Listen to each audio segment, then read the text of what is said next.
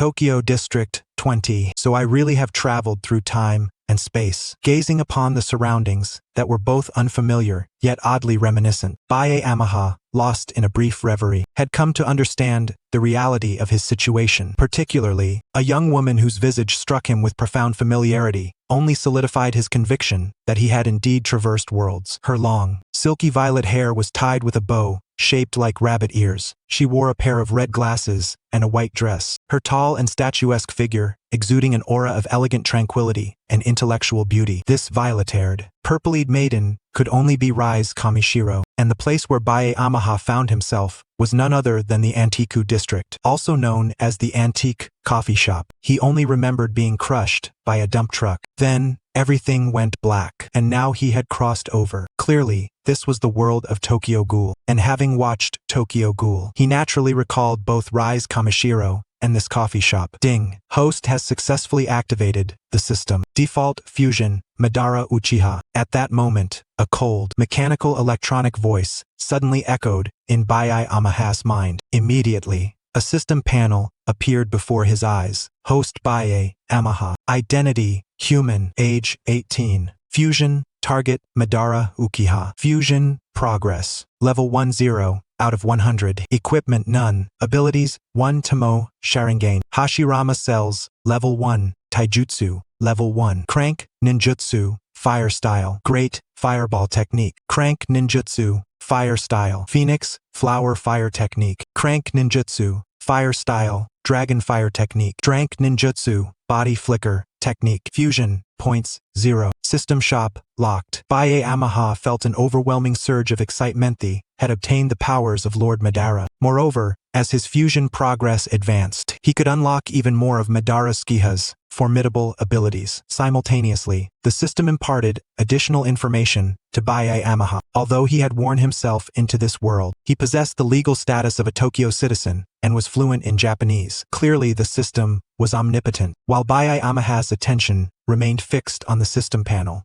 Rise Kamishiro seated before him suddenly smiled. That faint smile exuded a sweet and refined grace. Yet he was well aware of Rise Kamishiro's true nature. This seemingly gentle and intellectual beauty was, in fact, a merciless ghoul and shrank ogai. In this world existed monsters known as ghouls, whose appearances were nearly indistinguishable from humans, yet they fed on humans and could not consume ordinary food. Their strength far surpassed that of humans. Most ghouls were already brutal by nature, but Rise Kamishiro's savagery ranked among the most fearsome. At that instant, another system prompt sounded in Baie Yamaha's mind. Ding. Host has activated a quest. Divina level choice unlocked. Option 1. Ignore Rise Kamishiro's smile to earn reward. 1 fusion point. Option 2. Glare back fiercely and shout, "What are you looking at?" to earn reward. 10 fusion points. Option 3. Approach and confess your heartfelt love to Rise Kamishiro to earn reward. 50 fusion points. Staring at the 3 options before him, Baie Yamaha pondered for a moment before making his decision. He rose to his feet and approached Rise Kamishiro. Under her slightly puzzled gaze, Baie Yamaha spoke earnestly, "My beautiful lady, from the very first moment I laid eyes upon you, I have fallen deeply in love." After uttering those words, he felt a wave of embarrassment creeping up within him. His declaration was not exactly quiet, and many patrons in the coffee shop had overheard it, their attention instantly drawn to him, casting all manner of strange glances his way. In truth, most of the customers in this coffee shop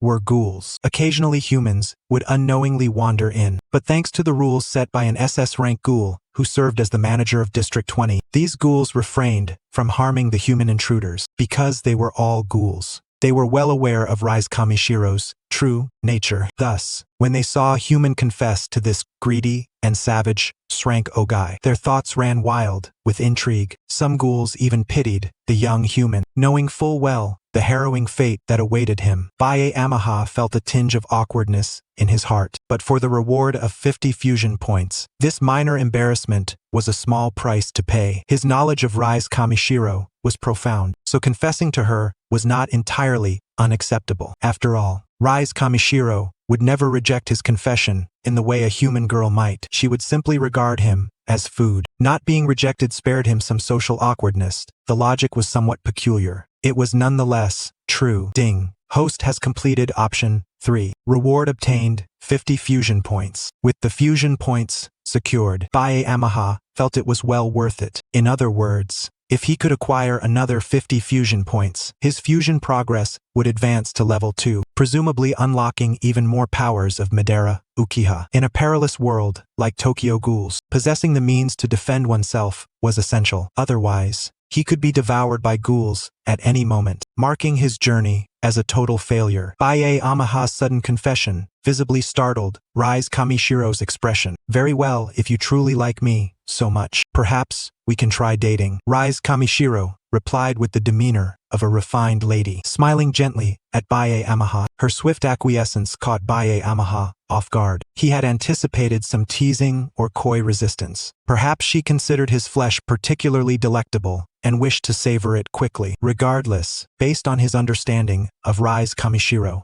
her true intent was undoubtedly to consume him. That's wonderful, but I still don't know your name, Bae Yamaha said with a joyful expression. Both he and Rise Kamishiro were playing roles. Though the fusion points had been earned, there was little point in provoking Rise Kamishiro further. Yet perhaps spending time with her might trigger more Divina-level choices, thereby earning more fusion points, a prospect that held great appeal. My name is Rise Kamishiro, and you, Bae Yamaha. Thus, Bae Yamaha and Rise Kamishiro suddenly became a couple, though it seemed somewhat haphazard. Both harbored ulterior motives. Then Miss Kamishiro, I shall sit beside you. Bae Yamaha brazenly took a seat next to Rise Kamishiro. His demeanor appeared natural, devoid of any pretense. Truthfully, suddenly engaging in a romantic relationship with Rise Kamishiro, even if it was merely a false romance, was rather intriguing to him. The fascination lay in Rise Kamishiro's true nature. Although she would ultimately find some way to devour him, the unfolding of events promised to be captivating. As long as things did not spiral out of control, Rise Kamishiro would not dare attack him openly within the Antiku district, namely this cafe, since its proprietor was none other than the SS-rank ghoul known as the Unkillable Owl. The manager of District 20, call me Rise. Rise Kamishiro immediately corrected Bae Yamaha's formal address. We're already dating. There's no need for such distant terms. Very well, Miss Rise. Bae Yamaha nodded. Meanwhile, the news of Bae Yamaha and Rise Kamishiro's official relationship stirred a considerable commotion within the coffee shop. However, at most, everyone merely displayed expressions upon their faces or whispered quietly about the matter in private, refraining from meddling further. Few among them dared to offend Rise Kamishiro. Moreover, Tuka Kirishima, who was wiping utensils at the front counter as a waitress, also involuntarily glanced toward the direction where Shirona Main and Rise Kamishiro were seated. The conversation between Shirona Main and Rise Kamishiro was surprisingly engaging, though this was primarily because both parties actively sought topics to discuss. What hobbies do you have? I believe we should first understand each other's interests, Rise Kamishiro inquired. My hobbies, huh? I enjoy reading books, manga, and listening to some of my favorite music, Shirona Main replied. Though Shirona Main was merely playing along with Rise Kamishiro, his stated interests were genuine. When it comes to reading, I particularly enjoy the works of Ms. Izumi Takatsuki, he added, embellishing his answer slightly by mentioning Izumi Takatsuki's works. Ms. Takatsuki, what a coincidence. I also greatly admire her works. Rise Kamishiro responded with a delighted smile, as if she truly cherished Izumi Takatsuki. In truth, this was merely a calculated response tailored to Shirona Amani's preferences, intended to further gain his trust. Had Amane mentioned a different author, she would have claimed to favor that author as well. Observing Rise Kamishiro's demeanor, which betrayed no hint of insincerity, Shirona Amane could not help but marvel inwardly at how formidable this woman was. If he were a naive young man entirely unaware of Rise Kamishiro's true nature, he would undoubtedly be toyed with by her, ultimately becoming her prey. Which work would you recommend the most, Amana-san? Because I've just started exploring Ms. Takatsuki's works and haven't read many yet, Rise Kamishiro asked. I believe Ms. Takatsuki's debut was her pinnacle. Her first work to Kafka is a must-read, and her latest, The Hanging MacGuffin, is also excellent. Both are highly recommended. Shirona Amane answered. Oh, I know to Kafka. The letter trick was truly astonishing. Ms. Takatsuki's short story collections are also fascinating, like black and white paintings of the rainbow, Rise Kamishiro said enthusiastically. The conversation between Shirona Main and Rise Kamishiro flowed smoothly. To an unaware outsider, they appeared to be a couple deeply in tune with each other. Alas, the reality was far from such. Now, what about your taste preferences? At that moment, Rise Kamishiro abruptly shifted the topic. What, do you prefer your coffee black or with sugar? Perhaps a little sugar or a lot? Rise Kamishiro asked in detail. I prefer it black. Shirone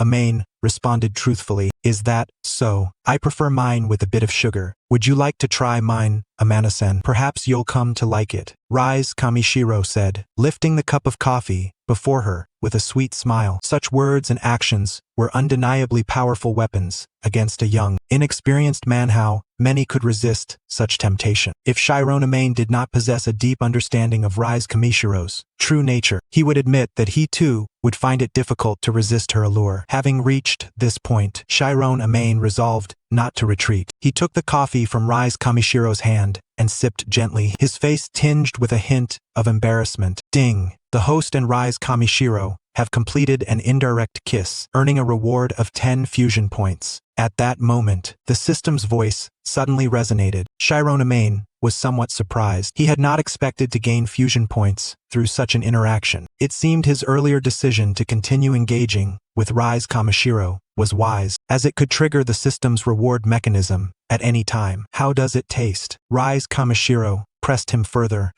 A little sugar is indeed quite nice. Shirone Amain nodded. That's good. I was worried you might not like it. Rise Kamishiro heaved a sigh of relief, placing her right hand over her chest, her expression adorably earnest. Come to think of it, our blood types are both type D. Our ages are similar, and we both enjoy Ms. Takatsuki's works. Now it seems our taste preferences align as well, she said, deliberately stirring a somewhat suggestive atmosphere, though she maintained a natural demeanor. Yes, it seems we get along quite well. Shirone Amain smiled. I'm sorry, but something just came to mind. I have to leave for a moment. How about we meet here again at this time tomorrow? Rise Kamishiro apologized with a look of regret toward Shirone Amain. No problem, it's nothing, he replied. Then, Amana-san, you must come at this time tomorrow. I want to get to know you better. Rise Kamishiro flirtatiously winked, the implication unmistakably clear. All right, Shirone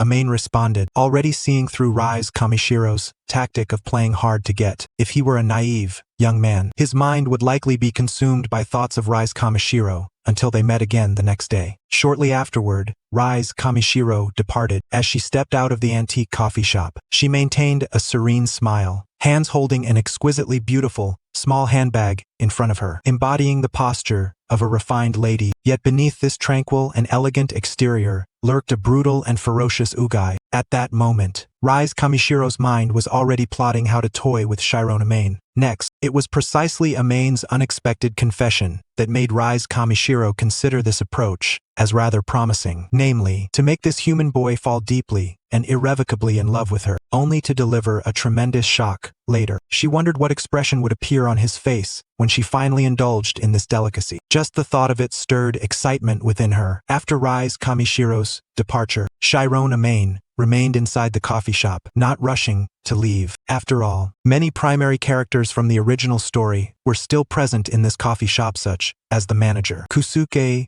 Yoshimura, Tuka Kirishima, and Renji Yomo. Perhaps he could accidentally trigger the system's reward mechanism again. Of course, Shirone Amain had no intention of deliberately disturbing or approaching them. Fortunately, there was a bookshelf in the coffee shop, so Shirone Amain planned to select a book and read leisurely here. As he had yet to finish his coffee, on the shelf, he discovered numerous works by Izumi Takatsuki. Given that this timeline was somewhat earlier than the original story's starting point, Izumi Takatsuki was already a highly renowned author. Shirone Amain was genuinely interested in her works and intended to sample them. He was well aware that this best-selling author of beautiful girl novels also held another identity, Thesis-class Ghoul, known as the One-Eyed Owl of the Ghoul organization Bronze Tree, whose real name was Eito Yoshimura, also transliterated as Eiki Yoshimura or Kanetsugu Yoshimura. For this very reason, he was so intrigued by her works. Shirone Amain chose to read Izumi Takatsuki's debut work, To Kafka,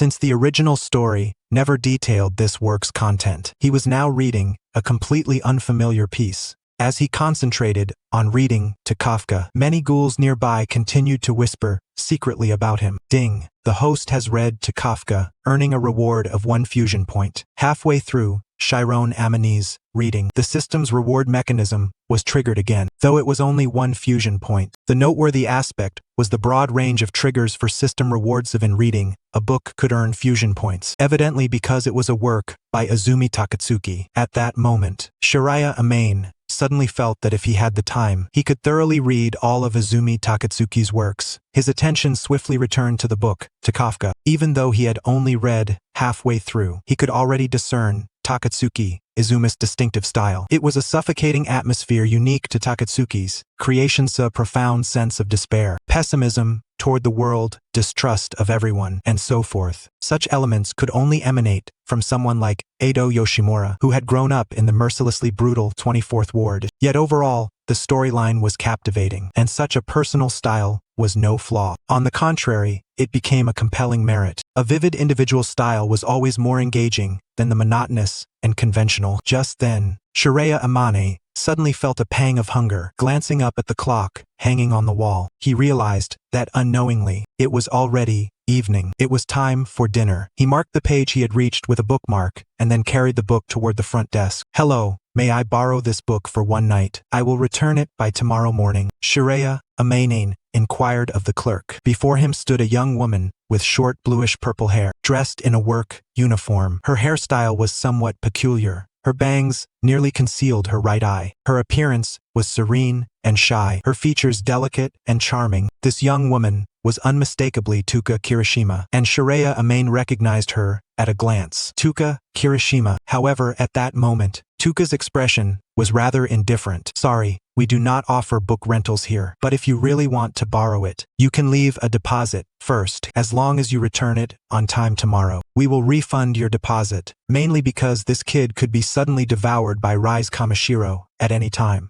and then the book would be lost forever. So collecting a deposit was at least a way to mitigate losses. "That's fine." Shiraya Amane reached into his pocket and indeed had the money. Simultaneously, the system transmitted some information into his mind, explaining his current situation. Essentially, it detailed where he lived, that he was an orphan with a car and a house, and that he was a student at Ui University. Of course, these were identities assigned by the system. In other words, the system had directly altered certain aspects of this world, as casually and effortlessly as an author revising settings in his own novel.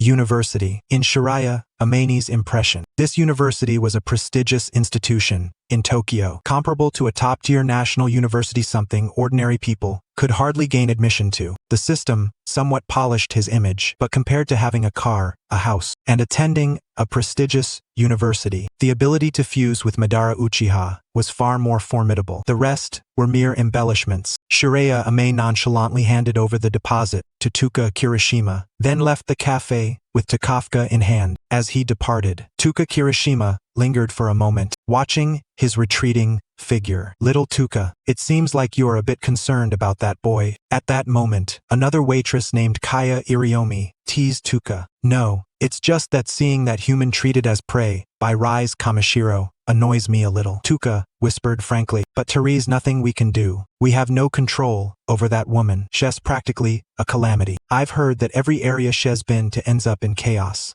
And even the leader of the 6th Ward was captured by the CCG because of her." Kaya Iriomi spoke with a tone of helplessness. "I know, so I have no intention of meddling." Tuka Kirishima dismissed these distractions, choosing not to concern herself with Rise Kamishiro's troubles. They did not quite understand why manager Yoshimura would tolerate such a disaster as Rise Kamishiro, but from a godlike perspective, it was easy to explain. Rise Kamishiro's true identity was the bearer of the Washu family, the archenemy most feared by Yoshimura, cousin of the Yoshimura family. She could be considered the primary antagonist force in the world of Tokyo Ghoul. If Yoshimura Kuzan were to act against Rise Kamishiro, the stabilized ward he had painstakingly built would inevitably be destroyed. So, he had no choice but to turn a blind eye to her various transgressions. Tuka Kirishima and Kaya Iriomi, as mere employees, were certainly unaware of the connection between Yoshimura Kuzan and the Washu family, so they could not comprehend the manager's attitude toward Rise Kamishiro. Meanwhile, Shireya Amane was on his way home. Along the way he read his book while walking,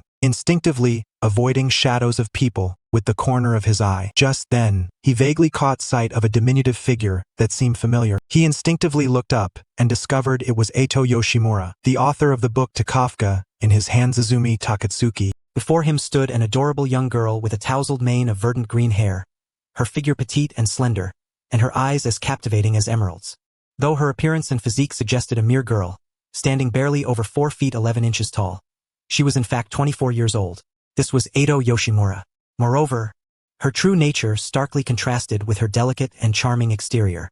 While Rise Kamishiro was already known for her brutality, compared to Eito Yoshimura, she fell far short. Eito Yoshimura's genuine identity was that of a natural half-ghoul, a hybrid born of human and ghoul lineage, also known as a one-eyed ghoul. Unlike Ken Kaniki's artificially created half-ghoul status in the original narrative, Eito Yoshimura was the world's sole naturally born half-ghoul in the present era. Her power far surpassed that of ordinary ghouls, making her the undisputed strongest ghoul in the open, possessing both immense strength and extreme savagery. Gazing upon Eito Yoshimura before him, Hakuyoru Amane was instantly taken aback. He hadn't expected to encounter Eito Yoshimura so casually on the streets. Yet, he quickly composed himself and deduced that this seemingly accidental meeting might be due to his special involvement with Rise Kamishiro, prompting Eito Yoshimura to appear so coincidentally before him. Rather than believe in such a fortuitous coincidence, Hakuyoru Amane preferred to trust his own judgment. After all, in the original tale, the organization known as the Bronze Tree had long sought to capture Rise Kamishiro, precisely because of her identity.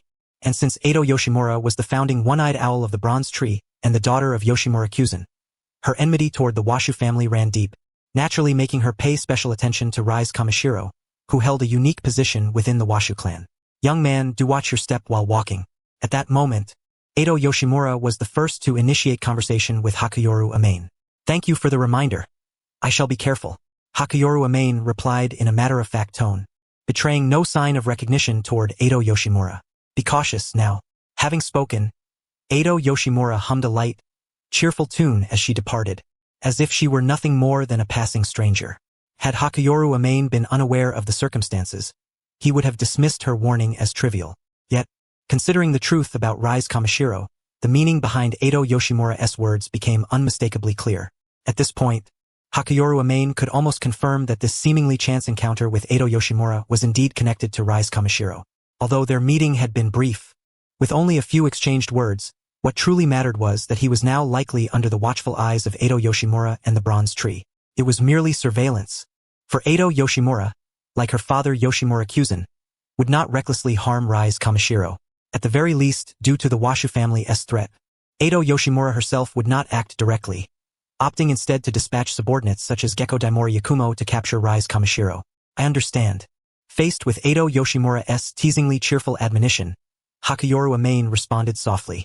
Though his voice was low, Eito Yoshimura caught it, but he cared little for her hearing him. Without turning back, Eito Yoshimura's lips curved into a faint smile. How intriguing. It seemed this young man who had approached her and even confessed to Rise Kamishiro was not the simple human boy he appeared to be. Yet, despite her comprehensive intelligence gathering, there was no information whatsoever about this human youth. She could sense that he was not a ghoul, so was he human? Half-human? And to which faction did he belong? Moreover, he happened to be reading her debut work, Kafka's Letter. Eito Yoshimura's interest in this fellow suddenly deepened. At this moment, Hakuyoru Amane had already returned home. His residence was also located in Tokyo's 20th Ward, the district managed by Yoshimura Kyuzen, and considered the safest among all Tokyo's neighborhoods. Since Japanese universities typically do not provide dormitories, students either rent accommodations or return home. Thus, Hakuyoru Amane planned to stay at home tonight and attend school the next morning. His home's proximity to UEII University in the 20th Ward made it quite convenient. Noticing a mirror, Hakuyoru Amane was suddenly struck by curiosity. He approached it to examine his appearance after the transmigration. He knew his body remained unchanged except for his hairstyle, which had grown considerably longer than before, but he was unsure if his facial features had altered. Looking into the mirror, he found that his features remained the same. Sword-like eyebrows, starry eyes, and handsome, refined features imbued with a heroic aura. Though his visage bore little resemblance to Madara Uchiha, his hairstyle was clearly modeled after Madara's, just not as long, roughly resembling the style of Obito Uchiha after the removal of his long tail. Coupled with the Sharingan identical to Madara's, even if his features differed, the similarity was striking. Speaking of the Sharingan, Hakuyoru Amain's single Tomo Sharingan had always been dormant. Now, willing himself to activate it, the crimson eyes with one Tomo each emerged. The moment the single Tomo Sharingan awakened, he distinctly felt a significant enhancement in his vision and perception, as if he had been granted an entirely new pair of eyes. However, this proved that the Sharingan had already harmonized deeply with him, seemingly bestowing upon him the bloodline of the Uchiha clan, allowing him to activate or deactivate the Sharingan at will. After experiencing the power of the Sharingan, he promptly closed it. Normally, he had no intention of keeping it active casually, as it would continuously drain chakra and potentially cause him trouble. After all, this world's human society harbored deep-seated hostility toward ghouls, primarily because ghouls preyed upon humans. Moreover, the Sharingan's crimson eyes closely resembled the Kakugan of ghouls. If he openly walked the streets with the Sharingan activated, he would surely invite trouble. At best, it would provoke widespread panic and countless ensuing complications. Having eaten a dinner he prepared himself, Hakuyoru Amain spent the night devouring Kafka's letter in one sitting. Afterwards, it was nearly time for a bath and sleep. Notification. The host has finished reading Kafka's letter and earned a reward. 1 fusion point. The following morning, before heading to school, Hakuyoru Amain returned Kafka's letter to the Anti district as agreed. Early in the morning, Tuka Kirishima was also preparing to go to school, so the store manager Yoshimura Kyuzan personally greeted Hakuyoru Amain. The deposit has been fully refunded. Please verify it. Yoshimura Kyuzan smiled kindly, his tone gentle as he spoke to Hakuyoru Amain. Few would guess that this benevolent old gentleman was the dreaded SSS-class non-lethal ghoul, the one-eyed owl, feared by countless humans and ghoul investigators alike. Thank you very much. Having received the deposit, Hakuyoru Amain took his leave and proceeded directly to Uii University. Although Yoshimura Kyuzan was well aware of the likely fate awaiting this human boy due to his close ties with Rise Kamishiro, he chose not to express any opinion. To him, Hakuyoru Amain was merely an ordinary human. Though he himself was a ghoul and no longer wished to harm humans, he would not recklessly risk himself for a stranger. In the original story, Yoshimura Kyuzan's initial attitude toward Ken Kaneki was similar. He was reluctant to take risks to rescue Kaneki when he was first captured by the Bronze Tree, only changing his stance later. Yet, the subsequent rescue undoubtedly hastened the downfall of both himself and the Anti district, making his early attitude toward Kaneki understandable. Less than half an hour later, Hakuyoru Amain arrived at Uii University on foot. Being his first time attending school there, he was still unfamiliar with the surroundings, relying on various signs to gradually acquaint himself with the campus. According to the information provided by the system, he is a literature student at this school, so he just needs to attend classes regularly according to the timetable and daily schedule. Since everyone is currently in their first year of university, even without any interference from the system, no one would pay much attention to a newcomer suddenly appearing in the classroom. Toya Byakuya felt no particular pressure attending lectures. After all, the courses were mostly liberal arts subjects, simply requiring him to listen attentively while taking notes. He did not know anyone among his classmates yet, so after class he quietly immersed himself in reviewing his lessons.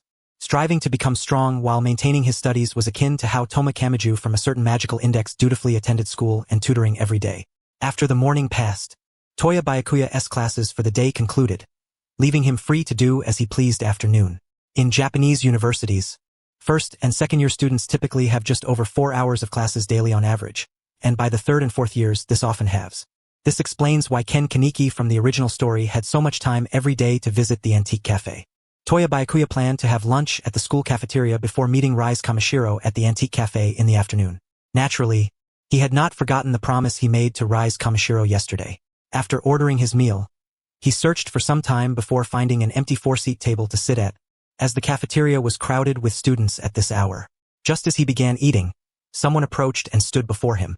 "Hello, may I sit here?" came the polite inquiry. Hearing this, Toya Byakuya lifted his gaze and saw a young man of about his age. The other's face bore a very friendly smile, with delicate, somewhat effeminate features, and a tear mole beneath his right eye's lashes. Recognizing the face, Toya Byakuya's chopsticks paused momentarily in his hand. This was Nishiki Nishio. Although Nishiki Nishio was indeed a student at Kami University in this timeline, the coincidence of meeting him at such a large school seemed unlikely. Clearly, it was no coincidence.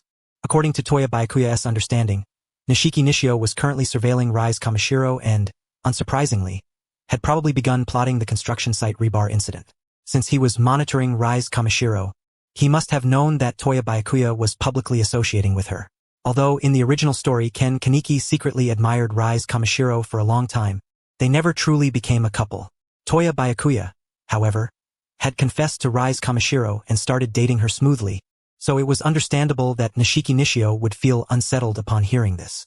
Of course, no problem, Toya Byakuya replied politely to Nishiki Nishio, curious about his intentions in approaching him. Thank you, Nishiki Nishio said, but then did nothing further, simply sitting opposite Toya Byakuya and eating normally. Ding. Host dines with Nishiki Nishio. Reward obtained. 1 fusion point. Toya Byakuya was not without gains. Inexplicably, the System S reward mechanism had been triggered again. After all, whether in the eyes of Ayato Yoshimura or Nishiki Nishio, he was just an ordinary human who happened to have contact with Rise Kamishiro, at most pretending to be a passerby by her side, unlikely to provoke any significant reaction. In the afternoon, Toya Byakuya arrived once again at the antique cafe. He noticed that Rise Kamishiro had arrived even earlier than he had. What caught his attention more, however, was seeing Ken Kaneki seated not far from Rise Kamishiro. The slender young man with a student hairstyle, holding a copy of the Black Goddess Egg, was none other than Ken Kaneki. Seeing Ken Kaneki here did not surprise Toya Byakuya. After all, Kaneki was secretly infatuated with Rise Kamishiro at this time and would come to this cafe to watch her whenever he had the chance. He probably could not come yesterday due to other commitments. Toya Byakuya did not intend to greet Ken Kaneki, whom he did not know, and instead approached Rise Kamishiro. Sorry to keep you waiting, Rai-san, he said. Given his status as a student and being the same age as Rise Kamishiro, Toya Byakuya felt addressing her as Rai-san was the most appropriate. No, I just arrived as well, Rise Kamishiro replied with a gentle smile. Hearing their conversation, Ken Kaneki immediately took notice. What was going on? That adorable girl seemed very familiar with that boy. At this moment, Ken Kaneki lost all interest in his book, feigning reading while his eyes kept stealing glances their way. Byakuya-san, do you have any plans this afternoon? If not, shall we go out together? Rise Kamishiro suddenly suggested. Sure. I'd love to go on a date with you, Rai-san, Toya Byakuya responded happily. Upon hearing this, Ken Kaneki's expression crumbled completely, deeply hurt and unable to accept the reality. A date? A couple? That adorable girl was already someone else's girlfriend. Just then, Toya Byakuya's system was triggered again. Ding. Host activates mission. Unlock divine level choice. Option 1. Ignore the despondent Ken Kaneki. Reward. 1 fusion point. Option 2. Talk to Ken Kaneki about Izumi Takatsuki's works, claiming to be a fan as well. Reward. 10 fusion points. Option 3. Walk over and shout Korra at Ken Kaneki, telling him to mind his eyes and not to ogle his girlfriend. Reward. 20 fusion points. Looking at the 3 options before him, Toya Byakuya found the third one rather exasperating. Knowing full well that Ken Kaneki harbored a secret crush on Rise Kamishiro, to deliberately torment him like that seemed excessive. Although the third option offered the highest reward, Toya Byakuya was not one to choose solely based on maximum rewards. He would consider the circumstances.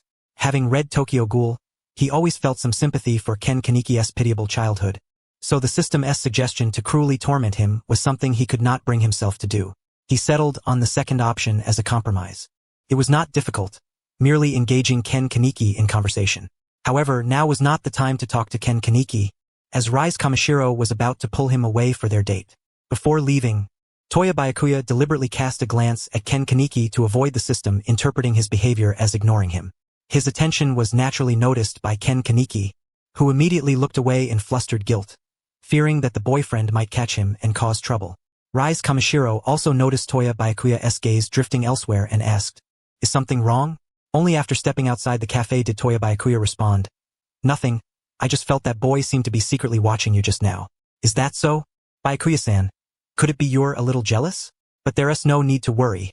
I'm only interested in you," Rise Kamishiro said with a pure expression, clearly aiming to keep Toya Byakuya firmly in her grasp. "Of course, I would never doubt your feelings, Rise-san," Toya Byakuya nodded. If he weren't unable to feign blushing on command, he would have given Rise Kamishiro a shy and innocent expression. Walking together along the street, Toya Byakuya did not take the initiative to hold Rise Kamishiro's hand. Normally, a boy would be expected to be more proactive at such a moment. But their relationship was, after all, a facade. Despite Rise Kamishiro's penchant for seducing men and then devouring them, She had never allowed any man to touch her casually. She always cruelly killed and consumed them halfway through the seduction. Reflecting on Rise Kamashiro's behavior in the original work, agreeing to Baku Amane's confession stands out as her most uncharacteristic act. Naturally, this also implies that if Baku Amane were truly an ordinary person, he would be the most tragic victim among all those Rise Kamashiro has mercilessly slaughtered. In any case, given Rise Kamashiro's personality, if he were to attempt to touch her hand, the probability of rejection would be high, albeit a gentle and subtle refusal. However, suddenly Baku Amane felt perhaps he could dare to test Rise Kamashiro's precise reaction, and such an approach would also lend a more genuine air of innocent youthful affection. With this thought in mind, he boldly reached out to hold Rise Kamashiro's hand. Of course, he deliberately displayed the typical hesitation and timidity of a young boy in such a situation, the tentative back and forth of wanting to touch yet fearing to do so, before finally summoning the courage to grasp her hand firmly. Notification: the host has successfully held hands with Rise Kamashiro and received a reward of 5 fusion points. Baku Amane had already grown accustomed to earning fusion points through such means. At that moment, a fleeting glint of disdain flickered deep within Rise Kamashiro's eyes. After all, she regarded Baku Amane purely as sustenance, so being touched by him was far from pleasing. Yet she did not immediately show resistance.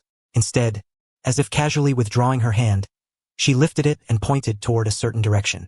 "Baku-kun, I want to try the desserts at that patisserie," she said. Baku Amane smiled inwardly, thinking, just as I suspected. Once inside the dessert shop, the two each ordered a portion of sweets. Halfway through, Rise Kamashiro rose and said, "Excuse me, I need to use the restroom." "All right," Baku Amane nodded. He was well aware that she was likely going to the restroom to induce vomiting. Since ghouls cannot digest human food, the normal fare of humans tastes revoltingly foul to them and is difficult to swallow. Moreover, retaining it in their bodies causes harm. Many ghouls, in order to blend into human society, have learned to feign eating, pretending to consume food in front of humans, swallowing without chewing to reduce disgust, then expelling it by vomiting before digestion. Throughout this date, Rise Kamashiro had refrained from devouring Baku Amane, evidently attempting to ensnare him completely with various ambiguous words and subtle tactics. When the date concluded, Baku Amane bid farewell to Rise Kamashiro.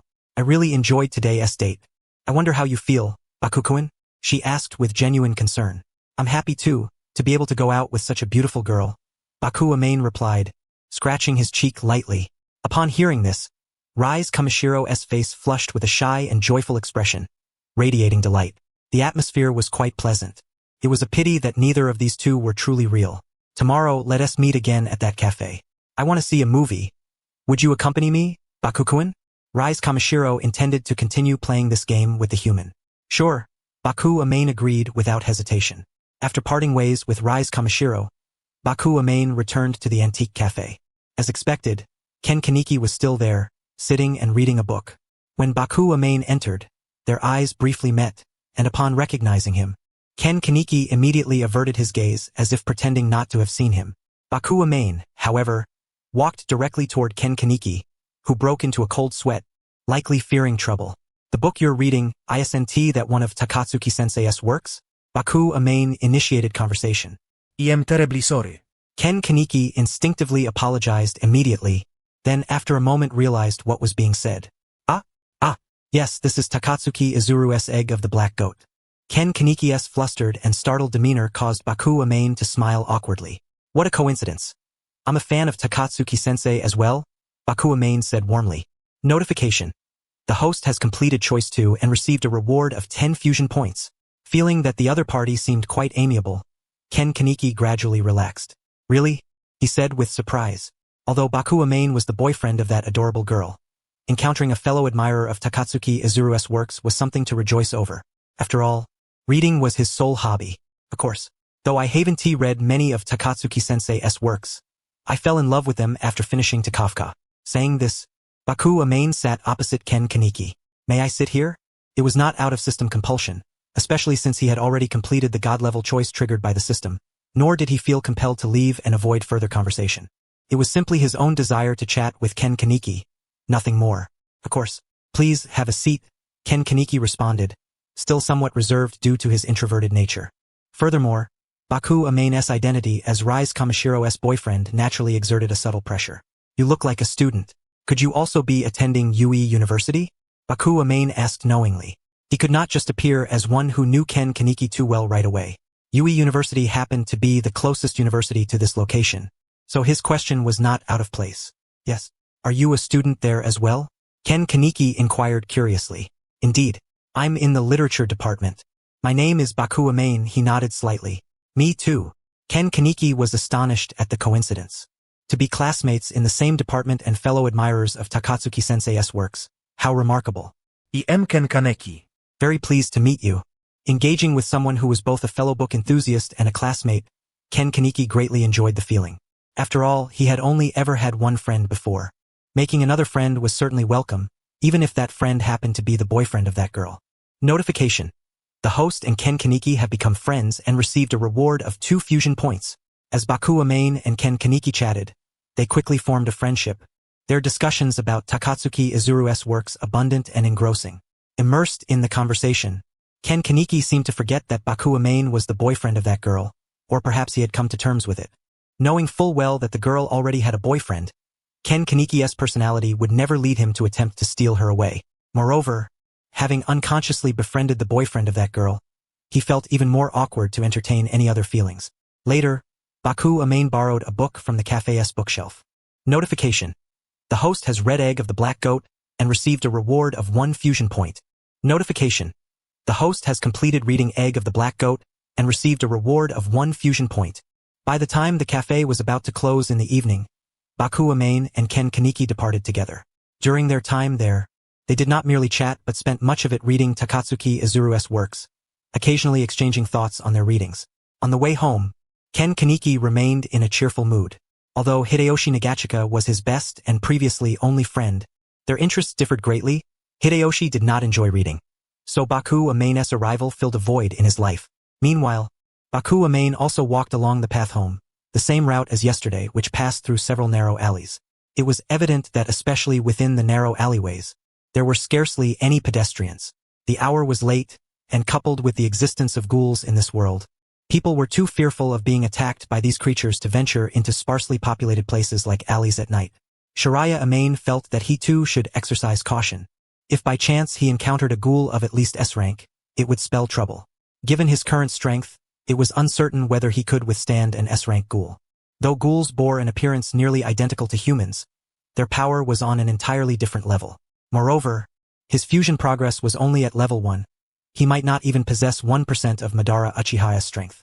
Setting aside the 6 paths Madara for now, a simple example would be, how much of the Rinnegan S power could a single Kama-shaped Sharingan wield? Nonetheless, the likelihood of encountering an S-rank or higher ghoul in District 20 was minimal. In that district, a few unruly ghouls such as Rise Kamishiro existed, but the rest dared not defy the rules established by Kozen Yosan of Yosan Village. As for Rise Kamishiro, she would not choose such a moment to launch an attack on him. That would hardly be entertaining for her. In any case, Shiraya Amain proceeded to exit the alley, opting to take the longer route along the main road. However, before he could leave the alley entirely, he heard faint footsteps behind him.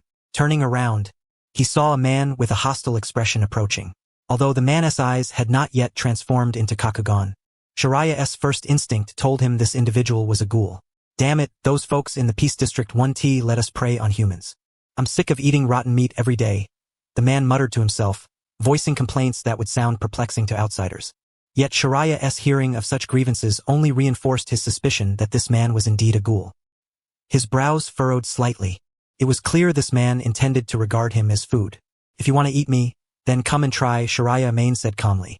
Judging by the unfamiliar face, it was clear the man was not a particularly powerful ghoul. In District 20, any ghoul of considerable strength, especially those at least S-rank, was known to him. This would be a good opportunity to test his skills, as he had yet to utilize Madara Uchiha's abilities. Oh, you already know I'm a ghoul and you're not running away? The man was taken aback. If it had been any other human in this situation, they would have fled screaming. Yet this young man remained remarkably composed. If not for the absence of quinqua on him, the man might have suspected he was a member of the CCGS White Pigeon unit. Bluffing, the man snorted coldly before suddenly lunging at Shiraya. His eyes transformed into a vivid red Kakugan.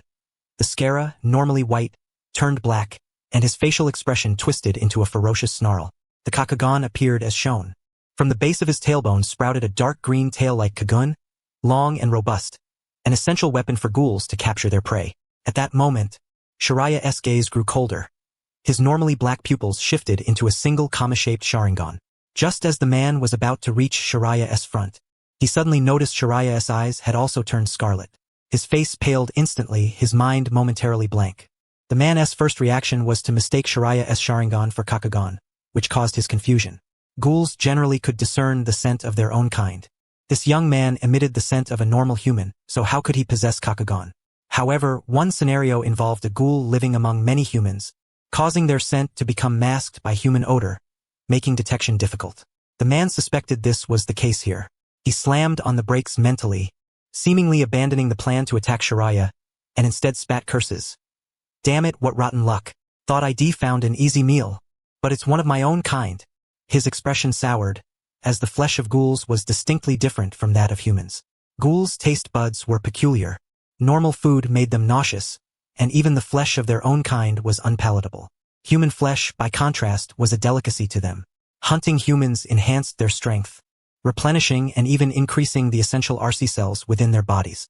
While cannibalizing fellow ghouls, known as co-feeding, could also provide RC cells, the taste was far inferior to human flesh. Few ghouls were willing to pursue power through such means with zeal.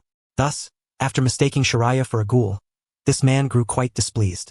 Get lost. This is my feeding ground. If you dare come within half a step of here again, I'll tear you apart. The man snarled with malicious intent. A feeding ground, as the name implies, was a territory where ghouls hunted humans.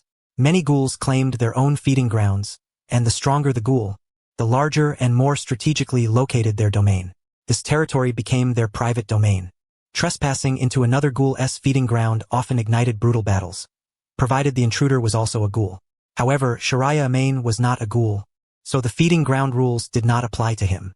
Having been provoked to this extent, if he still held back, wouldn't he be no better than a teenage mutant ninja turtle? Shiraya did not utter a word in response. Instead, he expended chakra from within to execute the D-rank ninjutsu body flicker technique. Indeed, he possessed chakra.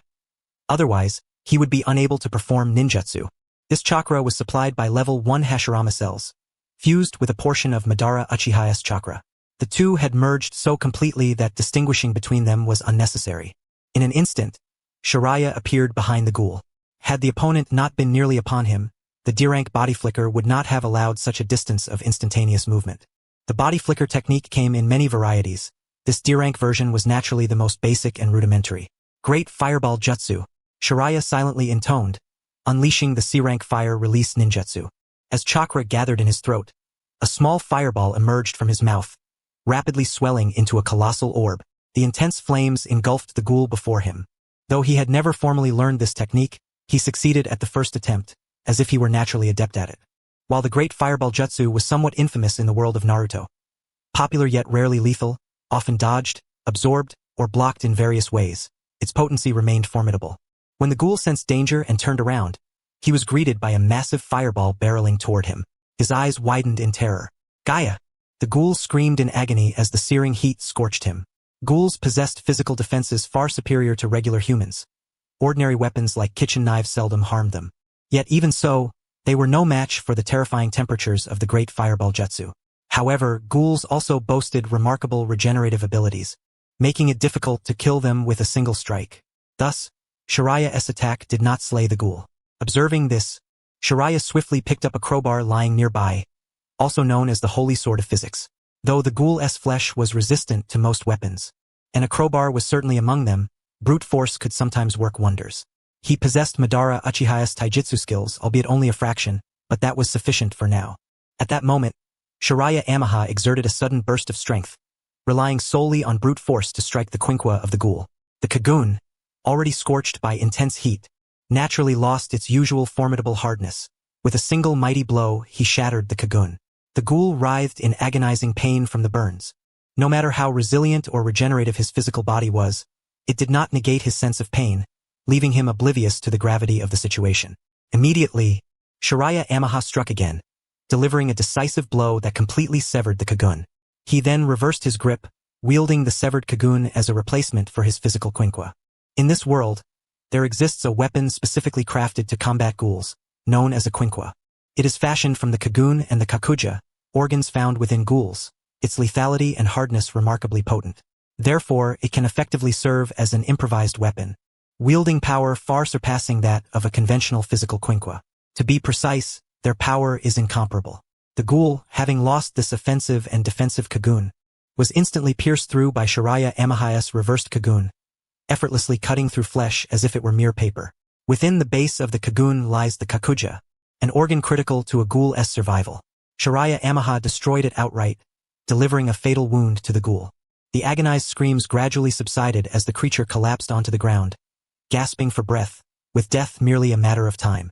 Perhaps in his final moments, he deeply regretted having provoked someone not to be trifled with. Ding! Host has defeated a B-class ghoul and earned a reward, 5 fusion points. Hearing the System S notification, Shiraya Amaha immediately realized that battling ghouls also granted fusion points. This was undoubtedly excellent news, providing him with additional avenues for growth. At this moment, Shiraya Amaha mentally summoned the system panel and glanced at it, discovering that he had already accumulated 87 fusion points in the relevant category. In other words, he was only 13 points shy of advancing to level 2 in his fusion progress. Upon reaching that milestone, it was certain that all aspects of his abilities would see comprehensive enhancement, and his Sharingan would surely exceed a single tomo. Disregarding the ghoul's corpse, Shiraya Amaha casually tossed the severed kagun aside and took the crowbar with him. He was intent on leaving no trace of himself at the scene, lest the police or the CCGS ghoul investigators come knocking. Naturally, his act of self-preservation was entirely lawful, especially since ghouls enjoyed no legal protection. Laws pertained solely to humans. He was simply unwilling to explain how he had slain a ghoul without possessing a quinqua. As long as he left no conspicuous traces, the death of a single ghoul would not attract significant attention, because ghouls killing one another was a common occurrence. The police and investigators typically paid little heed to the true cause of a ghoul's demise. As for the discarded kagun, it was of no concern. Once severed from the ghoul's body and deprived of its nutrient supply, it would gradually wither and eventually vanish. This is precisely why the materials for a quinqua must include not only the kagun but also the kakuja. The kakuja supplies RC cells to the kagun, which itself is essentially a hardened form of RC cells. Suddenly, he felt it might be necessary to find a way to acquire a quinqua. As Shiraya Amaha left the alley, this thought lingered in his mind. Given his current condition, possessing a quinqua as a weapon would be ideal. Confronting ghouls barehanded was still somewhat troublesome. However, to obtain a quinqua, one must join the CCG Commission of Counter-Ghoul, a Tokyo-based government agency dedicated to combating ghouls. Only CCG investigators who have passed the requisite examinations and attained at least the rank of second-class investigator are qualified to possess their own quinqua. Within the CCG, the ranks of ghoul investigators ascend as follows: 3rd class, 2nd class, 1st class, senior, associate special, and special class. Beneath the 3rd class investigator lies the investigator assistant, who primarily handles menial tasks and is not considered a formal rank. Shiraya Amaha contemplated when he might next visit the CCG. District 20 Cinema. After meeting at the Antique Cafe, Shiraya Amaha and Rise Kamishiro had now arrived at the cinema. The era was roughly the early 2000s to around 2010. People still commonly used flip phones, and smartphones were not yet as intelligent or convenient. People were more inclined to visit places like movie theaters. Having purchased their tickets, Shiraya Amaha and Rise Kamishiro selected seats near the center and sat together. Although Shiraya Amaha himself was not particularly interested in watching movies at the theater, since he was accompanying a girl, he was willing to watch the entire film. After all, Rise Kamishiro was, fundamentally, a girl, even if she was far from ordinary and rather fierce. Halfway through the movie, Shiraya Amaha gradually realized that the story's core bore some resemblance to Rise Kamishiro's own experiences. The film's female protagonist endured long-term unfair treatment from her family, who regarded her purely as a tool for financial gain, favoring her brothers instead. Judging by the current plot progression, a male lead had been introduced, and it seemed the story would soon develop into the male lead helping the female protagonist escape her dysfunctional family. Shiraya Amaha, being well acquainted with Rise Kamishiro's background through Tokyo Ghoul, knew that her life had been even more tragic than the film's heroine. Rise Kamishiro hailed from the Washu family, a ghoul clan considered the most powerful in all Japan. Her bloodline was extraordinarily pure, possessing an immaculate Washu ghoul lineage. In a fantasy world, such a person would be regarded as a treasured prodigy by their family. Yet Rise Kamashiro's reality was starkly different. The Washu family revered human bloodline above all. The higher the human blood content, the greater one's status within the clan. Consequently, Rise Kamashiro's position was exceedingly low. Unlike the hybrid principle of half-human, half-ghoul blood, bloodlines and lineage were distinct. The vast majority of ghouls carried some human blood. While Rise Kamashiro's status was diminished, she was forbidden from living within the Washu family estate and was instead banished to a place called Shirahiniti. She was even denied the right to inherit the Washu surname, remaining nameless until she later adopted the surname Kamashiro. Most tragically, the very pure Washu bloodline that caused her low status also marked her as a reproductive vessel, referred to as a birthing machine or host. It was a devastating fate, one that needed no elaboration. Had it not been for her childhood friend, Nijiro Futsu, who helped her escape Shirahiniti, Rise Kamashiro would never have broken free from the Washu family's grip. To this day, Rise Kamashiro remained hunted by the Washu family. Once captured, escape would be nearly impossible. Yet she brazenly roamed about feeding on humans, a recklessness born either of desperation or defiance. The movie neared its conclusion. At last, it ended. Just as others had praised, it was indeed a captivating film. Rise Kamashiro remarked with a hint of emotion. Her face bore tear stains, suggesting she had been moved to tears by the movie. Shiraya Yamaha suspected this was likely an act and paid it no mind. He offered his own opinion. The film was indeed excellent, but the sole flaw was that the male lead was too indecisive and somewhat weak. Indeed, the male lead procrastinated until the very end before taking action. Had he eloped with the female lead from the start, much trouble could have been avoided. Rise Kamashiro agreed that this was a valid point. Since it was a nighttime screening, by the time they finished watching, the clock was already past 9 o'clock, nearing 10. As they left the cinema and walked home, Shiraya Yamaha and Rise Kamashiro continued their discussion about the film. At that moment, two schoolgirls in uniform brushed past them face to face. They were none other than Tuka Kirishima and her classmate. Observing Kiyomi Kamashiro and that human boy walking together so late, Tuka Kirishima couldn't help but glance back. Tuka's gaze lingered on Toya Amane's retreating figure, her brow furrowing slightly. Tuka, what's wrong? A female classmate asked upon noticing Tuka's sudden halt. Nothing, Tuka replied softly, withdrawing her gaze. They arrived at a crossroads, where Toya Amane and Kiyomi Kamashiro both came to a stop, their homes lying in different directions. Amane, thank you so much for today, Kiyomi said. My home is not far from Takata Building Street. Didn't a murder occur there recently? Kiyomi's tone betrayed a hint of fear, her expression tinged with embarrassment. That murder case. I heard it was caused by a ghoul, Toya responded, silently thinking, so it has indeed begun. Yes, I've been worried about that incident and often found it hard to sleep at night. Returning home alone so late feels terrifying. Kiyomi's body trembled slightly with fear, her complexion pale. Her words were practically a blatant hint to Toya Amane, almost an outright signal. In such circumstances, Amane intended to refuse, for what was bound to happen next was Kiyomi revealing her true nature and devouring him. He wished to avoid a direct confrontation with her for as long as possible. The CCG had classified Kiyomi Kamashiro's threat level as S-rank.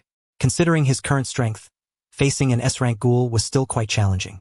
Just then, the sudden appearance of a system notification interrupted his thoughts. Ding! Host has activated a quest.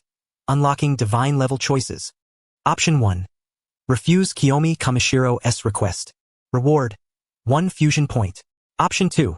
Expose Kiyomi Kamashiro's true identity immediately and mock her poor acting skills. Reward: 10 fusion points. Option 3. Accompany Kiyomi Kamashiro home. After being attacked, allow her to consume your flesh. Reward: 100 fusion points. Faced with these 3 choices before him, Toya Amane pondered briefly. He changed his mind decisively. Then I shall accompany Kiyomi-sen home. That way, if any danger arises, I can protect her. Ultimately, the system's generous offer of 100 fusion points, with a relatively lenient condition, swayed him. After all, it was merely allowing Kiyomi to take a single bite, a painful but manageable ordeal. Amane possessed Hashirama's cells, granting him extraordinary regenerative abilities, so he need not fear that the flesh consumed by Kiyomi would fail to regenerate. Moreover, he was confident he could break free afterward.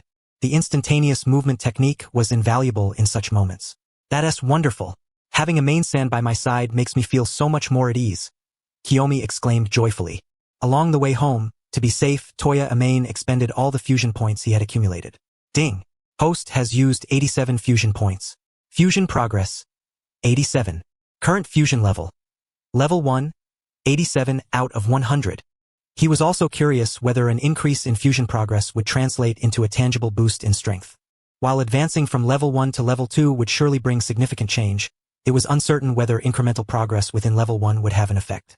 To his surprise, Amain immediately sensed a marked improvement in his physical condition and overall capabilities, confirming the changes were instantaneous and not deferred until leveling up. Now, he felt even more confident facing Kiyomi Kamishiro. On the deserted nighttime streets, Toya, Amain, and Kiyomi walked and chatted, with Kiyomi having shed her earlier fear.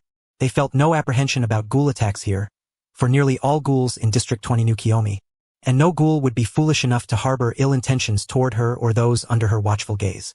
Amain-san, I truly enjoy being with you tonight, Kiyomi said softly. At that moment, Kiyomi suddenly nestled into Amain's embrace, a shy blush coloring her cheeks. Please don't leave, okay? Yet there was a subtle detail. Her hands rested gently on Amain's chest, so their bodies were not pressed tightly together. That's nice. Amain feigned nervousness and shyness, though his face remained expressionless, fully aware of what was about to transpire. He reached out to encircle Kiyomi's waist with one arm, while the other rested on her shoulder, ensuring she could not bite his vital spots. I like you. I like you so much that I want to.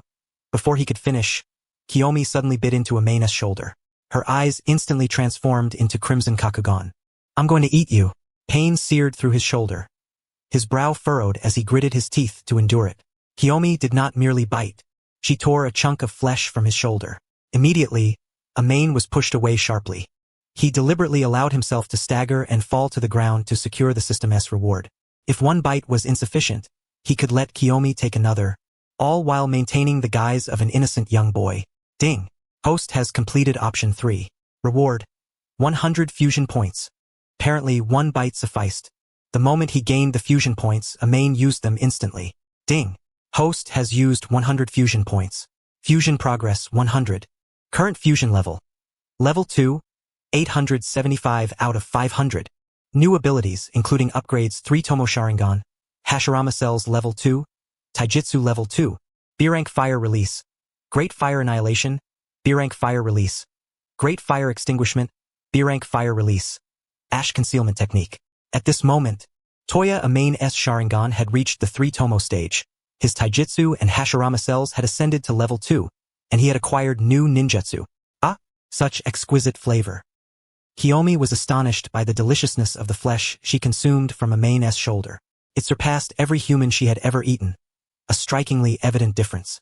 Perhaps it was due to Amain's exceptional physical constitution and possession of Hashirama cells, rendering his flesh a culinary masterpiece in the eyes of a ghoul. Ah! Savoring this exquisite taste, Kiyomi's face flushed with greedy crimson. She licked the blood lingering at the corner of her mouth, her gaze obsessively fixed on Amain.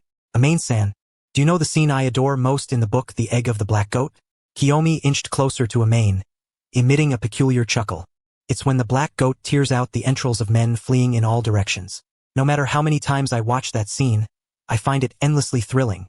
She casually removed the hairpin from her head. Veins bulged around her Kakugan, lending her a ferocious appearance. Her long purple hair cascaded freely, making her look even more beautiful in this disheveled state. Having received the system's rewards, Toya Amain no longer bothered to feign ignorance. Confronted with Kiyomi's unveiled true form, he revealed his own authentic self. Just as Kiyomi prepared to toy with and hunt him, Amain spoke calmly. Honestly, you look more beautiful without your hairpin. He was not mocking her sarcastically but genuinely felt so, especially if she removed her glasses as well. Kiyomi in this state was the most beautiful in Amain's eyes, an honest sentiment from his heart. Upon hearing these words, Rise Kamishiro found herself momentarily taken aback. Ordinarily, one would expect the other party to be consumed by panic and flee in terror. Yet, before her stood an individual whose countenance was marked by serene composure. This left her profoundly disappointed. What she yearned to witness was desperation, fear, and incredulity etched upon the other's face and in their gaze, not such a placid and unruffled demeanor. Instantly, her interest waned entirely. The once excited and ferocious expression on Rise Kamashiro's face softened into one of cold detachment. What nonsense are you spouting? I intend to devour you after all. I am well aware, Bei Amaha replied with a faint smile. But let us separate matters. Your desire to consume me does not preclude me from complimenting your beauty. At this moment, Rise Kamishiro had yet to unleash her Kagun, which afforded Bei Amaha the leisure to engage her in conversation. Your calmness truly disgusts me. Are you not afraid of death? Rise Kamashiro's complexion grew increasingly grim. As she spoke, for deep crimson scales erupted from her waist. Her scaly kagun, each tipped with razor-sharp points. Among the 4 types of kagun, the scaly variant possesses the most devastating lethality. Like this, I shall gently stir within Bei-san's belly, she whispered with a sinister chuckle. She brandished the 4 scaly kagun, attempting to instill fear in Bei-Amaha. After all, without such tension, the game would lack its thrill. Yet Bei-Amaha remained unflinching and composed. Seeing this, Rise Kamashiro's patience wore thin. Very well.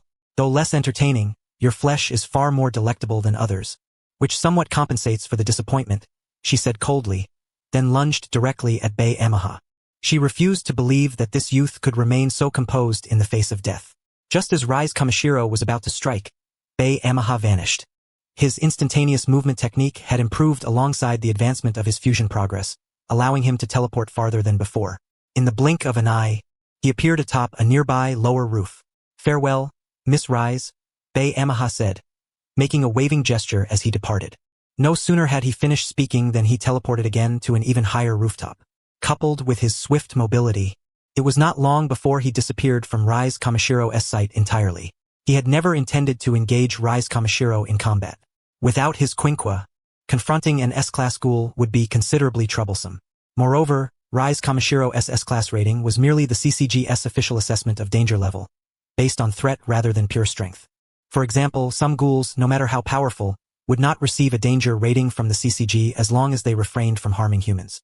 Rise Kamashiro possessed the purest Kamashiro bloodline, rendering her potential terrifyingly formidable, especially her Kagun and Kagun sacs, which were absurdly powerful regardless of who they were transplanted into. In the original narrative, Rise Kamashiro had little opportunity to demonstrate her strength, as she was captured at the outset and used as an experimental subject for artificial half-ghouls.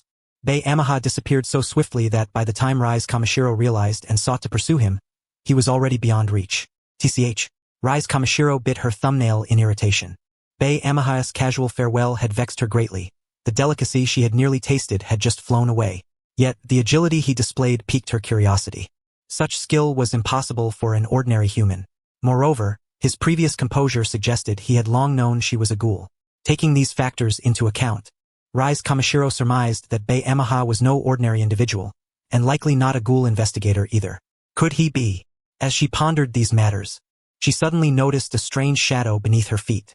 Instinctively, she looked upward, only to see several massive steel beams hurtling down toward her. Preoccupied with her thoughts, she had no time to evade. Thud! The immensely heavy steel beams, accelerated by gravity from such a height, nearly pulverized Rise Kamashiro's body into pulp. Why? Rise Kamashiro lost consciousness. Even so, she did not perish. The tremendous commotion echoed far and wide, resembling the roar of an explosion. Not far away, Bei-Amaha heard the noise immediately and instantly grasped the situation. Simultaneously, a system alert sounded in his mind. Ding! Host activated a mission. Divine tier choices unlocked. Choice 1. Ignore the steel beam incident and go home to sleep. Reward: 1 fusion point. Choice 2. Return to rescue Rise Kamashiro and prevent subsequent events triggered by the steel beam incident. Reward: 10 fusion points. Choice 3. Go back. Lie beside Rise Kamashiro pretending to be unconscious, and voluntarily undergo Kanu Akihiro's artificial half-ghoul experiment. Reward: 50 fusion points. Faced with these 3 options, Bei-Amaha hesitated briefly. From a purely rational perspective, the first choice was undoubtedly the best. Choosing the second would incur the wrath of Juzu Suzuya. The third was even less prudent. Having already gained abilities through fusion with Madara Uchiha, undergoing the artificial half-ghoul experiment was entirely superfluous for Bei-Amaha. It offered him little benefit and carried immense risk. In the original storyline, Kanu Akihiro conducted over 1,000 experiments using Rise Kamashiro as the donor. Only 3 test subjects, Ken Kaneki, Kuriomato, and Naki, succeeded, reborn as artificially created one-eyed ghouls. The success rate was a mere 2.5.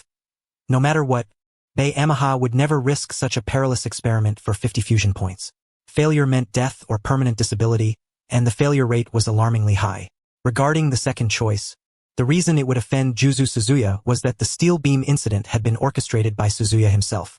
According to Juzu Suzuya's own account in the original narrative, he had aided Rise Kamashiro's escape, but she fled and the Kamashiro family showed no concern for him.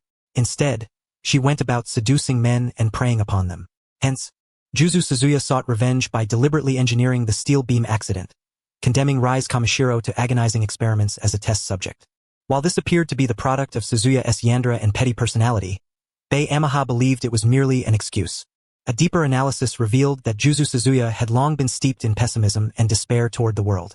Even if Rise Kamishiro had not behaved as she did, Suzuya's subsequent schemes would have unfolded regardless. His objective was straightforward and simple: to annihilate this world. Whether by joining the clowns or turning Rise Kamishiro into an experimental subject, all his actions served as preparation for the dragoness emergence. In fact, in the latter part of the original tale, Suzuya even intentionally pushed Ken Kaneki toward the throne. On the surface, he seemed to oppose Kaneki until the end, but subtle details betrayed his true intentions. From the beginning, he had been preparing two possible outcomes. 1. Use the dragon to utterly destroy this world, converting all humans into ghouls through the dragon's toxic gas. 2. Be defeated by Kaneki, with the dragon slain by Kaneki, who would then become the one-eyed king and savior, holding great prestige and enabling a temporary, relative peace between humans and ghouls. Yet, Suzuya himself likely favored the first ending, the destruction of the world, since transforming all humans into ghouls would thoroughly resolve the conflict between humans and ghouls. As for the issue of sustenance, solutions existed as well. Of course, all of this is merely conjecture on the part of Shiratori Yamaha, lacking any particularly reliable evidence. In any event, regardless of the circumstances, Juda Nefuku must create a dragon. Otherwise, neither of the two possible outcomes can be realized. Thus, the sole candidate for the experimental subject is Rise Kamishiro, whose bloodline is the purest among the Washu, for only the Washu lineage can transform into dragons. Additionally, it is necessary to artificially engineer a half-ghoul, one who must carry the Washu bloodline present in Rise Kamishiro. Historically, there was a naturally born half-ghoul within the Washu family, known as the true first one-eyed king. He alone succeeded in becoming a dragon. Everything Juda Nefuku did was modeled after the dragon transformation process of this original one-eyed king, rendering Rise an indispensable sacrificial lamb. As for Juda Nefuku's personality, it is difficult to ascertain whether he is truly so petty. If he were genuinely possessive and petty regarding Rise Kamishiro, Kaneki Ken would have perished in that rebar falling incident long ago. It would have been effortless for Juda Nefuku to exact revenge upon this rival without any background.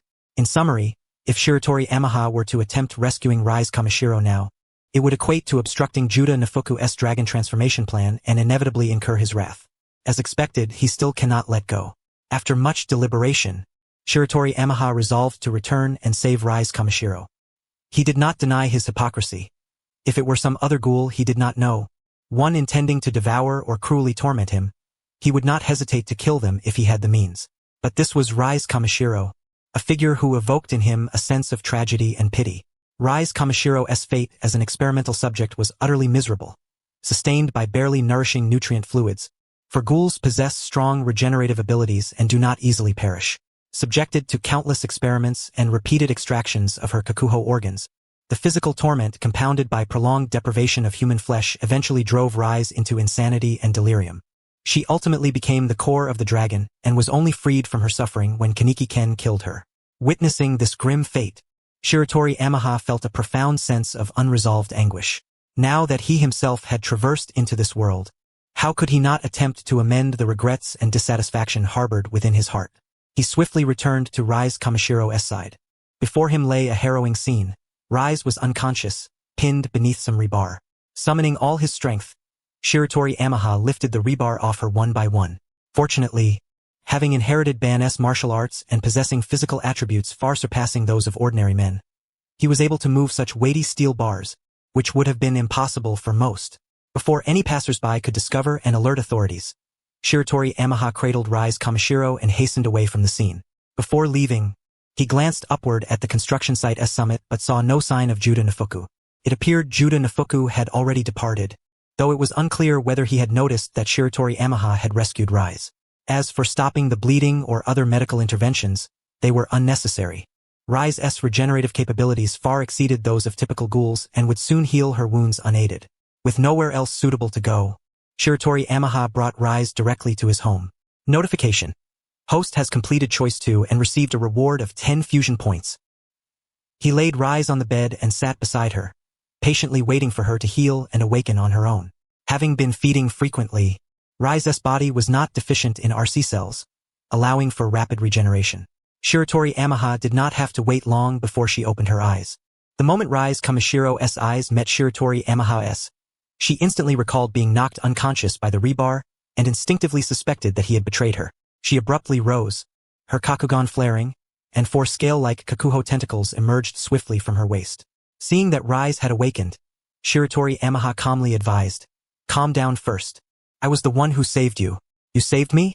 Rise Kamashiro did not readily believe his words. However, his reminder was effective.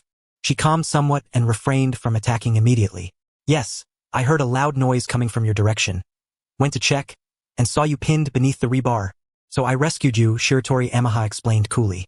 "Besides, those rebars have nothing to do with me. Someone else caused it. Do you think I would believe you?" Rise remained highly wary, her 4 scale-like kakuho aimed at him, ready to strike at any moment.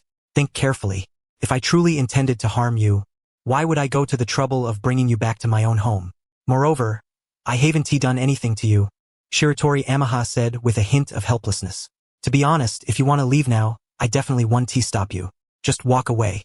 I have no interest in fighting you. But once you step out that door, you'd better be careful." For a moment, Rise fell silent, as his words indeed made sense. After some thought, she chose to understand the situation further. Her kakugan returned to normal, and the 4 scale-like kakuho retracted into her body, clearly indicating her willingness to communicate peacefully. Regarding the rebar incident, it was obvious it could not have been accidental. As he said, it was deliberate. Rise asked, "You said someone else did it. Do you know who it was?" Shiratori Amaha shook his head lightly. "I don't know exactly who, but I saw someone standing atop the construction site wearing a mask resembling a clown. It must have been him who pushed the rebars onto you." He did not explicitly reveal to Rise that it was Juda Nafuku, for some things must not be casually spoken. Had he not been a time traveler, there would be no reason for him to know that Juda Nafuku was responsible. Even the Washu family, who practically wielded unchecked power in Japan, were unaware that Juda Nafuku was a member of the clown organization. Clown Mask. Rise had heard of the clown organization but had never interacted with them. Why would they target her? She found it hard to comprehend. Logically, if anyone were to act against her, it would be someone from the Washu family. However, she did not rule out the possibility that Shiratori Amaha had been mistaken. In any case, Rise was now on alert. The person who ambushed her today could strike again at any time. Her thoughts concluded. Rise gazed at Shiratori Amaha, a complex glint flickering in her violet eyes. "Why were you willing to save me? I was about to mercilessly torment and devour you." She still harbored disbelief. After all that had happened, why would he choose to save her? "Well, no matter what, you're my first love, and you never did manage to eat me. Besides, I've already stopped caring about such things," Shiratori Amaha explained. He could hardly confess that he was a time traveler, so this casual explanation would have to suffice. "First love? You don't seriously think our relationship was real, do you?" Rise mocked him scornfully. "Ha, how ridiculous.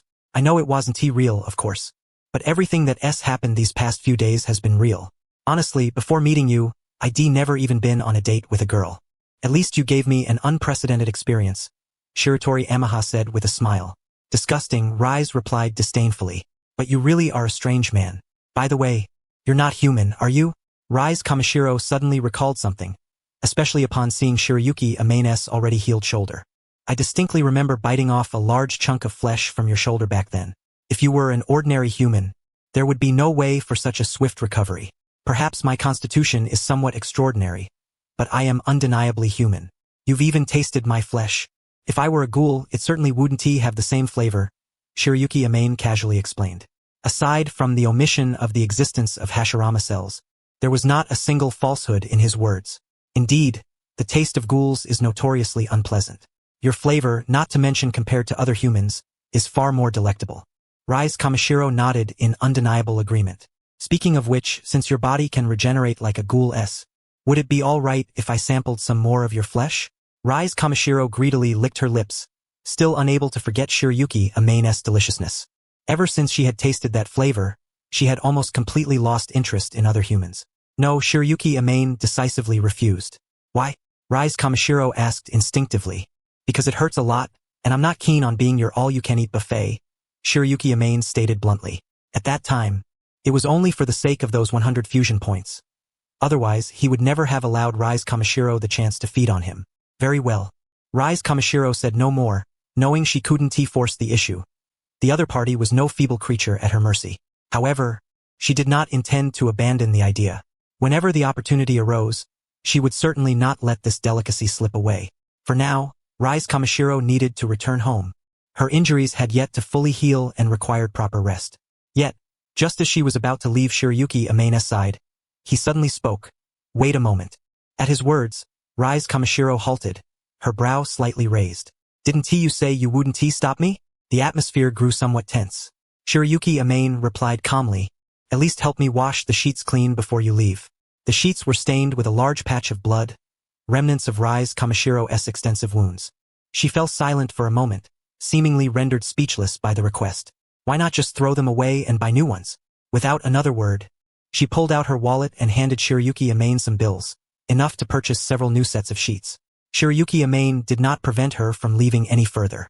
When Rise Kamishiro reached her doorstep and was about to step inside, she suddenly turned to Shiryuki Amane and said, Aren't you coming home with me? Or perhaps I should be more direct. I hope you, Shiryuki Amane, will accompany me home. When she spoke these words, Rise Kamashiro's expression no longer bore the pretense of acting. After all, she had already revealed her true self before Shiryuki Amane, and it no longer made sense to feign the fragile weak woman. Thus, her expression was natural and genuine, accompanied only by a faint smile. It remained unclear who had conspired against her, but Rise Kamishiro personally believed it was likely the Shu family who had found her. Had Shiryuki Amane not taken her away in time, she probably would have lost her freedom for life. In truth, Rise Kamishiro was half correct. Had events continued along their original course, she would have become an experimental subject, forever deprived of freedom until death. However, this was not the doing of the Shu family but rather that of Futoku Kyudo, so Rise Kamashiro's guess was only partly accurate. At this moment, Rise Kamishiro remained rather weak. Regeneration consumed a considerable amount of RC cells. A Ghoul's strength is generally determined by the amount of RC cells within their body. While not an absolute measure, it is a highly valuable reference. RC cells, once depleted, do not regenerate spontaneously and must be replenished by consuming humans or other ghouls. Therefore, Rise Kamishiro could not quickly resolve her weakened state, unless Shiryuki Amane allowed her to bite him right now. Her wish for Shiryuki Amane to accompany her home stemmed from concern over potential attacks along the way. Fine, just don't suddenly decide to eat me halfway there again, Shiryuki Amane casually remarked. That one tea happened this time, Rise Kamishiro replied with a smile. Shiryuki Amane immediately doubted her credibility. Once again, Shiryuki Amane accompanied Rise Kamishiro on her journey home. This time was different. The two harbored fewer suspicions toward one another. Shiryuki Amane deliberately kept watch but detected no sign of surveillance. It seemed Futoku Kyudo was not so reckless as to act so brazenly. After all, Rise Kamishiro herself was not an easy opponent. Should Futoku Kyudo act too freely, Rise Kamishiro would likely notice, jeopardizing the plan's execution. By the way, did you realize I was a ghoul from the very beginning? Rise Kamishiro suddenly asked. Given his calm reaction when she attacked him, she suspected Shiryuki Amane had seen through her right away. Not exactly. At first, I was indeed smitten with Miss Kamishiro, but gradually I began to suspect something was amiss. Shiryuki Amane fibbed. That was all he could do. There was no better way to placate Rise Kamishiro. Yet it wasn't entirely a lie. After all, he had admired Rise Kamishiro even before crossing over, so calling it love at first sight wasn't wholly inaccurate. Is that so? It seems I underestimated your perceptiveness. Just as I underestimated your strength, Rise Kamishiro believed his words. Then, do you still like me now? Let me be frank. I never had any feelings for you from the start. That doesn't matter. I like you, and it won't change regardless of how you feel about me. Otherwise, I wouldn't have saved you this time, Shiryuki Amane said indifferently. However, our little game of playing lovers is over now, and I won't bother you anymore. Though Rise Kamashiro's words were blunt and explicit, as if rejecting his initial confession, he paid no mind. After all, his confession was a sham from the start. The lover's game was a farce. Everything was a lie. What did it matter if Rise Kamishiro rejected him or not? Indeed, Rise Kamishiro responded softly before adding, We're almost there. My home is just ahead. You can leave me here. Then I'll be off as well. As Shiryuki Amane prepared to turn away, Rise Kamishiro said, Before we part, don't you want to share a farewell kiss with me? Her right index finger pressed gently to her lips, her alluring eyes tempting Shiryuki Amane.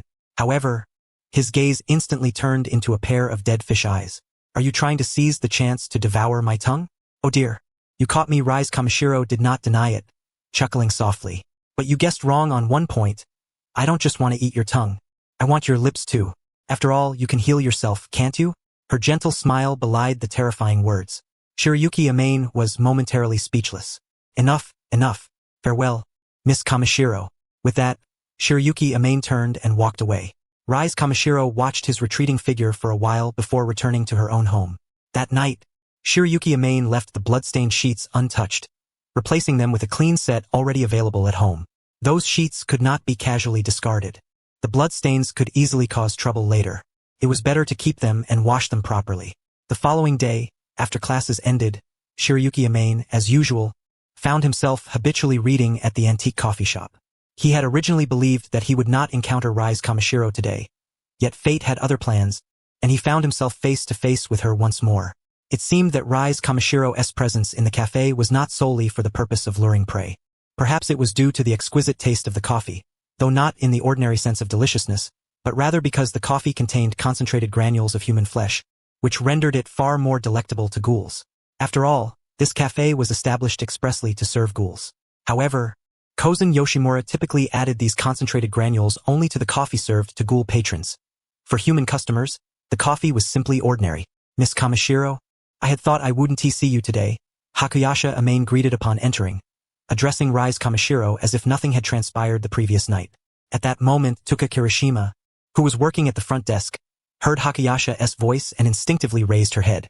Seeing the human boy unharmed and present once again, her pupils constricted sharply, and her eyes widened in astonishment. Shouldn't that human have been slain by Rise Kamishiro last night? Judging by how things looked then, it seemed Rise Kamishiro was about to strike, yet the human survived. What was going on? Could it be that the merciless Rise Kamishiro had shown mercy? No, that was unlikely. Most probably, Rise Kamishiro intended to continue toying with that human boy. Hakuyasha Amane could sense Tuka Kirishima's surprised gaze even from the corner of his eye. He found her reaction entirely understandable. After all, Tuka Kirishima must have thought he was surely doomed when she saw him walking the night alongside Rise Kamishiro. Did you think I wouldn't come today, Hakuyasha? Rise Kamishiro said with a smile. Yeah, I thought you might go somewhere else, Hakuyasha replied naturally, seating himself opposite her as though they were still a couple. Even if they were not lovers, sitting together like friends and chatting was hardly problematic. Hakuyasha's remark implied that Rise Kamishiro would move on to seduce and hunt her next target elsewhere. Yet she did not do so. Perhaps she was in no rush. To any outsider overhearing their exchange, the conversation might have seemed somewhat perplexing. I think this place is quite nice. The coffee tastes wonderful, Rise Kamishiro said, sipping the coffee in her hand. Not bad at all, Hakuyasha responded, engaging in a brief, casual conversation with her. Their dialogue no longer bore the semblance of a romantic couple, since their previous intimacy had been mere pretense, now abandoned. Hakuyasha then went over to the bookshelf and picked up a book.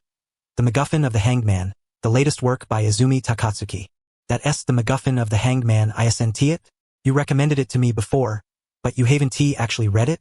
Rise Kamishiro teased, glancing at the book in Hakuyasha's hands. Yeah, I haven't read it yet. I just heard it has a great reputation, Hakuyasha explained calmly, unflustered. His response was reasonable. Before transmigrating, he already knew the book's sales and acclaim were excellent. I see. Then let me have a look, Rise Kamishiro said, rising to sit beside Hakuyasha. She even dragged her chair closer to him, as if merely to share the experience of reading the MacGuffin of the Hanged Man together. Hakuyasha could almost detect the faint, delicate fragrance emanating from her. He had assumed she would no longer engage in their so-called couple-esque game, but it seemed the charade was not over yet. One thing was certain. Rise Kamishiro would not suddenly attack him in a place like the antique cafe. On Kozen Yoshimura's turf, she dared not act recklessly. Then, in the next moment, Hakuyasha understood why Rise Kamishiro acted this way.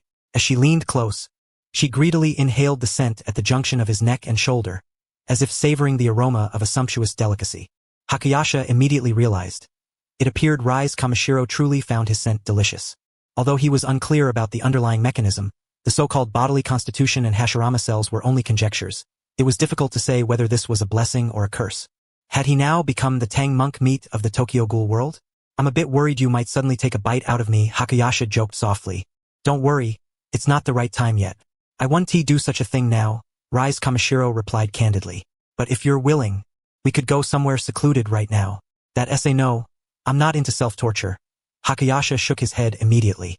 However, I do want to read this book, Rise Kamishiro admitted, Though it was by chance that I came across Izumi Takatsuki's work, I find it suits my tastes quite well. Is that so? Then let us enjoy it together, Hakayasha responded, unsurprised. Izumi Takatsuki's works contained many themes of oppression, despair, and even extreme content. It was not unexpected that Rise Kamishiro would appreciate them. From then on, their pace of reading together was noticeably slower than usual, but sharing a favorite work with someone else, especially a girl, made the experience all the more pleasant despite the leisurely pace. Notification. Host has read The MacGuffin of the Hanged Man and earned 1 fusion point. Notification. Host has finished reading The MacGuffin of the Hanged Man and earned 1 fusion point. Hakayasha Amane and Rise Kamishiro had, against all odds, completed the entire book in the cafe.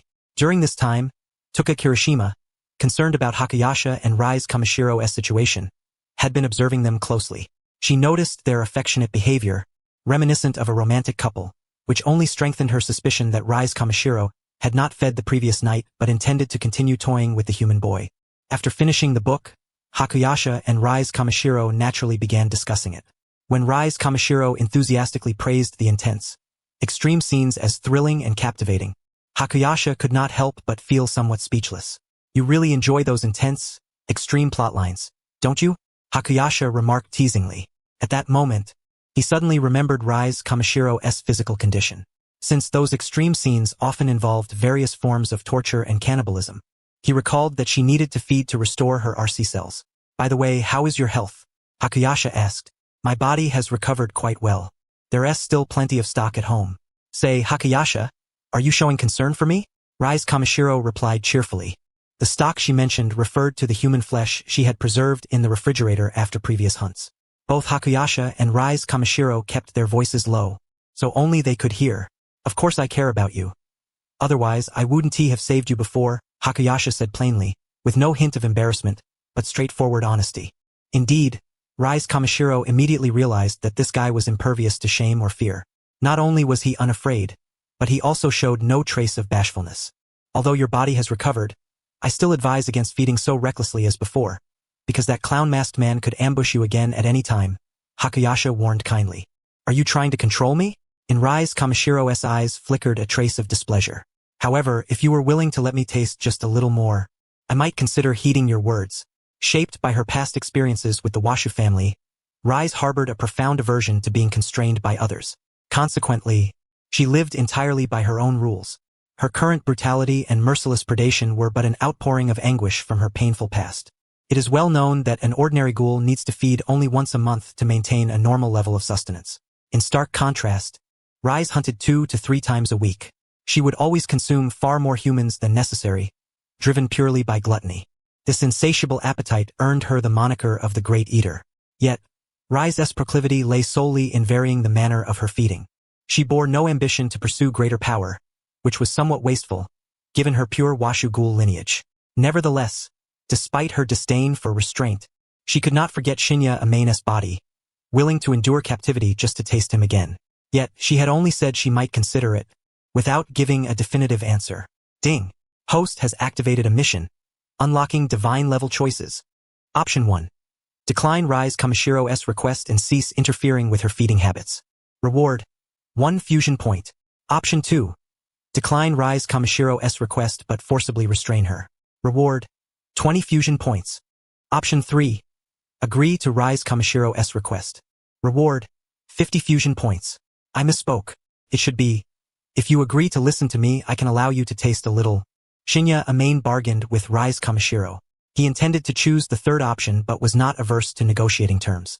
He could consent provided she first complied with his conditions. Furthermore, the fusion points on offer were considerable. As long as the system's choices were not excessive, he was willing to accept. Listen to me first? Rise inquired. Yes. For example, Shinya Amane pondered, if you refrain from preying on other humans for 2 weeks, I will then satisfy your request. He knew that Rise typically fed at least 2 or 3 times a week. If she could endure for 2 weeks, he felt it would be sufficient.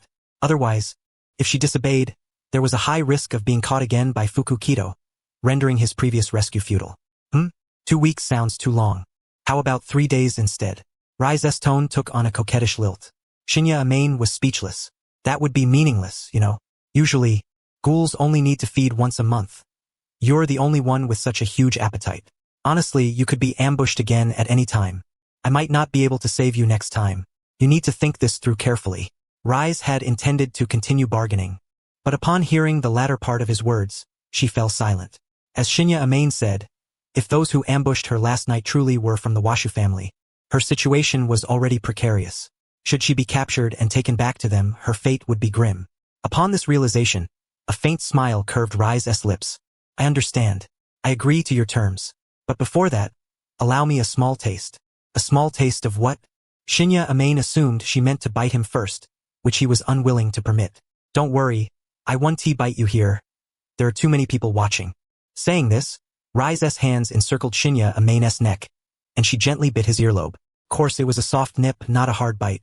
Even so, it felt exquisitely delightful, as if savoring a lollipop. Shinya Amain had never experienced anything like this before, and the ear was a sensitive spot for many.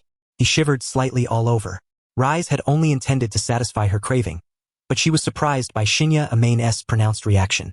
A subtle smirk lifted the corner of her mouth as she finally discovered this fellow's weak point. He had shown no reaction last night, which had lingered on her mind. Now, she suddenly wished to exact a little further revenge on him. Meanwhile, the other patrons nearby were stirred into quite a commotion at the sight of Rise Kamishiro and Shinya Amain's intimate display. I remember that human boy. He is still alive? He must be the longest surviving prey Rise has ever set her sights on, someone murmured. Indeed. And when has Rise ever been so flirtatious with her prey? If one didn't know better, it would be easy to mistake them for a couple. Could it be that Rise has truly taken an interest in that human? Though this possibility is slim, it's not entirely impossible. Tuka Kirishima, stationed at the front desk, naturally observed the scene. Rise's behavior left her utterly dumbfounded. This ruthlessly savage woman was actually acting like this, and towards a human no less? Even if it were merely to continue toying with him, it hardly seemed plausible to go this far. Moreover, their intimate display was hardly beneficial to the establishment's image. Just then, Ken Kaneki happened to walk in through the entrance. He caught sight of the scene, and his steps immediately faltered. He froze in place. Eiichi Yoshimura, standing behind Ken Kaneki, noticed his strange reaction and asked, "What's wrong?" At that moment, as Rise Kamishiro sought to push further to elicit a stronger response from Shinya Amain, he resolutely pushed her away. "Don't go too far," Shinya Amain said, unwilling to show any loss of composure, decisively halting Rise's advancing behavior. "Fine, but I'm satisfied enough," Rise replied, licking her lips with a pleased tone and teasing. "At least I discovered someone's weak point after all." Shinya Amain sighed helplessly. Using a tissue, he wiped the saliva residue from his earlobe, cleaning it thoroughly. "Now, you must behave well for the next 2 weeks. If I catch you breaking the agreement, everything will be void," Shinya Amain warned. Putting aside the fact that a ghoul only needs to feed once or twice a month, even if Rise refrained from hunting humans, she would not lack sustenance in the 20th ward. This was because the ghouls in the Anti district, led by Isao Yoshimura, subsisted on the corpses of deceased humans, those who had committed suicide in various places. The ghouls would collect these bodies at set times and store them as long-term food supplies. It is well known that Japan has an exceptionally high suicide rate, and due to the Japanese disposition, often described as a reluctance to trouble others, even in death, they sought not to inconvenience anyone. They would choose places where their passing would have minimal impact. Many who died by suicide in this manner could not be found by the police or their families. Thus, the Anti district's collection of these bodies faced almost no repercussions. Thanks to the regulations championed by Isao Yoshimura, the 20th ward was comparatively peaceful relative to other Tokyo districts. The CCG's supervision and control over the 20th ward were also significantly relaxed, making it an ideal sanctuary for ghouls unwilling to harm humans. This tranquility was shattered only by the arrival of Rise Kamishiro. Since she took up residence in District 20, she has become a persistent source of trouble there. Although she occasionally assists the settlement district in collecting human corpses, she repeatedly violates the regulations of District 20 by indiscriminately preying on humans. The frequent incidents of predation have inevitably drawn the attention of the CCG, causing the fragile tranquility of District 20 to gradually unravel. Ding! The host has completed Choice 3 and earned a reward of 50 fusion points. Having forged a pact with Shiryuki Amain and Rise Kamishiro, he too received the corresponding fusion points. Meanwhile, Ken Kaneki had already regained his composure and, feigning calmness, found an unoccupied seat. "Ken, what was going on just now? And why is your face suddenly flushed?" Eiichi Yoshimura sat opposite Ken Kaneki. noticing the unusual redness on his face. The boy with yellow hair and an orange-red headset hanging around his neck was none other than Ken Kaniki's closest friend, Eiichi Yoshimura. Nothing, really nothing. Only then did Ken Kaneki realize that he was blushing, and naturally, he was too embarrassed to explain the earlier situation to Ito Yoshimura.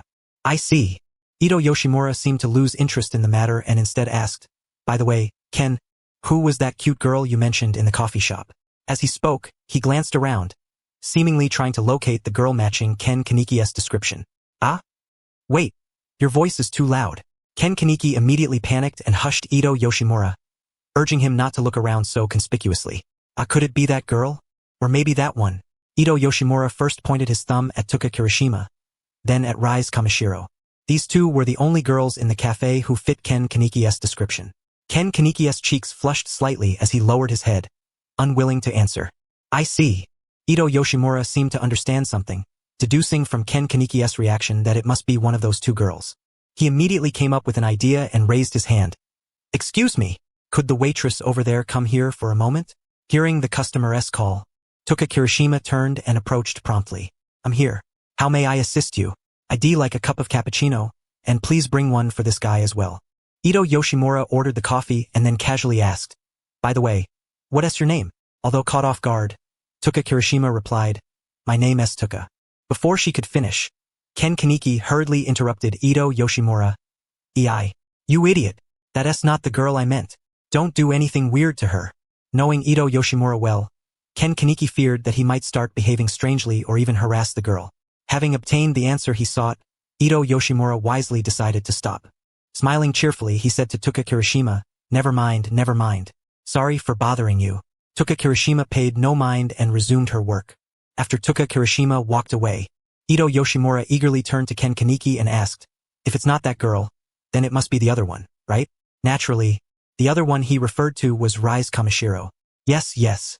Ken Kaneki, thoroughly caught in Ito Yoshimura's trap, could only admit with an embarrassed expression. Having received a clear answer, Ito Yoshimura fell silent. After a moment, placing his hands on Ken Kaneki's shoulders, he spoke earnestly. Ken, I advise you to give up. Such a stunning beauty is obviously out of your league, and if she takes off her glasses, she'd be absolutely breathtaking. Most importantly, that girl seems to already have a boyfriend, right? I remember their pose just now was pretty steamy. Eiichi Yoshimura earnestly cautioned Ken Kaneki. At the same time, he suddenly understood why Ken Kaneki had been so stunned when he first came in. I know all that. I've pretty much given up on it already. And her boyfriend is that friend I told you about. Ken Kaneki murmured quietly. Oh, so it's him, huh? But you can still be friends with him. So I guess you've really let go. Ito Yoshimura was somewhat surprised. Maybe. Anyway, let us just leave it at that. Ken Kaneki promptly ended the conversation. All right, I guess I should get to work. I won't keep you any longer. With that, Ito Yoshimura left. Ken Kaneki remained, continuing to read. Even before meeting Rise Kamishiro, he was accustomed to drinking coffee and reading here. Meanwhile, Rise Kamishiro had long noticed the commotion between Ken Kaneki and Ito Yoshimura. She found it rather amusing and said to Shiryuki Amane, if you hadn't stopped me, my next target would have been that boy over there. I bet his flesh would be quite tasty, but it still wouldn't compare to your deliciousness. Next, Shiryuki Amane shared with Rise Kamishiro another work by Izumi Takatsuki, The Eggs of the Black Goat. He had already finished reading it, while Rise Kamishiro had only read halfway through. The protagonist of this work is a cold-blooded and ruthless female serial killer known as the Black Goat and her only son. First, the son despises his mother's deeds but gradually finds himself developing a cruel streak as well. Though seemingly fictional, this story is in fact a direct reflection of Izumi Takatsuki's own experiences with his father. The female serial killer represents Koju Yoshimura, and the only son represents Edo Yoshimura, with their genders swapped. It remains unknown how Koju Yoshimura would feel upon reading this work. The time is about right. I have some matters to attend to. Farewell, Miss Kamishiro. At this moment, Shiryuki Amane stood up to leave. Alright, goodbye. Rise Kamishiro smiled in response. After Shiryuki Amane departed, Rise Kamishiro lingered in the cafe until it closed late at night.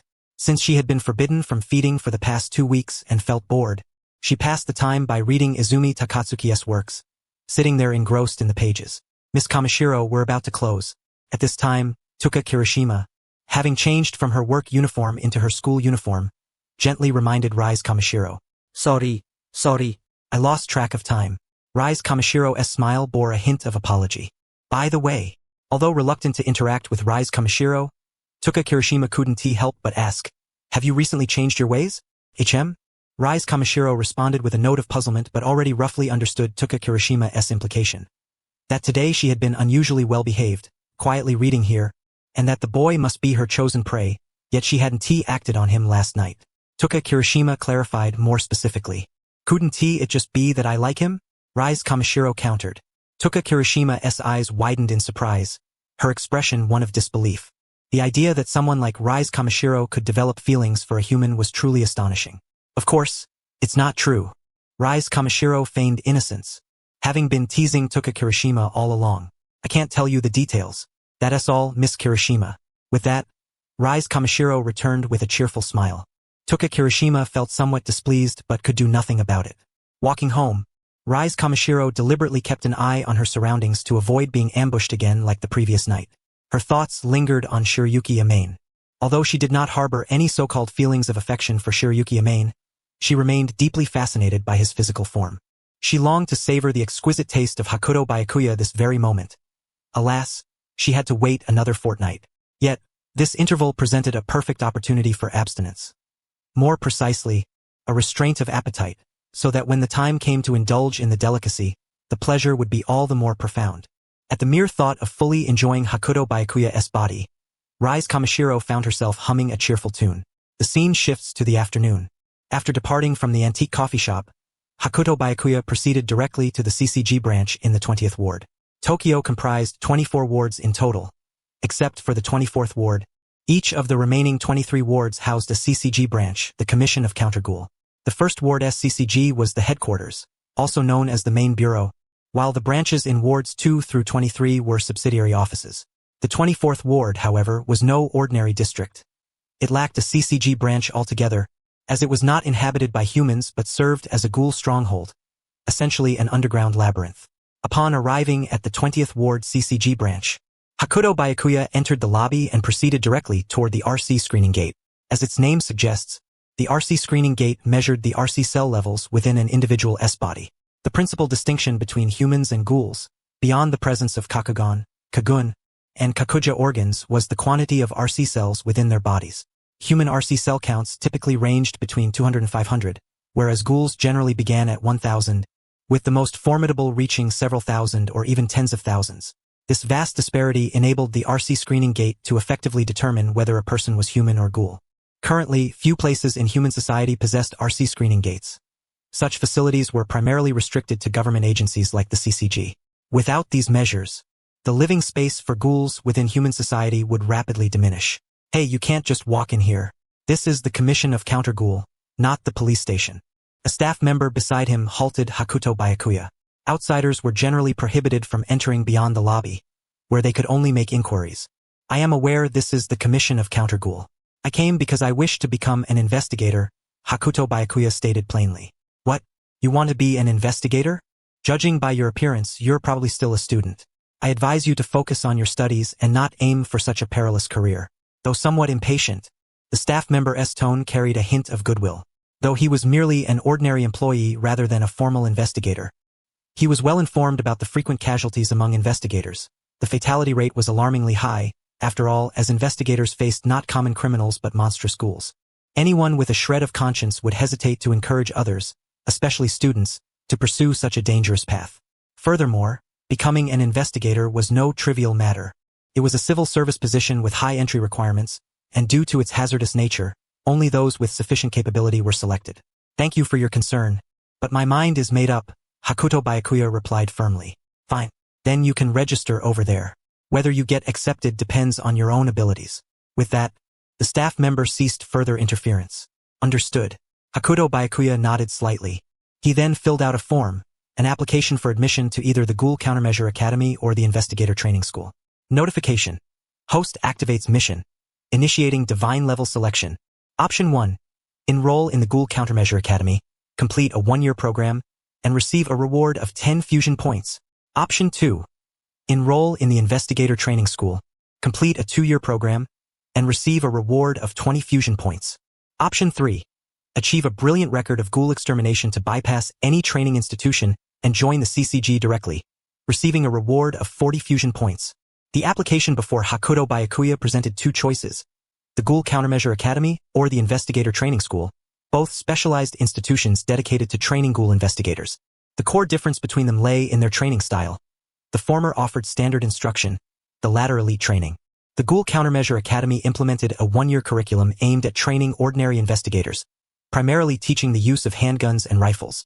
Graduates would be appointed third-class investigators within the CCG and assigned to any branch within wards 2 through 23. Conversely, the Investigator Training School, colloquially known as the Academy, offered a 2-year program designed to produce elite investigators. The curriculum focused on training with quinquas and various firearms. Graduates earned the title of second-class investigators and were stationed at the First Ward headquarters. Each option bore its merits and drawbacks. The academy was shorter and less demanding but offered less comprehensive training and a lower initial rank. The Investigator Training School required twice as long and was more rigorous but provided advanced skills and a higher starting position. Hakuto Byakuya, however, had no intention of adhering to either training schedule. How could he possibly wait a year or even 2? Thus, he casually selected the Investigator Training School option. A choice made with strategy in mind, since the school offered trial quinquas for training purposes. With quinquas at his disposal, achieving a dazzling record of Ghoul extermination would be considerably easier. After submitting the application, all Hakuto Byakuya needed to do was await a response. The CCG's efficiency was commendable. By the following morning, he received a reply, a physical letter. Upon opening the envelope, he discovered his application had been approved. Gaining admission was straightforward. Payment of tuition was all that remained. The fees, characteristic of a government institution, were modest, more symbolic than burdensome. The real challenge lay in successful graduation, as the CCG required a steady influx of new investigators each year. Given these circumstances, Hakuto Byakuya was permitted to apply for a leave of absence from Kamui University until his graduation from the Investigator Training School, ensuring no disruption to his academic progress. Accordingly, he transferred the tuition fees to the school's bank account that very day and used the provided certificate to request a leave of absence from Kamui University. With preparations complete, he set off for the academy located in the First Ward. Though the 20th Ward seemed a considerable distance from the first, Tokyo itself was not vast. A subway ride took less than half an hour. At this moment, Hakuto Byakuya beheld the academy before him. Superficially, it resembled an ordinary university. Its distinguishing feature was an exceptionally tall perimeter wall, reinforced with electric wiring and similar security measures. Clearly, these precautions were not intended to prevent students from scaling the walls but rather to deter trespassers or ill-intentioned intruders. After all, as a government facility, its security protocols naturally exceeded those of typical educational institutions. "Hello, I am a new student here to register." Hakuto Byakuya presented his certificate to the guard. "Proceed inside. She will acquaint you with the campus." The guard granted him entry and gestured toward a particular direction. Following the indicated path, Hakuto Byakuya soon spotted a young woman awaiting him, a bespectacled, fair-featured lady dressed in formal attire and clutching a stack of documents. She appeared to be his designated guide. "You must be Hakuto Byakuya. I am Suzuki I, secretary to the Academy's director. Pleased to meet you." Though her tone was somewhat aloof, it was courteous. "Yes, I am Hakuto Byakuya. I look forward to working with you." He nodded in acknowledgement. "Then please follow me." Suzuki led Shiroya Amane into the facility while discussing matters of importance with him. Since he was a newcomer who had joined midway, it was difficult for him to keep pace with his peers, but ultimately he would have to rely on his own efforts. After all, it was his own deliberate decision to come here. Suzuki shared a great deal with Amane. It was only then that Amane realized that both the Ghoul Investigator Training School and the Ghoul Countermeasures Educational Institute were housed within the same complex. Although the trainees in these two institutions underwent different training regimens, their training grounds were not deliberately separated. Next, Suzuki guided Amane around, introducing him to various parts of the school. During this time, Amane spotted some familiar faces: Korona Unju, Nishiro Unju, Juzu Suzuya, and Toru Mitsuki. Suddenly, it dawned on Amane that, in this timeline, these individuals were indeed still in their training period, more formally known as Ghoul Investigator Cadets, who would graduate to become CCG investigators. Everything that needed to be introduced has been covered. If you have any questions, feel free to ask me anytime. From now on, you can attend classes alongside your cohort, Suzuki said before leaving Amane to his own devices. After reviewing the timetable, Amane learned that a class would begin in a few minutes. naturally focusing on theoretical knowledge regarding Ghoul investigators. He proceeded to the classroom to which he had been assigned, where all the students were his contemporaries. The instructor had just arrived as well and took the opportunity to introduce the new student. "We have a new classmate joining us today. I hope everyone will get along well with him," the instructor announced, then gestured for Amain to come forward and introduce himself. With practiced ease, Amain wrote his name on the blackboard and offered a brief self-introduction. "My name is Shiroya Amain, from the 20th Ward. My hobby is reading, and I aspire to become a Ghoul investigator." "Thank you. Very well. There's a vacant seat over there." "Amain, please take that spot," the instructor said. Unlike a university setting, this school had fixed classrooms and assigned seating. Considering that only a few hundred students from Amain's cohort were enrolled in the institution, dividing them into a handful of classes was sufficient, eliminating the need to rotate through large lecture halls. "Understood." Amain nodded slightly and made his way to the empty seat, located at the back near the window, a rather favorable position. Coincidentally, Corona Unju and Nishiro Unju were not only in the same class but also seated directly in front of and to the right of him, respectively. Since all seats were single, there was no concept of sharing a desk. They were merely neighbors. "Nice to meet you." Amain greeted the Unju twins with a polite nod. Corona responded with a slight nod but quickly averted her gaze with an expression of cool detachment. Nishiro did not meet Amain's eyes at all. Upon hearing his voice, she glanced at him briefly before withdrawing her gaze, clearly shy and somewhat reserved. True to their names, Corona's hair and dress were black, while Nishiro's were pure white. As twins, their appearances were nearly identical, each possessing delicate and charming features. The contrasting hair and clothing colors made distinguishing them easier. Their physiques and heights were almost identical as well, slender builds and standing around 160 centimeters tall, which is considered near ideal in Japan, where the average height tends to be shorter. Corona and Nishiro Unju. Amain paid little mind to their demeanor, having always perceived the twin sisters as somewhat aloof by nature. Today's topic is quinquas. Since you are about to begin practical usage, I will first provide you with some foundational knowledge. Please open your textbooks to page 128, the instructor announced as the lecture commenced. Quinquas are a relatively recent invention, developed several decades ago by the former Japanese CCG chairman Kokuku Amamiya and the then German CCG director Adam Goanna. The advent of quinquas dramatically narrowed the power gap between humans and ghouls. Kakuhu are the primary materials used to craft quinquas. Kakuhu are naturally harvested from ghouls, and their extraction requires stringent conditions. The kakuhu must be retrieved promptly as the ghoul fully releases its kakuhu along with the associated kakuhu sac, meeting the standards necessary for quinqua production. Quinquas, being crafted from deceased tissue rather than living kakuhu, lack the growth, extensibility, and flexibility that kakuhu possess. However, their strengths lie in their controllability and stability during use. Moreover, as technology advances, the refinement of quinquas continues to improve. The theoretical lecture lasted 45 minutes, a scientifically appropriate duration. The content was largely familiar to Amain, but he nonetheless listened attentively and humbly. As the instructor had indicated, after a brief intermission, practical training would commence. Their combat instructor was a seasoned CCG investigator, typically a first-class investigator, assigned specifically to oversee their practical sessions. Amain took note that their instructor was not Go Masamune Togakure, the interrogator infamous for his brutal methods which had driven the ghoul Yamori, Jason, to mental instability, and from whom Yamori inherited a ruthless nature and torturous techniques, including the notorious finger-breaking habit and the cynical maxim that all injustice stems from one's own inadequacy. Togakure was widely regarded as a root of malevolence. Instead, their instructor was an unfamiliar investigator. You have not yet used quinquas before. For your first experience, we will have you try specialized firearms of the same class, the combat instructor explained, having prepared sufficient weapons to ensure each trainee had one. Various firearms were available: handguns, rifles, submachine guns, and so forth. The trainees could select whichever weapon piqued their interest. These firearms were essentially standard models, but their ammunition consisted of kakuhu-crafted rounds. Ordinary bullets proved ineffective against ghouls. These are mass-produced bullets designed specifically for combating ghouls, called Q bullets. There are 4 types, each corresponding to one of the 4 kakuhu types found in ghouls. The instructor elaborated, withdrawing several bullets from a magazine for the trainees to examine. Although the most formidable ghoul investigators wield more advanced quinquas, strict restrictions govern their possession and use. For instance, assistant investigators and third-class investigators are not authorized to own or employ quinquas. They must rely on firearms loaded with specialized ammunition. Amain casually chose a handgun resembling the famous Desert Eagle. If only the system could grant him unlimited ammo, that classic cheat from post-apocalyptic novels, the ubiquitous Desert Eagle with infinite bullets. First, get a feel for the weapon, then we will begin target practice, the combat instructor instructed. You are not expected to shoot with perfect accuracy immediately, but at least grasp the basics of holding the weapon properly. The instructor then proceeded to offer individualized guidance on each trainee's gun-holding posture. Subsequently, the trainees took turns firing at stationary targets positioned at a distance.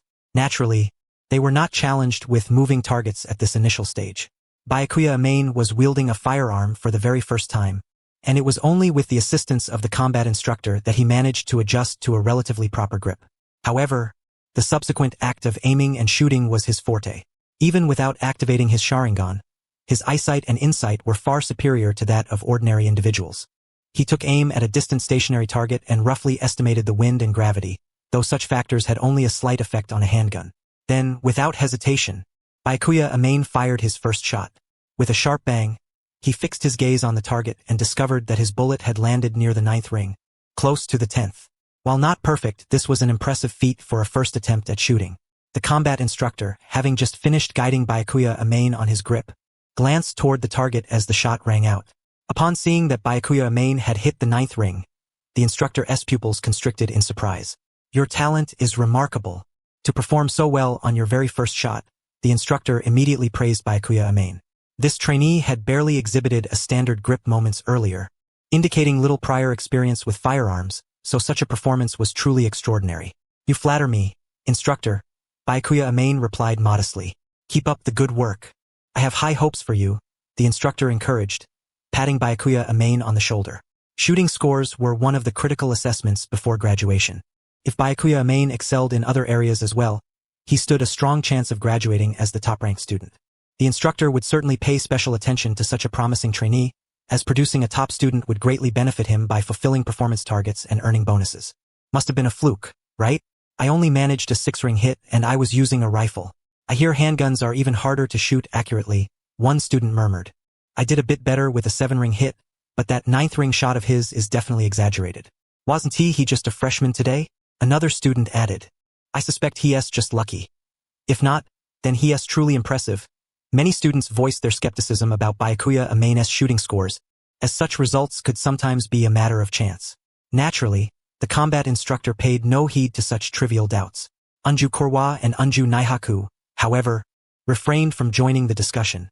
They were somewhat aloof and inseparable as sisters, even during class. They almost shared the same gun. Both chose handguns, but their dominant hands differed. Unju Korwa favored her left hand, while Unju Naihaku used her right. Their shooting scores were similarly clustered around the 8th ring. In the original text, Unju Korwa and Unju Naihaku were already outstanding Ghoul investigators in training, so their performance was reasonable. Naihaku, it seems we're no longer the best in class, Unju Korwa remarked. But he might not be superior to us in other aspects, Unju Naihaku responded expressionlessly. Originally, Unju Korwa and Unju Naihaku were the top performers in the class until the newcomer named Byakuya Amane suddenly appeared, surpassing them in shooting scores.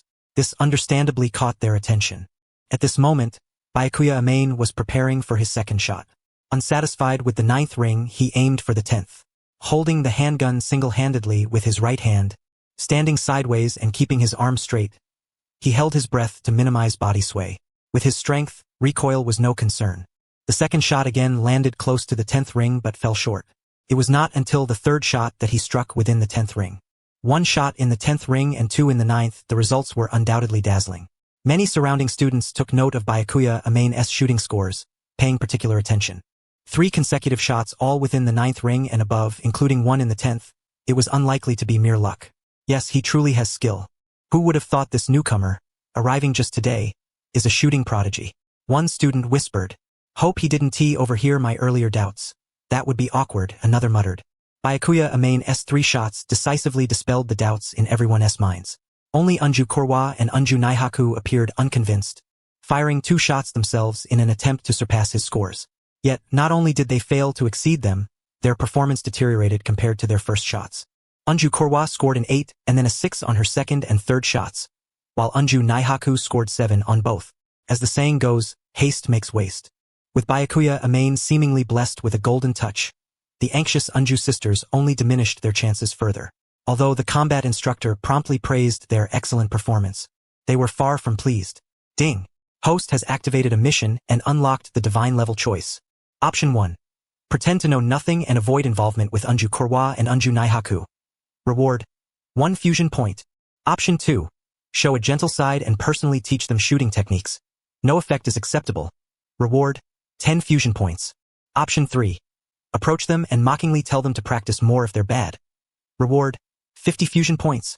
Faced with the 3 options appearing before him, Byakuya Amain paused briefly. Don't ask, just know the system is overly generous.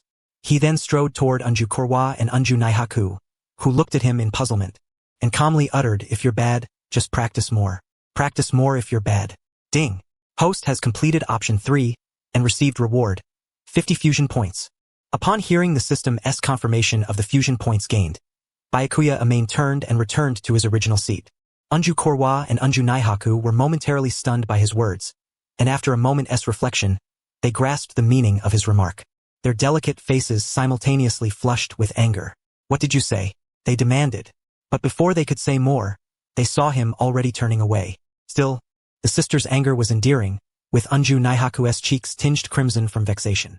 That scoundrel is only a little better than us in shooting, yet he is so arrogant. Unju Naihaku said in displeasure. Naihaku, next time we absolutely cannot lose to him, Unju Korwa, equally riled, declared with a cold expression, resolved to confront Byakuya Amain. Oh, Byakuya actually dared to provoke the Unju sisters? Though his shooting scores are outstanding, the Unju sisters are versatile prodigies in every aspect. Looks like Korwa and Naihaku are about to clash with Byakuya. Competition among geniuses is truly fierce. For us, it's beneficial at least. Finally, something interesting to watch. The matter between Byakuya Amain and the Unju sisters quickly became the subject of much discussion among classmates. After all, it was a dazzling newcomer versus the top-ranked twin prodigies. Byakuya Amain was well aware that Unju Korwa and Unju Naihaku were quite upset with him, and he planned to find an opportunity after class to apologize to them. Thereafter, Byakuya Amain expanded his practice beyond handguns to rifles and sniper rifles. These firearms were mere toys to him. The real highlight was the quinqua, which they would experience during the next practical lesson. As noon approached, Byakuya Amain decided to dine at the cafeteria. The number of students from both institutions combined was not large, so the cafeteria was modest in size. Everyone ate there, making mealtimes somewhat crowded. Byakuya Amain arrived relatively early and secured an unoccupied seat. Before long, the cafeteria was nearly filled to capacity, and those who arrived late had no choice but to share tables with other students. At that moment, Kokona Ankyu and Nao Ankyu also found themselves unable to locate seats. Upon noticing that only a table with 2 or more vacant seats remained, but occupied by a certain detestable individual, they had no option but to suppress their displeasure, furrowing their brows slightly as they took their places opposite Shiraya Amao. Seeing Kokona Ankyu and Nao Ankyu sitting across from him with cold expressions, Shiraya Amao felt somewhat awkward himself. His intention was never to mock Kokona and Nao maliciously. Although it was not born out of ill will, it was indeed deliberate. Kokona Ankyu and Nao Ankyu remained silent, as if they had not even noticed Shiraya Amao sitting opposite them, treating him as if he were invisible. Sorry, I was just caught up in a moment of sharp tongue. I didn't mean any harm, Shiraya Amao said. He was quick to apologize when necessary, showing no concern for pride or embarrassment. Surprised by his words, Kokona and Nao exchanged glances, not expecting him to apologize so promptly. At this point, there's no need for meaningless words. You and I have already accepted your previous provocation, Kokona Ankyu replied with a detached tone. There was no way she and Nao would casually pretend the earlier incident never occurred. That grudge was firmly established. They intended to see their conflict with Shiraya Amao through to the end. Though the Ankyu sisters' attitude remained unchanged, at least they no longer completely ignored him as before. Shiraya Amao's apology had, in some measure, taken effect. All right then, Shiraya Amao said, offering no further comment, and resumed eating. My name is Kokona Ankyu, Kokona suddenly declared. What? Shiraya Amao instinctively responded in confusion. I just want you to remember your opponent is Kokona Ankyu, she said coldly. Compared to Kokona, Nao Ankyu was less composed and natural. She shyly added, I am Nao Ankyu. Very well. Although I introduced myself at the beginning of class, I'll do so again formally. My name is Shiraya Amao, he said. But calling you Ankyu-san might cause confusion, he added thoughtfully. That seems to be a problem. In Japan, it is customary for classmates to address each other by their surnames plus san. Unless they share a close relationship, in which case they might use first names or nicknames like Shiraya-san or simply Shiraya. Kokona Ankyu was indifferent to such formalities. Fine, that works, Shiraya Amao nodded slightly. Thereafter, there was no further unnecessary exchange between Shiraya Amao and the Ankyu sisters. After finishing lunch, they all went their separate ways. The afternoon consisted of theory classes, similar to those at Kami University, and ended relatively early. The remaining time was usually spent by students training independently on campus. The academy provided room and board, though students could also choose to return home if they wished. Shiraya Amao left early. He had no intention of staying behind for physical training, as ordinary exercises offered him little benefit at this stage. He took the subway home to rest briefly, then decided to visit the antique coffee shop, despite the late hour. By the time Shiraya Amao arrived at the antique coffee shop, it was already 4 o'clock in the afternoon.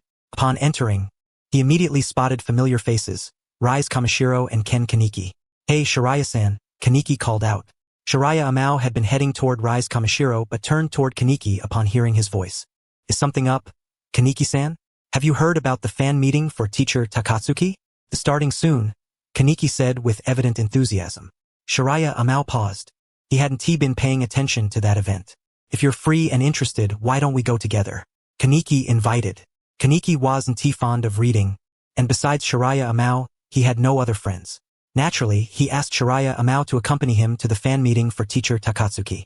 Sharing the experience with a like-minded friend was certainly more enjoyable than attending alone. "That sounds fine," Shiraya Amao agreed after checking his schedule. The Academy's classes did not conflict with Takatsuki Izumi's fan meeting.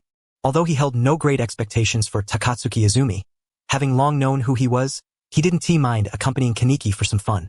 "Great, then I won't keep you. I'm about to head home myself," Kaneki said happily. He knew Shiraya Amao was going to visit his girlfriend, so he didn't want to monopolize Shiraya's time. "Yeah, see you," Shiraya Amao replied.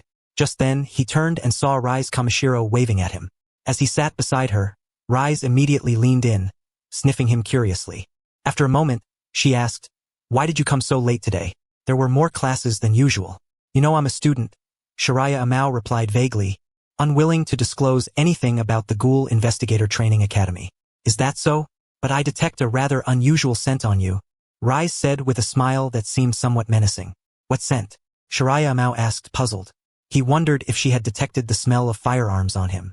The faint ghoul scent might be from some ghoul-esque kagun, but it was strangely weak. Rise analyzed the scent carefully. Shiraya Amao realized she must have detected the aroma of Q bullets, the special bullets made from ghoul kagun. That explained why the scent was faint despite its ghoul origin.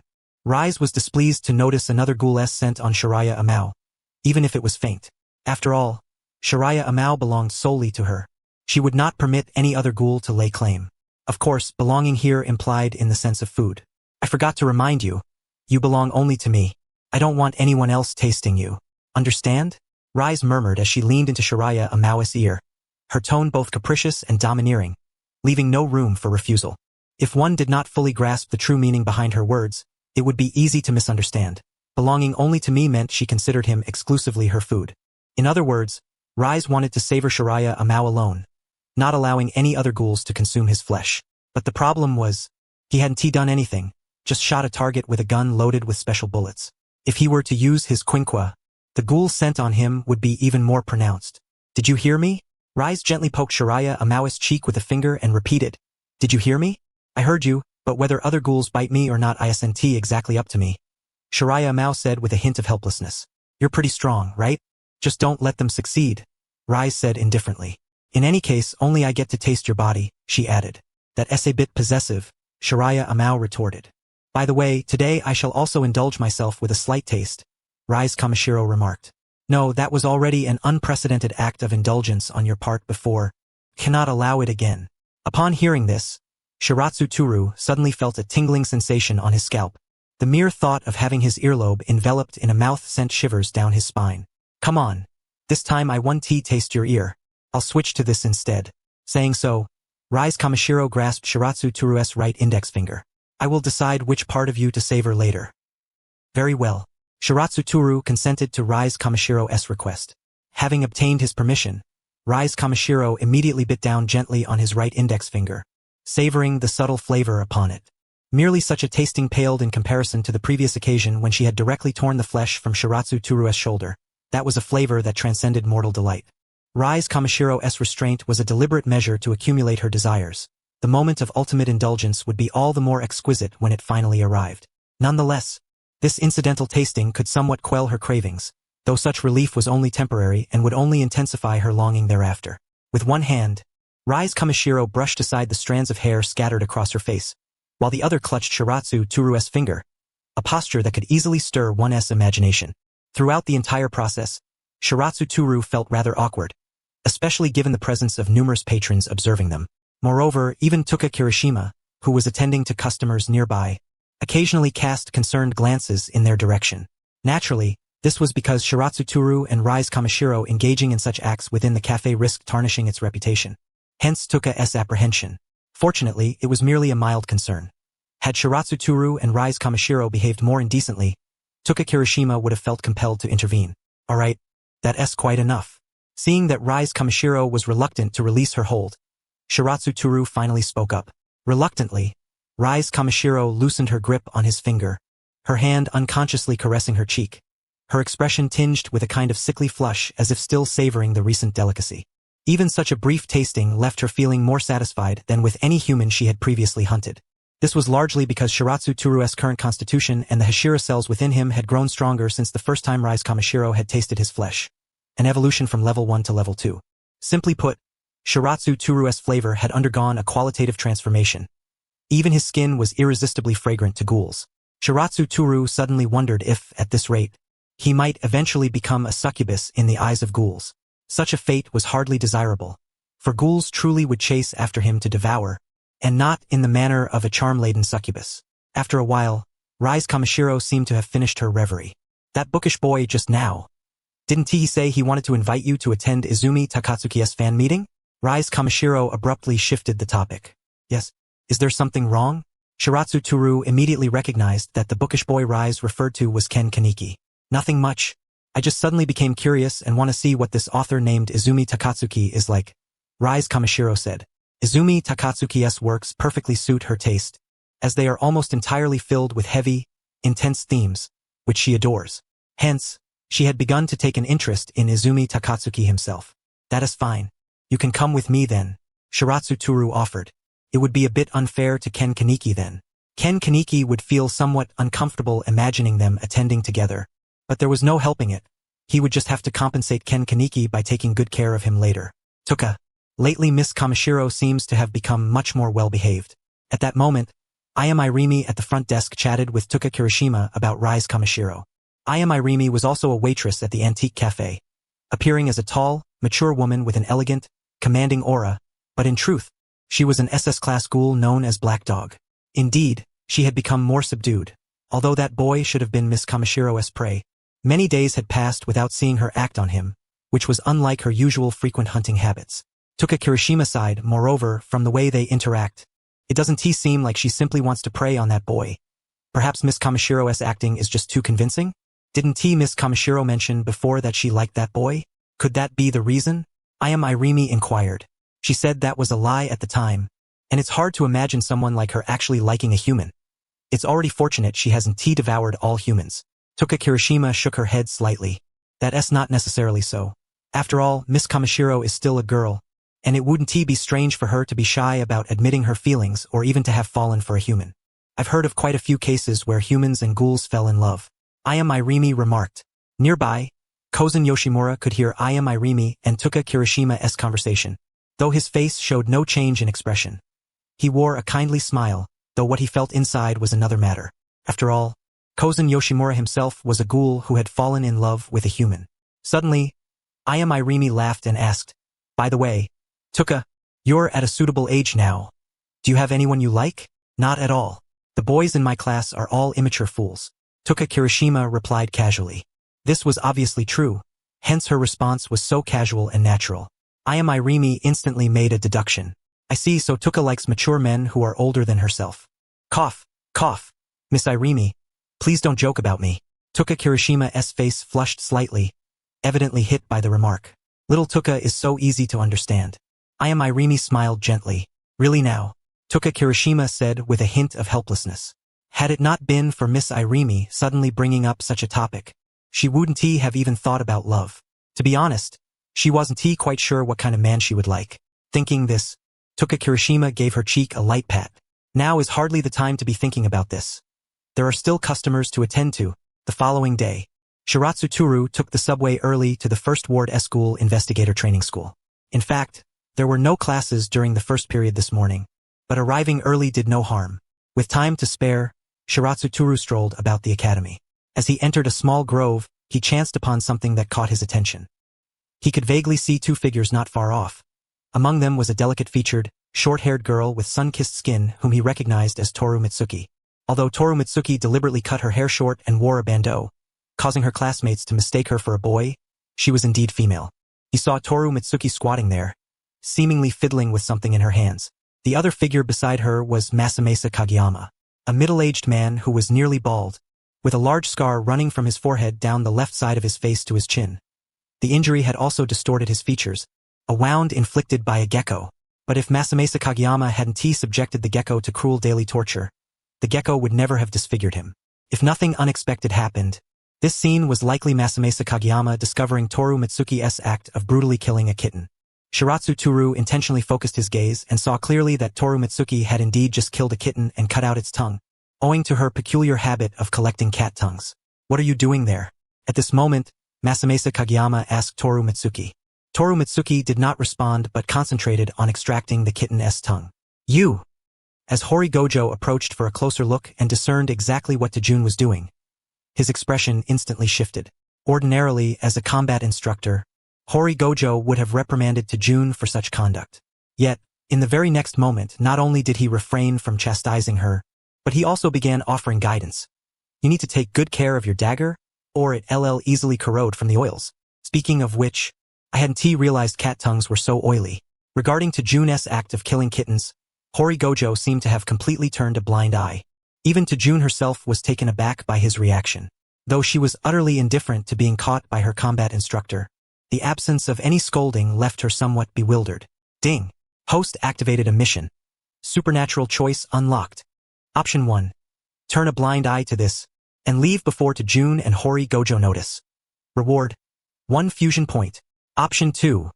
Venture deeper into the grove, making it clear to Tajun and Hori Gojo that a third party has witnessed the incident. Reward: 10 fusion points. Option 3.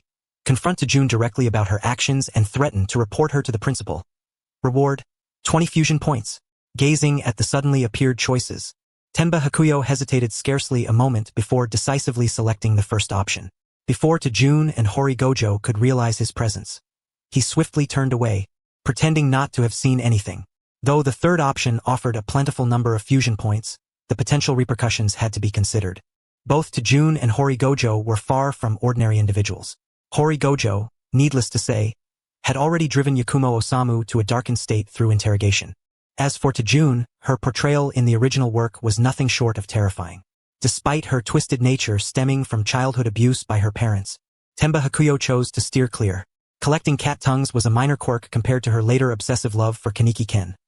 More precisely, Sasaki Haze, which reached a frenzied, mad state, involving acts only a true Yandere would commit. Therefore, Tenba Hakuyo preferred to forego the 20 fusion points rather than entangle himself with these two. Given his strength, he was hardly afraid of them, but unnecessary trouble was best avoided. Ding! Host completed option 1. Gained reward: 1 fusion point. However, judging by this trajectory, it seemed likely that the next target of slander would be Jukiyama Shu. Not only did Hori Gojo praise Tajun's behavior, but he also gifted her his own dagger, even shielding her by shifting the blame for the multitude of slain cats onto Jukiyama Shu. Jukiyama was already a loner who kept to himself, and his habitual self-harming tendencies left no one doubting that he might harbor violent tendencies. According to today's schedule, there was a morning Quinks practical class followed by a light combat training session in the afternoon. The Quinks were the very reason Tenba Hakuyo had come here. The training ground was already prepared with the Quinks needed for the practical class, all stored within a single box. Tenba Hakuyo initially wondered if such a box could truly hold so many Quinks. The next moment, he discovered that all the Quinks were shaped like daggers, each appearing identical. At that moment, the combat instructor spoke. Each of these Quinks is named Hiriko 176. They are B-class Quinks, meaning there are 76 identical daggers crafted from the same Quinkwa material. You will begin your training with these dagger-shaped Quinks. Because daggers are relatively small and simple to produce, they can be mass-manufactured. Larger quinks, such as scythes, spears, or those that can freely switch between sword and shield forms, are difficult to mass-produce, usually crafted 1 quinqua per 1 quinqua.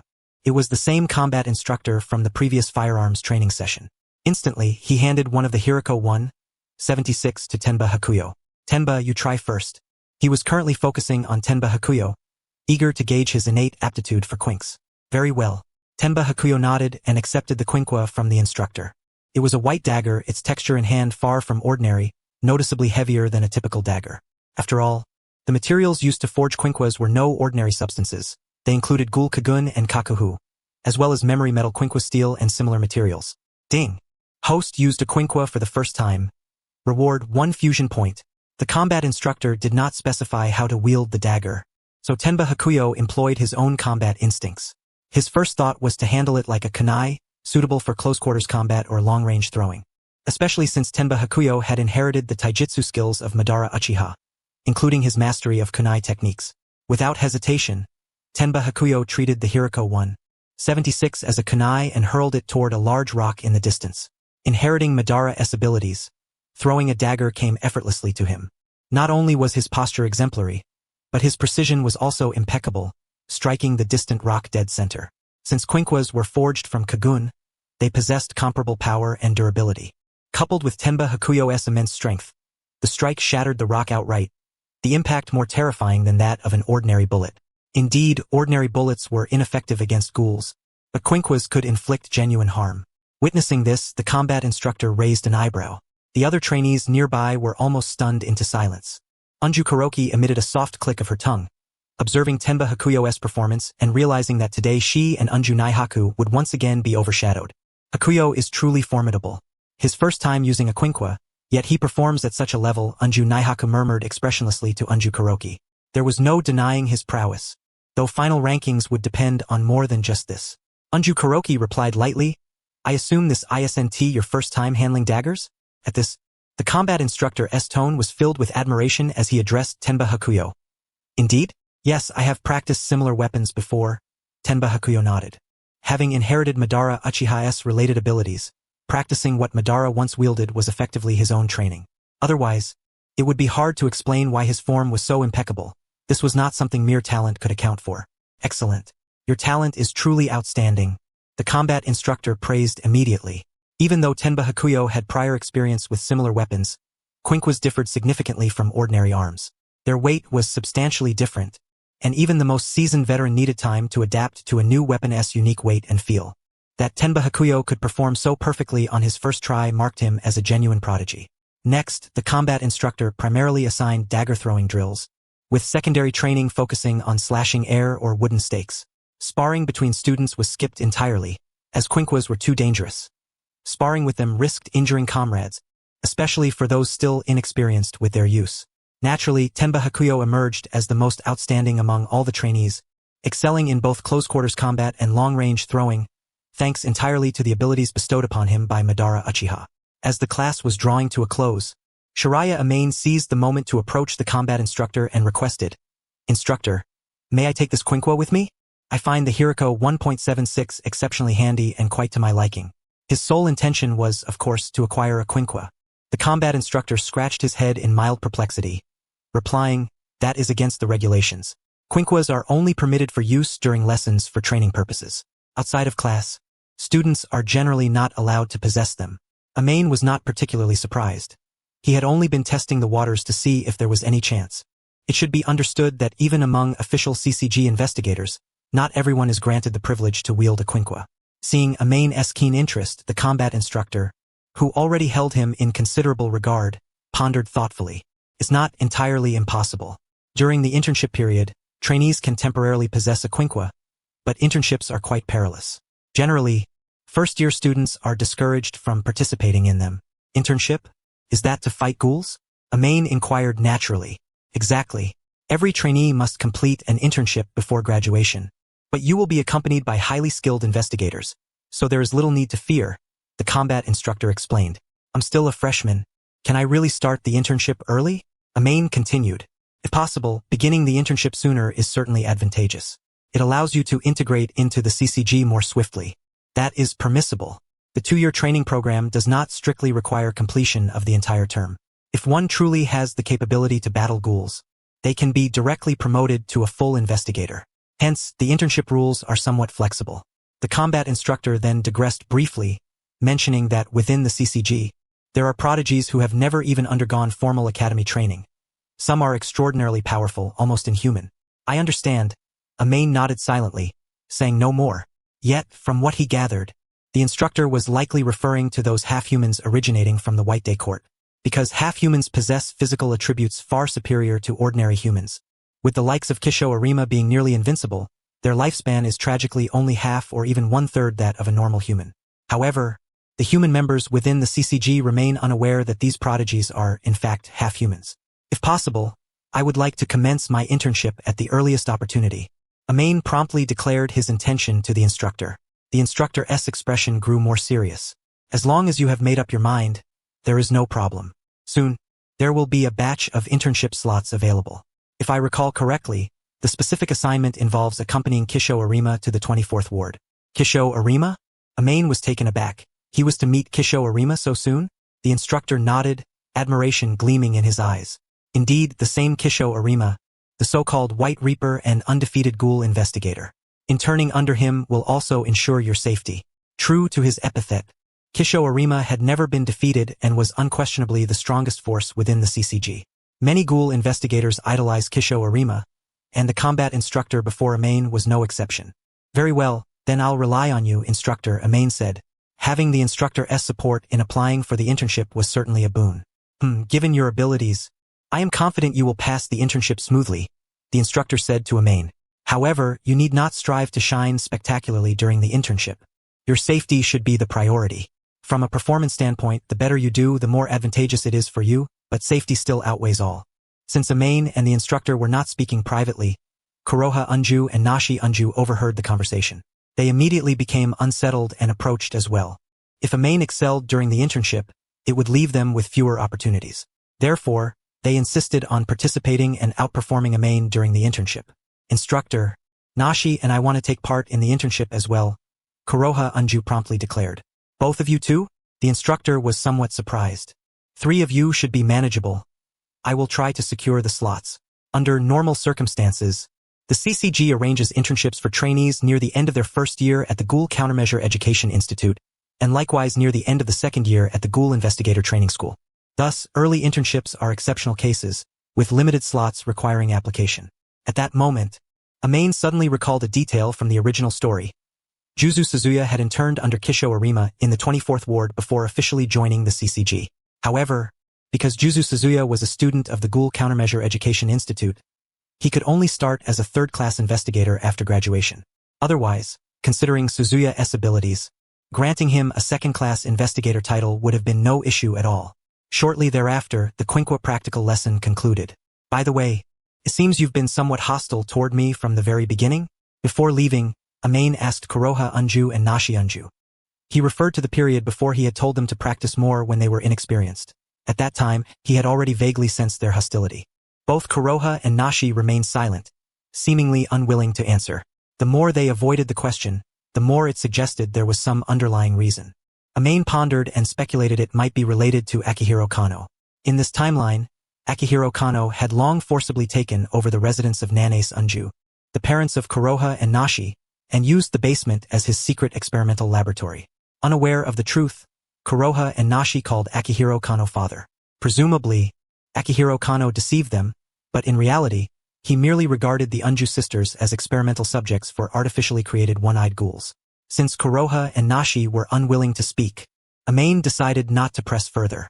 With the instructor's assistance, Amain and the Unju sisters quickly received their responses. Their curriculum was subsequently altered to prepare for the impending internship. For instance, the more basic theoretical courses were temporarily suspended and replaced with specialized classes on how to exterminate ghouls, covering ghoul weaknesses, vulnerabilities of various Kagun types, ghoul feeding habits, and so forth. Moreover, the students preparing for the internship were temporarily assigned to a dedicated classroom. Amain also learned who would be interning alongside him. Besides Kuroha and Nashi Unju, there was Juzu Suzuya and 2 unfamiliar boys. Juzu Suzuya was the child with white hair, dark red eyes, and a somewhat feminine appearance. In the classroom, Suzuya wore slippers, was slight in stature, and bore numerous peculiar stitches all over his body. Despite the impending class, Suzuya appeared nonchalantly languid, even playing with needles and thread, embroidering his own body. As if completely insensitive to pain, he seemed to take great pleasure in this activity. He was precisely as Amain remembered, just as expected. The classroom atmosphere was somewhat intriguing. Kuroha, Nashi, and the two unknown boys deliberately kept their distance from Suzuya, avoiding sitting too close to him. This was because Suzuya had already been reprimanded by the school authorities.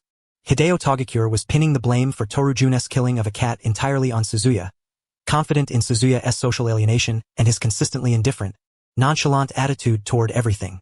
Shinohara Shisaku did not bother to explain anything, nor did he care about others' opinions of him. Thus, he was the most suitable scapegoat. The Ankyu sisters and those two boys all harbored prejudice against Shinohara Shisaku because of this incident. Only Tenba Hakuyo's seat was relatively close to Shinohara Shisaku's. Very well. Class is about to begin. At that moment, the instructor entered. When the class ended, one of the buzzcut boys took the initiative to introduce himself to everyone. They all introduced themselves to one another, except for Shinohara Shisaku. Even without the recent cat-killing incident, Shisaku's peculiar behavior and demeanor deterred ordinary people from approaching him. Im Tenba Hakuyo. Nice to meet you, he said. After those two boys got acquainted with Tenba Hakuyo, they directly ignored Shinohara Shisaku. However, after some thought, Tenba Hakuyo walked over and extended his hand to Shinohara Shisaku with a smile, saying, "My name is Tenba Hakuyo. From now on, we will be teammates." Shinohara Shisaku seemed unprepared for someone to approach him so proactively. He hesitated for a moment before putting down the needle and thread in his hand, gazing at the outstretched hand with a hint of confusion. It appeared he did not fully comprehend the meaning of the gesture, yet he could somewhat sense the goodwill behind it. Just as Shinohara Shisaku was about to respond, Ankyu Kurwa suddenly approached and coldly warned Tenba Hakuyo, "I advise you to stay away from him. A guy who even tortures and kills kittens." Upon hearing Ankyu Kurwa's words, Shinohara Shisaku opened his mouth but then closed it again, ultimately saying nothing. Perhaps it was because Tenba Hakuyo was unaware of the cat-killing incident until just now. Although those acts were not his doing, Shisaku was too indifferent to explain anything. Now that the other party knew, there was nothing more to say. "I see. Anyway, you must be Shinohara, right? We'll talk more next time." Tenba Hakuyo did not join Ankyu Kurwa in attacking Shinohara Shisaku. His calm demeanor left a remarkable impression on Shisaku. Ankyu Kurwa was also surprised that Tenba Hakuyo could engage with Shisaku so peacefully. Although Shinohara Shisaku did not respond verbally, he gave a slight nod.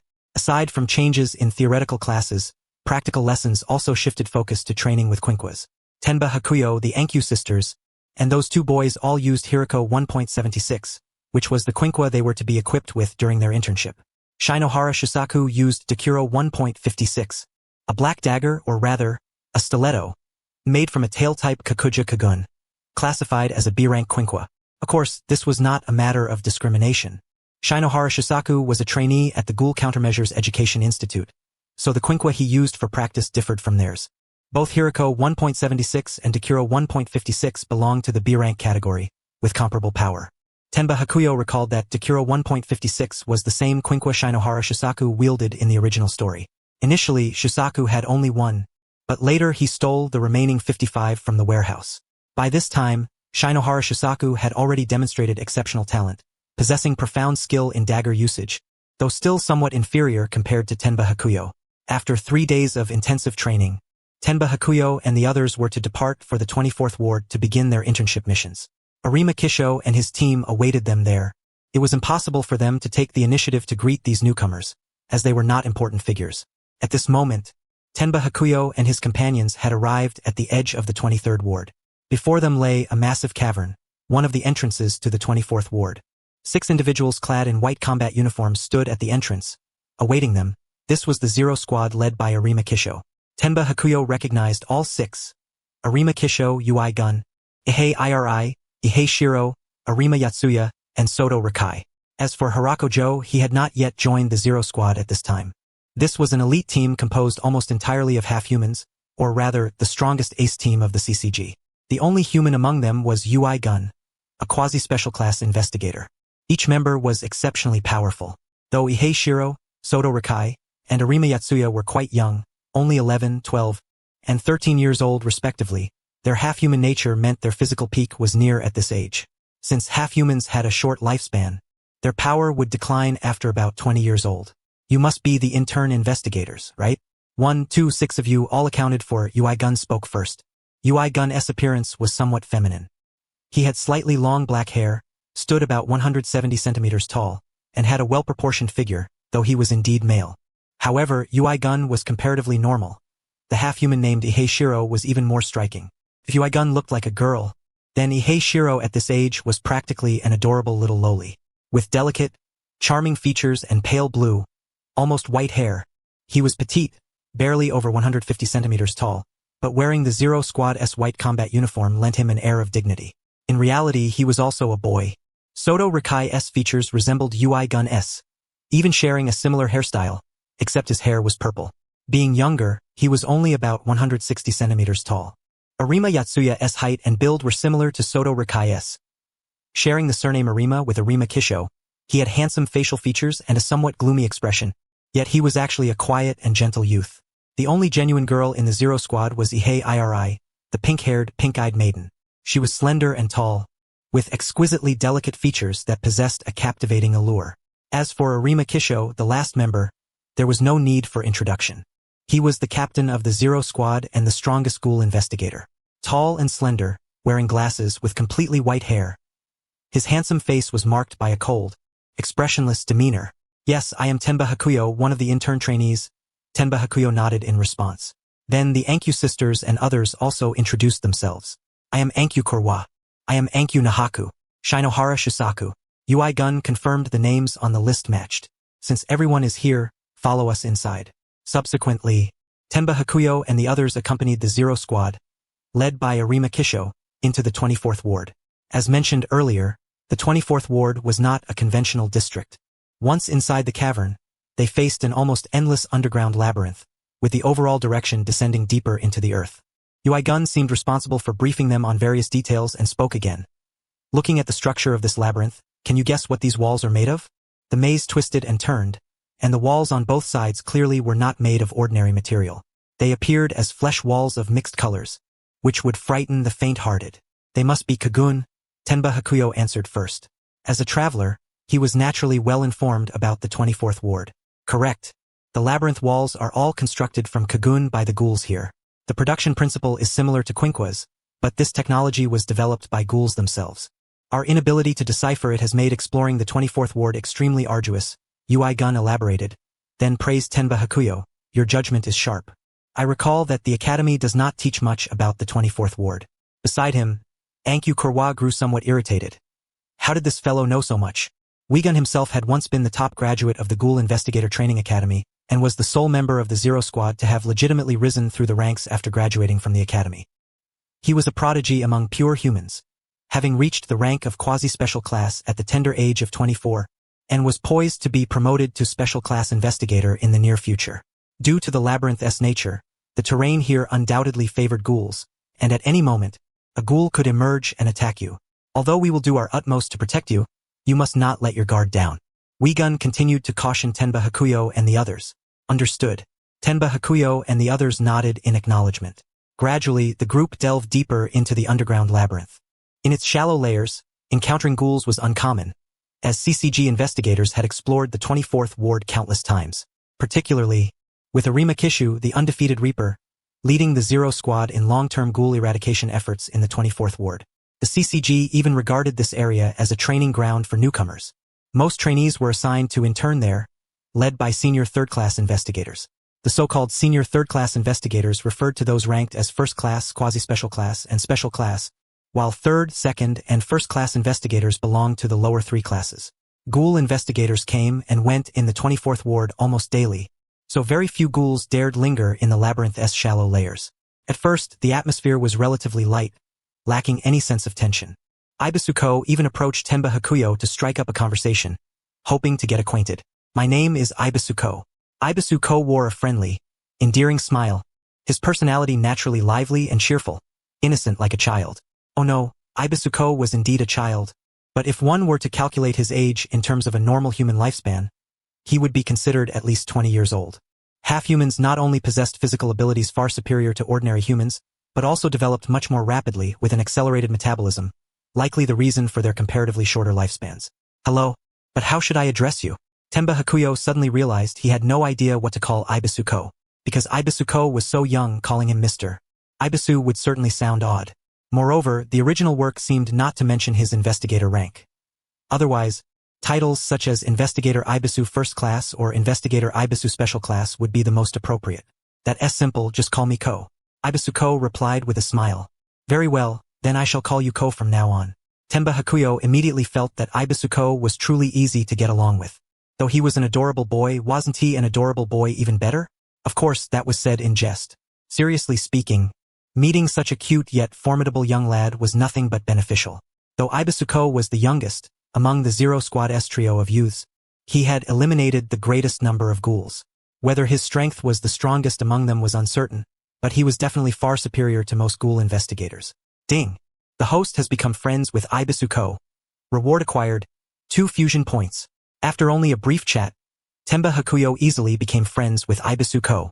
As for Sento Rikai, who was quiet and reserved, and Arima Yuzaku, who had a calm and introverted demeanor, they naturally would not initiate idle conversation with the unfamiliar Tenba Hakuyo.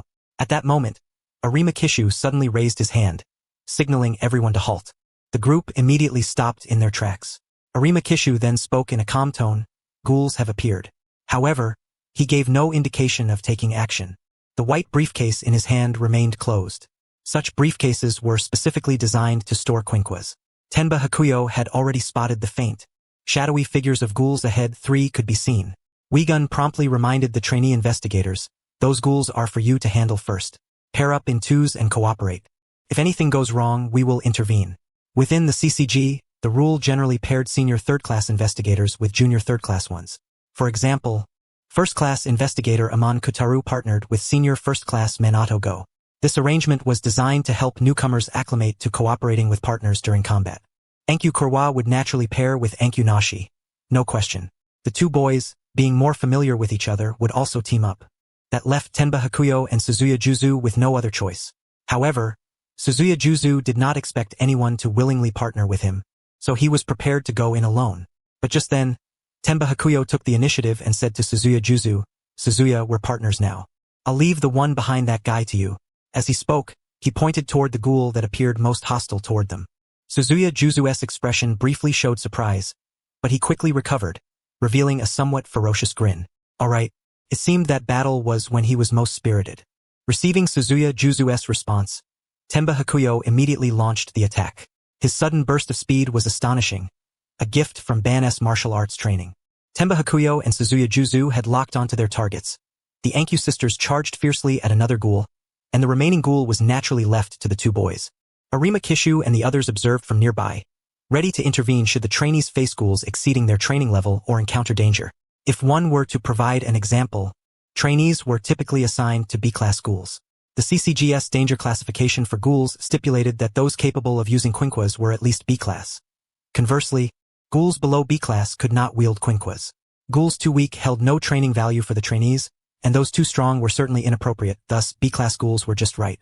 His speed is truly remarkable. Are the newcomers assigned to us of such high caliber? Wigun was already astonished by Tenba Hakuyo's initial burst of speed. They had, of course, guided several batches of newcomers, but Tenba Hakuyo was the first to leave such a dazzling impression. Usually, only the more capable newcomers are assigned to early training. It's not unusual to encounter a prodigy now and then, Ibisuko remarked. Tenba-san, keep it up. Ibisuko cheered on Tenba Hakuyo. By this time, Tenba Hakuyo had reached the ghoul's front. From the start, he had sensed something was amiss with this ghoul, as well as the other 2. Likely they were starving mad. Clearly, their side operated on a senior guiding junior investigator model. Yet these 3 ghouls, instead of fleeing, drooled and frantically lunged toward them with wild expressions. To be precise, this was not mere starvation-induced madness, but a manifestation of the ghoul's hunger state. If a ghoul went too long without consuming human flesh, it would enter an excruciating hunger state, gradually losing rationality over time and attacking anyone before it with reckless abandon. Not only ghouls, but even humans nearing starvation might resort to cannibalism, let alone ghouls who wielded power far beyond humans. Moreover, losing control was beyond their command. It was akin to when you are on the brink of starvation, and a living meal stands before you. Though it looks like your own kind, the taste promises to be exquisite, and you possess the means to easily kill it. What would you do? Perhaps you might resist, but once your reason is lost, it will no longer be up to you. Certainly, this does not imply that the act of ghouls preying upon humans is justifiable. It merely illustrates a certain principle. I will devour you. The ghoul confronting Byakuya Amane muttered incoherently, his words slurred, while his pair of Kakugan were more ferocious than those of ordinary ghouls. The scales emanating from his waist writhed grotesquely, a sign of his madness. Not all ghouls are as fortunate as those in the 20th Ward, where Kusuke Yoshimura's leadership transformed the environment. Every ghoul seeking refuge in the stable ward could secure barely enough rotten flesh to stave off starvation. In contrast, other districts, especially the chaotic 24th Ward, made scavenging for decayed meat a daunting task. The weaker the ghoul, the more likely it was to suffer hunger. In essence, the 20th Ward benefits from Kusuke Yoshimura's equitable distribution of carrion resources, whereas other wards operate under the law of the jungle. The strong prey upon the weak. Those failing to procure food risk being devoured themselves. As for cannibalism among ghouls, it only serves to accelerate the increase of RC cell counts within the body, thereby enhancing their strength but failing to resolve their hunger. Although this was never explicitly emphasized in the original work, it must be so in theory. Otherwise, mutual consumption among ghouls would become a perpetual motion machine. You take a bite of me, I quickly regenerate thanks to my healing ability. Then I bite you back. And once you recover, the cycle repeats indefinitely, thus the problem of food scarcity would be non-existent. It is crucial to understand that the specific act of cannibalism involves consuming the kakuhu of a fellow ghoul, not their flesh. The kakuhu functions as a storage organ for RC cells. By devouring it, one absorbs the other's RC cells, thereby achieving a power boost. At this moment, Byakuya Amane deftly evaded the ghoul's frontal strike, closing the distance and gripping the kunai Hiriko 176 in a reverse grip with his right hand, plunging the dagger directly into one of the ghoul's Kakugan. The Kakugan instantly went blind. Ah! The ghoul screamed in agony. Though Shizu Suzuyama's speed could not match Byakuya's, he was still far swifter than an average human and had arrived promptly. Following the battle plan just imparted by Byakuya, Shizu seized the opportunity while the ghoul was distracted by its blinded eye, maneuvering behind it and throwing the kunai in his hand. This temporarily stationary target was an easy mark for him to hit the kakuhu. The kunai, imbued with the potency of Dokusaji 156, successfully pierced the ghoul's resilient epidermis, striking its most vulnerable point, the kakuhu. Many ghouls do not necessarily perish from decapitation alone, but the kakuhu remains their universal fatal weakness. Once a ghoul's kakuhu is severely damaged, its ability to resist collapses, including its regenerative powers which rely on this organ. Seeing the ghoul's kakuhu grievously wounded, Byakuya immediately followed up, lunging forward and driving the kunai through the ghoul's heart. Ding! The host has defeated a Class B ghoul and earned a reward, 5 fusion points. As the ghoul collapsed lifelessly, Byakuya earned fusion points. Having successfully expelled this ghoul, he expressionlessly retrieved the Dokusaji 156 embedded in the kakuhu from Shizu Suzuyama and returned it. Well done. Byakuya raised his hand in a gesture to high-five Shizu in celebration. However, Shizu, not quite understanding the motion, hesitated momentarily before imitating Byakuya's raised hand. Clap. It was only when Byakuya actively met his hand that Shizu comprehended the proper way to respond. Byakuya then passed the Dokusaji 156 back to him. The two prepared to return to Takayasu Arima's location. As for the battle between the Anku sisters and the ghouls, it was not the concern of Byakuya and Shizu.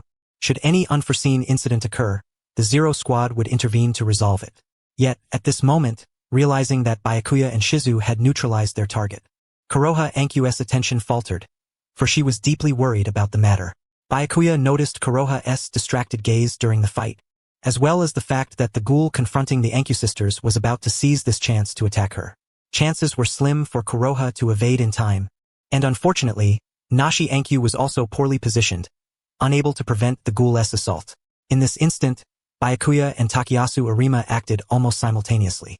Byakuya chose to rush forward, scooping up Kuroha in a princess carry and retreating immediately, while Arima opened a black gold Quinkwa briefcase and retrieved the S-Class winged Quinkwa, Narakami. As Byakuya carried Kuroha away, a bolt of lightning surged past him with the speed of thunder, striking the ghoul. The raging electrical energy ravaged the ghoul's body, extinguishing its life signs in an instant.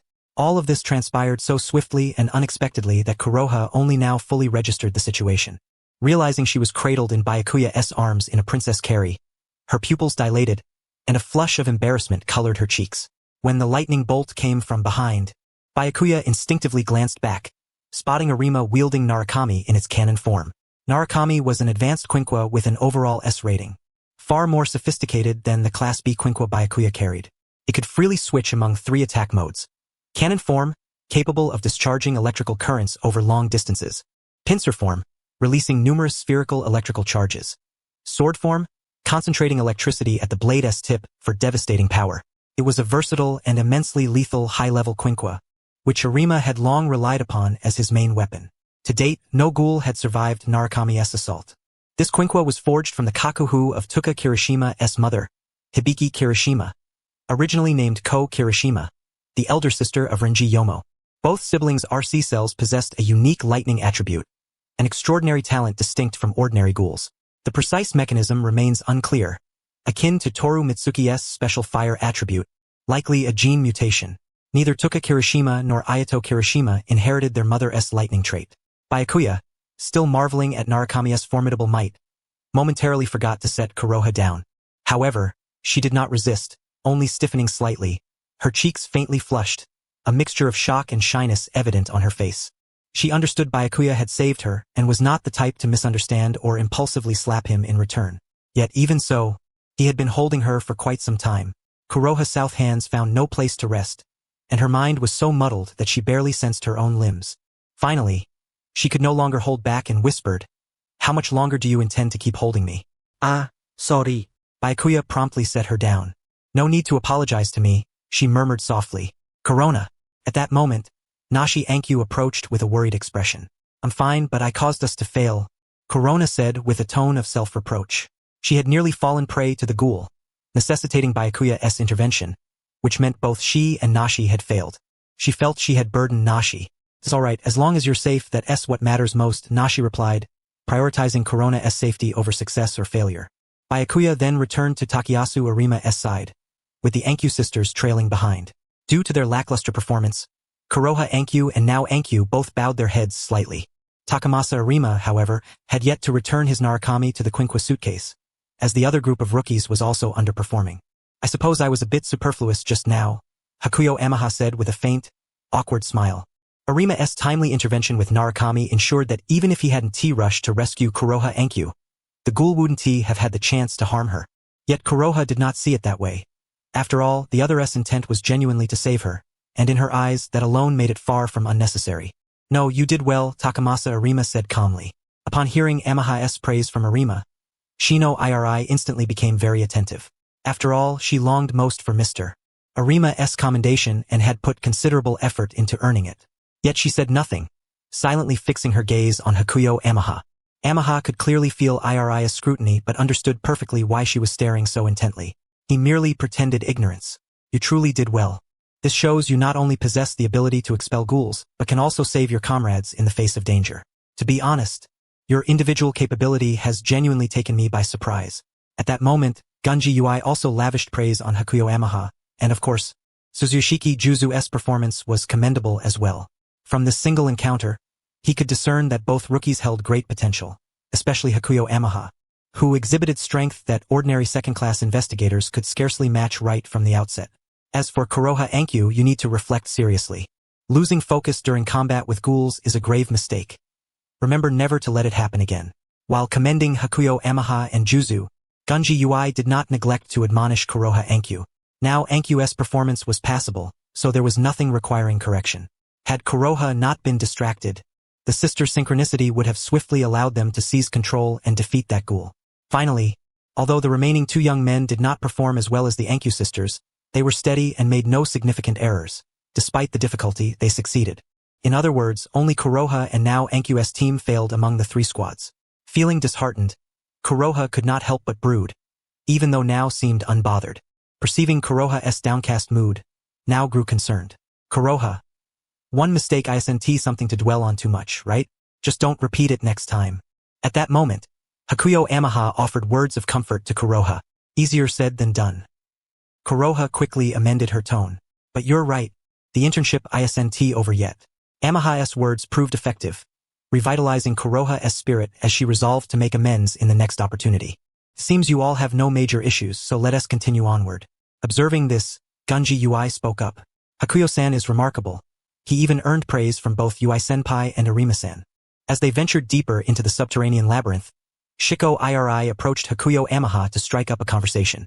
Don't think I'm unaware that the Zero Squad is the elite among elites. Shiko, you must be even stronger than I am. Hakuyo Ama responded casually. No, no. Not at all.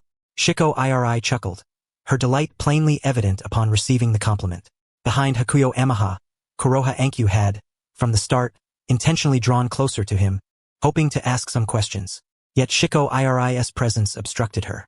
Moreover, Kuroha did not know Shiko Iri's true gender. Judging by appearance, she mistakenly assumed Shiko was female.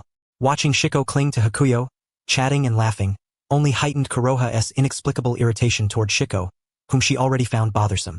Kuroha simply wished this nuisance would move aside quickly. Kuroha, it seems you care an awful lot about that person. At this moment, now Ankyu had noticed her sister's unusual behavior and quietly inquired. Only a twin sister could be so perceptive. Most others would not notice. Kuroha was momentarily startled. Is it that obvious? I just want to ask him something.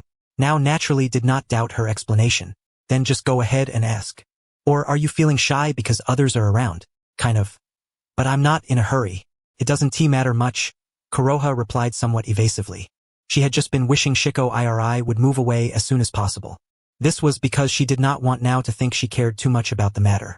After a while, Shiko Iri finally finished chatting with Hakuyo Amaha and returned to the front of the team. At that moment, Kuroha hastened to approach, immediately coming to stand beside Hakuyo. Is there something you need? Hakuyo noticed her movement and inquired. Well, why did you save me just now? I had regarded you as an opponent before, and my attitude toward you wasn't very good. Kuroha was quite concerned about this. The other had been able to intervene so promptly, without a hint of hesitation, to rescue her. Hakuyo smiled gently. Saving someone doesn't require a special reason, right? And a charming girl like you, wouldn't it be a pity if something happened to you? Hearing the word charming, Kuroha's cheeks flushed slightly. Someone had just called her cute. What are you saying? Don't spout such unnecessary nonsense. Kuroha deliberately masked her shyness, but the rosy tint on her face betrayed her. Being complimented so suddenly certainly pleased her heart. Nonsense? You really are quite charming, Hakuyo said earnestly. He spoke simply based on reality. Even before he transmigrated, upon first seeing Kuroha and now Ankyu, he found the sisters adorable. Unfortunately, in the original story, the Ankyu sisters also endured tragic fates. Kuroha had intended to hide her bashfulness, but Hakuyo's words only deepened her coyness. I understand, so stop saying it. Feeling overwhelmed with embarrassment, Kuroha hurriedly stopped Hakuyo. Although their conversation was rather quiet, now Ankyu, standing nearby, could hear it and notice the change in her sister's expression. She sensed that Kuroha was truly acting out of character. When it came to other boys, her sister never behaved like this. In fact, Kuroha barely acknowledged any of them, usually sticking close only to Now. Yet Now was still quite naive in some respects, so she did not fully understand why Kuroha behaved this way around Hakuyo. She resolved to ask her sister later. Elsewhere, not far off, Suzushiki Juzu vaguely noticed that Hakuyo and Kuroha seemed to share a good rapport. However, being even more innocent than Now, he had no idea what that implied. So he merely glanced briefly and lost interest. At this point, Kuroha felt she could not continue like this. If Hakuyo said any more strange things, she feared she herself would become odd. Thus, she fled back to Nao's side. Just then, Nao came over and quietly asked her sister, Kuroha, why do you act so differently around him compared to other boys? Upon hearing this, Kuroha appeared only slightly startled on the surface, but inwardly, her heart skipped a beat. Was her reaction really so obvious? Had Nao seen everything so clearly? And no, not really. After all, he had just saved me. I certainly couldn't treat him as coldly as I did other boys. Ankyu Hakuna feigned composure as she explained, though inwardly she was flustered, and her tone betrayed a subtle awkwardness. Is that so? I see. Ankyu Naihaku believed Hakuna's casually fabricated excuse. Since she was inexperienced in matters of emotion, she never suspected the true cause. Phew, Hakuna felt a slight relief wash over her heart. Yet, simultaneously, she sensed something was amiss within herself. What was going on? Even if she regarded Tsubasa Hakuyo as a lifesaver, her reaction just now shouldn't have been so intense, right? Could it be because... No, that kind of thing is impossible. He is my rival, after all. Ankyu Hakuna immediately dismissed her own conjecture. Whether it stemmed from embarrassment or something else, only she truly knew. She forcibly cleared her mind of distractions. She was still an intern, and now was no time for wavering. However, it was not long before Ankyu Hakuna lost her resolve. Because Yipping Shiho would occasionally chat and laugh with Tsubasa Hakuyo, she couldn't help but become preoccupied with their interactions, which only heightened her restlessness. Ding! The host has defeated a B-rank Ghoul and earned a reward, 5 fusion points. Ding! The host has defeated a B-rank Ghoul and earned a reward, 5 fusion points. Arima Takamasa S0 squad, accompanied by Tsubasa Hakuyo and others, had been operating within District 24 for several hours. They refrained from venturing too deeply into the underground labyrinth, as delving further risked encountering more advanced ghouls, which would be counterproductive for the interns' training. The underground labyrinth of District 24 was vast, virtually encompassing the entire subterranean area beneath Tokyo. Thus, even without penetrating deeply, wandering around made it difficult to revisit the same spot. During today's internship, Tsubasa Hakuyo and Suzuya Juzu collectively expelled 3 ghouls. Although Ankyu Hakuna and Ankyu Naihaku initially performed poorly, they managed to compensate later by successfully driving out 2 ghouls. The 2 boys also expelled 2 ghouls, but their overall performance was inferior to that of the Ankyu sisters. Now everyone was departing from District 24. As it was already quite late, staying overnight in such a place was out of the question, even if they skipped dinner. Of course, the internship was far from over and would continue tomorrow. Arriving at the cavern exit of District 24, Tsubasa Hakuyo and the other trainees prepared to take the subway home. Goodbye, Mr. Tsubasa, Yipping Shiho waved to Tsubasa Hakuyo. See you tomorrow, Shiho, Tsubasa Hakuyo responded with a smile. Hearing Tsubasa Hakuyo address that young girl by her given name so casually, Ankyu Hakuna's curiosity deepened. Suzuya Juzu and the 2 boys were returning to the academy dormitory, while Tsubasa Hakuyo and the Ankyu sisters were going home. Therefore, they boarded different subway lines. At that moment, Tsubasa Hakuyo was seated in the same subway car as Ankyu Hakuna and Ankyu Naihaku. The 3 sat in a single row, Ankyu Naihaku on the far left, with Ankyu Hakuna and Tsubasa Hakuyo seated from left to right. Due to the evening rush hour, the subway was crowded, and the trio had to squeeze together. Consequently, Tsubasa Hakuyo sat right beside Ankyu Hakuna, who found herself physically pressed against his shoulder. He also shielded the Ankyu sisters from strangers on the other side. Feeling her shoulder pressed against his, Ankyu Hakuna's body tensed slightly, yet her mind was elsewhere, preoccupied with thoughts about Yipping Shiho. Since Naihaku was beside her, she felt too embarrassed to bring up the matter with Tsubasa Hakuyo at that moment. Had Ankyu Hakuna known that Yipping Shiho was actually a boy, she probably would not have been so troubled. After a while, Ankyu Hakuna's opportunity arrived. Seemingly exhausted from several hours of internship in District 24, Ankyu Naihaku leaned against Ankyu Hakuna's shoulder and soon fell into a deep sleep. Once certain Naihaku was sound asleep, Ankyu Hakuna turned to Tsubasa Hakuyo and asked, "By the way, you seem quite close to that girl named Shiho, don't you? You've only known her for less than a day, yet you're already calling her by her name." Upon hearing this, Tsubasa Hakuyo immediately turned to look at Ankyu Hakuna. Seeing the slight concern etched on her face, he seemed to understand something. Clearly, she was a little jealous, wasn't she? At the same time, the system suddenly chimed in. Ding! Host has activated a mission. Unlock divine level choices. Choice 1. Tell Ankyu Hakuna that Yipping Shiho is actually a boy, and do nothing else. Reward: 1 fusion point. Choice 2. The lowest EQ option, mock Ankyu Hakuna for not distinguishing between male and female. Reward: 10 fusion points. Choice 3. Directly ask Ankyu Hakuna if she is jealous. Reward: 20 fusion points. Faced with these options, Tsubasa Hakuyo had no hesitation.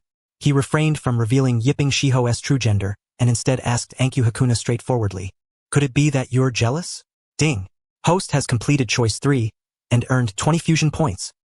Ah! Ankyu Hakuna was momentarily stunned before snapping back. That's impossible. Her flustered denial and the faint blush on her cheeks betrayed her true feelings. Nonetheless, she quickly regained her composure and retorted, "I never thought you'd be so narcissistic." Having seen through it all, Tsubasa Hakuyo smiled silently, choosing not to expose Ankyu Hakuna just yet. "In fact, you've misunderstood something from the start. That child named Yipping Shiho isn't a girl, but a boy," Tsubasa Hakuyo finally clarified. "Huh? You're saying Shiho isn't a girl, but a boy?" Ankyu Hakuna asked, her voice filled with surprise. "That's right. Although Shiho's appearance is indeed very cute and girlish, he is actually a boy, Tsubasa Hakuyo repeated. Well then, Ankyu Hakuna admitted, utterly astonished that such a visage belonged to a boy. Yet, her heart felt much lighter, and she no longer worried about the relationship between Yipping Shiho and Tsubasa Hakuyo. By the way, if you want me to call you by your name as well, I wouldn't mind, Tsubasa Hakuyo continued. Who said I want that? Rather, if you want to, I suppose I can reluctantly agree, Ankyu Hakuna retorted. Great, since you've agreed, I'll call you Hakuna from now on, Tsubasa Hakuyo said with a smile. That way, it'll be easier to distinguish you from Ankyu. The Ankyu he referred to, of course, was Ankyu Naihaku. True to the adage that bluntness conquers tsundere pride, Tsubasa Hakuyo's candid remark effectively ended the exchange. Ankyu Hakuna was left speechless, her cheeks flushing a deep crimson. Well then, Ankyu Hakuna certainly did not dislike Tsubasa Hakuyo calling her by her name, so despite her embarrassment, she nodded in acceptance. At that moment, the train was approaching their stop. Ankyu Naihaku had just woken up, rubbing her eyes and realizing they were almost there. We've arrived. Let us get off first, Ankyu Hakuna said to Tsubasa Hakuyo as the subway doors opened. Goodbye Hakuna, and goodbye to you too, Ankyu, Tsubasa Hakuyo replied. Without having obtained permission from Unju Nashi, Tenyu Byakuya naturally refrained from addressing Unju Nashi by her given name directly. Farewell. Unju Kuranashi immediately grasped Nashi's hand and briskly departed without a backward glance. Being addressed by Tenyu Byakuya by her given name in front of Nashi was already sufficiently awkward and embarrassing. If he were to say anything more, she felt she would be utterly overwhelmed. Still somewhat groggy from just waking up, Unju Nashi had yet to fully register Tenyu Byakuya's manner of addressing her and Kuranashi. It was only when the subway resumed its journey that she suddenly realized something seemed amiss. Kuranashi? Did he just call you Kuranashi directly? Unju Nashi asked with surprise. Unju Kuranashi nodded without denial. She did not bother to offer any elaborate explanation, knowing that over-explaining might lead Nashi to mistakenly believe Tenyu Byakuya was truly that vain. So, Kuranashi, you don't actually find it annoying? Unju Nashi was somewhat taken aback. Being addressed by one's given name without honorifics would normally provoke resistance. Yet Kuranashi showed no sign of objection whatsoever. What on earth was going on? She hardly recognized her sister anymore. Well, it's not too bad after all. That guy did save me, Unju Kuranashi repeated the same justification for the second time. Kuranashi, you're acting rather strangely today. Could you tell me what's really going on? Unju Nashi asked with concern. Hearing this, Kuranashi's eyes flickered with hesitation. She pondered whether to confide in Nashi about certain matters that made her feel embarrassed to disclose. After much deliberation, she finally resolved to speak. Nashi, I think I might have developed a bit of a liking for that guy having stammered out the admission, Kuranashi hastened to add. Of course, it's only a possibility, and just a tiny bit of that feeling. Kuranashi's words left Unju Nashi utterly bewildered. Though not well versed in such matters, she understood the meaning of liking. After all, no matter what, she had already reached the age of 18. That her sister could like Tenyu Byakuya struck her as astonishing. While not entirely incomprehensible, given that the young man had once saved her sister and that her sister was indeed at an age to develop feelings for boys, Nashi still felt it might be happening too quickly. Kuranashi, why do you like him? Is it simply because he saved you? Unju Nashi sought to confirm the reason behind Kuranashi's affection. Of course, it's not that simple, but I can't really explain it either. It's just that there might be a little bit of liking there, Kuranashi replied. She suddenly regretted revealing her feelings, as once spoken, they could not be retracted. That's good to hear. I was worried you'd fall for him too easily. Unju Nashi felt considerably relieved. Her concern was that Kuranashi was too quick to develop feelings for some boy. If you truly like him, I will definitely support you, she said with a faint smile. I already said it's just a possibility, just a tiny bit. I never said I definitely like him, Kuranashi muttered. Unju Nashi said nothing further. Though her sister was somewhat reserved, she was so adorable and beautiful that surely everything would be fine. However, Nashi suddenly realized she needed to understand Tenyu Byakuya more deeply. Otherwise, she could not entrust Kuranashi to him with peace of mind. When Tenyu Byakuya returned home, it was already past 6 o'clock in the evening. The refrigerator still contained ingredients, so he did not need to go to the market. Yet, upon arriving at his doorstep, he unexpectedly spotted a familiar figure standing there. None other than Kamishiro Rizio. Passers-by could not help but turn their heads to admire the beauty who seemed to be waiting for someone. Miss Rizio, why have you suddenly come to my home? Tenyu Byakuya asked with puzzlement. Kamishiro Rizio's face bore an inexplicably plaintive expression as she spoke in a delicate tone. Darling, you're finally home. How much longer do you intend to keep me outside? Upon hearing the word darling, Tenyu Byakuya immediately sensed something was amiss. He certainly did not take that term seriously. Kamishiro Rizio was clearly up to mischief. Wait a moment, Tenyu Byakuya attempted to intervene, but it was already too late. Her words and pitiful demeanor instantly attracted the attention of numerous bystanders. Did you hear that? That guy apparently locked his girlfriend out of the house. One exclaimed. Seriously? Such a stunning beauty, and he has the heart to do that? Another remarked. How infuriating. How can someone like that end up with such a lovely, perfectly shaped girlfriend? It's so unfair. Many men cast envious, jealous, and resentful glances, while the women regarded Tenyu Byakuya with looks reserved for scoundrels. Suddenly, Tenyu Byakuya experienced the full brunt of public condemnation. He was exasperated and somewhat numb. Why had Kamishiro Rizio inexplicably chosen to trouble him this way? Not wanting to prolong the matter, Tenyu Byakuya swiftly pulled Kamishiro Rizio inside. Miss Rizio, I have to say, you can't just drop by unannounced just to mess with me like this, he said with a resigned expression, not holding a grudge over the earlier incident. Are your university classes really that demanding?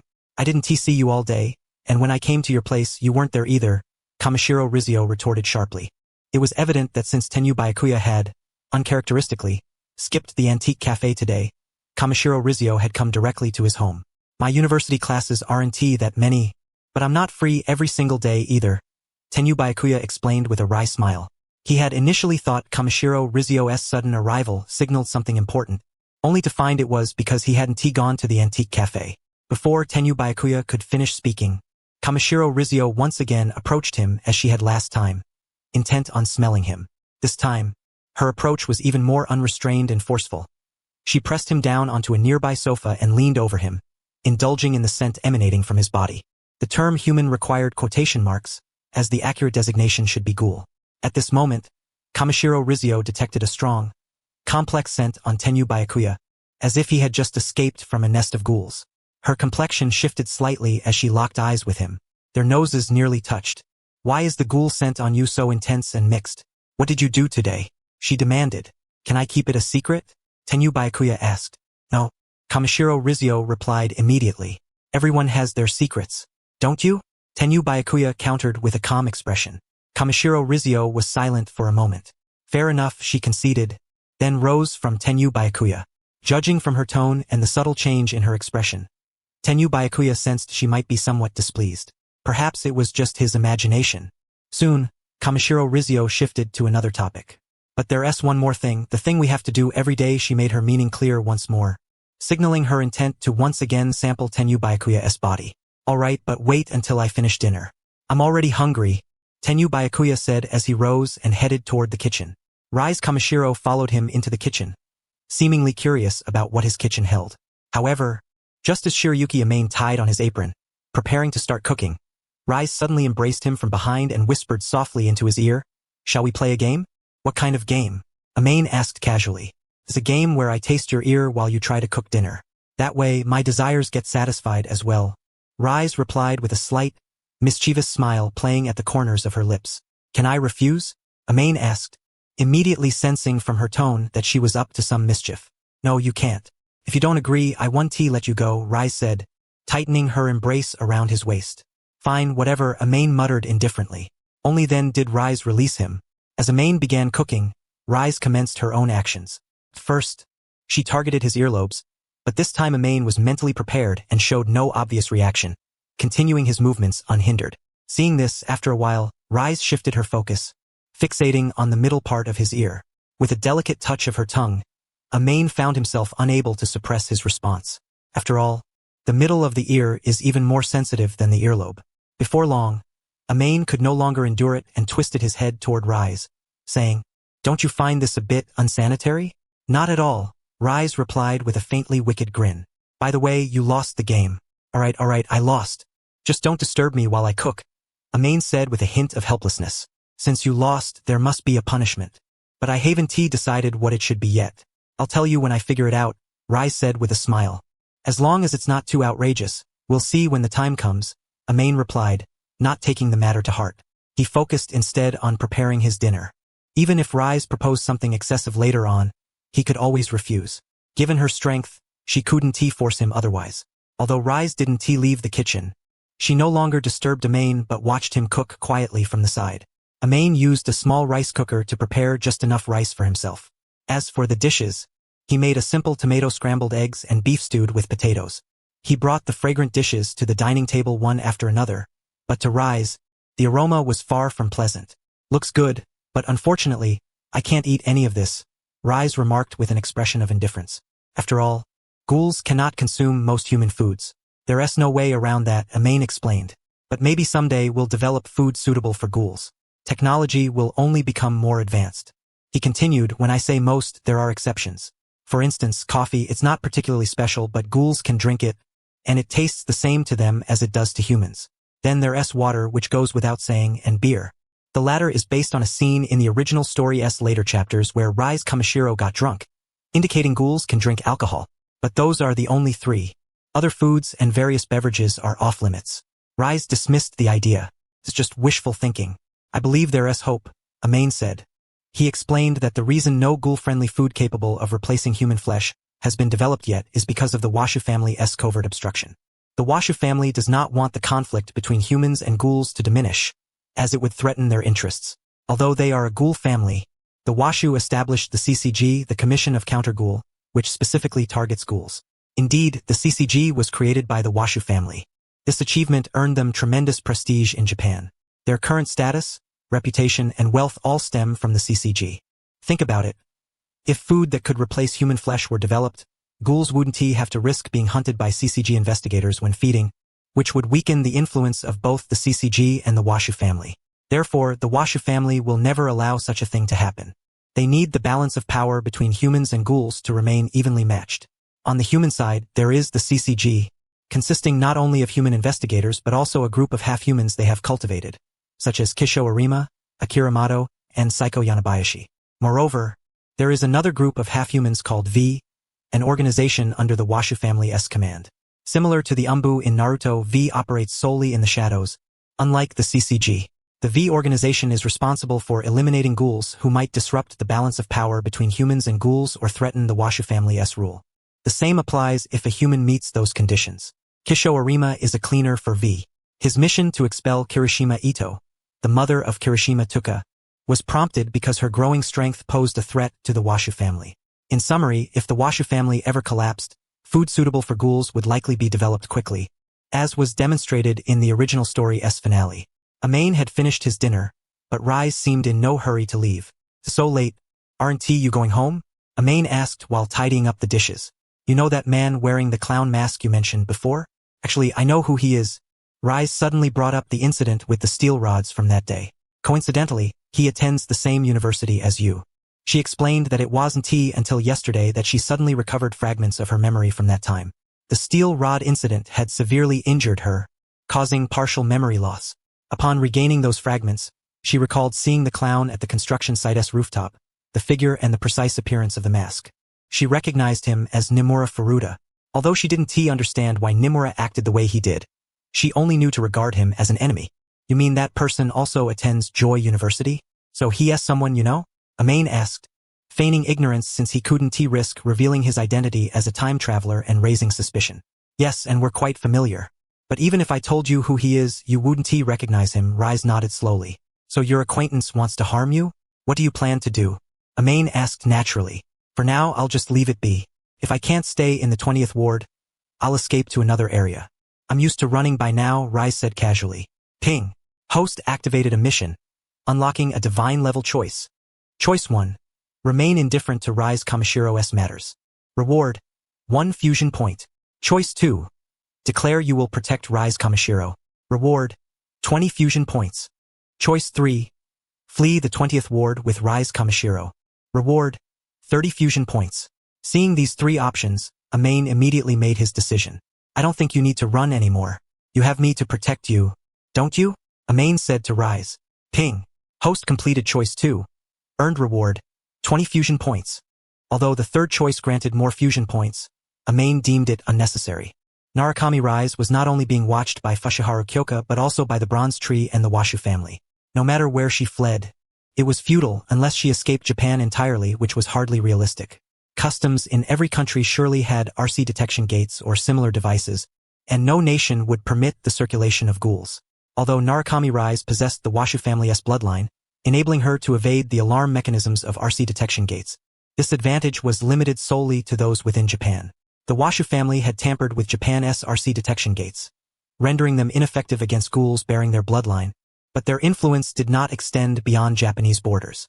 Even cousin Yoshimura, who once served as a cleaner in the V organization, had his RC detection gate altered by the Washu family, allowing his daughter, Edo Yoshimura, to come and go freely within the CCG.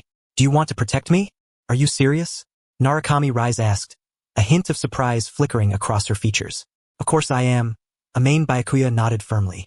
Well, you don't even understand what I'm up against, Narukami Rise replied. My enemies are terrifying, and many are far stronger than you. You're nowhere near capable of protecting me. Though she spoke dismissively of Amain Byakuya's strength, inwardly she hoped he would abandon the notion. She genuinely doubted his ability to withstand the foes she faced, not out of underestimation of him, but because the Washu family was overwhelmingly powerful. Having escaped from the Washu family herself, Narukami Rise knew all too well just how formidable those people were. Upon hearing her words, Amain Byakuya stepped forward, placing one hand firmly against the wall behind Narukami Rise, his tone unusually assertive. Regardless, I am stronger than you. No matter who your enemies are, I am confident I can protect you. Though his current strength was indeed insufficient, he was certain he could at least defend himself and Narukami Rise. Moreover, possessing a system fused with the abilities of Madara Uchiha, how could he lack pride? Narukami Rise's expression flickered with surprise. She had not expected Amain Byakuya to suddenly adopt such a commanding demeanor. Lately, she had grown accustomed to his gentle disposition. Quickly regaining her composure, a faint smile curved her lips. I didn't expect you to have such a strong side. Since you're so confident, you'd better protect me well. Though she still doubted Amain Byakuya could rival the Washu family's might, she found his newfound assertiveness rather appealing. Most importantly, Narukami Rise had always been fond of Amain Byakuya's delicious physique, and if she could drag him along during her escape, he would remain by her side. Originally, she hadn't intended to involve Amain Byakuya in such a mess, but given his resolute stance, the woman with no qualms about exploiting others decided to cling to him. Alert! Host has activated a mission and unlocked a divine-level choice. Option 1. Unable to protect at all, immediately revoke and avoid subsequent trouble with Narukami Rise. Reward: 10 fusion points. Option 2. Invite Narukami Rise to stay overnight, which is safer than going home. Reward: 10 fusion points. Having already spoken, Amain Byakuya's nature would not allow him to act fickle. Thus, he decisively chose the second option. It's already so late. Why don't you just stay here with me tonight? Amain Byakuya said directly to Narukami Rise. His audacity was considerable, managing to say such words with a calm face. Alert! Host has completed option 2 and received reward: 10 fusion points. Narukami Rise looked at Amain Byakuya with a meaningful gaze and almost without hesitation agreed. Alright. Suddenly, she remembered a problem. But I didn't bring a change of clothes. How about you accompany me home, or better yet, come with me to the mall to buy something new? I've been wanting some new clothes lately. Naturally, girls liked beautiful clothes, even ghouls. Then let us buy new ones. The mall is quite close to my place, Amain Byakuya replied. After washing the dishes in the sink, he accompanied Narukami Rise to go shopping. Just a few steps outside, Narukami Rise suddenly linked her arm with his. Amain Byakuya glanced at her in puzzlement. Didn't you say you wanted to protect me? This way I can be protected better. Narukami Rise smiled as she explained. What she didn't mention was that this also allowed her to better catch the scent of Amain Byakuya. He smiled faintly but said nothing. To onlookers, they appeared as nothing less than a couple strolling through the streets. Soon, Amain Byakuya and Narukami Rise arrived at the nearby mall. Such places were not equipped with RC detection gates, and even if they were, they would be ineffective against Narukami Rise. Narukami Rise led Amain Byakuya purposefully to a women's clothing store, seemingly a frequent visitor with a practiced route. However, just then, a female clerk at the store entrance stopped them. I'm sorry, but only boyfriends are allowed to accompany customers inside. May I ask your relationship? Though the two were arm in arm, they could still be siblings.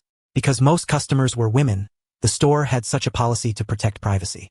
Amain Byakuya was about to ask Narukami Rise if they should try another store, but she spoke first.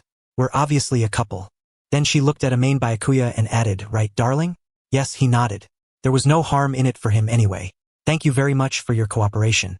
Please come in, the clerk said, leading them inside. The store was quite popular, with many attractive young women browsing the clothes. But Narukami Rai's presence instantly overshadowed them all. "Darling, if you keep staring, I might poke your eyes out," Narukami Rai said with a smile. Amain Byakuya was speechless. He couldn't understand what Narukami Rise was up to, pretending to be a couple so convincingly. "How do you feel about this one?" Narukami Rise began selecting dresses, holding up the first dress for Amain Byakuya before even trying it on. "It looks good," he replied. "And this one?" She held up another style. "This one's nice, too. How about this one?" "Not bad." His replies were perfunctory, which displeased Narukami Rise. "Why are your answers always so half-hearted? Can't you take this seriously and help me choose?" "I am serious. I just don't have much experience or taste when it comes to women's clothes," Amain Byakuya said, scratching his head awkwardly.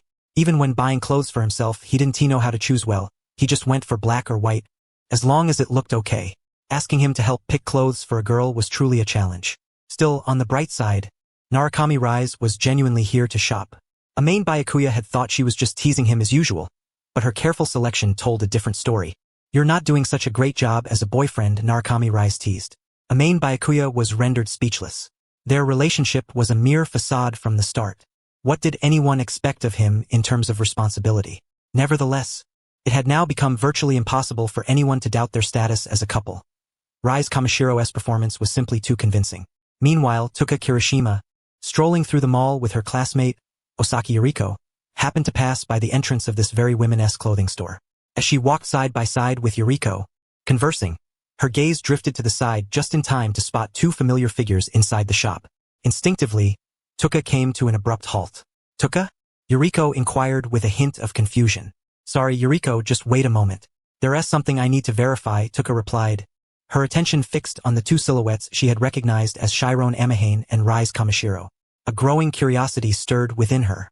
First, supposing Chiron Amahane was still regarded by Rise Kamashiro as prey, would it be typical for that woman to casually accompany her prey shopping for clothes in a mall at night? Moreover, so many days had passed since Rise's first encounter with that human boy, yet Rise had never shown such patience toward any human before. Tuka was genuinely intrigued. What on earth was going on between Rise Kamashiro and that human boy?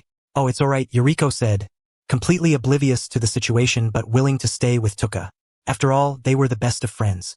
At the same time, Chiron Amahane had actually noticed Tuka and Yuriko but paid them little mind. At that moment, Rise Kamashiro was seeking his opinion. "I think the white dress suits you better, though the purple one would probably look quite nice as well," Chiron offered his thoughts. He had an innate fondness for white, and the purple seemed to complement Rise's hair and eye color perfectly. "I understand. I'll try on both then," Rise said, selecting the two dresses and heading toward the fitting room to try on the new garments. Meanwhile, Tuka had found a spot where Chiron and Rise were less likely to notice her, settling onto a long bench provided for customers to rest. Yuriko sat beside her. Curious to understand the situation, she followed Tuka's gaze and saw that Tuka was still focused intently on the women's clothing store. "Is there someone inside that store you're concerned about, Tuka?" Yuriko asked, her curiosity piqued. "Yes. Did you see the woman with purple hair and glasses? And the boy standing in front of her?" Tuka shared willingly, except she never spoke of ghouls. She had no desire for Yuriko, her closest friend, to learn that she was one, for fear that she would be frightened and distance herself. "I saw them. That girl is so beautiful. And the boy is quite handsome too," Yuriko exclaimed, immediately noticing the striking appearances of Chiron Amahane and Rise Kamashiro. But then, a sudden thought struck her, and she glanced at Tuka. The look of concern on Tuka's face made Yuriko concerned as well. "Tuka, could it be that you like that boy, and that's why you're so focused on them?" Yuriko couldn't help but voice her suspicion. Given the circumstances, that possibility was quite high. "Yes, Tuka," lost in thought about the two inside the store, hadn't quite caught Yuriko's words and replied absent-mindedly. When she realized what Yuriko had said, her face flushed crimson as she hurriedly explained. No, I didn't hear you clearly just now. I don't like that guy." "Don't bother explaining, Tuka. Denial is just a form of concealment, and concealment is the truth," Yuriko said with a knowing smile. "It's really not true. You have to believe me, Yuriko." Tuka was almost in tears. This was a colossal misunderstanding. "Of course, I believe you, Tuka," Yuriko said aloud, though her expression remained unchanged. Clearly, she had already decided that Tuka did like that boy, and the fact that he was now shopping with another very beautiful girl was why Tuka was so preoccupied with watching them from the shadows. To Yuriko, This was the only explanation that made sense. As for Tuka's reaction, that was just shyness. Tuka felt utterly defeated. This misunderstanding was impossible to clarify unless she revealed the truth to Yuriko. But she dared not disclose the reality. For then Yuriko might question how she knew so much about ghouls. And in this matter, Tuka was unwilling to take even the slightest risk. There was no solution. Tuka could only force herself to endure. Meanwhile, Yuriko thought to herself that now Tuka had a boy she liked. As her friend, she must cheer her on and, ideally, help her. She only hoped that the boy had not yet entered a relationship with the purple-haired girl, so she might still have a chance to help Tuka win him over. Rise Kamishiro had already changed into a pale purple dress, the delicate, silky fabric alone evoking a sense of comfort. How do I look? Rise asked Chiron as she modeled the dress before him. Very lovely. The purple dress really suits you, Chiron said earnestly. Then I'll buy this one, Rise decided promptly. But honestly, with your beauty you'd look good in anything, Chiron added. That was indeed the case. A girl with such striking features would look lovely in any attire, unless she deliberately dressed in an unappealing manner, which was another matter altogether. You flatter me, darling. I'm almost embarrassed, Rise responded with a demure expression. Next, Rise tried on another white dress, seeking Chiron's opinion once more. That's lovely too. Both the purple and white suits you well, but maybe other colors could work as well? You could look around a bit more, Chiron suggested. No need. These two are enough. If you think they're good, that's all that matters, Rise smiled radiantly. All right, then it's about time to head back, Chiron said. He had overlooked one detail. Rise had yet to purchase underwear. Why the rush? I haven't bought any underwear yet. When I pick some out later, I'll need you to help me choose, Rise said with a gentle smile before returning to the fitting room to change back into her original clothes. Chiron was momentarily stunned. Was Rise serious? Helping her pick out clothes was one thing, but underwear was quite another. He assumed she was joking. However, when Rise emerged from the fitting room, she immediately took his hand and led him toward the lingerie section. You said purple suits me well. What do you think of this one? Rise asked, holding up a purple set that looked undeniably seductive. Wait, you really want me to help you pick underwear? Chiron asked incredulously. Why not? You're my boyfriend. Isn't this perfectly natural? Rise retorted. The thing is, our relationship isn't real, Chiron began. But before he could finish, Rise placed a finger gently against his lips. Don't be so shy. I'm not embarrassed at all, she said. Fine. If you don't mind, then I don't either, Chiron conceded. Byakuya Amain spoke softly, but when it comes to lingerie, please don't ask me to critique it. You don't need to critique it. Just tell me if it suits me or not, Rise Kamishiro replied with a smile. As for whether it suits you, this purple lingerie set definitely does, Byakuya Amain said with a serious tone. If even Rise Kamishiro wasn't embarrassed, then why should he feel awkward? Alright, then this set is decided.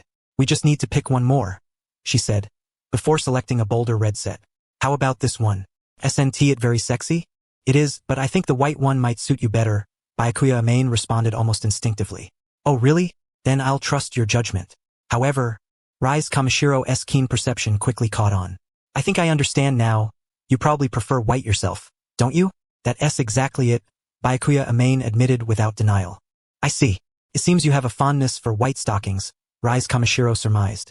Although she was a ghoul, she often read human fashion magazines and was naturally familiar with white stockings. Her attire was chosen with care, not only because she liked looking beautiful but also to facilitate hunting those human men who harbored feelings for her. Because they genuinely look good, Byakuya Amain once again conceded. Then it seems we should buy 2 more pairs of white stockings, Rise Kamishiro said with a teasing tone.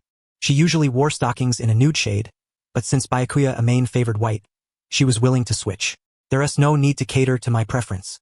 The important thing is whether you like it, Byakuya Amain said earnestly. I also think white stockings look quite nice, Rise Kamishiro remarked. Then there's no problem. Byakuya Amain nodded slightly. At that moment, Tuka Kirishima and Yoko Kosaka were able to see inside the women's clothing store through the glass walls. When they saw Rise Kamishiro trying on new clothes for Byakuya Amain and even selecting lingerie together, both Tuka and Yoko suddenly became unsettled, but for different reasons. Tuka was astonished to see Rise Kamishiro behaving so intimately with a human boy, while Yoko felt that Byakuya Amain and Rise Kamishiro looked exactly like a couple. If the boy Tuka liked was truly already dating that girl, Yoko could not think of any way to help Tuka. Tuka, I will always support you. Unless it's truly impossible, Yoko said solemnly to Tuka. She did this because she didn't want Tuka to lose heart. Thank you. Wait, what exactly are you supporting me for? Tuka said, only realizing something was amiss after saying thanks. Of course I'm supporting your relationship, Yoko replied with a smile. Tuka immediately groaned, pressing her palm to her forehead. She knew any explanation would only deepen the misunderstanding, so she chose to say nothing more. Yet even the silence only intensified the confusion. Seeing Tuka no longer denying it, Yoko became more convinced that Tuka liked that boy. The first thing Yoko felt she had to do was find out whether the boy Tuka liked was really already involved with that girl. Such matters could only be clarified by asking directly, so she planned to find a suitable opportunity. By the way, Tuka, how did you meet that boy? Or where did you first encounter him? Yoko asked. Tuka, unaware of the gravity of the situation, answered without hesitation. The first time I saw him was at the cafe where I work part-time, but I'm really not that close to him. Got it? Yoko smiled without saying more. In her heart, she already knew what to do next. In the end, Rise Kamishiro purchased 2 dresses, 2 sets of lingerie, and 2 pairs of stockings along with some sleepwear. After all, it wouldn't he be comfortable to sleep without it? Byakuya Amane carried all the various bags. When they left the women's clothing store, neither of them seemed to notice that someone was watching them in secret. In truth, they had long since spotted Tuka Kirishima and Yoko Kosaka but simply paid them no mind. Seeing that Byakuya Amane and Rise Kamishiro were heading home, Tuka decided not to follow any further. Shall we go, Tuka? However, Yoko wanted to pull Tuka along. Go where? I don't plan to follow them, Tuka said. Alright, then let us continue shopping for what we need. Yoko did not insist. After all, she had a better way to confirm the relationship between the boy Tuka liked and that girl. Back at home, Rise Kamishiro prepared to use Byakuya Amane's bathroom to take a shower. I'm gonna take a bath now. Don't even think about peeking later, she emphasized before entering the bathroom. Don't worry, I wouldn't do such a thing, Byakuya Amane said calmly, his eyes fixed on the television, not even glancing toward Rise. About 20 minutes later, Rise Kamishiro emerged from the bathroom. However, she had not yet properly donned her sleepwear. Instead, she wrapped a towel around her modesty, leaving her long, slender legs almost fully exposed. Rise Kamishiro was over 5 feet 6 inches tall, and that was with heels on. Her bare height was nearly 5 feet 6 as well. Among Japanese women, her height was considered quite tall, and her body proportions were nearly perfect. Without hesitation, she sat down beside Byakuya Amane. Don't you want to put your clothes on first? Byakuya Amane asked. No rush. It's not bedtime yet, Rise said casually. By the way, you can pick whichever room you want to sleep in tonight, she added. Byakuya Amane's house was fairly large, with several bedrooms. Why choose? Why don't we just sleep in the same room? Rise suggested. Of course not, Byakuya Amane rejected decisively. Why not? Rise asked. Because I'm afraid you'd eat me while I'm sleeping. I don't want to be on edge just trying to sleep, Byakuya Amane said with a calm expression. It was no problem for her to sleep in another room.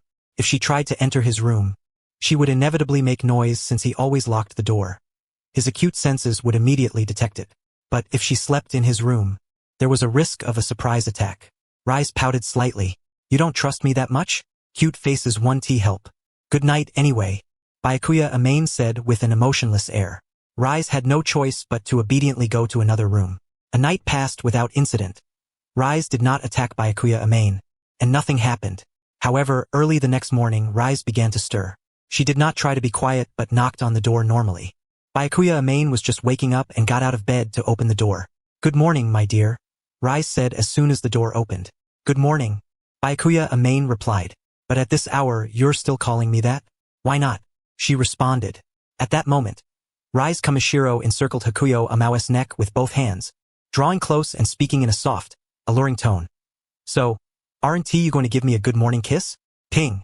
Host has activated a mission, unlocking a divine level choice. Option 1. Decline the good morning kiss, denying Rise Kamishiro any chance to misbehave. Reward: 1 fusion point. Option 2. Accept the good morning kiss, but risk being nibbled. Reward: 10 fusion points. Only 10 fusion points for enduring the risk of being nibbled. Hakuyo Amao was naturally reluctant. Yet he overlooked one detail. Why was this time the reward only 10 fusion points? Hakuyo Amao flatly refused. No, who doesn't see through your little scheme? Ping. Host has completed option 1. Reward: 1 fusion point. That's not necessarily the case. Rise Kamishiro wore a somewhat mysterious smile. In truth, she had no intention of actually nibbling Hakuyo Amao. She was merely teasing him with playful words. After all, she knew exactly how he would respond. However, if Hakuyo Amao suddenly changed his tune and truly went for a good morning kiss. She hadn't given a thought to how she would handle such a situation. After freshening up and having breakfast, Hakuyo Amao was preparing to leave. Are you going to school now? I suddenly feel like visiting your university, Rise Kamishiro said unexpectedly. Well, of course you can, Hakuyo Amao replied after a brief hesitation. His internship duty would only start in the afternoon and continue into the evening, so his morning was free. As long as it was just spending the morning at Kami University with Rise Kamishiro for a little fun, there was no problem at all. That day, Rise Kamishiro wore the new outfit she had bought the previous night. A white dress paired with white stockings, exuding a beauty distinct from her usual appearance. As for makeup, Rise Kamishiro never bothered with it. She had never studied that art and her bare face was already stunning enough. Hakuyo Amao accompanied Rise Kamishiro to Kami University. Since Rise Kamishiro was the same age as Hakuyo Amao and possessed a youthful, radiant beauty, she blended seamlessly among the throng of university students without any sense of incongruity. Moreover, walking alongside Hakuyo Amao, she attracted quite a few gazes from those around them. After all, Rise Kamishiro was breathtakingly beautiful. Even amidst a university campus brimming with youthful vibrancy and numerous beauties, her allure was on a whole different level. This included Fukukyudo, who was attending his ordinary 9 o'clock class just like any other student. Amidst the crowd of students heading to various academic buildings, Fukukyudo suddenly caught sight of Hakuyo Amao and Rise Kamishiro walking together ahead. His pupils constricted sharply. It was quite surprising to see Rise Kamishiro appear at the school alongside Hakuyo Amao. Naturally, this piqued his curiosity. At this juncture, Fukukyudo held multiple identities. First, he was a logistics officer within the V organization, a group of roughly several dozen members, each possessing combat power roughly equivalent to special class investigators. However, Fukukyudo's current strength did not rank him highly within the group, so he served only in logistics. Of course, there was the possibility that he was deliberately playing the fool, as being underestimated by the V organization would better facilitate his own schemes. Second, he was a student at Kami University, genuinely enrolled there. Third, he was a member of the clown organization known within it as Soda. Fourth, he was a distinguished patron of a Ghoul restaurant. Despite these many roles, Fukukyudo did not belong to any faction. Everything he did served only his personal plans. This also proved that from the very start, his motives were not primarily driven by a desire for revenge against Rise Kamishiro. Rather, his scheme necessitated sacrificing Rise Kamishiro. Otherwise, with so many identities, was he merely playing around? That said, it must be acknowledged that Rise Kamishiro was, after all, Fukukyudo's childhood friend. It was impossible for him to be completely devoid of feelings for her. Otherwise, he would never have helped her escape the Kamui family back then. Of course, it was not excluded that he had already been scheming at that time, for if Rise Kamishiro had not left the Kamui family, he would never have had the chance to let Akihiro Kano use her for experiments. Fuku? At that moment, Rise Kamishiro also noticed Fukukyudo. They were not far apart, and Rise Kamishiro's keen senses quickly detected him. Since she had been spotted, Fukukyudo made no attempt to hide. He noticed that Rise Kamishiro had addressed him by his surname Fuku, rather than Kyudo as before, indicating that she had indeed seen through his involvement in the earlier steel beam incident.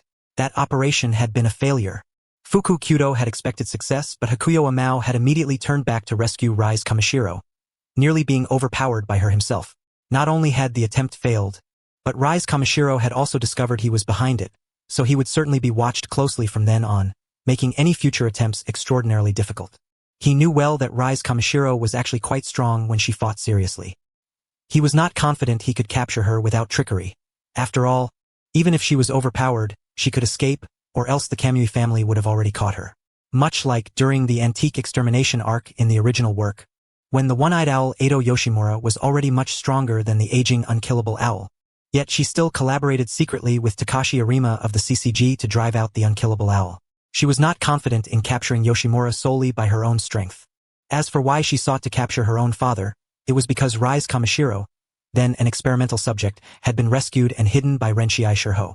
She needed a new experimental subject for Akihiro Kano to continue creating artificial half-ghouls, thereby fulfilling her and Takashi Arima's shared ambition, to see a true one-eyed king ascend the throne they had long anticipated. Later, Yoshimura was taken by Edo Yoshimura to become the new experimental subject, resulting in the creation of the artificial half-ghouls Takeda Ryota and Kotaro Amon.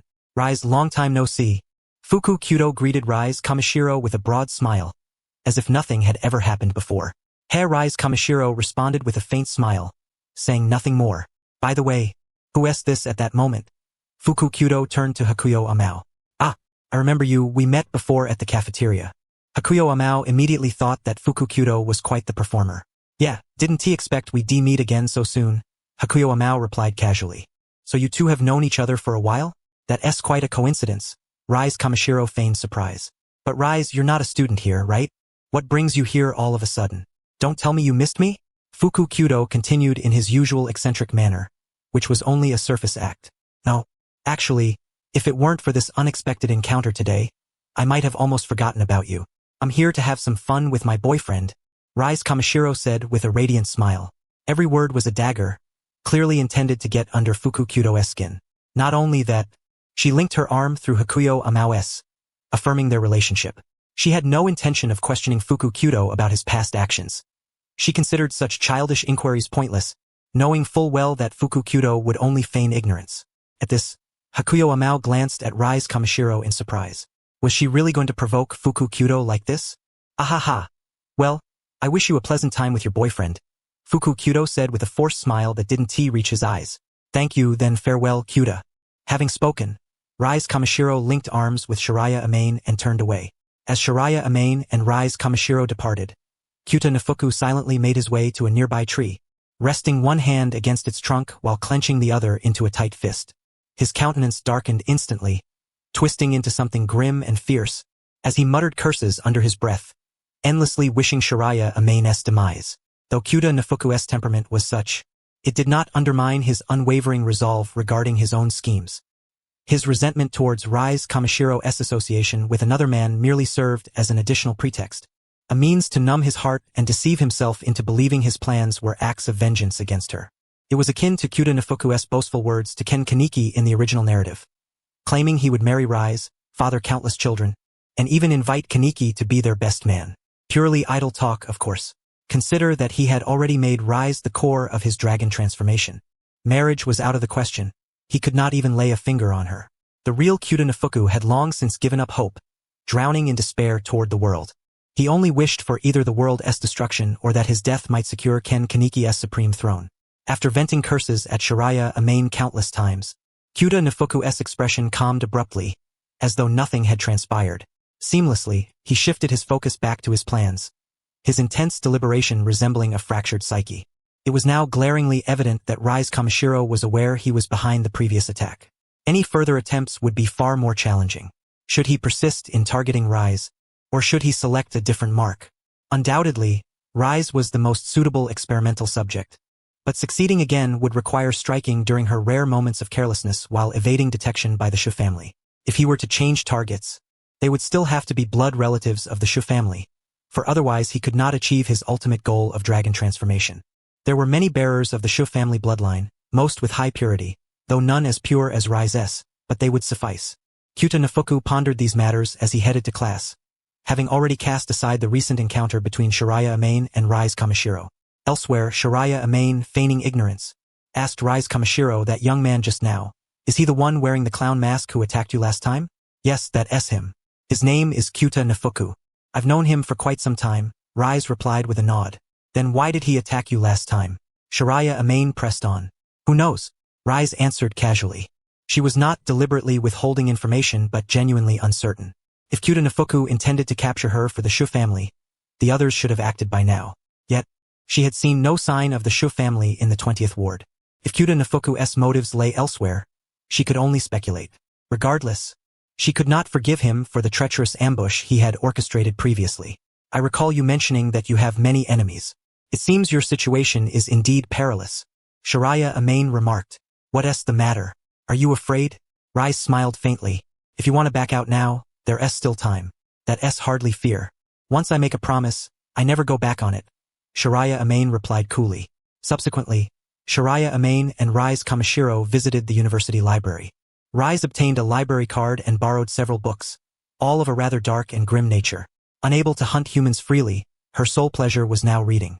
After stowing the books in her bag, Rise strolled alongside Shiraya Amane through the campus. As they wandered near a reservoir, she suddenly remarked, Ghouls are ostensibly at the apex of the food chain, yet they impose all sorts of rules upon themselves, like timid lions weaving their own cocoons. Shiraya, Don't you find it both pitiful and absurd? The various rules she referred to were those established by Ghoul organizations governing different districts of Tokyo, such as the Anti-I district in the 20th ward. Except for Anti-I's peculiarities, most districts enforced similar regulations. No wanton invasion of other ghouls' feeding grounds, monthly tribute payments, restrictions to preying on only one human per month, and avoiding leaving suspicious traces at the scene. That said, there's nothing wrong with survival instincts. The ghouls act thus to evade pursuit by CCG investigators. Most ghouls lack your strength, Shiraya Amain observed. Besides, you're no different now. If I didn't restrict your hunting, you'd eventually attract a horde of investigators, and you have numerous enemies besides. Rise Kamishiro did not take offense at Shiraya Amain's rebuttal but sighed. That's why it's so laughable. It seems I've become one of those weaklings. What's laughable about it? It's all for survival. Of course, if your strength were enough to fear no foe, you wouldn't need such constraints, Shiraya Amain replied. Still, I am human, so I cannot condone your indiscriminate hunting of humans. And I want you to stay safe, he added. I just want to live a bit happier, because that's what I was born for, Rise said with a faint smile. Though she could no longer hunt humans at will, she found unexpected joy in reading her favorite books. Moreover, her current pursuit was Shiraya himself. Her words might have been easily misinterpreted, but Shiraya Amain remained rational. He understood precisely what Rise truly sought. I see your real desire isn't me but the flesh I carry, isn't that right? Well, it's all the same thing, Rise chuckled. If you can truly find pleasures beyond hunting humans, that's best. But now's not the time to make more enemies. If you attract too many investigators, you'll be in trouble, Shiraya Amain cautioned. He knew well that hunting humans was hardly Rise Kamashiro's sole pleasure. Before coming to the 20th ward, she had lived in the 11th ward but left out of boredom, despite the abundance of humans there to prey upon, an indication of her utter disregard for conventions, acting solely for enjoyment. Oh, come on, if you keep nagging me like this, you'll be no different from my old man who loves preaching every day, Rise said dismissively. Her old man was none other than Kamishiro Chie, also known as Shachi. I told you I would protect you, so naturally I'm responsible for you. A bit of nagging is only natural. But I don't think what I just said counts as nagging, Shiraya Amain responded calmly. Rise smiled lightly, then asked with sudden curiosity, why do you want to protect me? Do you really like me? Though Shiraya Amain had answered this during the steel rod incident, she had dismissed it as mere words at the time. Now she sought confirmation once more. I already told you last time, it's true, Shiraya Amain said generously. But I also have my guard up around you. That doesn't conflict with my feelings for you. So, I can only say you like me a little bit? If you truly adored me, even to the point of unwavering devotion, you wouldn't refuse my request. Kamasaki Rise declared. Well, I certainly wouldn't be so thoughtless. I'm no masochist. I can't just let you consume my flesh so casually, that would be out of the question. Yamaha Byakuya replied with a hint of embarrassment. But then again, if you really do like me, shouldn't I respond properly? Kamasaki Rise suddenly said. That's entirely up to you. Yamaha Byakuya could boldly confess his feelings to Kamasaki Rise without caring whether she accepted or rejected him. Presumably, most transmigrators would adopt such a mindset when facing the characters they fancy. Your casual attitude hardly matches the fervent affection you claim to have for me. Kamasaki Rise immediately retorted. But I genuinely like you. That much is certain. Yamaha Byakuya spoke directly once more. Very well, I understand. However, at present, I'm more inclined to regard you as food, Kamasaki Rise remarked. So when I develop those feelings for you, or when you love me with unwavering devotion, I'll respond properly. By the way, have you ever thought about going to school? At that moment, Yamaha Byakuya shifted the topic. No interest. It all seems rather dull. Kamasaki Rise answered casually. All right then. After spending ample time at school, Yamaha Byakuya and Kamasaki Rise returned home. On the way, they parted ways, each heading to their respective residences. After lunch, Yamaha Byakuya took a brief nap before promptly setting out to catch the subway to the 23rd ward, preparing for the afternoon's internship tasks. He had arranged with the others who were interning together to meet at the subway station in the 23rd ward. When the subway reached a certain station midway, Yamaha Byakuya happened to encounter Ankyu Kurwa and Ankyu Nashi from that very stop. It wasn't too coincidental. Whenever he took the subway during this time frame, he usually ended up on the same train as the Ankyu sisters. Kurwa-san, Ankyu-san. Yamaha Byakuya immediately greeted Ankyu Kurwa and Ankyu Nashi before him. Ankyu Kurwa did not respond, silently taking a seat beside Yamaha Byakuya. Ankyu Nashi also sat nearby, but she did reply, why do you address only Kurwa as Kurwa-san, but call me Ankyu-san?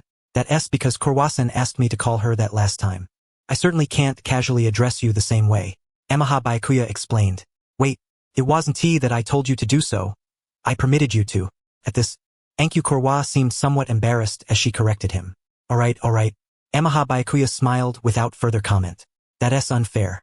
You should call me Nashi-san too, Ankyu Nashi stated expressionlessly.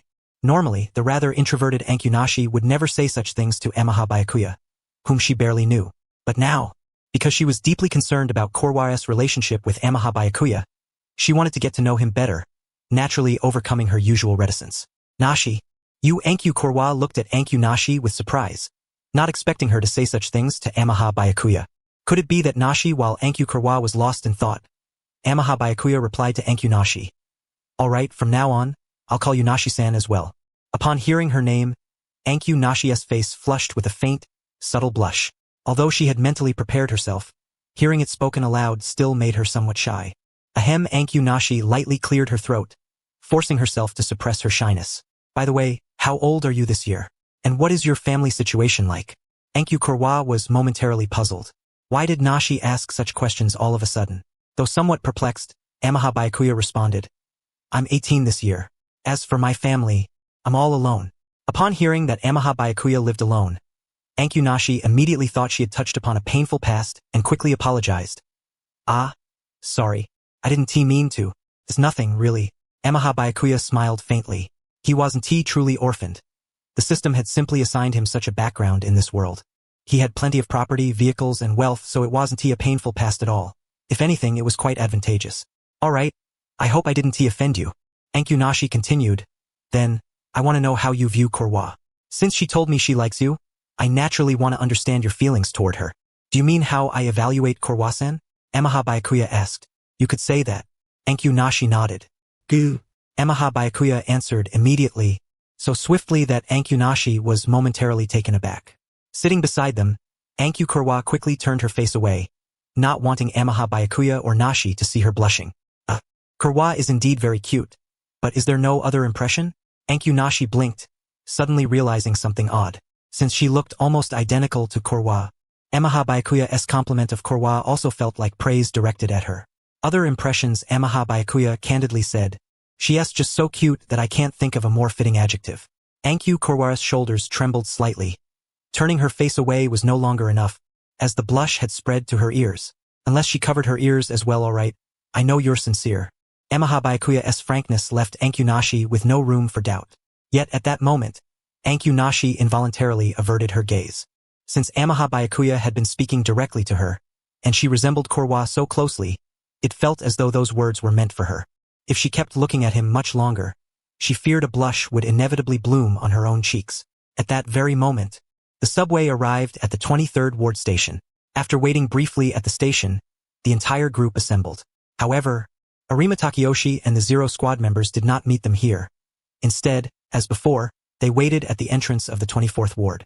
Consequently, once everyone was together, they immediately set out for the 24th Ward. Yamaha-san. When Yamaha Byakuya met Suzuya Juzu, this time Juzu took the initiative to greet him, although his tone was somewhat stiff, since he had never interacted normally with other trainees at the training institution before. Good afternoon, Suzuya-san. Yamaha Byakuya responded in kind. They exchanged no further words, merely a simple greeting. You know full well that he has severe violent tendencies, yet you still willingly get close to him? At this moment, Ankyu Kurwa spoke to Yamaha Byakuya without lowering her voice. Juzu stood right behind Yamaha Byakuya, so naturally he heard Kurwa's words. He had never cared about such things before, but hearing Kurwa say that to Yamaha Byakuya inexplicably made him want to defend himself. Yet he remained silent, knowing that no one would believe his explanations, especially since the director had already formally reprimanded him. Even though you all say so, I don't think it was Suzuya-san who committed those acts. Yamaha Byakuya expressed his opinion, though he could not openly reveal that he had witnessed Toru Rokugu kill a cat and that Go Kageyama was covering for him. Firstly, he possesses no evidence, and thus no one would lend credence to his claims. Secondly, this matter has already implicated the head of the academy. Although the director likely remains unaware of the true circumstances and has merely accepted the words of Kajihisa Tojo at face value, in the absence of any proof to counter Tojo's assertions, Bayamain stepping forward would undoubtedly antagonize a considerable number of individuals, including the director himself. Naturally, given his prowess, he need not fear them. However, were he to fully reveal his strength, he would assuredly draw the attention of the Washu family. Being targeted prematurely by the Washu family would gravely hinder his forthcoming endeavors. Undeniably, he has the capability to safeguard himself, but he cannot spend his days perpetually evading and developing in secrecy. Should the Washu family truly fixate on him, they would undoubtedly pursue him relentlessly, much like they once did with Kusuke Yoshimura, engaging in an endless manhunt which would be far too tedious. Therefore, until he has sufficiently matured, Bayamain merely wishes to avoid unnecessary complications, which explains why he decisively turned his back and left the moment he spotted Toru Rokugitsu and Kajihisa Tojo. Upon hearing Bayamain's words, Shikizo Suzuya was instantly taken aback. He had never once offered a defense for himself. Could Bayamain genuinely believe he was innocent? You must be joking, right? This is a matter the director has already officially reported. Do you not trust the director? Enku Kurini exclaimed in surprise. I am aware of that, but I still believe Suzuya would never commit such an act.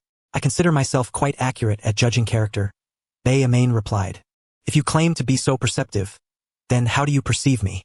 No sooner had he spoken than Enku Kurini hastily added, and you are forbidden from calling me cute anymore. You're clearly adorable, yet you forbid me from using the word cute. That's rather endearing, Bayamain said with a faint smile. Enku Kurini's cheeks flushed slightly, her expression tinged with bashfulness. I told you not to say that word. All right, Bayamain acquiesced, ceasing his teasing. His tone turned earnest as he said, Then I say you lack love. Lack love? Enku Kurini was taken aback by his remark. Yes, that's what my intuition tells me, Bayamain declared solemnly, though he was nearly unable to keep a straight face, feeling as if he were turning into some sort of mystic. Of course, this was no genuine intuition but rather his godlike perspective analyzing Enku Kurini.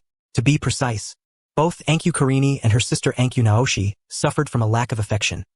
They lost their biological father at a very young age, and their mother is not even mentioned in the original narrative.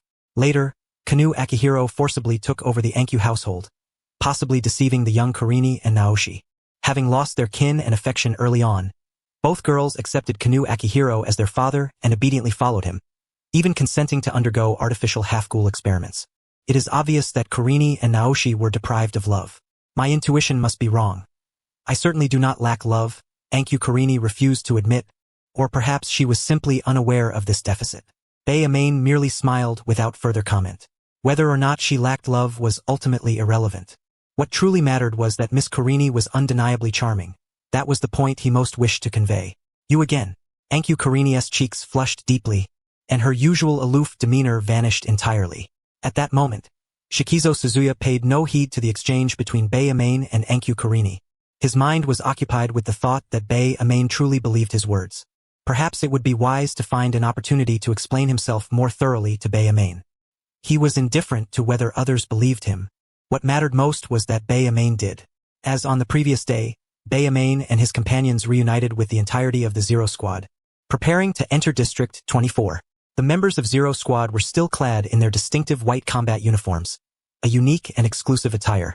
Other CCG investigators did not dress so conspicuously. They typically wore plain clothes or formal suits.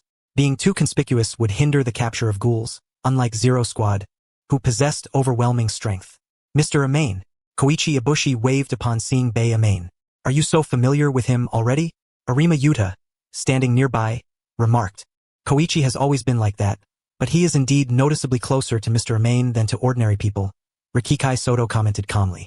Anyway, he will likely become our colleague soon, so it's wise to establish good relations in advance, Ganuji added with a faint smile.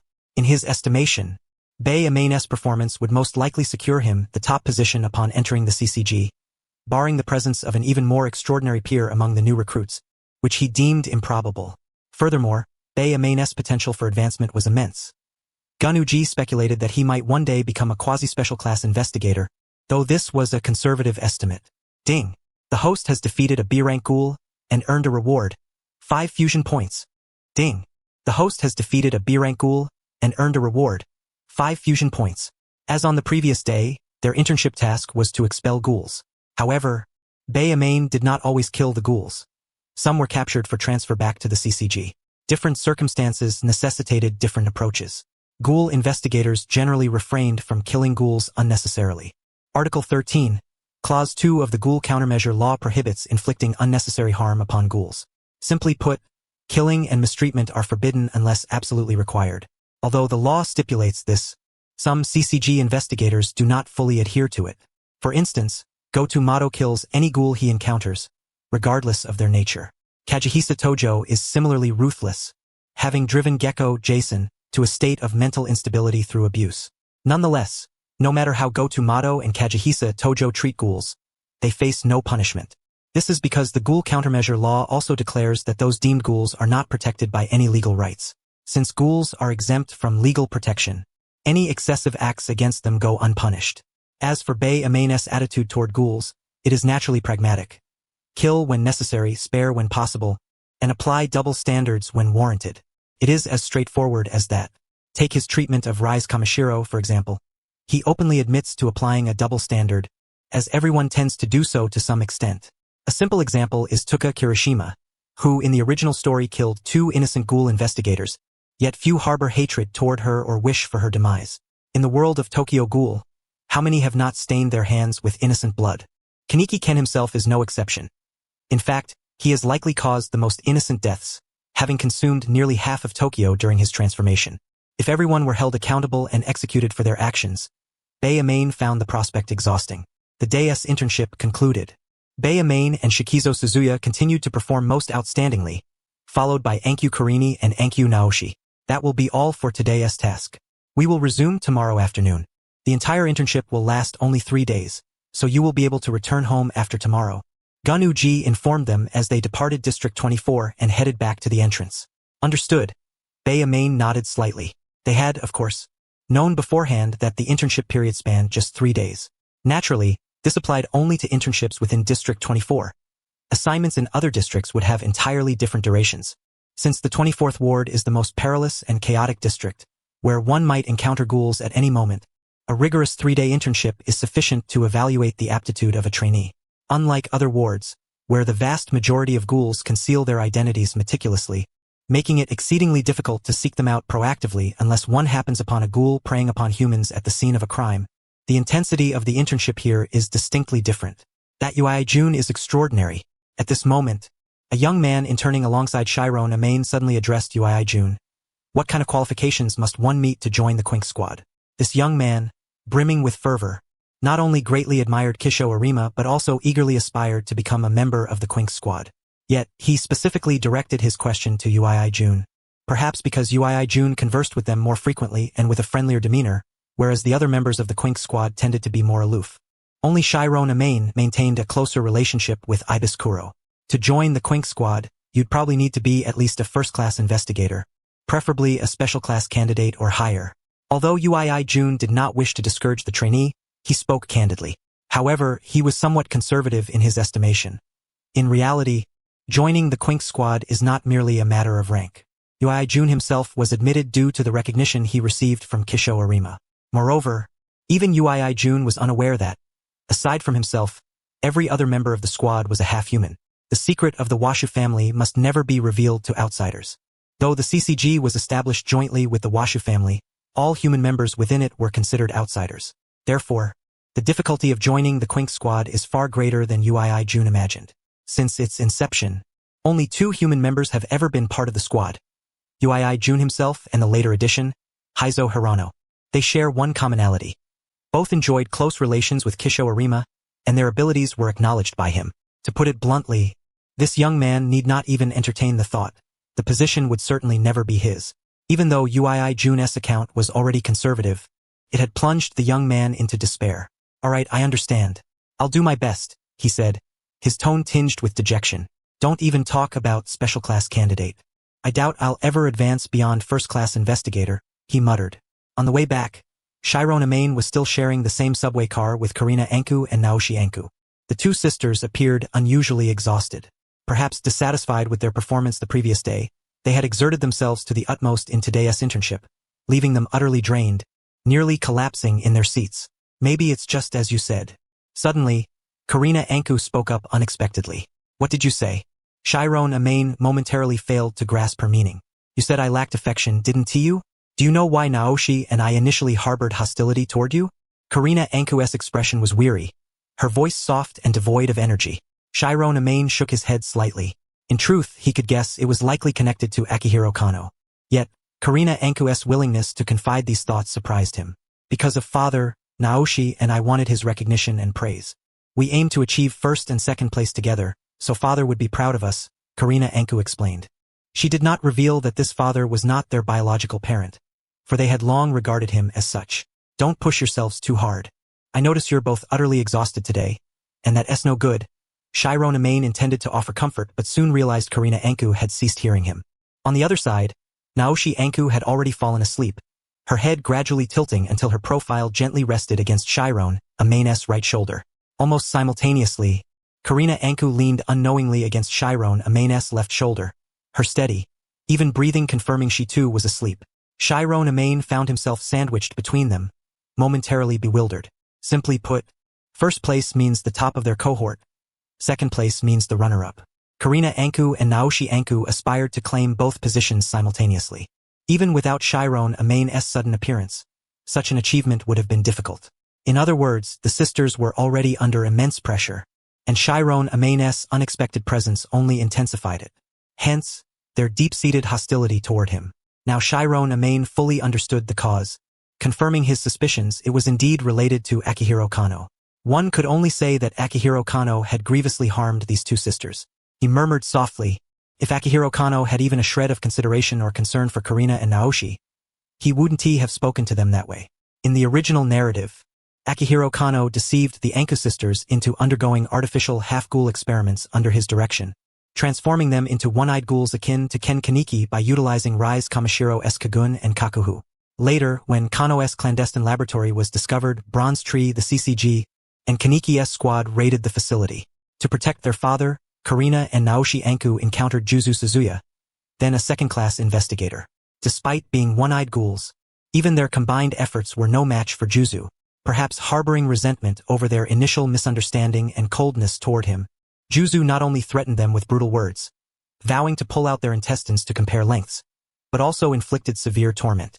Nonetheless, Juzu ultimately refrained from delivering a fatal blow. When Naoshi was gravely wounded, he spared Karina's life. Naoshi's injuries were so severe she was on the brink of death. Karina hoped to find their father for aid. However, Akihiro Kano had by then allied with Bronze Tree, who shielded him from CCG's grasp, allowing him to continue his artificial half-ghoul experiments for Bronze Tree. As for Naoshi, barely clinging to life, Kano utterly ignored her plight. Although her chances of survival were slim, his attitude lacked any semblance of humanity. Fearing Naoshi would not hold on, Karina absorbed her into her own abdomen, compelled to seek a way to save her alone. Ultimately, Naoshi could not be saved. She merged completely with Karina, losing consciousness and all vital signs. Kano callously dismissed Naoshi's faintest breath as mere nonsense. In sum, Akihiro Kano was a thorough villain, whose disregard for human life surpassed even that of Rise Kamashiro. An irredeemable character, yet one possessing a certain dark charisma. Until his final moments, he never regretted his deeds, for his goal mirrored that of Nifu Kyudo. He believed the world was trapped within a twisted cage, and only one-eyed ghouls could shatter it. He was willing to pay any price for this. History proved his success. Ken Kaneki, whom he created, fulfilled his unyielding wish. All of this originated from Kano's mother, who died of an incurable illness. Kano believed that if ghouls could be harnessed for medical research, a cure might be developed. After her death, he changed completely, convinced that this tragic world must be remade.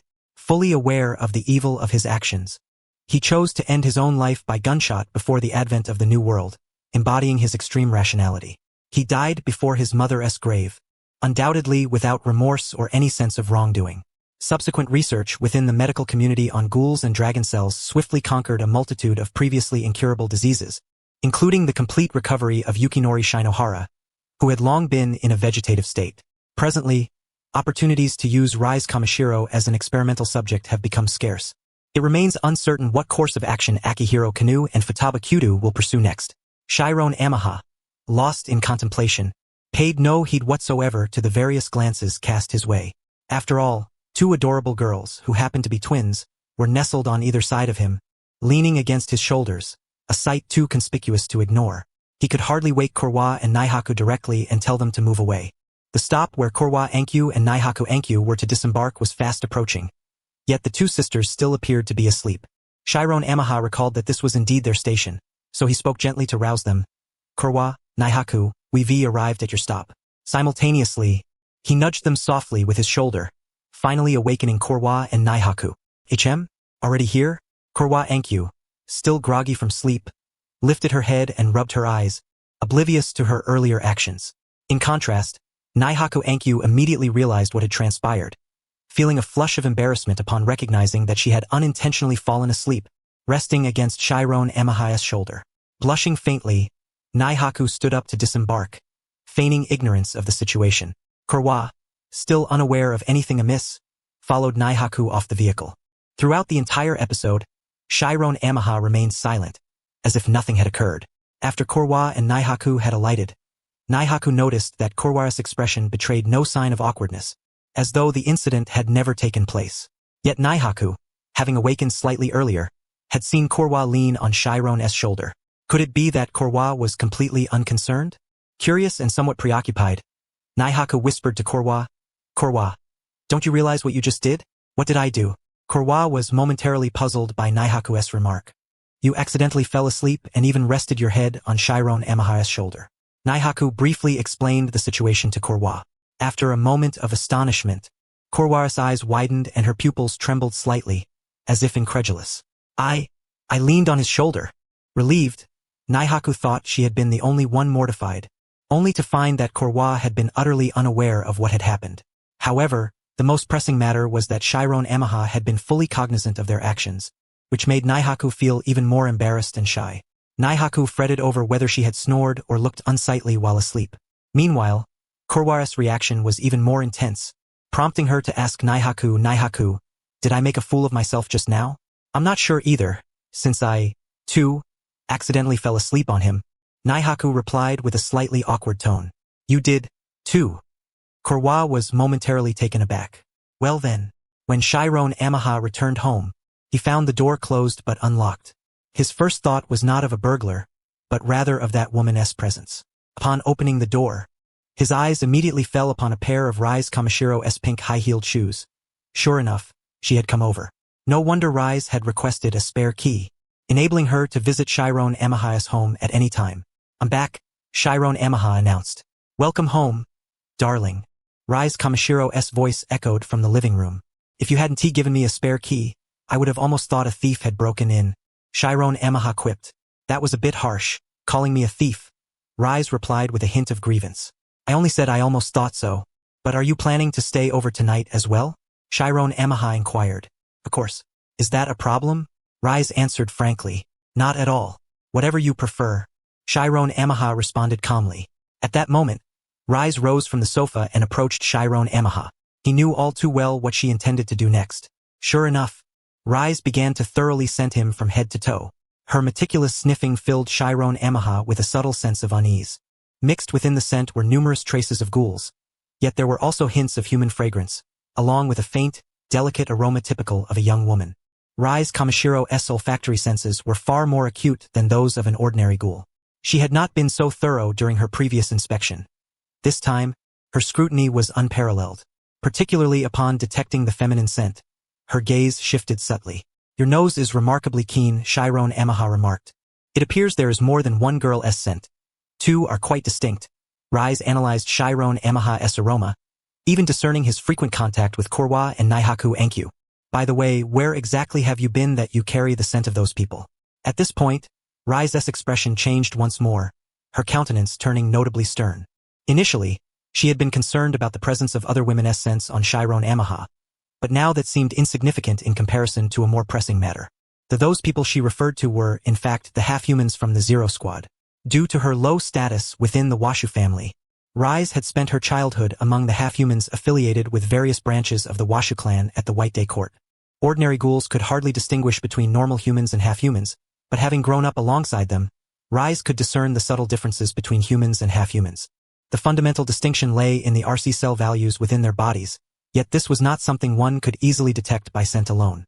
Only someone like Rise, who had lived intimately with half-humans from childhood, could manage such a feat. Most importantly, Rise regarded those half-humans merely as puppets of the Washu family, bound to serve them for life. Hence, Chiron Amiha's association with those half-humans was a matter of great concern for her. "What do you mean by those people?" Chiron Amaha feigned ignorance. Well, you probably don't know about those matters. So what exactly did you do today? Or are you secretly a ghoul investigator for the CCG? Rise speculated. If Chiron Amaha was unaware of the half-humans, then he must have come into contact with them at the CCG. She knew that some half-humans had been dispatched by the Washu family to reinforce the CCG's investigator ranks. No, I'm not yet an official ghoul investigator. I'm still an intern, Chiron Amaha replied. Since Rise had nearly uncovered the truth, Chiron Amaha ceased to conceal it further. He sensed that her estrangement toward him was gradually diminishing compared to before, and he was willing to share some details with her. Now it makes sense. Rise finally understood. Whether Chiron Amaha was an intern or a full-fledged ghoul investigator, it was inevitable that he would encounter investigators who were, in truth, half-humans from the White Day Court. Yet, with your abilities, you're still just an intern, Rise remarked with some surprise. There was nothing he could do about it. He had only just resolved to become an investigator for the CCG. Byakuya Amain shrugged his shoulders. You're going to become a ghoul investigator yourself, aren't you? SNT, what you're doing now just protecting me. A ghoul? You should know that this is considered a serious crime under the Ghoul Countermeasure Act. Rise Kamishiro said with a smile. What's the big deal? That Ghoul Countermeasure Act is a joke to begin with, Byakuya Amain replied bluntly. The Ghoul Countermeasure Act was enacted alongside the establishment of the CCG and the Washu family, but the Washu are themselves a ghoul family. Just that alone is ridiculous. Not to mention, there have never been many ghoul investigators who fully abide by the Countermeasure Act. Byakuya Amain's frankness caught Rise Kamishiro somewhat off guard. If others heard you say that, they'd report you in a heartbeat, and you'd be in trouble. The others he referred to were humans, and as a ghoul, Rise Kamishiro was naturally incapable of reporting Byakuya Amain. So I'll only say this to you, Byakuya Amain said indifferently. Rise Kamishiro smiled lightly, then shifted the topic back. So all those ghoul scents on you are from fighting alongside other investigators against ghouls, right? No wonder you have a slightly different scent, similar to the quinquas carried by those investigators I've encountered before. That's right, it's that very thing. Byakuya Amain nodded slightly and took out the Hiriko 176 he had been keeping in his inner pocket. I understand that, but... Rise Kamashiro's face took on a faintly dangerous smile. What about the scents of those two girls? They're fellow trainees who interned with me. What of it? Byakuya Amain explained calmly. Nothing, it's just that you keep saying you like me, yet you're so close with other girls, Rise Kamishiro said in a matter-of-fact tone, as if teasing Byakuya Amain. She could tell from the sense that those two girls must have been in close physical contact with him, because their smells were the most intense on his body. Clearly, this was because Ankyukuro and Ankyunaiha had rested their heads on Byakuya Amain's shoulder while sleeping. No matter how much he fought ghouls or chatted with Emperor Paisu, the scent on him would never be as strong as that of the Ankyu sisters. That's probably because we fought side by side during battles, so their scent is on me, Byakuya Amain explained earnestly. It sounded as if it were completely true, but in reality he was just making things up. He simply found it troublesome to explain further to Rise Kamishiro, so he came up with a convenient excuse. Is that so? Rise Kamishiro was deeply skeptical, as she could even discern where on his body those women's scents were concentrated. Mainly on his arms and shoulders. Even his hands bore the scent, and it wasn't something that could be left in a short time. No matter how close the battle, it shouldn't reach that extent, right? Yet she chose not to press further. By the way, you must have heard of the Washu family, haven't you? After a moment, Rise Kamishiro suddenly brought up the Washu family. I know, it's the Washu family that founded the CCG, Byakuya Amain responded. Everyone knows the Washu family founded the CCG and believes they are the greatest heroes in humanity's fight against ghouls. But no one knows the true nature of this family, Rise Kamishiro said with a sigh. The true nature? You mean the Washu family isn't as glamorous as they appear on the surface? Byakuya Amain feigned ignorance. Exactly. But are you sure you want to hear the truth? Rise Kamishiro emphasized the consequences once more. Once you understand, you might never be able to return. You could fall into the abyss with me forever. Her face bore only a calm smile, as if she didn't mind revealing the truth about the Washu family. Having already torn ties with the Washu family, she no longer feared violating their highest taboo. But it was different for Byakuya Amain. Once the truth was known, there would be no turning back. I'm sure, Byakuya Amain said without hesitation. I've already said I'll protect you. What does it matter if we fall into the abyss together? He already knew the true nature of the Washu family, so Rise Kamashiro's warnings were meaningless to him. But having her say it aloud was still significant. It justified his knowledge and would aid his future actions. His resolute tone pushed Rise Kamishiro to reveal the truth. Hearing this, Rise Kamishiro was taken aback by Byakuya Amane's decisiveness. Looks like you've made up your mind. Even if you try to back out later, it will be too late. She then leaned close to Byakuya Amane's ear and whispered the truth softly. The Washu family are ghouls. Feigning shock, Byakuya Amane's eyes widened slightly. Seeing his silence, Rise Kamishiro assumed he was stunned. This was the reaction she wanted. It made things interesting. Suddenly, Rise Kamishiro embraced Byakuya Amane tightly.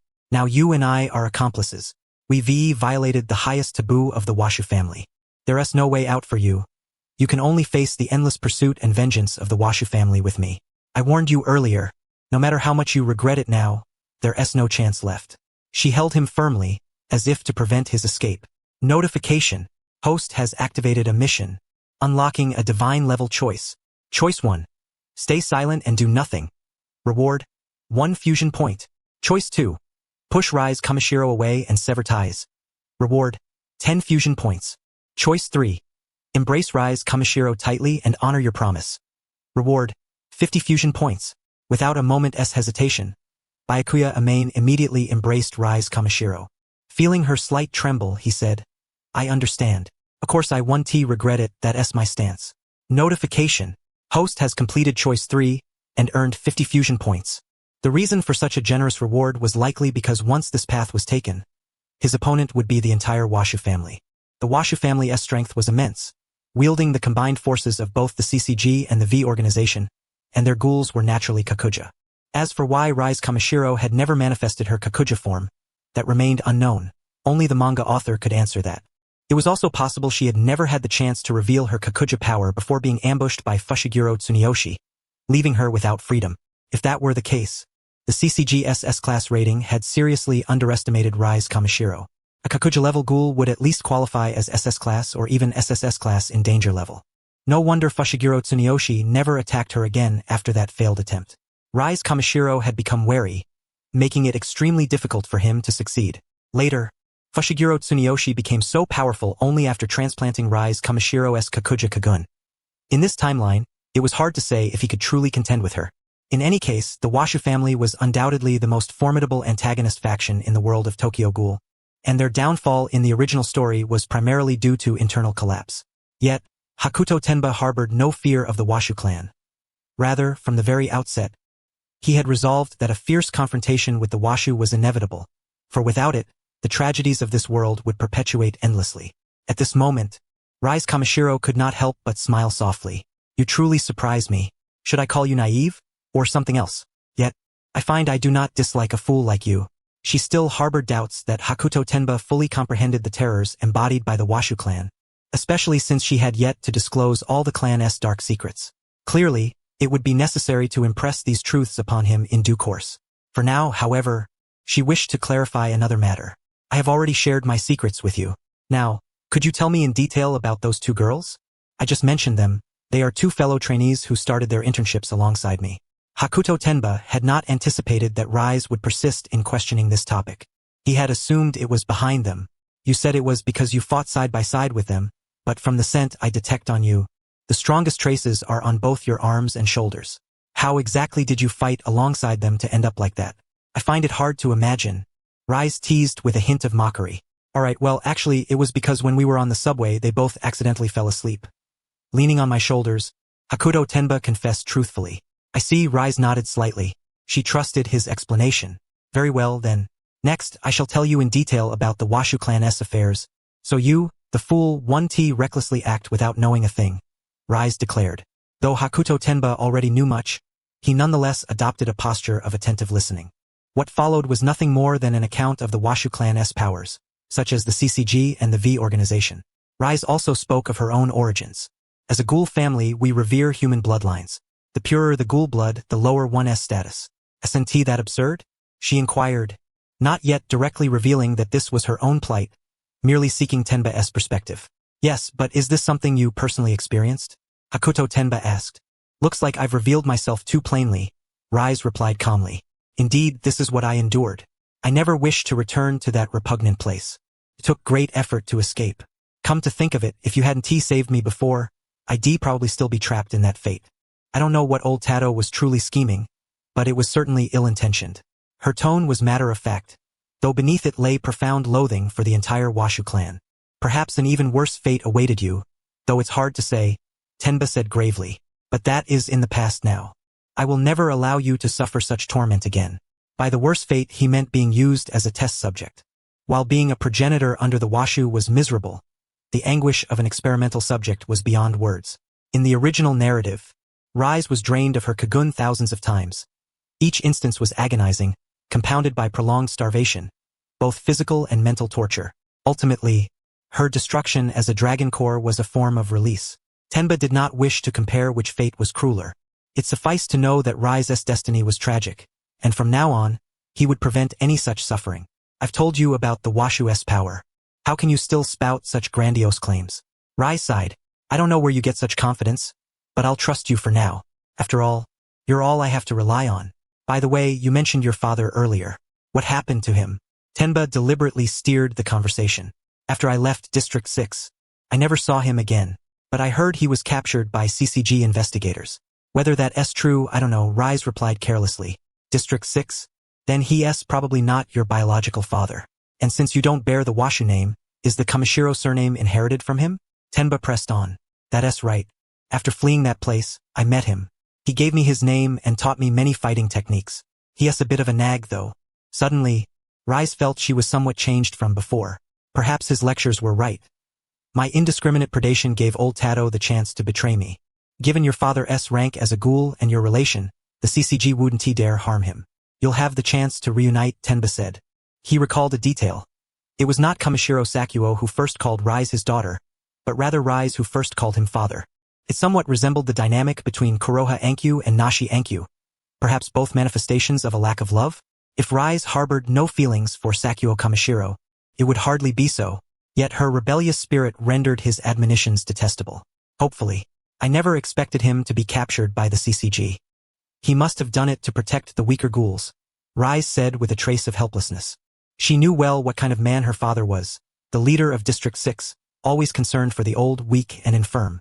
With his abilities, he could have escaped capture, but he likely chose to surrender willingly, bearing responsibility to shield the remaining ghouls. Unless the CCG deployed Kisho Arima himself, which was unlikely, since Arima generally obeyed orders from V or the Washu. Only if the Washu commanded him to eliminate Kamishiro Sakuo would Arima intervene, and Kamishiro would be doomed, never even afforded the chance of capture. Thus, that scenario was implausible. In truth, the CCG's heavy presence in District 6 was provoked by Rise's uncontrolled predation on humans. By the way, from now on, I'll be living with you. Tomorrow, I'll move my things over. Rise abruptly changed the subject. As for seeking Tenba's permission, that was out of the question, such was her capricious nature. Though Tenba would not refuse such an arrangement. Well, that's essentially cohabitation, isn't it? Tenba nodded. Fine by me.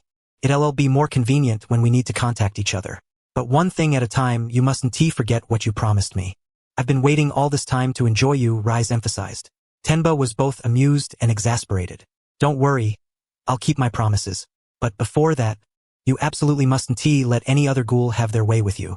Only I get to enjoy you. With those words, Rise lightly bit Tenba's collarbone, leaving a faint tooth mark. On the third day of their internship, Tenba had no pressing matters in the morning, so he accompanied Rise to her home to pack. Since Rise was moving in with him, all her belongings needed to be transferred. Early in the morning, they arrived to disturb the landlady. Huh? Miss Kamishiro is moving out just like that? The landlady, an elderly woman, was reluctant to see her go upon hearing Rise's news. Because Miss Kamishiro is usually gentle and courteous, both she and her granddaughter are very fond of her. Huh? Miss Kamishiro is moving away? The landlord's granddaughter, a little girl with braided pigtails who looked to be no more than 10 years old, immediately dashed out of her room upon hearing that Miss Kamishiro was leaving. Yes, because I'm going to live with my boyfriend, Kamishiro Rise said with an apologetic smile on her face. Hearing the word boyfriend, the landlord's daughter's attention immediately shifted. Boyfriend? Miss Kamishiro already has a boyfriend? The little girl instantly became full of enthusiasm and then glanced at Amain Hakuyo, who was standing beside Kamishiro Rise. Could he be the young man in question? Yes, Kamishiro Rise nodded with a smile. Oh. The little girl looked at Amain Hakuyo with a face full of curiosity. At her tender and naive age, naturally, she was very interested in matters between boys and girls. Amain Hakuyo gave a slightly awkward smile, neither confirming nor denying anything. as long as Kamishiro Rise was happy. After completing the necessary procedures for checking out with the landlord, Amain Hakuyo and Kamishiro Rise began packing their belongings. Having gathered all the items they needed to take, each of them pulled a suitcase along with some other things and headed to Amain Hakuyo's home. So, you still have to go to your internship this afternoon, right? After lunch, Amain Hakuyo and Kamishiro Rise sat on the sofa watching television together when Kamishiro Rise inquired about the internship. Yes, today is the last day of the internship. After that, I should be officially hired, Amain Hakuyo nodded. It really seems quite interesting that you've become a CCG investigator. You can also gather all kinds of information on the side, Kamishiro Rise remarked. It's a pity I'm too conspicuous. Otherwise I'd like to try working at the CCG as well. With the Washu bloodline coursing through her veins, she could easily come and go from the CCG without being detected by RC checks. But the problem was that if she left traces at the CCG, the Washu family could easily track her down by following those clues. Although Kamishiro Rise had now been ranked as an S-class by the CCG and given the codename Ugi, the CCG did not know her exact appearance. If the Washu family discovered that Kamishiro Rise was Ugi, they would have come knocking on her door long ago. Better not then. Otherwise, the Washu family would immediately know your whereabouts, Amain Hakuyo said. Later, when Amain Hakuyo had rested enough after lunch and was about to leave, Kamishiro Rise approached him. What's the proper thing to say at times like this? Take care on your way, my dear, Kamishiro Rise said. Yeah. Amain Hakuyo felt a surge of emotion. From the perspective of ordinary people, he and Kamishiro Rise appeared like an old married couple. Especially with the gentle and sweet smile on Kamishiro Rise's face, she looked every bit the virtuous wife. However, the truth was clear. Kamishiro Rise's behavior was merely because she found it amusing and wanted to tease him. On the subway, Amain Hakuyo was unsurprised to run into Ankyu Korwa and Ankyu Nashi again. This time, Korwa and Nashi seemed a little strange. Although they sat together with Amain Hakuyo, they kept a noticeably greater distance than usual, likely still bothered by what had happened yesterday. First, Amain Hakuyo and the Ankyu sisters did not speak to each other until Korwa suddenly broke the silence. I hope you can just forget about what happened yesterday. Okay. Amain Hakuyo replied casually. He hadn't planned to bring up the matter, but unexpectedly, Korwa took the initiative to mention it. With Korwa's opening words breaking the awkward atmosphere, their conversation gradually returned to normal. Today is already the last day of the internship. Congratulations in advance, Korwa said, though she felt a bit reluctant in her heart. Based on Amain Hakuyo's performance over the past few days, victory was almost guaranteed, and today's situation could no longer affect the outcome. Yeah, but honestly, you don't have to be too concerned about the scores. As long as you pass the internship safely, just don't mess up like you did the day before yesterday, Amain Hakuyo advised Korwa and Nashi. He had said similar things yesterday, but both Korwa and Nashi had been asleep and hadn't heard him. I definitely won't make the same mistake as the day before yesterday, Korwa said seriously, nodding. After everyone gathered at the entrance to the 24th ward, they entered the ward to begin the final day of their internship. Ding! The host has defeated a B-class ghoul and earned a reward of 5 fusion points. Ding! The host has defeated a B-class ghoul and earned a reward of 5 fusion points. Today's internship proceeded without much fluctuation. Amain Hakuyo once again performed the best as usual. In the eyes of Weijin, he had almost flawlessly passed the internship. After the internship ended, the evaluation phase began. Naturally, members of the Zero Squad were responsible for scoring each in turn, as they had observed the entire internship process of Amain Hakuyo and the others. The final score was the average of the points given by each Zero Squad member, with a scoring range from 1 to 10. Weijin and Ipshiko, for example, had both given Amain Hakuyo a perfect 10. The overall average score was 96 points. Amain Hakuyo did not care much about the score. As long as he could smoothly enter the CCG, that was all that mattered. Suzureya Juzu scored 92 points, which was already very high. Achieving a 9 was not an easy feat. Ankyu Korwa, due to her distraction on the first day of the internship, only scored in the 8-point range, while Ankyu Nashi scored 90 points. If Korwa had not made that initial mistake, her score should have been close to Nashi's. The other two boys scored around 6 to 7 points. However, since 6 points was the minimum passing score for the internship, their ratings were not considered poor.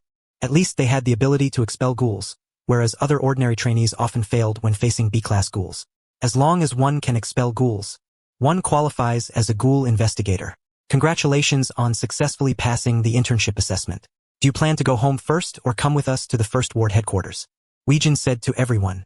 I'll go directly to the first ward headquarters. Amain Hakuyo replied without hesitation. But he was the only one going. Anku Kurwa and Anku Nashi seemed to have something to attend to and wanted to return home first. Suzureya Juzu knew that even with a 92-point score, he could only start as a third-class investigator when he joined, as per the regulations of the Ghoul Countermeasures Training Institute he belonged to. The other two boys also wanted to return to the academy first, feeling too pressured to accompany Amain Hakuyo to the First Ward headquarters. Alright, looks like it's just you then. Let us go, Weijin said. Thereafter, Amain Hakuyo accompanied the Zero Squad to the CCG headquarters in the First Ward. On the subway, he chatted casually with Ipshiko. After getting off at the First Ward subway station, they quickly arrived at the CCG headquarters. Since Amain Hakuyo arrived first, the CCG headquarters naturally completed the standard procedures for him first. He was then granted the title of second-class investigator and obtained the actual ownership and usage rights of Hiriko 176. In other words, this Quinqua dagger officially became his possession only at this moment. However, it was only temporary, a transitional measure. This time, Amain Hakuyo had expelled a good number of ghouls in the 24th ward, although they were all B-class, but at least he earned a brand new Quinqua that he could name at will. Having completed the formalities and received commendation, Amain Hakuyo was now officially a second-class investigator. Then he took some belongings, such as his work identification, and headed home. After all, his internship had just concluded, and the CCG had been somewhat considerate in granting Hakashiro Amain a few days off. During this interlude, they arranged for him to be paired with a partner, an investigator ranked anywhere from upper class to special class. The fan meeting for Izumi Takatsuki happened to fall within this holiday period. Hakashiro Amain, of course, had not forgotten his appointment with Ken Kaneki, though Rise Kamishiro was also going with him, which was a bit troublesome. For the time being, he set aside such concerns and proceeded to the antique cafe to meet Ken Kaneki. Naturally, Rise Kamishiro accompanied him. Seeing Hakashiro Amain arrive with this young lady, Ken Kaneki did not react strongly, as he had anticipated such a possibility. Well, how should I put this? I'm a bit curious. May I boldly ask, is this young lady Hakashiro's girlfriend? Ken Kaneki inquired, his expression tinged with awkwardness. This question somewhat perplexed Hakashiro Amain. Should he admit it or deny it? His relationship with Rise Kamishiro had always been ambiguous. It was true that they were not a couple, yet everyone else, except for the two of them, likely assumed otherwise. Before Hakashiro could respond, Rise spoke on his behalf. Yes, indeed. I adore Hakashiro the most. So that's how it is. I see now, Ken Kaneki said, finally at ease. Consequently, when they later attended the fan meeting together, no awkwardness ensued. At the venue, just as Hakashiro Amain was about to enter, a petite girl with a lively step passed by him. Suddenly, she halted and turned to look at him. Hello, the adorable girl smilingly waved at Hakashiro Amain. She was none other than Edo Yoshimura, or rather, Izumi Takatsuki herself. Since this was Izumi Takatsuki's fan event, encountering her there was only natural. What caught Hakashiro off guard was Edo's initiative in greeting him. Hakashiro Amain nodded slightly in response, acknowledging her greeting. Ken Kaneki had never met Izumi Takatsuki before, so he did not realize that the charming girl standing before Hakashiro was the author herself. Of course, despite her youthful appearance as a cute girl, she was actually 24 years old. Edo Yoshimura did not linger in conversation with Hakashiro but simply exchanged brief greetings before moving inside to await her fans. Was that girl your friend? Or a classmate? Rise Kamishiro asked. Neither. She's the esteemed Izumi Takatsuki. I happened to run into her once before, Hakashiro Amain explained. Really? That's Izumi Takatsuki? Rise was surprised, for the reality differed greatly from her imagination. She had envisioned Izumi Takatsuki as a worldly older man or woman capable of crafting such works, not such a petite young girl. What? Hakashiro, you're saying that was Takatsuki-sensei? Ken Kaneki's astonishment deepened. Yes, you'll get to see her again inside. Hakashiro Amain nodded. Sure enough, shortly thereafter, Ken Kaneki saw Izumi Takatsuki seated, engaging with fans, the very girl who had greeted Hakashiro earlier. The line was quite long, requiring fans to queue for a chance to meet Izumi Takatsuki. Such was the nature of fan meetings. However, during the wait, books were available nearby, allowing attendees to casually browse her works. When Ken Kaneki's turn arrived, he chatted briefly with Edo Yoshimura about her works, but felt too shy to discuss anything beyond that with a stranger. Following Ken Kaneki, it was Hakashiro Amain and Rise Kamashiro's turn. They sat together before Edo Yoshimura. Nice to see you again, young man. Edo greeted Hakashiro Amain with a smile. At this moment, Edo's long hair was loosely flowing, somewhat tousled. Likely a result of her rushing over, barely having time to prepare. Yes, nice to see you again. Hakashiro Amane replied casually. You even brought along such a beautiful girl today, Edo teased. To be honest, when Edo first saw Hakashiro Amane with Rise Kamishiro, she was somewhat surprised. She recalled the moment days ago when this human boy confessed to Rise Kamishiro. She had thought he was doomed. Yet the subsequent events had unfolded far beyond her expectations. Nonsense, Takatsuki-sensei is beautiful as well, Rise Kamishiro said with a smile. Both Rise and Edo wore pleasant expressions, creating a warm atmosphere. Rise was unaware of Edo Yoshimura's true identity, but Edo was well informed about Rise's background. By the way, what are your names? Edo inquired of Hakashiro Amane and Rise Kamishiro. Hakashiro Amane. Rise Kamishiro, they responded in unison. Edo already knew their names, of course. All right, I'll remember them, Edo said. Would you like my autograph? Or perhaps something else? Just a signature in the book will do. Hakashiro Amane produced a book he carried with him. Edo Yoshimura promptly signed the book's cover with her pen name, Izumi Takatsuki. Thereafter, Hakashiro Amane and Rise Kamishiro engaged in some discussion about her works before rising to leave. As they departed, Edo Yoshimura rested her chin on her hand, her gaze lingering on the pair with a certain subtlety. She perceived that Hakashiro Amane and Rise Kamishiro shared a surprisingly good rapport. Logically, Rise should have devoured the human boy long ago, yet not only had she refrained, but their relationship now appeared quite amicable. What on earth had transpired? Her curiosity was piqued. Soon after, Edo moved on to meet the next fan. Upon leaving the venue, Ken Kaneki prepared to return home directly, parting ways with Hakashiro Amane and Rise Kamishiro midway. Ken Kaneki was in high spirits, having obtained the autograph of Takatsuki-sensei and enjoyed a heartfelt conversation about her works. Izumi Takatsuki is really quite different from what I imagined, he mused. On the way back, Rise Kamishiro brought up the subject of Izumi Takatsuki. Normal enough, but did you notice anything unusual about her? Hakashiro Amane asked. No, why do you say that? Could it be that she? Rise responded swiftly. Hakashiro Amane's remark implied that Izumi Takatsuki was likely problematic. In fact, she was a ghoul. So that's how ghouls are. I didn't notice at all, Rise said, somewhat surprised. This was because Edo Yoshimura was a natural half-ghoul, whose scent was far more elusive than that of ordinary ghouls. Additionally, Rise had not been in close proximity to Edo, so despite her keen sense of smell, she could not detect anything peculiar. This was likely due to Edo's long-term immersion in human society. Her scent now blended indistinguishably with that of humans. For the time being, Hakashiro Amane had no intention of revealing Edo Yoshimura's true identity to Rise. After all, the secret that Edo was a natural half-ghoul was not something he was entitled to disclose. Truly unexpected, a renowned author who is actually a ghoul, Rise Kamishiro remarked quietly. However, now she was somewhat able to comprehend why Izumi Takatsuki could produce such works. It surely had to be inseparable from her past experiences. Most ghouls' childhoods were far from pleasant, as if merely existing in this world as a ghoul was a grave mistake. In fact, Edo Yoshimura's tragic past was truly unmatched by nearly any other ghoul. District 20, Antique Coffee Shop. Today was the weekend, and Kosaka Yuriko had deliberately come to the place where Tuka Kirishima worked part-time. Tuka, may I have a regular coffee, please? And remember to put in a little extra sugar. Kosaka Yuriko chose a seat somewhere in the middle and settled herself. Yuriko, what brings you here all of a sudden today? Tuka Kirishima was visibly surprised. I just felt like dropping by to see you, Yuriko said with a smile. In truth, she had purposely come on a weekend like today to try and catch a glimpse of the boy Tuka liked. Of course, this was based on her own assumption that Tuka liked that particular boy. From the looks of him, that boy seemed to still be a student, so Yuriko figured there was a higher chance of spotting him on a weekend. Tuka Kirishima smiled warmly. Then this coffee is on me. She genuinely believed Yuriko had come just to see her, little realizing the truth. As expected, Yuriko managed to spot Shiratsu Amane today. However, Shiratsu was there because he had arranged to study with Ken Kaneki. As for Rise Kamishiro, she was idly flipping through some fashion magazines at home. Upon seeing Ken Kaneki, Shiratsu took a seat beside him. Shiratsu, have you read the short story collection by Takatsuki-sensei? Ken Kaneki seemed eager to introduce Shiratsu to a new work.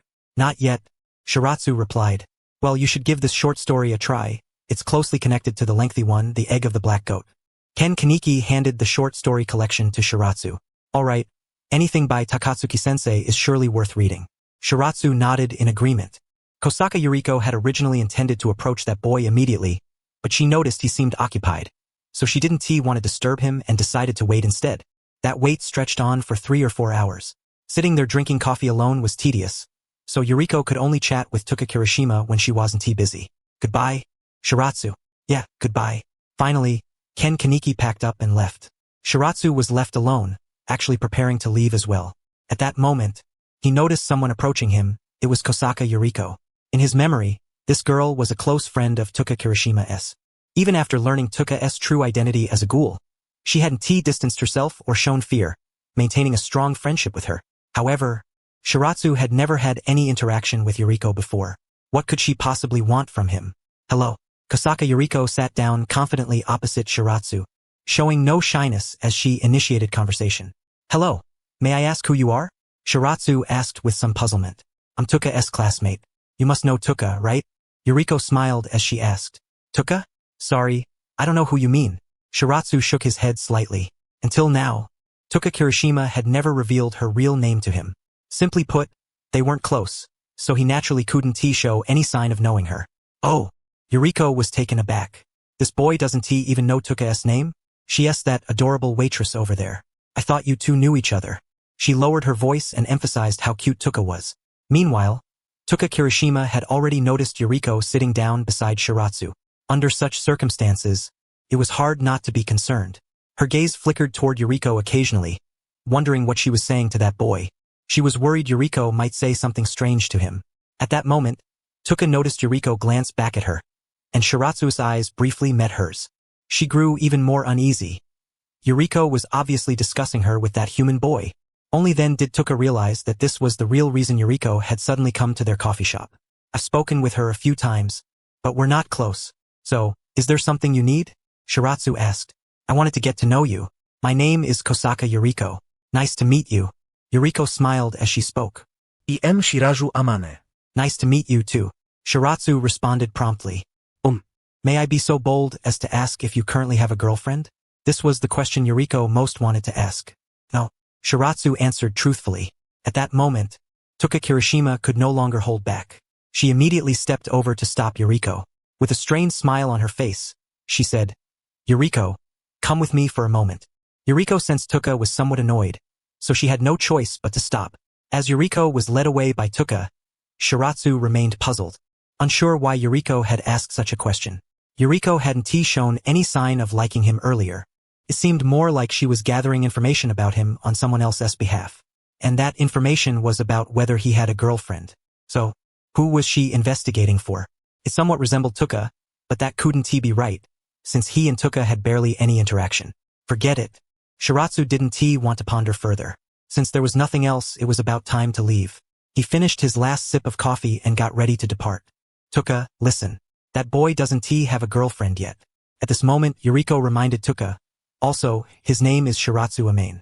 You don't still not know his name, do you? What does it matter to me whether he has a girlfriend? I told you, you're misunderstanding. Tuka felt overwhelmed, sensing that no matter how much she explained, it was futile. All right, let us just say I was mistaken. Yuriko replied, though it was clear she didn't fully believe Tuka's words. She had learned that Shiratsu and that beautiful girl on that day were not a couple and had conveyed that message to Tuka. For her, that was sufficient. My coffee is just finished, so I'll be heading off now. Bye, Tuka. With that, Yuriko cheerfully left the antique coffee shop. Bye. Tuka Kirishima watched Yuriko's departing figure with a somewhat helpless look and sighed softly, hoping that boy wouldn't overthink things. Oh, that guy's name is Shiratsu Amane, right? As the holiday neared its end, Shiratsu Amane's partner had already been assigned by the CCG. Shiratsu had received word that he would be paired with Gunji Ui. The phone Shiratsu used to receive messages was a flip phone, which, aside from making calls, had almost no other functions. Even if it did, he had no interest in playing with a flip phone, having grown accustomed to smartphones.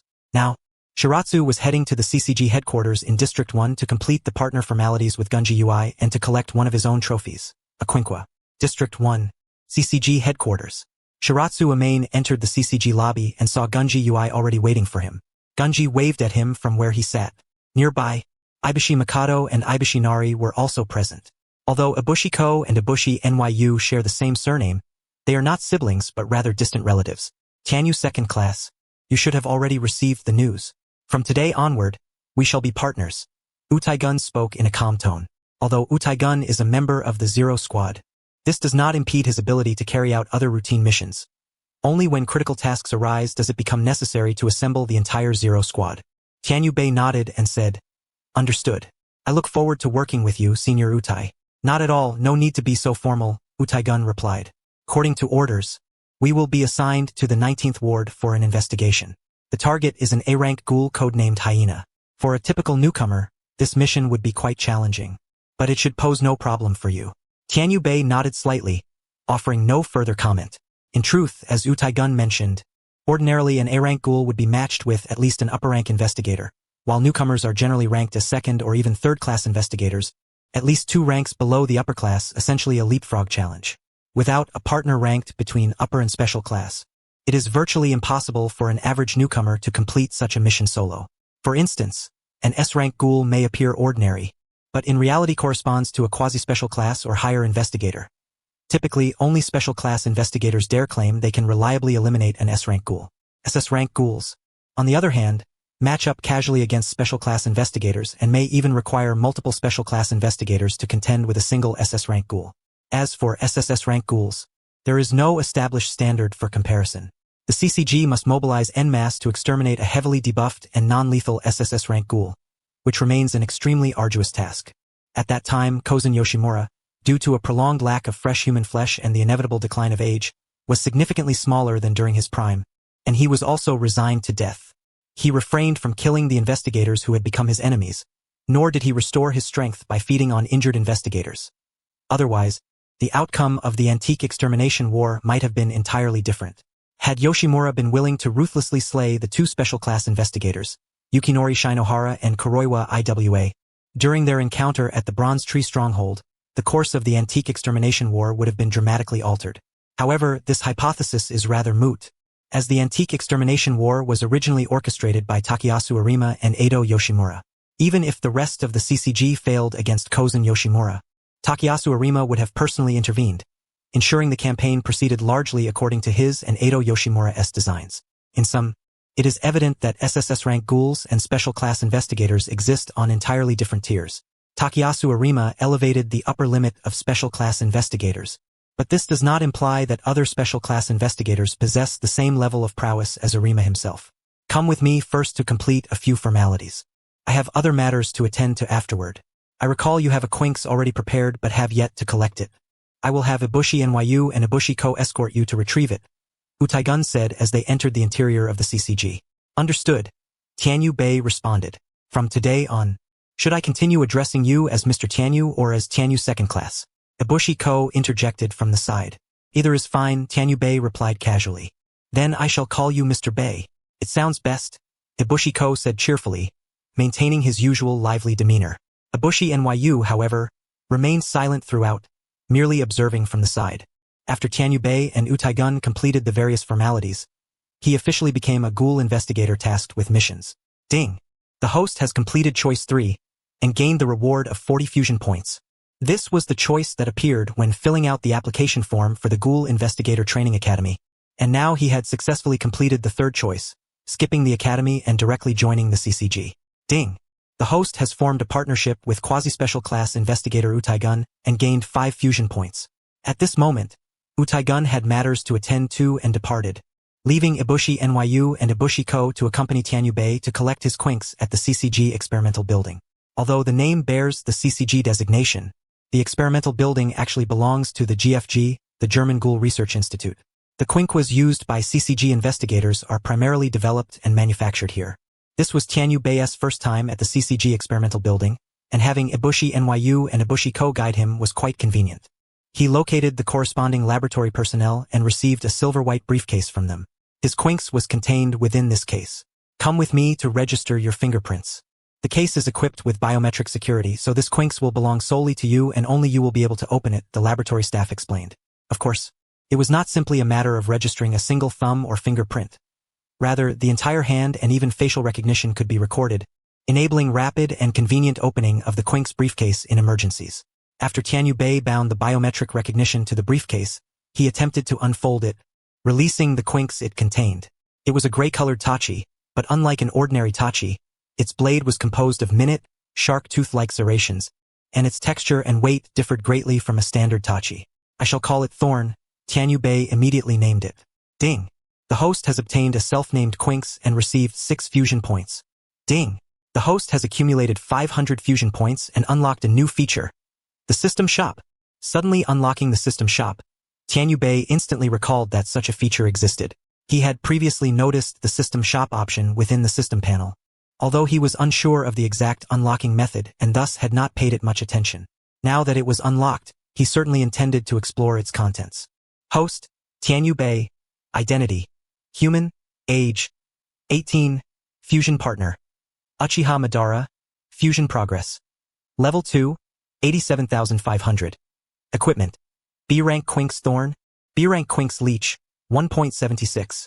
Abilities, 3 Tomo Sharingan, Hashirama Cells level 2, Taijutsu level 2, B-rank Ninjutsu Fire Release Great Fire Annihilation, B-rank Ninjutsu Fire Release Great Fire Extinguish, B-rank Ninjutsu Fire Release Ash Concealment Technique. Fusion points, 313. System Shop. Upon opening the system panel, Tianyubei indeed found the System Shop unlocked at the bottom. With a mere thought, the System Shop interface automatically opened. System Shop Level 1, Item 1, White Mask. Description: the mask worn by Uchiha Obito during his guise as Uchiha Madara. Wearing it grants a 10-point overall enhancement, including Taijutsu, Ocular Power, Ninjutsu Potency, Total Chakra, and the effects of Hashirama Cells. Price: 10 fusion points. Item 2. Scythe. Description: a ninja tool paired with the Uchiha Gunbai, more often used as a walking cane, yet its power should not be underestimated. It is far stronger than a B-rank Quinx. Price: 100 fusion points. Item 3. Uchiha Gunbai, Flame Gunbai. Description: crafted from the branch of the Divine Tree, it is extraordinarily sturdy and difficult to damage. It carries a ninjutsu, Uchiha Reflection, that absorbs attacks and converts them into wind element energy to rebound. Modified version. Its strength is comparable to an SSS rank Kakuja Quinx. Price: 500 fusion points. Note: upon accumulating 3,000 fusion points, the System Shop will be upgraded to level 2. Although presently there are only 3 items available, each appears to be quite useful. According to the system's description, more items will be unlocked once the System Shop levels up. Amaya Hakuyo considers the White Mask to offer the best value among the current selections. For merely 10 fusion points, it grants him a comprehensive enhancement of 10.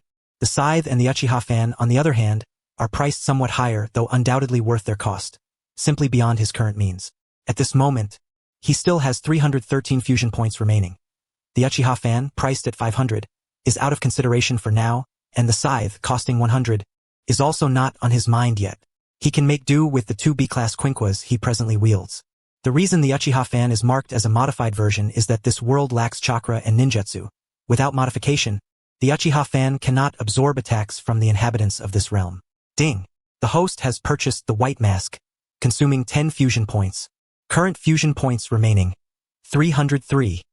Amaya Hakuyo secured the White Mask first, intending to consider the Scythe and Uchiha Fan once his fusion points become more ample. For now, his priority lies in advancing the fusion progress to level 3. Under normal circumstances, by then, his 3 Tomo Sharingan should evolve into the Mangekyo Sharingan, a transformation that would significantly elevate his overall strength. Upon completion of the purchase, the White Mask automatically appeared within the Equipment section. Equipment: White Mask, B-Class Quinqua Thorn, B-Class Quinqua Leech, 1/76. Whenever Amaya Hakuyo wills it, the White Mask materializes directly into his hand. However, at this moment, he certainly refrains from drawing it out, mindful of the onlookers nearby. Name Thorn, huh? Very well. Additionally, this is a Bikaku-type Quinqua, which is quite suitable for novice investigators, remarked the experimental staff. The characteristics of the Bikaku manifest not only in the ghouls but also in their Quinquas. It possesses no particular strengths or weaknesses. Its offensive and defensive capabilities are well balanced, making it the most versatile among the 4 Kagun types. Although Amaya Hakuyo had driven out multiple ghouls in the 24th ward, the CCG experimental building provided him with only 1 Quinqua. This is standard, as the difficulty in wielding a Quinqua is high. The vast majority of investigators are capable of using only 1, and even then, mastery is not guaranteed. Individuals like Kisho Arima, who can wield 2 Quinquas simultaneously with both hands, are exceptional cases. The small-scale Quinquas derived from a single Kagun, such as the Scorpion 1.56 and the Leech 1.76, are not counted in this regard. Amaya Hakuyo departed the CCG experimental building carrying a suitcase containing Thorn. During field missions, it is imperative to keep the Quinqua suitcase within reach at all times. When necessary, can be concealed beneath other items.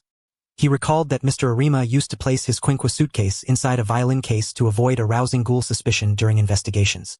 At that moment, Ibushi Ko, like a senior mentor, shared these insights with Amaya Hakuyo. But to be fair, by seniority, Ibushi Ko indeed is his senior. Thank you for the reminder. I will be careful. Amaya Hakuyo nodded in acknowledgement. Hakuyo-san is scheduled to accompany Senior UI to the 19th ward tomorrow, right? There is still quite a bit of time today. How about we take a stroll downtown? Ibushi Ko suggested. Sounds good.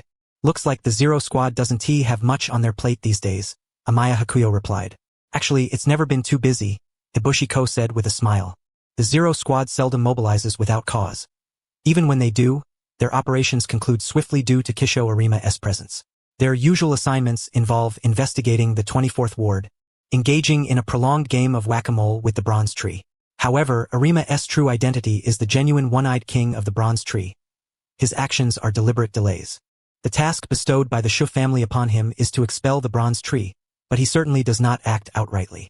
At this point, Ibushi Ko asked the nearby Ibushi Nyu, Sister Ibushi, are you coming along? Sure, Ibushi Nyu smiled and nodded, strolling casually through the streets. The three of them carried no Quinqua suitcases, only compact Quinquas such as daggers and short blades.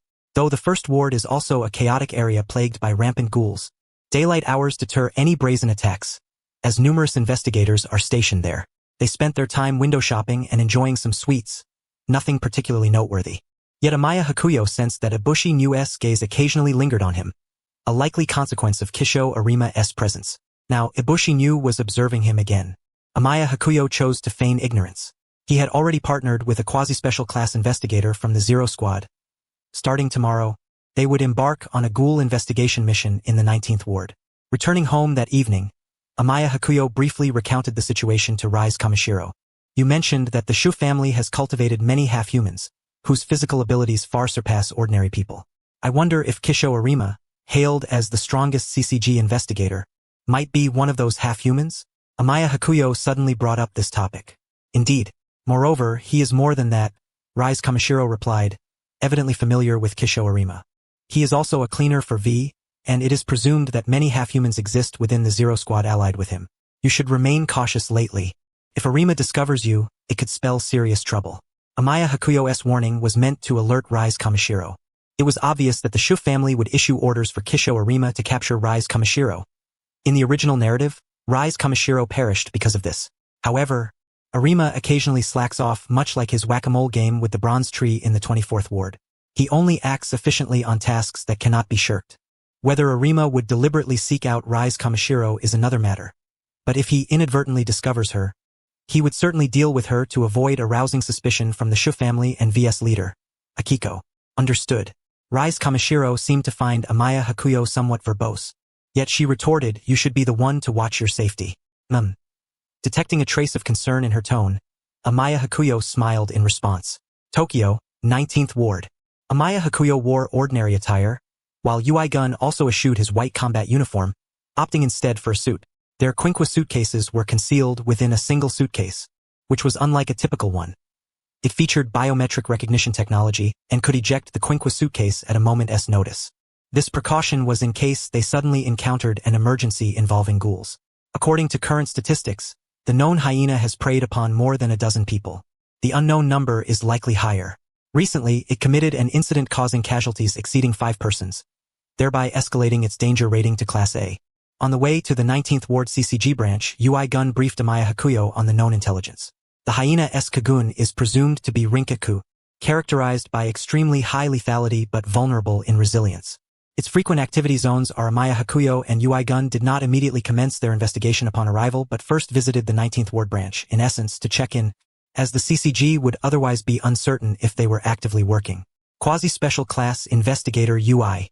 At the 19th Ward CCG branch, investigators greeted UI Gun with respect. As for Shiraya Amaha, no one really knew him. After all, he had just joined the ranks and had yet to establish any reputation. In stark contrast, Yuri Gun, the vice-captain of the Zero Division and once a prodigious newcomer under Arima, was virtually a household name within the CCG. Uri, The quasi-special class, so it's you who's come to support the 19th ward, someone remarked. At that moment, Shiraya Yamaha and Yuri Gun encountered a man with a head full of white hair, a gaunt face, and a slightly stooped posture, clad in a gray coat and carrying a quinqua briefcase. Yamaha's eyes flickered with a faint light, for he immediately recognized this man as Suzuya Juzu, and alongside him was Kataru Amon. He took note. At this point in time, Suzuya Juzu was stationed in the 19th ward. Suzuya, special class. Amon, first class. Yuri Gun responded. Suzuya Juzu turned to Shiraya Yamaha and asked, "Is this your partner? He seems quite capable." Yuri Gun nodded. Of course. He has been performing admirably during his probationary period. Yamaha, maintaining a calm expression, introduced himself to Suzuya Juzu. "I am Shiraya Yamaha, a freshly appointed second-class investigator." Second-class Yamaha. "Work hard. You're sure to become an excellent ghoul investigator," Suzuya Juzu said before he and Kataru Amon continued on their way. When conversing with his colleagues, Suzuya Juzu appeared quite normal. Indeed, he could be described as a dependable senior who cared deeply for his subordinates. Yet, when confronting ghouls, his demeanor was entirely different. Though this was merely a brief encounter, it lingered in Shiraya Yamaha's mind. At this point in the timeline, barring any unforeseen events, Suzuya Juzu was either investigating or about to investigate the Tsukuyama family. Ding! Host has activated a mission, unlocking a divine-level choice. Option 1. Do not interfere or get involved.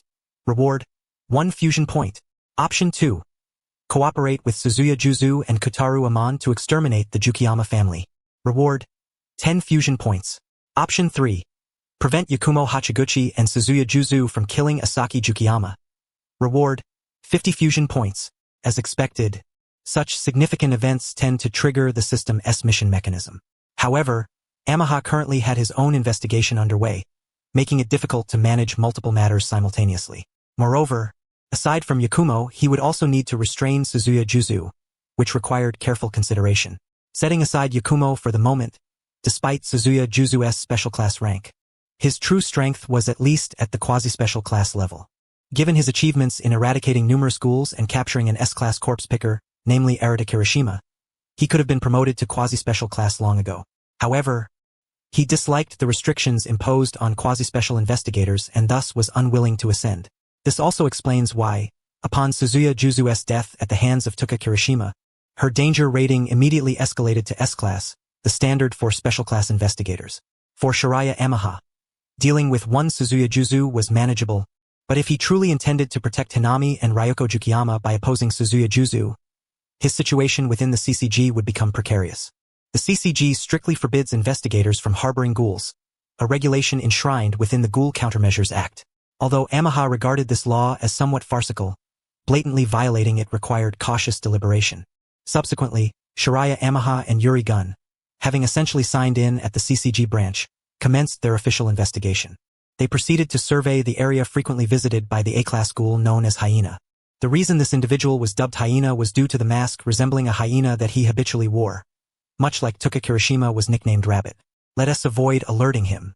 We'll simply walk around like ordinary passers-by and carefully observe for any suspicious clues. Yuri Gun imparted knowledge that newcomers needed to know. Yamaha nodded slightly. Although he was already familiar with these basics, there was no need to reveal this fact. Even with his Sharingan closed, his perception was far keener than that of ordinary people. Within just half an hour, he identified a suspicious man. Senior Yuri, that man has faint yellowish stains on him. Looks like remnants of human fat, Yamaha noted. The man in question was dressed in a black coat, tall and slender. His behavior appeared no different from the surrounding pedestrians, but the slight yellow smudge on his back caught Yamaha's suspicion. Though such stains were difficult to discern, Yamaha's extraordinary insight allowed him to determine that it was no ordinary blemish. Whether animal fat or human fat, it was sufficiently suspicious. Is that so? Let us follow him discreetly and avoid detection, Yuri Gun whispered. Yamaha and Yuri Gun began tailing the black-coated man, maintaining a distance that minimized the risk of being noticed. After a short while, the man turned into a narrow alleyway, which only heightened their suspicion. Both immediately followed. Yamaha took point. As he was about to enter the alley, 3 black quinqua blades suddenly lunged toward him. The tips converged into a single point, aiming directly for his forehead. In that instant, Yamaha's 3-tomo Sharingan reflexively manifested. However, Yuri Gun, positioned behind him, saw no sign of the Sharingan. Though the ambush was startlingly sudden, It was too slow to evade Yamaha's 3-tomo Sharingan. The blade's speed appeared as if slowed, a predictive effect granted by the Sharingan's insight. Simply put, by reading the opponent's movements, he could anticipate their next trajectory, as if glimpsing several seconds into the future. Consequently, the enemy's motions seemed to decelerate. Yamaha swiftly sidestepped the attack to the side, confirming that the black-coated man was undoubtedly a ghoul. Furthermore, the Quinqua blades were clearly scaled Quinqua, perfectly matching the A-class ghoul hyena-esque characteristics. Yamaha resolved to regard this individual as the mission target hyena. Yamaha. Yuri Gun reacted promptly, activating his briefcase. 2 Quinqua cases sprang out. He tossed one to Yamaha while drawing his own Quinqua. Yamaha caught his Quinqua briefcase, and his 3-tomo Sharingan vanished, not wanting Yuri Gun to notice. The B-class Quinqua thorn immediately unfolded from the case, transforming into a Tachi sword. Yamaha's gaze locked onto the black-coated man, who had now donned a mask resembling a hyena. Hyena frowned upon realizing his ambush had failed. Although he had suspected these 2 tailing him were investigators from the White Pigeon Squad, he did not expect them to dodge even this move. He instantly recognized that these 2 were no ordinary investigators, and lacking confidence, he decided to retreat. As Hyena attempted to retract his Quinqua blades and flee, Yamaha would not grant him the chance. The 3-scaled Quinqua blades, still converged at a point, had just passed to the left side of Yamaha's head. Yamaha swung his Tachi backward and thrust leftward, piercing through all 3 blades simultaneously. Hyena was too late to retract them. Scaled Quinqua blades were inherently fragile, and with Yamaha's Quinqua possessing sufficient lethality and his considerable strength, breaking through defenses was effortless. However, he still felt it was insufficient at this stage. With a sudden twist, he drove the katana into the ground, thoroughly pinning all 3 of the hyena-esque Kagun to the earth. Damn it! The hyena instantly sensed grave peril, but no matter how hard he struggled, he could not free his Kagun from the ground. In his burning anxiety, Byakuya Amane had already released the spikes embedded in the earth and closed the distance to him. A sweeping high kick struck the hyena's head. His strength had become formidable, yet it only caused the hyena's head to shift position slightly. At most, it momentarily clouded the hyena's vision, leaving him a bit dizzy. One could only say that the physical defense of ghouls remained exceedingly robust. Yet Byakuya bore more than 1 Quinqua. Fortunately, his Hiriko 1.76 had always been kept in the inner pocket of his clothing, and now it proved invaluable. Seizing the moment as the hyena staggered, Byakuya swiftly drew the dagger-style Quinqua, circled behind the hyena, and destroyed the Kagun sack located at the base of the hyena-esque Kagun. At precisely that moment, Jun Uii also arrived on the scene. He wielded an A-rank armored Kagun Quinqua called Sus, which resembled a long spear but concealed a hidden mechanism within. Suddenly, the Sus in his hand transformed, collapsing from its spear form into numerous razor-sharp, flexible blades that swiftly severed the hyena's head. Even though ghouls possess formidable regenerative abilities, it is exceedingly difficult for an average ghoul to regenerate after decapitation, let alone one whose Kagun sack had already been severely damaged by Byakuya. At best, the hyena was an A-rank ghoul, incapable of withstanding consecutive fatal injuries. This decapitation strike ended his life definitively. Ding! The host has defeated an A-rank ghoul, earning a reward of 10 fusion points. Ding! The host has completed the first mission assigned by the CCG, earning a reward of 10 fusion points. Excellent work. Your response just now was hardly what one would expect from a novice investigator. This mission was indeed not difficult for you. Jun Uii immediately lavished praise upon Byakuya. By the way, your Kagun has fully manifested, meeting the conditions to craft a Quinqua. In a few days you'll be able to upgrade to an A-rank Quinqua. Byakuya merely nodded slightly, saying nothing more. His concern was not about acquiring a better Quinqua, but rather about matters concerning the Fusaguchi family. He wondered about their current situation. If Asaki Fusaguchi had not yet been slain by Yamori Yakumo, that would be the easiest scenario. The mission is complete. Naturally, other investigators will come to handle the scene later. Do you want to return now? Jun Uii inquired about Byakuya's intentions. It's still early. I want to walk around District 19 for a while, Byakuya replied. That is fine. I'll return to the CCG branch to report first. Take care of yourself. Jun Uii nodded. Soon, some investigators arrived to process the scene. They were all assistant investigators, staff with little combat capability, assigned to menial tasks. Only second-class investigators barely possessed the strength to contend with B-rank ghouls, while third-class investigators could at most face C-rank ghouls who could not manifest Kagun. Assistant investigators were limited to menial duties alone. Junior investigator Uii, and this person is These assistant investigators recognized Jun Uii but not Byakuya Amane. They were tasked with transporting the Hyena S-Corpse back to the CCG experimental building in District 1, as well as cleaning the bloodstains and other evidence at the scene. Jun Uii exchanged a few casual words with Byakuya before heading off to report. Byakuya appeared to be strolling the streets, but in truth, he was searching for the Fusaguchi family S location. He only knew they operated a clinic but was unaware of its exact whereabouts. Perhaps asking passersby would yield answers. Since he was no longer on a mission, Byakuya no longer concealed his Quinqua case inside his luggage but carried it openly in hand. This made it obvious to onlookers that he was a CCG Ghoul investigator, facilitating his inquiries. Before long, Byakuya learned the clinic's precise location. The Fusaguchi clinic was quite well known nearby. Dr. Asaki Fusaguchi was reputed for his kind demeanor toward patients and diligent professionalism. He was indeed a rare kind-hearted ghoul, and his demise was due to Yamori Yakumo discovering his collusion with the CCG investigators. Byakuya immediately set off toward the Fusaguchi clinic. As he neared, he deliberately slowed his pace, observing his surroundings. It was likely that Gotomato and Kotaro Amon were lying in wait near the clinic for Yamori. Specifically, Goto and Amon had come to District 19 to capture Yamori, a ghoul rated S-class dangerous by the CCG. Deploying them for this task was reasonable. Moreover, at this time, the CCG was unaware that Yamori had become a half-Kakuja through co-consumption, elevating him beyond S-class to a level between S and SS. In the original story, Gotomato also failed in this mission, underestimating Yamori's strength. His Quinqua proved ineffective and was even damaged by Yamori. If Yamori had not been so punctual in his daily routine, clocking out on time and ignoring Goto and Amon, Goto would have been lost here. Sure enough, Byakuya soon spotted the concealed positions of Gotomato and Kotaro Amon. If even Yamori could detect them, Byakuya, who was fully aware, would certainly not miss them. However, Byakuya pretended not to notice the two. Carrying his Quinqua case, he nonchalantly entered the Fusaguchi clinic.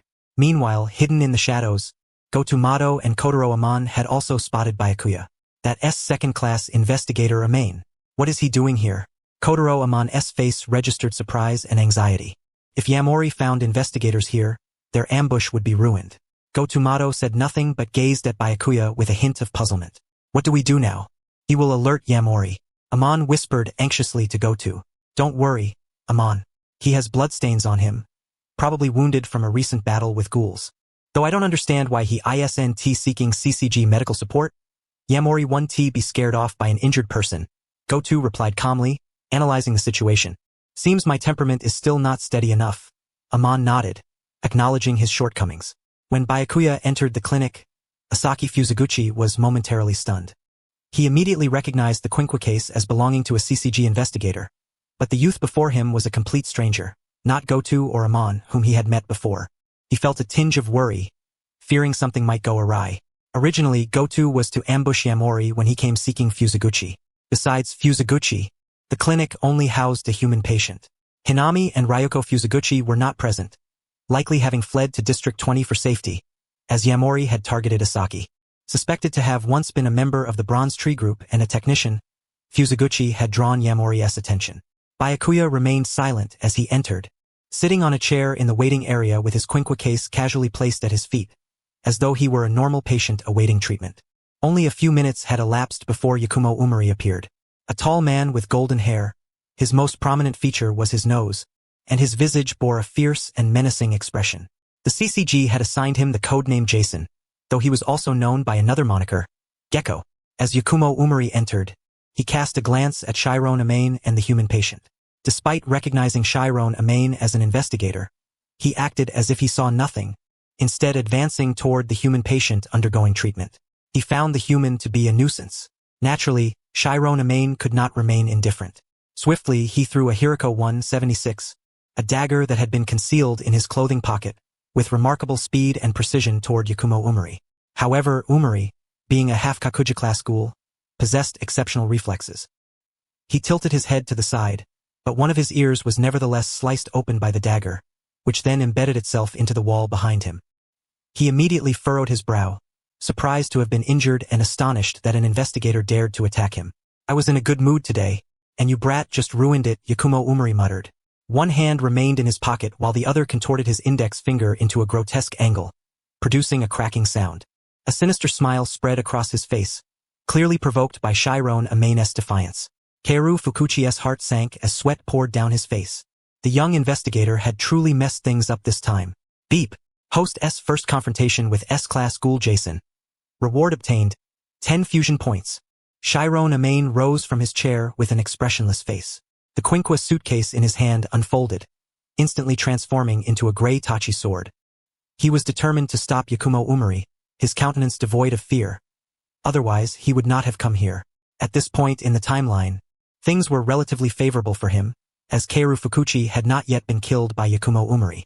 The human patient nearby reacted quickly, but his choice was somewhat reckless. Instead of hiding in the clinic, he ran straight for the exit, inevitably passing right by Yakumo Umari. Yet, Umari completely ignored the man, allowing him to flee. His sole focus was to tear apart the boy before him. He cared nothing for the others. It was a pity the man was not a ghoul. Otherwise, Umari could have entertained him properly, for ghouls' unique regenerative abilities allowed for endless torment and cruelty. Ha! Yakumo Umari bellowed suddenly, unleashing a surge of monstrous strength. Without activating his Kagun, he seemed intent on overwhelming Shiron Amane with sheer physical power. If this had been an ordinary human, their physique would undoubtedly be inferior to that of a normal ghoul, let alone a half-kakuja like Gecko. But Shiron Amane was no ordinary human. In an instant, Yakumo Umari closed the distance and swung his thick fist at Shiron Amane's face. Shiron Amane had already anticipated the move, his pupils fixed on the direction of the incoming blow. He tilted his head slightly, effortlessly dodging the punch. It appeared as though Umari's fist had nearly shattered Shiron Amane's skull. But this was merely an illusion created by Shiron Amane's precise evasion. Simultaneously, Shiron Amane twisted his wrist and, in a reverse motion, thrust the Tachi into Umari's abdomen. Feeling the sting in his midsection, Yakumo Umari was momentarily incredulous. He had not expected to be wounded so suddenly. Yet, this minor injury was insignificant to him and only fueled his fury. Umari disregarded the Quinqua embedded in his abdomen and attempted to seize Shiron Amane's neck with both hands. However, his speed was still a fraction slower. Shiron Amane decisively withdrew the thorn-shaped blade from Umari's belly, the serrated edge inflicting a second wound, then swiftly evaded Umari's grasp. Yakumo Umari's plan to crush Shiron Amane with raw physical prowess alone, without deploying his Kagun, was simply wishful thinking. Meanwhile, Keiru Fukuchi sat frozen in place, too afraid to flee. Witnessing the young investigator holding his own against Gecko was astonishing. Though he knew this was far from the ghoul's true power, Umari had yet to unleash his Kagun. He could only nervously hope for reinforcements from Mr. Makoto and Mr. Kotaro-amon, wondering why they had not yet arrived. Logically, they should have been nearby. Once again, without even touching his opponent's clothing, Umari had been injured, leaving him both furious and humiliated. He finally unleashed his Kagun in a violent rage. 2 purple scaly Kaguns sprouted from his waist Kagun sacs, bristling with sharp spikes. Of course, Yakumo Umari possessed more than 1 Kagun sac. He had 3 in total, 2 of which he had acquired through cannibalism, granting him half Kakuja strength. Yet, he evidently did not take Shiron Amane seriously, employing only his original Kagun sac. Seems I'm still underestimated, Shiron Amane remarked with a faint smile. The 2 scaly Kaguns surged forward with greater speed and ferocity. Their lethality was unmatched, raining down a swift and brutal assault upon Shiron Amane. Now the young investigator began to struggle. He blocked 1 Kagun with his Tachi and dodged the other with agile movements. Though he evaded the attacks, his clothing was torn in the process. Shiron Amane attempted to damage Umari's Kagun with his thorn blade, but his B-class Quinqua was outmatched. Both in power and durability, it paled in comparison to Umari's Kagun. It was akin to comparing an S-class Quinqua like Jason to a B-class one, entirely different leagues. Not only did Shiron Amane fail to harm Umari's Kagun, but the impact numbed his hand. Fortunately, the thorn blade remained intact. He resolved to avoid direct clashes between his Quinqua and Umari's Kagun, lest his weapon shatter prematurely. At this moment, Yakumo Umari's face twisted into a cruel grin as his offensive grew increasingly fierce. Though Shiron Amane was no longer as effortless as before, he was far from defeat. Unless Umari lost control and transformed into a half-Kakuja, Shiron Amane still held several trump cards, which he was unwilling to deploy just yet. As the battle raged fiercely between Shiron Amane and Yakumo Umari, Makoto Mato and Kotaro-amon finally arrived, each wielding their own Quinqua. Makoto Mato's was an umbrella-shaped Quinqua, while Kotaro-amon's resembled a metallic rod-like Kakuja Quinqua, the Dojima one, too. What? Yakumo Umari quickly realized he had been ambushed. His immediate instinct was to retreat. He was already locked in a grueling struggle with the boy. Facing 2 more ghoul investigators attacking him simultaneously would overwhelm him eventually. Though he could become a half-kakuja, such a state would rob him of his reason. He had a mission to complete and could not afford to act rashly. Umari decisively broke free from his entanglement with Shiron Amane and charged toward Makoto Mato and Kotaro Amon, who blocked his escape. Both tried to intercept him, but it was futile. Even though Makoto Mato's umbrella-shaped quinkua enveloped Umari, he forcibly pried it open with his Kagun-s brute strength, shattering the quinkua instantly. Then, with a kick to Kotaro Amon's rod-like quinkua, he forced Amon to step back several paces.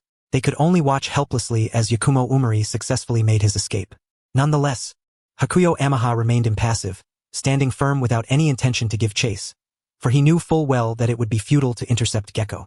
Provoking that fellow to transform into a half-ghoul would bring no benefit to him. Kotaro Amon was about to pursue further but suddenly realized that Jason had vanished without a trace. Damn it! He escaped once again, Kotaro Amon exclaimed in frustration. It's all right, Amon. We truly cannot catch Jason, Osamu Mato said with a calm demeanor. His quinkua had already been destroyed by Jason, which clearly demonstrated that Jason's strength exceeded their expectations. This was merely one quinkua he had casually brought along. If it was broken, so be it, he had many others in his collection. It was precisely because they had underestimated Jason's power that this happened. Yes, Kotaro Amon nodded in agreement. We should actually be grateful to second-class Amaha for helping us grasp that man's strength. Otherwise, we might have been in grave danger. Osamu Mato cast his gaze toward Hakuyo Amaha. This young man was clearly still a newcomer, yet his strength was unexpectedly formidable, able to confront S-Class Jason head-on without losing ground. Within the CCG, there were indeed a few individuals as bafflingly powerful as Hakuyo Amaha. Could it be that this youth also hailed from the same place as that man? Indeed. Thank you, second-class Amaha, Kotaro Amon said, turning to address Hakuyo Amaha. He could not help but feel a sense of admiration for the boy, whose performance as a newcomer far surpassed his own earlier efforts. It's nothing, Hakuyo Amaha replied coolly. Mr. Mato, Mr. Amon, what shall we do now? At that moment, Asaki Fukiguchi asked Osamu Mato and Kotaro Amon with a worried expression. They had failed to capture Gecko this time, and Gecko likely already knew that he had colluded with the CCG's ghoul investigators. Retaliation was surely imminent. Among their ghoul comrades, especially those associated with Aojirai Tree, Okami Yakumo was commonly referred to as Gecko. Yes, what should we do? Osamu Mato pondered for a moment before his expression twisted into a cold sneer. I don't know what to do, but I do know that you will be of no use going forward. What? Asaki Fukiguchi's eyes widened in shock, momentarily unable to comprehend. Did that mean they intended to eliminate him? Kotaro Amon remained silent but was undoubtedly deep in thought. Mr. Mato had exploited Dr. Fukiguchi, yet after several days of interaction, Amon had not sensed any malice from him. On the contrary, he seemed quite amicable toward humans. However, Mr. Mato had always taught him the ghoul countermeasures law. Once a subject was determined to be a ghoul, they lost all legal protection. In Mr. Mato's eyes, all ghouls had no reason to live. They were all deserving of death. Though Amon felt some pangs of conscience, he was willing to abide by Mr. Mato's will and would never speak out against him. Amon, Osamu Mato called out to Kotaro Amon. Since his quinkua had already been shattered by Jason, the task would fall to Amon. Generally speaking, a ghoul investigator who lost their quinkua was almost defenseless against ghouls. The only notable exception was Kisho Arima, who once drove away ghouls with a mere ordinary umbrella, but his physical abilities were on an entirely different level from ordinary humans or even half-humans. Yes. Kotaro Amon's hesitation vanished, and he resolutely obeyed Osamu Mato's orders. Clutching the Dojima 1 and 2, he approached Asaki Fukiguchi. This isn't what we agreed on. Asaki Fukiguchi's expression turned panicked. He instinctively wanted to flee, but there was nowhere to retreat. 3 ghoul investigators stood before him with no escape. He could only huddle there, filled with regret. Had he known earlier, he would never have sought cooperation. In his mind, ghoul investigators were trustworthy. But to his dismay, not only did they fail to eliminate the threat of Gecko, but now he himself was doomed. Most crucially, he had a wife and daughter. Both Gecko and Osamu Mato knew about his family. His own death was of no consequence, but he could not bear the thought of his wife and daughter being murdered. Trust ghouls? Disgusting, Osamu Mato sneered viciously. His eyes became uneven in size, filled with loathing. He did not regard Asaki Fukiguchi as human. In fact, ghouls were not human at all. merely a collection of damn trash. Thus, trust was meaningless. At that moment, Osamu Mado was already contemplating crafting a new quinkwa using Fukiguchi's Kagun and Kagun sacks. Using this man to create a quinkwa to hunt down that mother and daughter, reuniting the family in the most complete way imaginable. It was a thought that brought him satisfaction. No, please don't. Asaki Fukiguchi cried out in despair. However, just as Kotaro Amon raised his quinkwa to strike, Hakuyo Amaha suddenly spoke from behind. Wait, what? Kotaro Amon's movement halted abruptly, surprised that second-class Amaha would call him off so suddenly. Osamu Mado also looked at Hakuyo Amaha with suspicion. Jason has not yet been captured, and this man still holds value. Jason will surely return to exact revenge, so killing him now would be a waste, Hakuyo Amaha said with a calm expression. Though that fellow escaped swiftly this time, I will not give him another chance. Osamu Mado fell silent for a moment. Kotaro Amon found Amaha's reasoning reasonable and hesitated, though he was not in a position to decide and looked toward Osamu Mado instead. Very well, we will follow your lead. It would be best if you can catch Jason, Osamu Mado seemed to concede. Yet, in truth, he harbored doubts about whether Hakuyo Amaha intended to shield ghouls. His intuition was exceptionally sharp, just as when he first met Ken Kaneki in the original story and suspected he was a ghoul. Had Kaneki not carried Rise Kamashiro's bloodline and evaded the RC Suppressor's detection, then at this moment, Asaki Fukiguchi's body grew weak, and he realized he was sweating profusely, yet he could not relax. His death had merely been postponed. Compared to Osamu Mado, Kotaro Amon appeared somewhat naive. It was precisely because second-class Amaha's strength was truly formidable that he trusted Amaha's words. If he had the ability to capture Jason, it was certainly worth a try. Moreover, Amaha's expressionless face seemed rational. Someone as ruthless and merciless toward ghouls as Mr. Mado himself. Ding! Host has successfully prevented Gecko and Osamu Mado from killing Asaki Fukiguchi. Reward: 50 fusion points. Note: should Asaki Fukiguchi die within a short period, the host's 50 fusion points will be revoked. With the system's reward acquired, Hakuyo Amaha was instantly satisfied. Although he was required to ensure Fukiguchi's survival for some time, this was not too troublesome for him. The next moment, the system sounded another prompt. Ding! Host has activated a mission and unlocked a God-tier choice. Choice 1.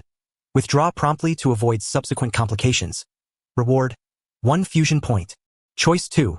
Protect Asaki Ryoko and Asaki Hinami. Reward: 50 fusion points. Let us go, Amon. It's about time we head back. I need to replace my quinkwa, Osamu Mado said, packing the broken quinkwa back into its case. Even quinkwas that were utterly useless held collectible value for him. Kotaro Amon nodded and followed Osamu Mado out of the clinic.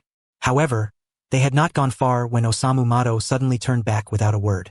Unaware of the situation, Kotaro Amon was immediately perplexed, yet he still turned around to follow Suzuya Juzu. Afterwards, Kotaro Amon accompanied Suzuya Juzu to the clinic's wall. Suzuya Juzu refrained from directly peering through the door. Instead, he listened through the wall. His intuition told him that Byakuya Togame might be intending to shield that ghoul. By simply eavesdropping on the sounds from the other side of the wall, he could discern the true circumstances. Regrettably for Suzuya Juzu, the only sounds he could hear were those of someone being brutally beaten and screaming in agony. It was unmistakably the voice of Asaki Fueguchi. Occasionally, the cold and cruel tone of Byakuya Togame cut through the air. Now, cooperate obediently. Understand? For a worthless creature like you, this is the only value you have left. To confirm everything beyond doubt, Suzuya Juzu circled around to the entrance and entered the clinic. He witnessed Byakuya Togame wearing an expression of icy detachment as he relentlessly beat Asaki Fueguchi. Upon seeing Suzuya Juzu's arrival, Byakuya Togame immediately ceased his assault, his expression swiftly shifting. I merely happened to drop something. You may continue. Suzuya Juzu collected some residual quinkwa fragments scattered on the floor. It was clear that Byakuya Togame had deliberately left behind these inconspicuous shards when he had left earlier. Byakuya Togame remained silent, and once Suzuya Juzu and Kotaro Amon departed again, he resumed his previous actions. At this point, Suzuya Juzu and Kotaro Amon had already distanced themselves and did not turn back. Mr. Amon, just now. Kotaro Amon's tone was tinged with confusion. I thought Byakuya Togame might be trying to protect that ghoul. Seems I overthought it after all. He really is an exceptional newcomer, Suzuya Juzu remarked casually. Yes, he is far more capable than I was at the start. To be precise, he is even stronger than I am now. Kotaro Amon nodded solemnly. Meanwhile, on the other side, Byakuya Togame only fully withdrew once he was certain there were no issues. Asaki Fueguchi sat on the floor, bruised and battered, his nose broken and blood flowing relentlessly. He whimpered softly while Byakuya Togame nonchalantly settled into a nearby chair, habitually crossing his legs as if nothing had transpired. With your regenerative ability you'll recover quickly, 1 TU, Byakuya Togame said lightly. Do you hate me? Asaki Fueguchi was momentarily stunned. Those words seemed to bring sudden clarity to him. No, I don't hate you. I should be immensely grateful, he replied. Already kneeling, he now prostrated himself before Byakuya Togame. He had realized that the sudden, wordless beating was meant to save his life, an act staged for the benefit of Suzuya Juzu and Kataru Amon. Moreover, the severity of the assault was mild by Ghoul standards, superficial injuries that would heal shortly. This was far preferable to dying at the hands of Suzuya Juzu and Kataru Amon.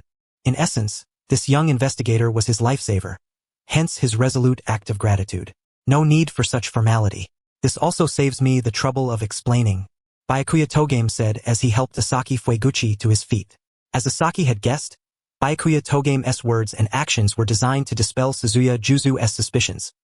He was aware of Juzu's keen intuition, which was not easily deceived, so he had deliberately staged the scene. Indeed, Juzu had not truly left. Otherwise, he might have noticed Byakuya Togame's favoritism toward Asaki. This is your due for cooperating with us at the CCG. From now on, find a place to hide well. Don't let the gecko catch you, Byakuya Togame stated plainly. Understood. Asaki Fueguchi nodded vigorously. Without further ado, Byakuya Togame departed. This was all he could do. There was no need to overextend himself. If this fellow insisted on courting death despite these circumstances, it would mean he was truly irrational. Byakuya Togame would rather have 50 fusion points reclaimed by the system than meddle in such a troublesome matter. Asaki Fueguchi was not so reckless. He planned to quietly find the most secluded place possible to hide until the heat died down, after which he would seek out his wife and daughter. Later, Byakuya Togame returned to the CCG branch in the 19th ward. Gunji Ui had already finished his shift and had heard from Suzuya Juzu about Togame's actions. I heard from Senior Juzu that you encountered Jason and performed admirably. That is true, I senti it? Gunji Ui asked upon seeing Togame's return. It is. Togame nodded slightly. You're truly becoming more impressive. Jason is an S-class ghoul, and his rating hasn't been updated for some time.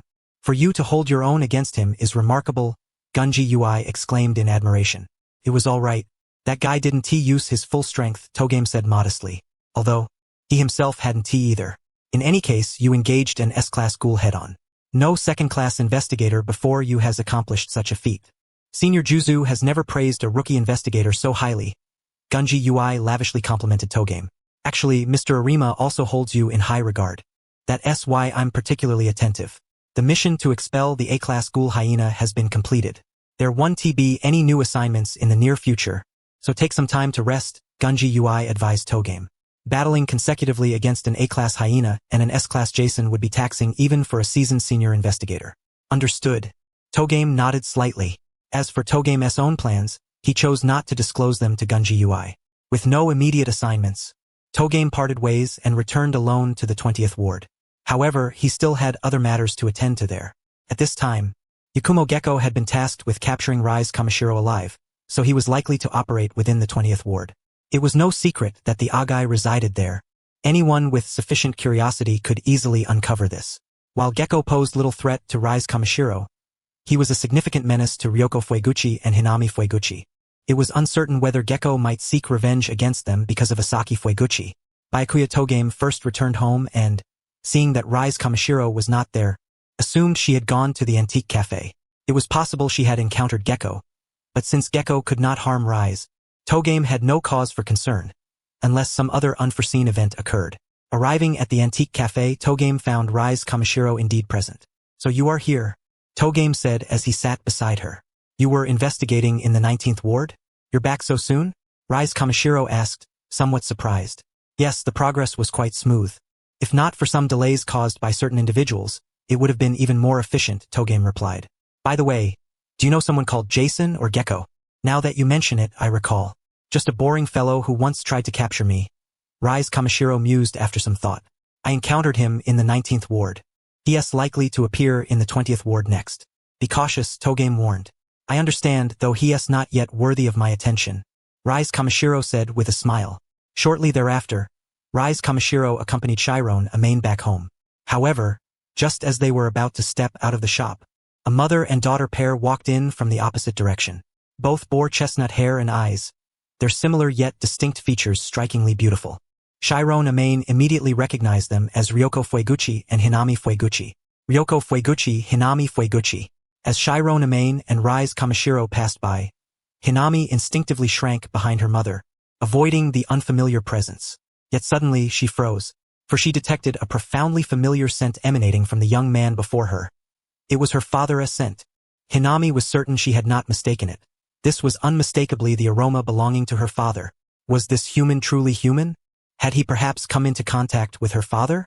Hinami, already deeply worried about her father's condition, found herself naturally captivated by the sudden recognition of his scent on this stranger. Nevertheless, she dared not reveal any of this and instead stole secret glances at the young man. Only after Chiron Amain and Rise Kamishiro departed did Hinami gently tug at Ryoko Fueguchi's sleeve and whisper softly, "Mother, that person just now. I know. He carries father's scent. But what worries me is..." Ryoko responded quietly. Of course, Ryoko could also detect the scent, though her reaction was not as pronounced as Hinami's.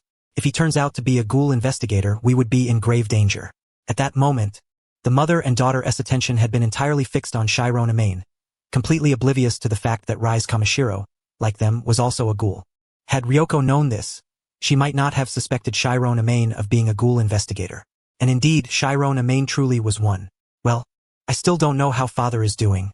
Hinami's expression darkened with concern. Since seeking refuge in the 20th ward, they had lost contact with Asagi Fueguchi. In truth, Asagi had severed ties voluntarily to prevent any trouble he might attract from affecting Ryoko and Hinami. Ryoko's heart grew heavy with worry as well. "Miss Ryoko, Miss Hinami, the shop manager is already waiting for you upstairs." Tuka Kirishima's friendly voice reached them. "Thank you very much, sister," Hinami replied. She was somewhat more familiar with Tuka and thus less shy. Ryoko also nodded and bowed in gratitude. The mother and daughter then ascended to the second floor, receiving the goods from manager Yoshimura's hands. The so-called goods were actually portions of human flesh that Ryoko and Hinami regularly obtained from Yoshimura Kozen in the Antika district. Both were ghouls incapable of hunting independently, not because they were weak. Ryoko could manifest a Kagun, categorizing her as at least a B-rank ghoul by the Commission of Counter-Ghoul standards. It was truly the C-rank ghouls, unable to deploy Kagun, who struggled with feeding. The real reason was their kindness. They could not bring themselves to harm humans. Thus, in the 20th ward, they relied on the care and support of Yoshimura Kozen and Tuka Kirishima. Meanwhile, not far from the antique coffee shop where Chiron Amain and Rise Kamishiro had just departed, Rise suddenly spoke. "That little girl earlier seemed quite concerned about you, and she's a ghoul. Didn't I tell you I encountered Gecko in the 19th ward? That guy was at a clinic," Chiron Amain said calmly. "Those mother and daughter might be connected to that clinic's doctor. I feel the girl's features resemble that doctor's." Rise nodded thoughtfully. "Indeed, some of the scents you carry overlap with theirs. It seems that doctor is also a ghoul and likely their relative," Rise added. Though neither Chiron Amain nor Rise had paid the mother and daughter much attention initially, Rise had meticulously identified the scents they carried. "Yes, I plan to drive Gecko out. He'll probably target them sooner or later," Chiron Amain stated with an expressionless tone. Eliminating an S-rank ghoul would yield a considerable number of fusion points, along with an S-rank quinqua. In Chiron's eyes, Gecko was already courting death. After collecting the goods, Ryoko and Hinami did not leave immediately. Hinami remained deeply troubled by the earlier incident. Thus, in the room on the second floor of the antique coffee shop, she asked Tuka Kirishima, "Sister Tuka, do you know the handsome young man who left just now with that beautiful older sister?" "You mean the one with glasses and purple hair?" Tuka confirmed. "Yes," Hinami nodded. "I do know them, although I wouldn't say I know the young man well." "What's wrong, Hinami?" Tuka asked, puzzled. "That young man carried father's scent. I really want to know how father is doing." Hinami lowered her head and explained. "I see." Tuka's concern deepened. "Hinami's father is still in the 19th ward. ISNTE? When did Chiron Amain go there?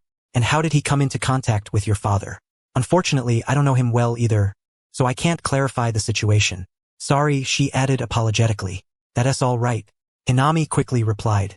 She could hardly accept Tuka's apology, given how much Tuka had cared for them all along. But regarding her father, she would have to seek answers elsewhere.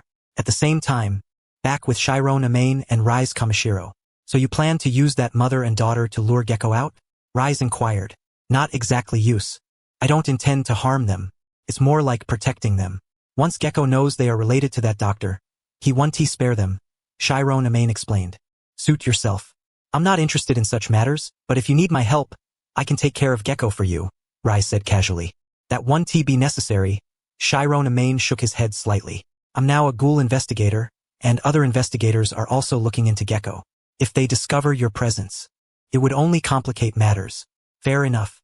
By the way, you haven't forgotten about the other matter, right? Rise's tone suddenly turned mysterious. Though her words were vague, Chiron immediately understood. You mean the promise to let you sample? Of course I haven't forgotten. Isn't it due in just 2 days? Only 2 days? I'm already impatient. Rise's voice betrayed her eagerness. That's not allowed. Not even 1 day early, Chiron Amain replied with principled firmness. You're so mean, Rise said with a plaintive tone. When the time comes, I won't show you any mercy. The 2 days passed in the blink of an eye. During that time, Chiron Amain did nothing particularly special, merely wandering the streets in hopes of spotting Gecko. The 20th ward was neither too large nor too small. He did not encounter Gecko. But today there was something to be done. Chiron was about to fulfill his promise to Rise Kamishiro. For this purpose, Rise had even drawn him into her room. Her quarters were rather austere. The dressing table held almost no cosmetics, with only a lip balm barely qualifying as such. The room was impeccably clean, permeated by a faint, delicate fragrance. Ever since Rise Kamishiro had settled into the house, Byakuya Tendo had not once entered that particular room. Isn't it fine to just stay in the living room? Why come into the room at all? At that moment, Byakuya could not help but ask. How can it be just fine? Rise promptly replied. In any case, just do as I say. You promised me this. All right. Byakuya no longer pressed the matter. After all, he would regulate things himself later. If Rise overstepped, he naturally would not permit it lightly. At that instant, Rise forcefully pushed Byakuya down onto the bed, positioning herself atop him. Coupled with the flush of crimson coloring her cheeks, it appeared as though something indescribable was about to unfold. Leaning close to Byakuya's ear, Rise whispered softly, You just asked why. Of course, it's because it feels more intense this way. Just as Byakuya feared she was about to bite off one of his ears, Rise's face suddenly drifted downward. She then fully pressed herself against him, her hands slipping from beneath his armpits to wrap tightly around him. Gently, she began to nibble between his shoulder and neck. Rise seemed considerate enough to prepare Byakuya mentally, not applying too much force all at once, but rather proceeding slowly and tenderly. When the pressure reached the point where Byakuya could feel pain, Rise's own endurance was already nearing its limit. The sensation was overwhelmingly exquisite, something she had never tasted before. Her taste buds were stimulated beyond endurance. Instinctively, Rise tightened her embrace, to the point where Byakuya felt slightly choked, though the sensation from the front remained exceedingly soft. Byakuya's attention was considerably diverted, which somewhat alleviated the pain. Moreover, this pain would last only a brief while. With the cells within his body, he could regenerate swiftly and completely unharmed. Rise maintained this posture unaltered, although she still craved more.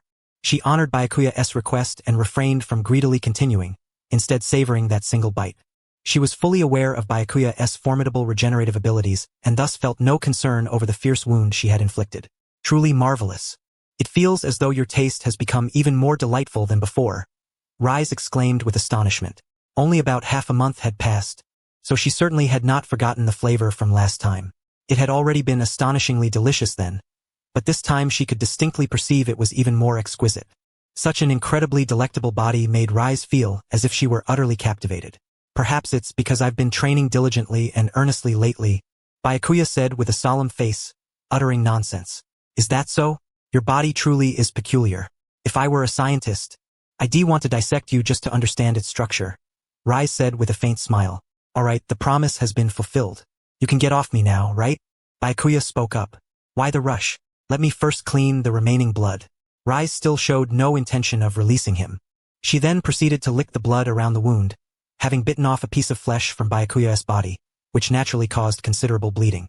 However, Byakuya's wound quickly self-healed, the bleeding stopping almost visibly to the naked eye. Rise, relying solely on her eyesight, noticed the wound repairing itself. This regenerative speed rivaled that of typical ghouls. Were it not for the undeniable deliciousness of Byakuya's flesh and blood, she would find it hard to believe such regenerative capacity belonged to a human. Even merely licking the blood around the wound was so delicious that Rise found it unforgettable. Only when every trace of blood had vanished did she finally release Byakuya. After a while, Byakuya's wound had almost fully healed. By the way, starting tomorrow, are you going to go hunting humans again? Byakuya, sitting on the bed, inquired of Rise. I do intend to, she replied with a faint smile. Although it's risky, it suits my personal style. Byakuya was somewhat speechless. It seemed Rise remained rather headstrong and rebellious, still thinking of wandering about even at such times. To be honest, he was reluctant to continue using his body as a bargaining chip to restrain Rise. After all, being bitten was painful, and such actions felt akin to self-harm. Rise's lips curled slightly. But if you can still satisfy my needs, I'll obediently listen to you. Obviously, the previous sentence was merely a prelude. This was her true intention. Don't be ridiculous. I'm not masochistic. I don't want you nibbling on me all the time. Byakuya refused. Moreover, the system had not reacted much this time. Even if the system were to grant rewards again, he might not be willing unless the rewards were substantial, say, at least 100 or 200 fusion points, to even consider it reluctantly. Then how about this? Just let me drink a little blood occasionally. Rise lowered her demands. Byakuya's blood was equally delicious and could satiate hunger. Eating flesh was not absolutely necessary. If it really came down to it, there were still plenty of human corpses in the safe zones. But for Rise, it was never a question of whether she was full, but whether her appetite was satisfied.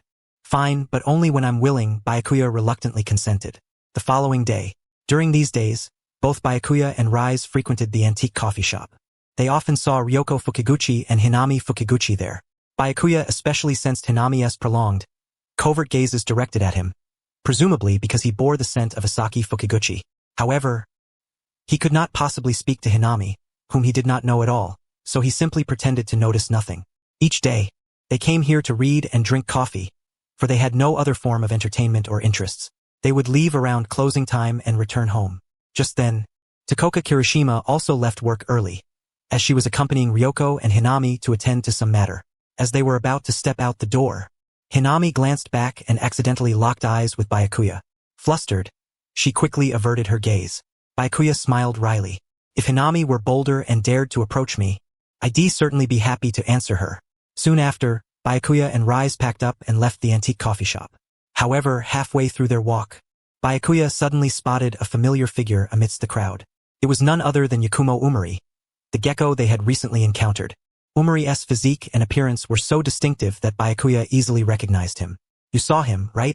That's the gecko you mentioned earlier, Rise said. Yeah, you go back first. I have some business to attend to, Byakuya replied.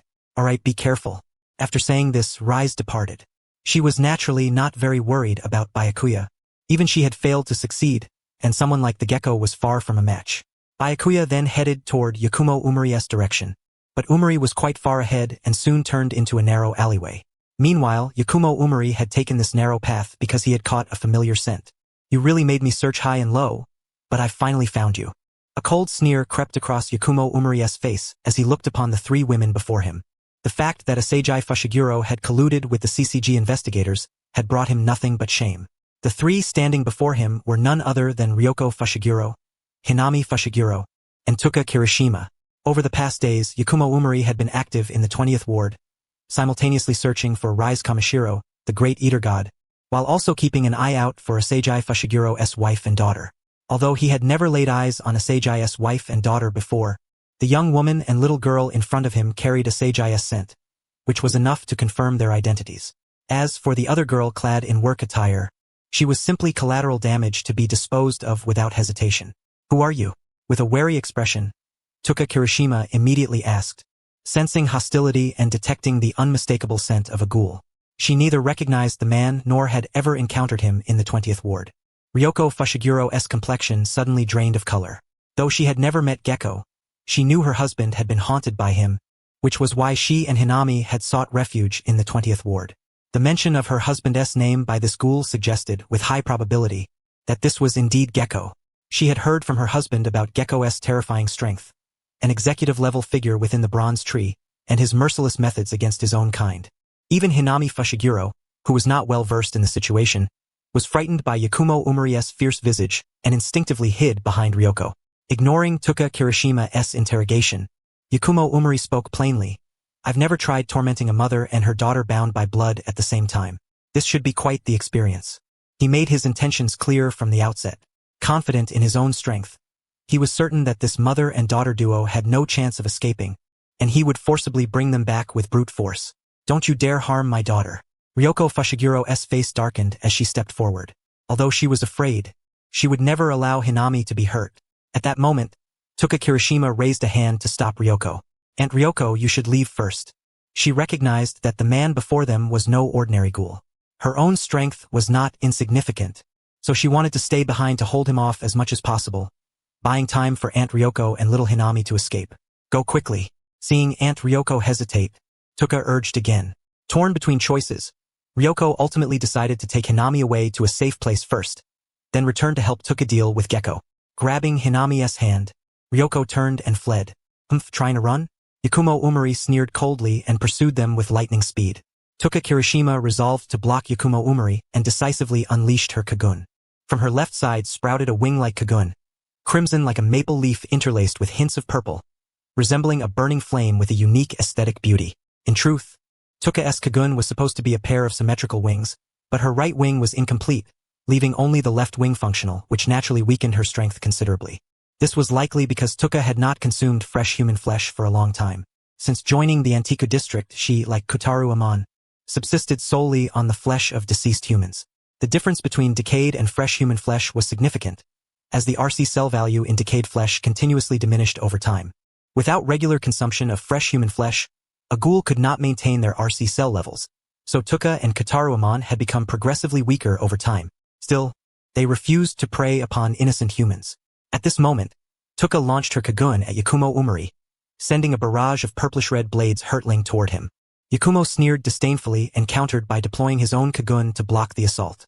Though his scaled Kagun was relatively fragile, his RC cells were far superior to Tuka's, and the strength of a Kagun fluctuated with the RC cell count. Even though Tuka's Kagun was swift and precise, it inflicted no meaningful damage upon Yakumo. While deflecting the blades, Yakumo swiftly closed the distance and swept Tuka aside with a casual strike of his Kagun. She was sent flying directly toward Ryoko and Hinami. Tuka. Ryoko could not stand idly by. She released Hinami's hand and moved to shield Tuka. Aunt Ryoko, you have to go, Tuka urged anxiously. That strike had already made her realize the man's overwhelming power. She doubted she could even buy enough time to delay him. Stop dreaming. You're all coming with me. Yakumo's speed was relentless. Barely had Tuka regained her footing when he was already upon her again. His plan was to incapacitate the three before subjecting them to thorough torment. His massive fist crashed into Tuka, forcing her to stagger backwards several steps. The Kagun she raised to block the blow tingled painfully from the impact. In both raw strength and Kagun power, Yakumo utterly overwhelmed her. Turning his attention to Ryoko and Hinami, Yakumo prepared to strike. Hinami trembled with fear, while Ryoko instinctively released her Kagun to protect her daughter. Her Kagun was a large, armored, moth-like wing, somewhat resembling a butterfly's wings. Her eyes turned a fierce crimson, her gaze shifting from timid fear to sharp anger. Yet even with Ryoko's strength, she stood no chance against a half-Kagun wielder like Gecko. Yakumo effortlessly pierced Ryoko's armored Kagun with his scaled Kagun. The armor's famed hardness was utterly vulnerable before him. Just as Yakumo was about to lay hands on Hinami, he suddenly felt a sharp jab at the back of his head. However, it only left a shallow mark, failing to break his defense. With a metallic clatter on the ground, Yakumo paused and glanced back, spotting an ordinary dagger. It wasn't even a quinqua, merely a trivial annoyance. Still curious about the audacity of his assailant, he looked up, and a figure materialized behind him. All he saw was a white mask with an odd design and a pair of crimson eyes akin to Kagun eyes. You! Yakumo began, only to be interrupted by a crushing punch that shattered his nasal bone. At the same time, Shiratsu Amane felt his fist go numb. One had to admit, this fellow's bones were incredibly tough. He had not brought a quinqua with him, so he had used a common dagger found nearby. Even if he had brought one, he wouldn't have used it, as Kishu Arima and Kotaro Amon were likely also in the 20th ward. If Arima witnessed what was happening here, it would only bring him more trouble. Therefore, he donned the white mask, enhancing all his abilities by tenfold, and engaged Gecko with a combat style entirely unknown to the CCG. The events unfolded so abruptly that Tuka Kirishima and Ryoko Fueguchi were momentarily stunned, uncertain of who had suddenly appeared to aid them. Observing that the stranger bore a mask upon his face, it was presumed he, like them, was a ghoul. In this world, Most ghouls wear their masks during combat primarily to conceal their identities from humans, especially CCG investigators. Otherwise, it would become exceedingly difficult for them to continue living within human society.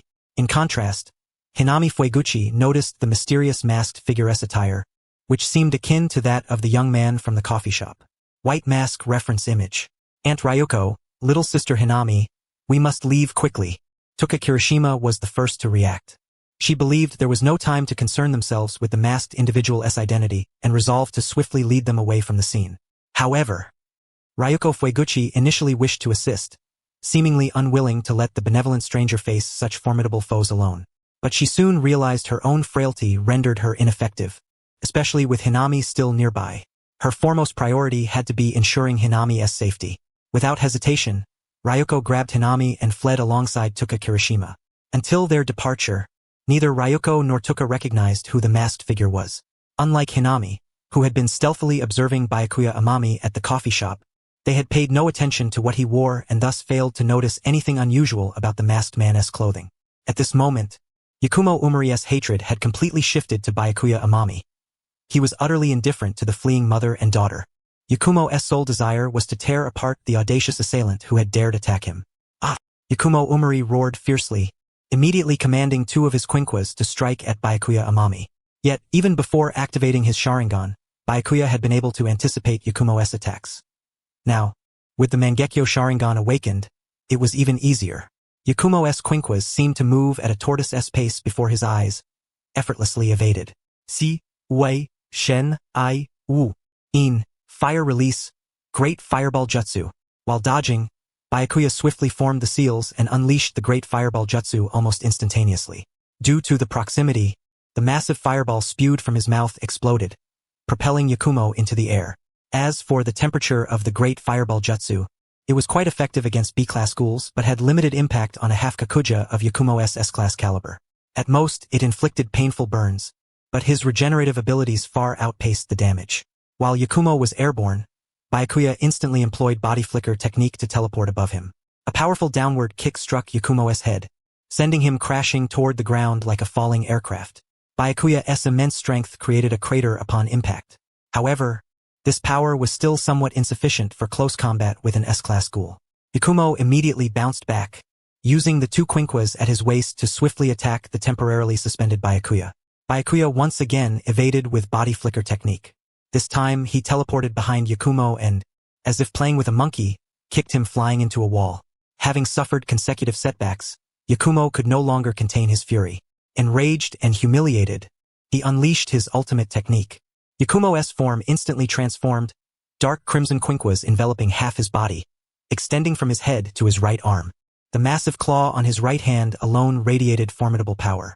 Except for geniuses born with 2 or even 4 Quinquas, ordinary ghouls typically possess only 1. Yakumo had 3 Quinquas, 2 of which he acquired through cannibalism. This was the fundamental reason for his half-Kakuja transformation. Without cannibalism, even those born with 2 or 4 Quinquas could not directly achieve half-Kakuja form. Only ghouls from the Shu family were naturally Kakuja, though this was never explicitly depicted in the original work. Yakumo's half-Kakuja form caused him to lose some clarity of mind, emitting heavy breaths as if suffocating. His face contorted grotesquely. His burst speed more than doubled, and like a frenzied beast, he lunged at Byakuya Amami. Beep! Host has used 383 fusion points. Fusion progress 383. Current fusion level. Level 2, 470 of 500. Yet Byakuya's expression remained unchanged, even calm, as he added another point. He had been conserving fusion points for critical moments like this. Though he had not advanced directly to level 3, the increased fusion progress had greatly enhanced his overall capabilities. Facing Yakumo's half-Kakuja form, Byakuya judged that C-class ninjutsu would no longer suffice. Z, Cho, Su Wu, Shen, Hai In, Fire Release, Great Fire Annihilation. Byakuya decisively employed the B-class ninjutsu Great Fire Annihilation, simultaneously retreating while launching a fireball vastly larger and more destructive than the Great Fireball Jutsu. The enormous, high-speed fireball hurtled like a small meteor, leaving Yakumo with nowhere to dodge or retreat. Flames scorched Yakumo and the ground alike. Byakuya deliberately avoided nearby buildings, unwilling to harm civilians. Moreover, this was no ordinary blaze. Although not as eternal as Amaterasu, It was far from easily extinguished, only intensifying as it burned. Ah! Yakumo could only scream, a mixture of agony and impotent rage. Helpless against the relentless flames consuming him, he hammered the ground frantically, creating a large crater. Yet even in his madness, he quickly locked onto Byakuya, engulfed in flames, charging once more. Fire release, dust concealment technique. Byakuya unleashed another B-class ninjutsu, concentrating chakra in his throat. A blast of scorching flames mixed with burning dust erupted from his mouth, instantly spreading upon contact with Yakumo's body. The searing heat inflicted further damage and disoriented Yakumo's vision. The vast blaze and scalding dust rendered him like a headless fly, his dwindling sanity utterly shattered. Regeneration was likewise limited. Continuous burns and healing consumed RC cells relentlessly. Once depleted, defeat was inevitable. Yakumo's fate was sealed. Byakuya lightly descended onto a rooftop above, expressionless as he gazed down upon the maddened and tormented Yakumo below. He waited patiently, biding his time to deliver the fatal blow. Thus far, no bystanders dared approach to witness the scene.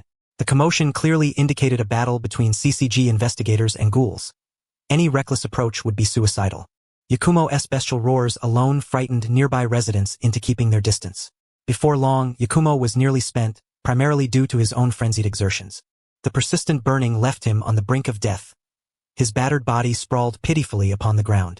This ordeal seemed to evoke memories of the torment he had once suffered at the hands of Toadcage Go, tears streaming from his eyes. In his delirium, he even called out, "Mother, don't leave me alone, ding." The host has defeated the S-Class Ghoul Gecko and earned a reward of 30 fusion points. Ding. The host has defeated a half Kakuja for the first time and gains an additional 20 fusion points. 2 successive system notification sounds echoed through Tenno Hakuyo's mind. At this moment, Amori Yakumo was utterly powerless to resist. Even if no one interfered, his exhausted body would inevitably be consumed by the relentless flames until death. Just as Tenno Hakuyo was about to continue watching the spectacle, the system suddenly emitted another prompt. Ding! The host has activated a quest and unlocked the God tier choice. Option 1. Completely kill Amori Yakumo, subsequently obtaining an S-Class Kakuja, Jason, with a reward of 1 fusion point. Option 2. Spare Amori Yakumo's life, imprisoning him in Cochlea to continue his torment, with a reward of 20 fusion points. Option 3. Spare his life and subdue him but with the risk of backlash. Reward, 50 fusion points. Although the third option granted a considerable number of fusion points, Tenno Hakuyo did not consider it cost-effective. Moreover, the risk of backlash was something he was unwilling to endure. He had no desire to keep a ticking time bomb by his side. By contrast, directly acquiring an S-Class Kakuja was undoubtedly the best choice, far superior to the B-Class Kakuja he currently wielded by an unfathomable margin. At that moment, Tenno Hakuyo leapt down from the rooftop, landing gracefully before Amori Yakumo. Amori Yakumo barely mustered his final strength to lift his head and looked up to see the other slowly remove his mask, revealing a face deeply etched in his memory, those 3 Tomo Sharingan eyes still wide open. Amori Yakumo's eyes widened in shock, his pupils trembling. His half-Kakuja form had already dissipated due to his severe injuries, and his mind had cleared considerably, a faint glimmer of life before death. He could never have imagined that this person was the human investigator from that time. Until the last moment, he had thought the masked figure before him was a ghoul, wielding fire-based abilities, a trait not entirely uncommon among certain special ghouls. Tadora from the Bronze Tree was a prime example. Now, Amori Yakumo's mind was a whirl of confusion, uncertain whether this was a human or a ghoul. But he had no time left to ponder, for his life was nearing its end. Until his final breath, Amori Yakumo's eyes remained wide open, bloodshot and filled with a mixture of unwillingness to die here and shock at Tenno Hakuyo's identity. Ding! The host has completed option 1, earning a reward of 1 fusion point. Tenno Hakuyo paid no heed to Amori Yakumo's final thoughts. After tidying the scene slightly, he extinguished the lingering flames. Although the ground bore extensive scorch marks, such damage was easily explained away. No one would suspect a human-possessed fire attributes. Nor would anyone doubt his human identity. Otherwise, the CCG's RC inspection gates would be a laughingstock. Subsequently, Tenno Hakuyo placed a call to the CCG branch in the 20th Ward. "Hello, this is second-class investigator Tenno Hakuyo. I encountered an S-Class ghoul, Jason, in the 20th Ward and have successfully expelled him. The exact location is he provided the precise coordinates. This battle had gone unnoticed by other investigators, and no bystanders dared approach, allowing him to report directly to the CCG without subterfuge. In doing so, he secured an S-class Kakuja, a considerable prize. As for Tuka Kirishima and the Jukiyama mother and daughter, there was no cause for concern. They could not confirm whether he had killed Amori Yakumo, nor would they be inclined to involve the CCG in such matters. Likewise, the CCG would not publicize his achievement in expelling Jason. Oh, understood. We'll dispatch personnel immediately. Upon hearing it was an S-class ghoul, the investigator assistant on the other end did not dare show the slightest neglect. The CCG typically allocates forces in district headquarters based on threat levels. Since the 20th Ward had been relatively stable for many years, personnel there had been gradually reduced, leaving only essential investigators, mostly assistants and third-class investigators. Thus, the emergence of an S-class ghoul in the 20th Ward was a major incident. For instance, a recent sudden appearance of a large S-class ghoul had caused hesitation in dispatching pursuit teams.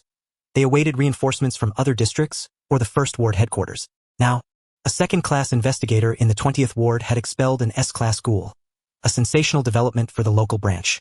After ending the call, the investigator assistant who had spoken with Tenu Hakuyo immediately urged others in the office.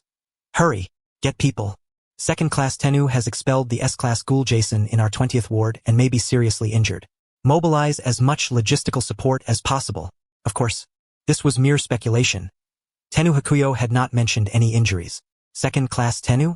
Who is that? Are you joking? An S-class Jason expelled by a second-class investigator. Yeah, is this for real? Could it be some prank? Regardless, we must send people to assess the situation immediately. If second-class Tenu truly accomplished this and is gravely wounded, any negligence leading to his death would be unforgivable. The office erupted into commotion. If he truly expelled an S-class ghoul, he possessed at least the potential of a top-tier investigator, potentially even the strength of a quasi-special class. If such a prodigy were lost due to their negligence, it would be more than just a disaster. They would bear a lifelong guilt. After all, every powerful investigator represented humanity's hope against the ghouls. Anyone willing to join the CCG and undertake such dangerous work did so to protect humanity by eradicating ghouls. Soon, a group of investigator assistants and third-class investigators, fully armed, arrived at the scene.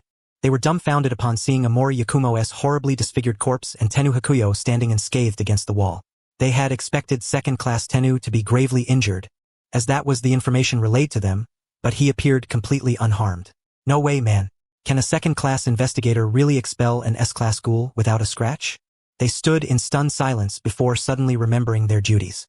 They immediately moved to confirm the identity of the corpse, using Jason's expulsion order as reference. Though Amori Yakumo's body was almost entirely charred, his general facial features and the released Kakuja confirmed that he was indeed the S-class target the CCG sought to expel. It was unquestionably Jason. Upon verifying Jason's identity, the investigator assistants and third-class investigators collectively gasped. In fact, following the recent failed investigations by First-Class Makoto and First-Class Amon, the CCG had revised the threat level assessment for Gecko from S-class to S.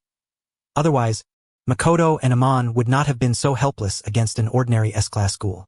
Within the CCG, Lieutenant Makoto Mato is widely acknowledged as possessing abilities nearly on par with a special class investigator. However, Lieutenant Mato himself is reluctant to ascend to that esteemed rank. The S+ tier is quite straightforward to comprehend. It occupies the space between the S and SS ranks. Yet, even after the CCG discerned that Jason had become a half-ghoul, they did not elevate his danger rating to the higher SS level. This was partly because he was already deceased, rendering further adjustments unnecessary, and partly because, compared to other brutally malevolent ghouls, he had not committed particularly heinous acts. Yakumo Umari, generally refraining from attacking humans, being an executive of the Bronze Tree organization, naturally did not need to hunt for food himself. He preferred capturing ghouls to torment in his pleasure chamber. Had those victims been humans, they would have perished after only minimal torture, which explains his disinterest in humans. Had Yakumo Umari not escaped from prison, his original rating being A-class after fleeing from Cochlea, the specialized ghoul detention center in the 23rd Ward, where he also injured the interrogator Gojo Yuta, the danger rating would have undoubtedly skyrocketed. A second-class investigator capable of single-handedly expelling an S-ranked ghoul like Jason, and emerging entirely unscathed, utterly shattered the preconceptions held by all assistant investigators and third-class investigators present. Particularly, the medical and logistical personnel found themselves momentarily at a loss, having arrived to administer emergency treatment to Lieutenant Amain, only to discover he was completely unharmed. Lieutenant Amain, are you truly uninjured? If you have any wounds, please inform us immediately. one of the support staff implored. I'm fine, thank you, Lieutenant Amain replied calmly. With Lieutenant Amain's assurance, they found themselves with nothing further to do. Well then, I'll trouble you all here. I have matters to attend to and will be leaving now, Lieutenant Amain declared, unwilling to waste time as the others still needed to handle the aftermath of the scene. With no further responsibilities on his part, he departed for home. A short while earlier, Tuka Kirishima had fled directly to the antique coffee shop, accompanied by Ryuko Fueguchi and Hinami Fueguchi. Only this place felt truly secure to her. What happened? Why are you so anxious? Seeing their demeanor, Kana Irimi immediately inquired. We encountered a ghoul who attacked us immediately upon sight, and that ghoul's strength was formidable. Had it not been for a stranger who suddenly appeared to rescue us, we likely wouldn't have made it back. Tuka Kirishima still appeared somewhat shaken. Such a thing happened? Who was that person? Madoka Kuma, standing beside Kana Irimi, asked at once. Tuka Kirishima shook her head slightly. I'm not sure, but Aunt Ryuko seems to know him. Ryuko Fueguchi then recounted the incidents involving Gecko and the Bronze Tree organization, explaining that she and Hinami had sought refuge in the 20th Ward because of those events. Why don't you all stay in the safe zone for a while? Isao Yoshimura suggested kindly, extending his hospitality to the Fueguchi mother and daughter. Although, in the original timeline, after Ryuko Fueguchi was slain by investigators, Yoshimura planned to send Hinami Fueguchi to the 24th Ward. That was only because the situation had deteriorated so severely that the peacefulness of the 20th Ward was shattered. After Ryuko Fueguchi's death, Hinami's identity was exposed, making her a prime target for relentless pursuit by Makoto Mado. Yoshimura feared increasing numbers of investigators would flood the 20th Ward, prompting him to consider abandoning Hinami Fueguchi. It was only through Tuka Kirishima's vehement opposition that Hinami was spared from being sent to the harsh conditions of the 24th Ward. Examining Yoshimura's treatment of his own daughter, Kaneki Ken, and Hinami Fueguchi, his fundamental nature was one of survival through avoidance or abandonment. Initially, he escaped the V organization's pursuit by sacrificing his wife and daughter. Later, he contemplated relinquishing Hinami and Ken. However, he eventually changed, ceasing to evade and instead placing his hopes in Ken while embracing a death wish. Sister Tuka, I feel like I might know that person, Hinami Fueguchi suddenly spoke up. Which person? The one wearing the white mask? Tuka asked immediately. Yes, I've seen that outfit before, and his scent is somewhat familiar, Hinami explained. It's that big brother named Byakuya Amain. His clothes and scent were very similar. Despite the chaotic and perilous circumstances at the time, she had deliberately tried to catch a whiff of the mysterious masked man's scent. Even though the situation was disorderly and only a faint aroma was discernible, she judged there was a high probability it was that big brother. Byakuya Amain? How could it possibly be him? Tuka Kirishima's first reaction was disbelief. She had always regarded Byakuya Amain as an ordinary human university student, and she had smelled him up close. He unmistakably carried a human scent. The mysterious masked man, with those blood-red eyes and the mask almost exclusively worn by ghouls, was clearly a ghoul. Their identities were fundamentally incompatible. But I really feel it was that big brother, Hinami said resolutely. What concerned her most was that the big brother had saved them. Perhaps he was a friend of their father's, which would explain the familiar scent. Alright, regardless of whether it's him or not, I have to go back there. That person just saved us. I can't abandon him, Tuka declared, determined to verify for herself whether things were as Hinami suspected. Though she remained skeptical, she was unwilling to dismiss the possibility entirely. Then let Mr. Yoshimura accompany you. It won't be safe otherwise, Isao Yoshimura urged with concern. With Rensuke Shikata by her side, Tuka Kirishima had no reason to fear Gecko. His danger rating was SS, and he possessed lightning attribute Kagun akin to Kirishima-ko. Even if he was not a half-ghoul, his strength surpassed that of Gecko. Even Bui, another SS-ranked half-ghoul, could at best hold his own against Rensuke Shikata. Subsequently, Tuka Kirishima's uncle, Rensuke Shikata, accompanied her to the location where they had encountered Gecko. Yet upon arrival, they found a gathering of CCG white doves already assembled, with the entrance cordoned off by a no-entry banner. They were stopped by a ghoul investigator. Sorry, a major hazardous incident just occurred here. Civilians are requested to keep away, the investigator informed them. A hazardous incident? Did a ghoul appear? Tuka Kirishima immediately masked her expression with one of fear. Yes, a very dangerous ghoul, but there's no need to worry. The ghoul has been driven off by one of our investigators, and we are currently managing the scene, the investigator replied, seemingly quite interested in chatting with the charming young woman. These details were not exactly confidential. Oh, Then who was that investigator? How old? Is he handsome? Tuka's eyes sparkled, her performance as an idol-worshipping girl flawless. Evidently, she was fishing for information from the investigator. Through her sense of smell, she could detect the mingled scent of blood and Gecko's presence, confirming that the expelled ghoul was indeed Gecko. But who was the one who defeated or even killed Gecko? According to Aunt Ryuko, Gecko was an executive of the Bronze Tree organization, remarkably powerful. She had previously confronted him and was well aware of his strength. The one who had aided their escape was definitely a ghoul. So how had a ghoul investigator come to drive off Gecko? Surely that investigator was not a ghoul? Such an incident should have been utterly impossible within the CCG. Yet, Hinami insisted adamantly that it was Byakuya Toguro who had come to their rescue. This only served to further perplex Tuka Kirishima, leaving her increasingly bewildered. She could only resort to coaxing answers through subtle questioning. However, no matter how inclined this particular investigator was to engage in pleasant conversation with a charming young lady, he would not compromise on matters of principle. Rather than scolding her sternly, he smiled and said, "I cannot casually disclose such matters. After all, concerns someone else's privacy. Very well, if you wish to pass through here, please take a detour." Understood. Tuka Kirishima deliberately wore a somewhat regretful expression before returning to the antique cafe alongside Rise Kamishiro. She recounted the recent encounter to the others. So the ghoul investigator expelled Gecko? But that person was clearly a ghoul like us, wasn't he? Ryoko Fueguchi exclaimed in surprise. Perhaps the one who aided you first injured Gecko, but got hurt badly himself and left. In the end, it was the ghoul investigator who arrived after hearing the commotion who drove Gecko away. Madoka Furukawa speculated. That's certainly possible. Regardless of the specifics, I'm quite curious about who exactly that person was who helped us. The less clear the situation, the more Tuka Kirishima's curiosity deepened. Wait until that gentleman comes by again. Then I'll just ask him directly, Hinami said, summoning her courage to uncover the truth about her father. Previously, her unfamiliarity with the man had prevented her from approaching him, but since he saved them this time, she was convinced he was not a villain, likely a friend of her father, and thus found the courage to initiate contact. That will have to do for now. Tuka Kirishima nodded in agreement. Since Gecko was expelled by the investigators in the 20th ward, the bronze tree behind him might seek revenge. The ward could soon become chaotic, possibly turning into a battleground between the bronze tree and CCG investigators. You all must be extra cautious, Saya Irimi warned. Tuka Kirishima's expression grew somewhat somber. The atmosphere suddenly became heavy. After years of effort by everyone in the secured zone, the 20th ward had finally become the most peaceful and tranquil area, only to have that shattered by the sudden arrival of Gecko. This could trigger a series of unfortunate events. Both Ryoko Fueguchi and Hinami felt a pang of guilt, knowing that had they not come to the 20th ward to lay low, Gecko would not have pursued them here. Yet, in truth, it was not really their fault.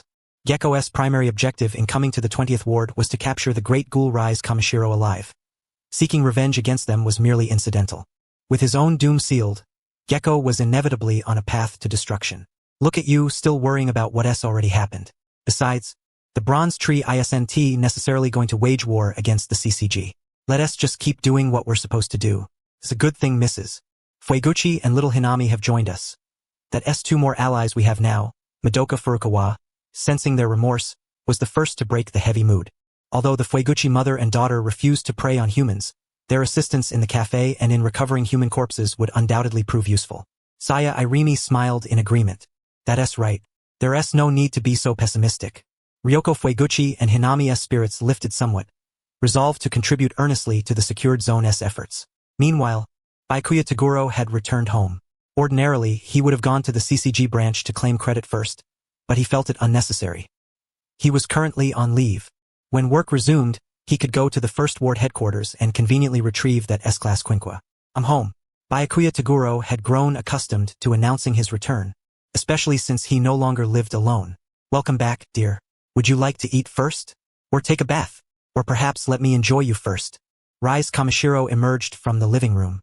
Byakuya Toguro was used to Rise's unwarranted teasing, though this time something seemed off about her words. At that moment, they were seated in the living room. How did it go? Didn't you go after that Gecko? Rise inquired. He has been expelled in the name of the investigators. Byakuya Toguro replied calmly. MHM. Rise responded, suddenly reaching out to lift his shirt. Looks like you're uninjured. But even if there were minor wounds, you'd heal them easily. She then seemed intent on pulling down his pants, only to have Byakuya Toguro firmly grasp her mischievous hands. He cleared his throat softly. Even joking, don't go too far. I'm not joking. I'm genuinely concerned about your health, Rise said with a smile. As if that were true. All right, now that Gecko has been expelled, the bronze tree may take action next. You should be extra vigilant. Byakuya Toguro steered the conversation back to the matter at hand. Undoubtedly, multiple factions were watching Rise Kamishiro, the Bronze Tree, the Shu family, as well as the former Juzo Suzuya, Todoroki Nifu, and even the Bronze Tree's one-eyed owl, Ayumu Hashimura, who might also be eyeing the secured zone. Gecko was merely a minor pawn warming up the stage. The trouble soon to unfold would be increasingly severe. The following day, at the Antique Cafe, Byakuya Toguro and Rise Kamishiro were reading as usual. It was apparent that Ryoko Fueguchi and Hinami were also present in the cafe. Ding! Host has completed Choice 2 and received a reward, 50 fusion points. Choice 2 referred to the prior system selection to protect Ryoko Fueguchi and Hinami. Upon confirming their safety, the system granted the reward. Yet, scarcely had Byakuya Toguro settled in when he felt Hinami's gaze upon him more intensely than usual. Not only Hinami, but Ryoko and Tuka Kirishima also seemed to be watching him. Byakuya Toguro wondered silently if they had already deduced that he was the masked man who aided them yesterday. He was not surprised. After all, he had worn only a mask without changing his clothes, and he had been wearing the same outfit in the cafe. Anyone paying attention could recognize him. He decided to act as if nothing had happened and quietly increased his fusion points. Fusion progress. Level 2, 470 of 500. Fusion points, 101. Accumulated, 681 points. Upon opening the system panel, he saw that his fusion progress was ready to advance to level 3. There was no reason to hold back now. He resolved to elevate his fusion progress immediately. Byakuya Toguro was curious whether reaching level 3 would trigger the evolution of his Sharingan into the Mangekyo Sharingan. He felt this was highly probable unless the system deliberately delayed his advancement. Ding! Host has used 30 fusion points, fusion progress 30. Current fusion progress. Level 3, 0 of 2,500. New abilities, including upgrades Mangekyo Sharingan, Hashirama Cells Level 3, Taijutsu Level 3, Susanoo, A-Rank Fire Release, Dragon Flame Song Technique, Transcription Seal, Wood Release, Tree World Birth. As Byakuya Toguro had anticipated, it was the familiar formula, though accompanied by several new abilities. Aside from illusions, nearly all the essential powers had been granted. Suddenly, Amain Hakuyo found himself somewhat intrigued. Although the original Three-Tomo Sharingan inherently possessed genjutsu capabilities, he was indeed unable to wield them. This must be an issue caused by the system, perhaps. However, there was one point that could serve as an explanation. In this world, whether human or ghoul, there was no chakra within their bodies. Since the principle behind most genjutsu was to disrupt the target's chakra, conversely, the method to dispel genjutsu was to interfere with one's own chakra flow, rendering oneself immune to the caster's control. Yet, as chakra did not exist in this world at all, the vast majority of genjutsu were likely unusable here. At that moment, the system seemed to perceive his inner thoughts and immediately responded. Beep! Except for Infinite Tsukuyomi, the host will be unable to use any genjutsu. Very well, but even Infinite Tsukuyomi, would it truly be effective in this world? Amain Hakuyo conversed silently with the system. Beep! The host will be granted a modified version of Infinite Tsukuyomi. Specific information is temporarily restricted. The system will periodically unlock new details. Understood. Amain Hakuyo acknowledged this mentally. His curiosity piqued about what this modified Infinite Tsukuyomi might entail. If it were the original Infinite Tsukuyomi, it would hold little significance for him in this world. He neither wished to turn a crowd of humans and ghouls into white suits, nor did he require the white suits themselves. The altered Infinite Tsukuyomi must have its uses. Otherwise, the system would not have teased it so deliberately. As for its actual utility, he would have to wait patiently to discover. While Amain Hakuyo was distracted studying the system, Fumikuchi Hinami appeared somewhat restless. Although she had resolved yesterday to boldly inquire of this elder brother figure, now that the moment had arrived, her shy nature caused her to hesitate.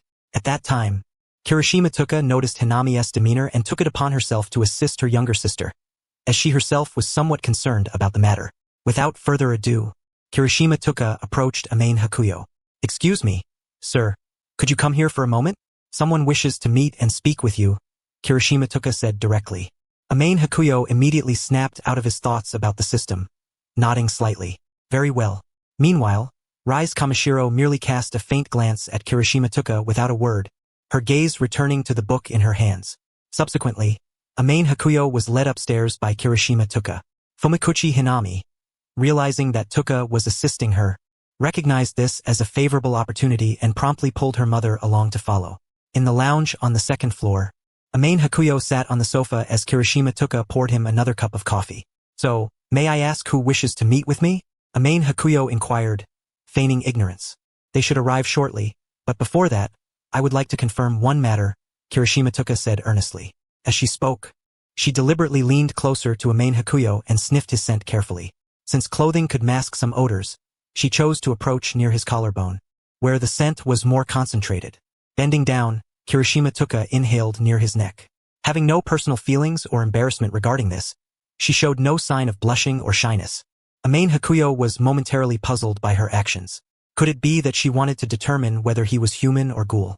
Kirishima Tuka closed her eyes, pondering for a moment as she analyzed the scent. Aside from the faint trace of Rise Kamashiro's scent, there was no distinct ghoul odor on him. Rather, his scent was unmistakably human. This only deepened Kirishima Tuka's disbelief that the masked individual who had saved them was Amain Hakuyo, as she clearly remembered that person's eyes were red. Although she vaguely sensed that those eyes differed somewhat from her own Kakugan, she knew that ordinary humans certainly did not possess such eyes. Just then, Fumakuchi Ryoko and Fumakuchi Hinami arrived upstairs and entered the lounge. From their vantage point, Kirishima Tuka's face happened to obscure Amain Hakuyo's, giving the impression of a rather intimate scene. Though still young, Fumakuchi Hinami was perceptive and immediately misunderstood the situation. "I'm so sorry. I shouldn't have disturbed you," Hinami exclaimed, like a frightened little rabbit, and hurriedly fled the room. Her cute cheeks flushed slightly, astonished and confused. Didn't Tukane say she wasn't familiar with that big brother? Why did she act so boldly right away? "You two continue. I won't bother you any longer," Fumakuchi Ryoko said awkwardly, preparing to leave as well. Kirishima Tuka instantly realized she had been misunderstood and hastily explained. "No, that's not it. You must be mistaken about something." After considerable effort, Kirishima Tuka quietly clarified the misunderstanding to Fumakuchi Ryoko and Fumakuchi Hinami outside the room. For a time, Amain Hakuyo remained alone in the lounge, quietly sipping his coffee. Although Kirishima Tuka spoke softly outside to avoid being overheard, he could already surmise that their reason for summoning him upstairs was related to the events of yesterday, likely to verify his identity. A short while later, Kirishima Tuka, Fumakuchi Ryoko, and Fumakuchi Hinami returned. Kirishima Tuka had regained her composure and addressed Amain Hakuyo. "The two who wish to meet you are these ladies." Then, Kirishima Tuka and the Fumakuchi mother and daughter sat opposite Amain Hakuyo. Fumakuchi Hinami. Amain Hakuyo regarded Fumakuchi Ryoko and Fumakuchi Hinami with a puzzled gaze. At that moment, Fumakuchi Hinami spoke first. "Big brother, you were the one who saved us yesterday, right? First of all, thank you very much." She paused briefly before continuing. "And, although I don't know you well, you should know my father, right? Beep. Host has activated a mission. Commence divine level selection. Choice 1. Play dumb. Feign ignorance with a confused expression. Reward. 5 fusion points. Choice 2. Admit you were the person yesterday, but claim you disengaged mid-fight. The investigator who drove away the gecko is someone else. Reward. 10 fusion points. Choice 3. Admit you were that person and reveal your identity as a CCG investigator. Reward. 50 fusion points. Faced with Fumakuchi Hinami's inquiry and the System S options, Amain Hakuyo's mind raced. Admitting it was him posed no issue. Besides the deceased gecko, no one had witnessed his combat performance. As for the Sharingan eyes seen at the time, he could concoct a plausible excuse to dismiss them. Revealing his investigator identity was also a path he had considered. "Yes, I was that person yesterday. By the way, may I ask if your father's name is Isaki Fumakuchi?" Amain Hakuyo responded with a smile. He ultimately chose not to deliberately conceal his identity, as long as it bore no repercussions. Upon hearing this, Fumakuchi Hinami's face lit up with joy, confirming that this elder brother was indeed the one who knew her father. "Yes." Fumakuchi Hinami nodded promptly. "Big brother must be my father's friend, right?" Her judgment was based on the fact that he had saved them yesterday. At that moment, Kirishima Tuka grew somewhat uneasy. But yesterday, that person was clearly. She nearly blurted out that he was a ghoul, but fortunately realized she must not mention such topics casually in front of outsiders. Quickly, she covered her mouth with her hand. "You mean those eyes, don't you? At that time, I was undertaking an investigative mission. For the sake of convenience during the inquiry, I wore a pair of cosmetic contact lenses that bore a slight resemblance to Kakugan, yet were entirely different in nature, specifically designed to bewilder the target. A main Byakuya explained with an expression of utter nonchalance. As for the mask I wore then, it was merely to deceive. His earnest yet utterly nonsensical demeanor left scarcely a hint of inconsistency. So that's how it was? Tokushima Tuka initially failed to grasp the crux of his words, but in the next moment, she suddenly realized something was amiss. Wait, you said you were on an investigative mission? Could it be that you are? Such terminology is typically uttered only by Ghoul investigators of the CCG. Could it be that he is a CCG Ghoul investigator? When she and Renshita Shikata had gone there earlier, they had learned that Gecko had been expelled by a Ghoul investigator. Didn't that align perfectly? If you are referring to a Ghoul investigator, then yes, I am indeed a CCG investigator, a main Byakuya stated with an indifferent demeanor. Therefore, young lady over there, I am not a friend of your father. Notification. The host has completed choice 3, earning a reward of 50 fusion points. Upon hearing this, Suzukuchi Ryoko and Suzukuchi Hinami's expressions immediately changed. The other party was a Ghoul investigator who had contact with their husbands or father. Had they already been compromised? Moreover, during the battle with Gecko, both Suzukuchi Ryoko and Tokushima Tuka had already released their kakuhu, clearly identifying themselves as ghouls. Their identities had been discovered by this Ghoul investigator before them. For both Tokushima Tuka and the Suzukuchi mother and daughter, this was profoundly troubling news, because essentially, any ghoul whose identity is uncovered by a Ghoul investigator will be relentlessly pursued. Tokushima Tuka even entertained the thought of silencing him permanently. She absolutely did not want the peaceful and beautiful state of Anti-I Ward to be disturbed. If this individual were allowed to leave Anti-I Ward alive, the consequences would be unimaginable. Yet she quickly regained her composure, realizing that in her earlier agitation, she had almost forgotten that this person possessed the strength to expel Gecko. Please do not be alarmed. Although I am not Dr. Suzukuchi's friend, I have not harmed him, a main Byakuya said with a faint smile. He provided me with intelligence regarding Gecko, and he has never caused incidents of preying on humans, so I had no intention of doing anything to him. As for saving you all, that was merely a courtesy. His explanation did not suggest that he was shielding ghouls. The CCG has never mandated the expulsion of ghouls. It simply forbids harboring them, and ghouls enjoy no legal protection.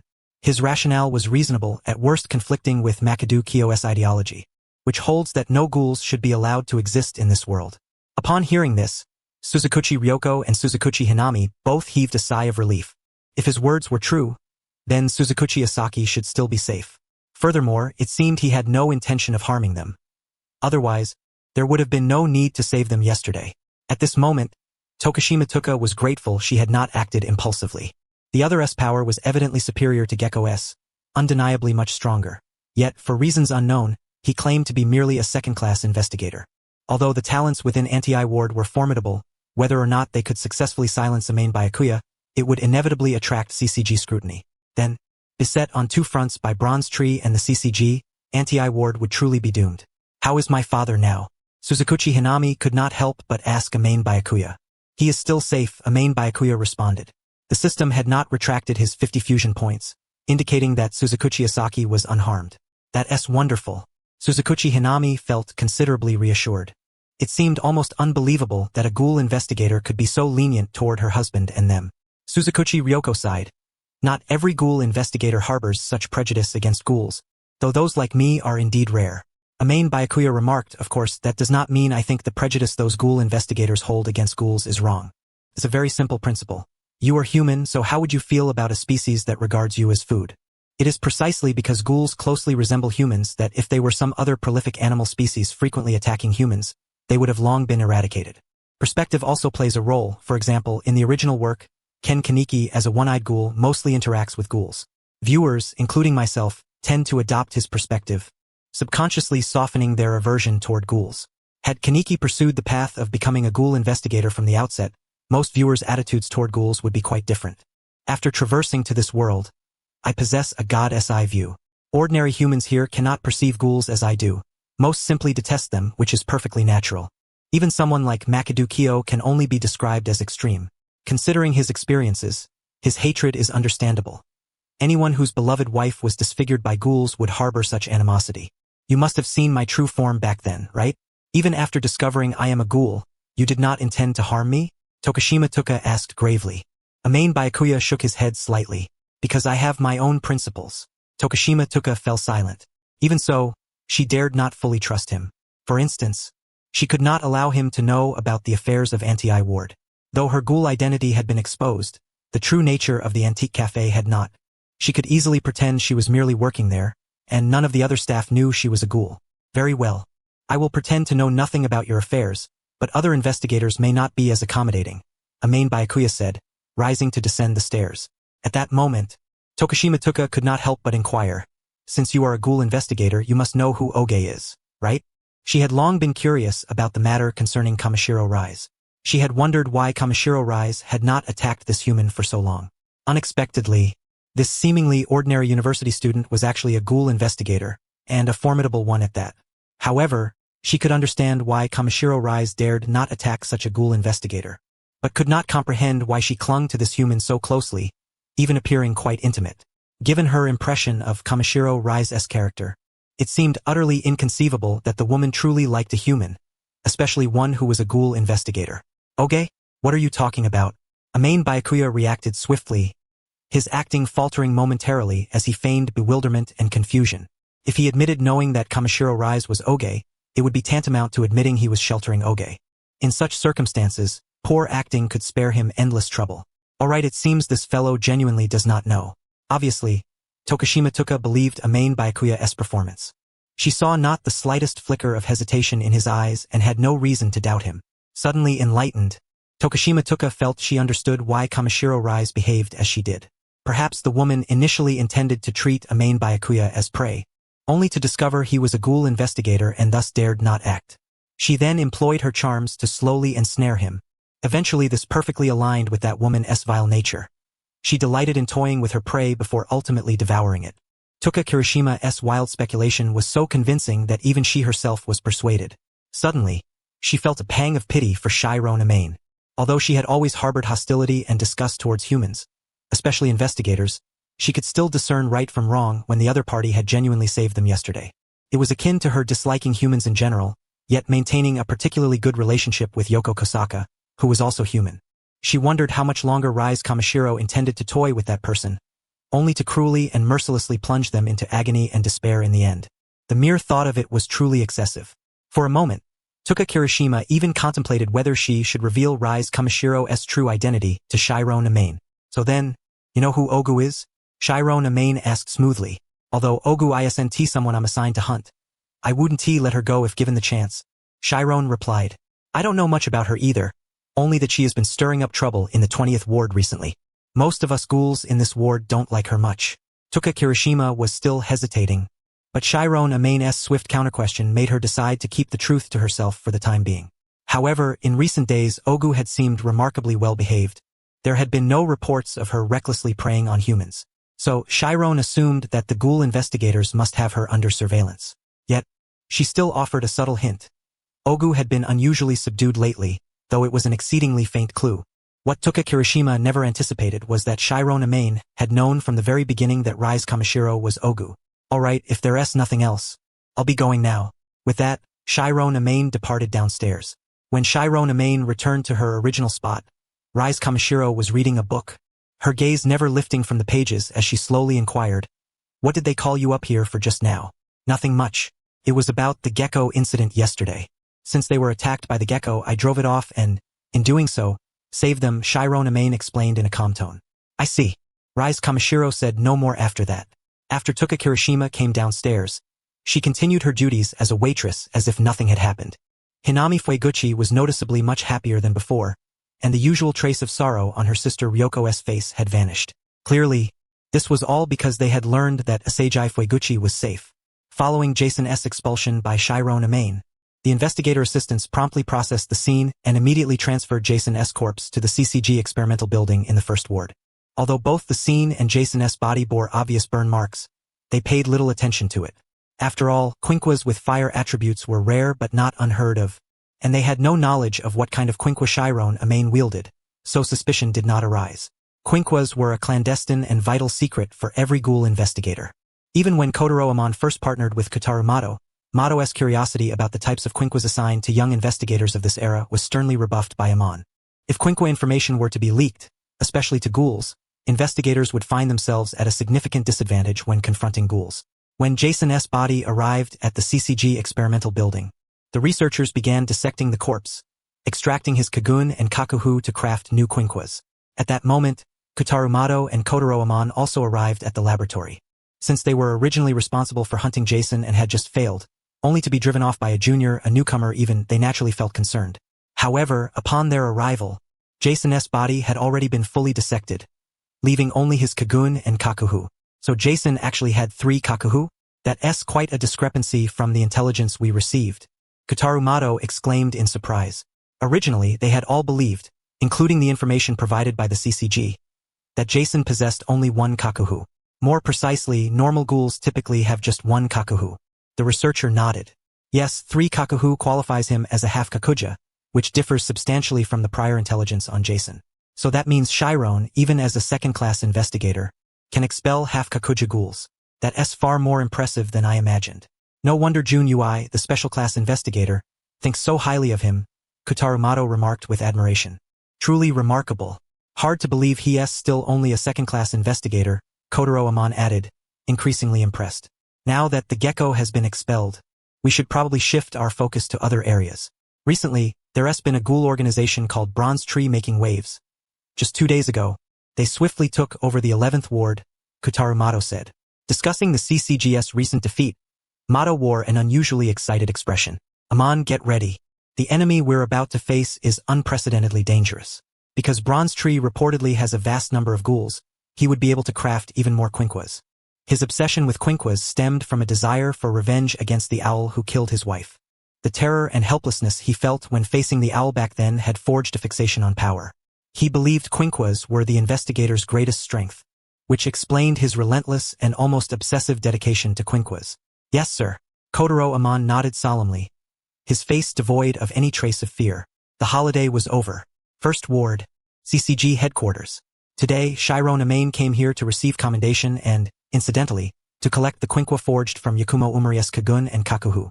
It was not merely a verbal commendation. He was also awarded a badge featuring the dove emblematic of the CCG. This badge was called the White Single Wing Badge, bestowed upon investigators who successfully expelled an S-Class ghoul. In addition to the White Single Wing, there were also the White Double Wing and White Dragon Wing badges, corresponding to the expulsion of SS-Class and SSS-Class ghouls, respectively. This badge system, known as the White Wings, existed alongside another system called the Mokusei badge, awarded based on the total number of ghouls an investigator expelled within a year.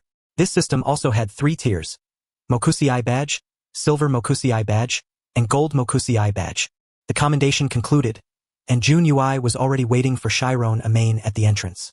I can hardly believe it, you actually expelled the S-Class Jason. The last second-class investigator to receive the White Single Wing badge was Mr. Arima himself, Jun Ui exclaimed in admiration. Furthermore, the autopsy revealed that Jason was not merely an S-Class ghoul but a half kakuja. I feel like your strength has already surpassed mine. Senior Ui, you flatter me. Chiron Amain replied calmly, showing no pride. Yun Ui chuckled. At a time like this, you still stay humble. By the way, your Quinqua, the 13-second Jason, has already been crafted. Let us head over to the experimental building now. On the way to the CCG experimental building, Chiron Amain and Jun Ui chatted about other matters. By the way, do you remember the twin sisters who interned with you? Jun Ui suddenly brought up Corona and Nishiro Yasuhisa. Of course. What about them? Chiron Amain asked, puzzled. Since their internship ended, they haven't reported to the CCG. If it was just a day or two late, it wouldn't be a big deal. But it's been quite some time now, and we haven't received any reply from them. Jun Ui explained. I see. Upon hearing this, Chiron Amain already understood the situation. Kanai Karina and Kanai Nashi were certainly not suddenly out of contact without reason. According to the original narrative, around this period, the Kanai sisters were likely to have been transformed into artificial half-ghouls by Kaneo Akihiro. However, the issue lies in the fact that Kamishiro Rise was no longer a test subject. Could it be that Kaneo Akihiro acquired other experimental subjects? Or perhaps Kurusu Jifuku assisted Kaneo Akihiro in finding replacements? Amain Byakuya felt this possibility was far from implausible, especially since Kurusu Jifuku had not recently targeted Kamishiro Rise again. Perhaps a substitute had indeed been found. After all, Kurusu Jifuku's ultimate goal was to create a dragon. Theoretically, Any experimental subject possessing the capability to cultivate Quinqua blood could serve this purpose. Weighing the pros and cons, he might have abandoned the idea of using Kamishiro Rise. If that were truly the case, one could only conclude that Kanai Karina and Kanai Nashi had not escaped the fate of being transformed into one-eyed ghouls.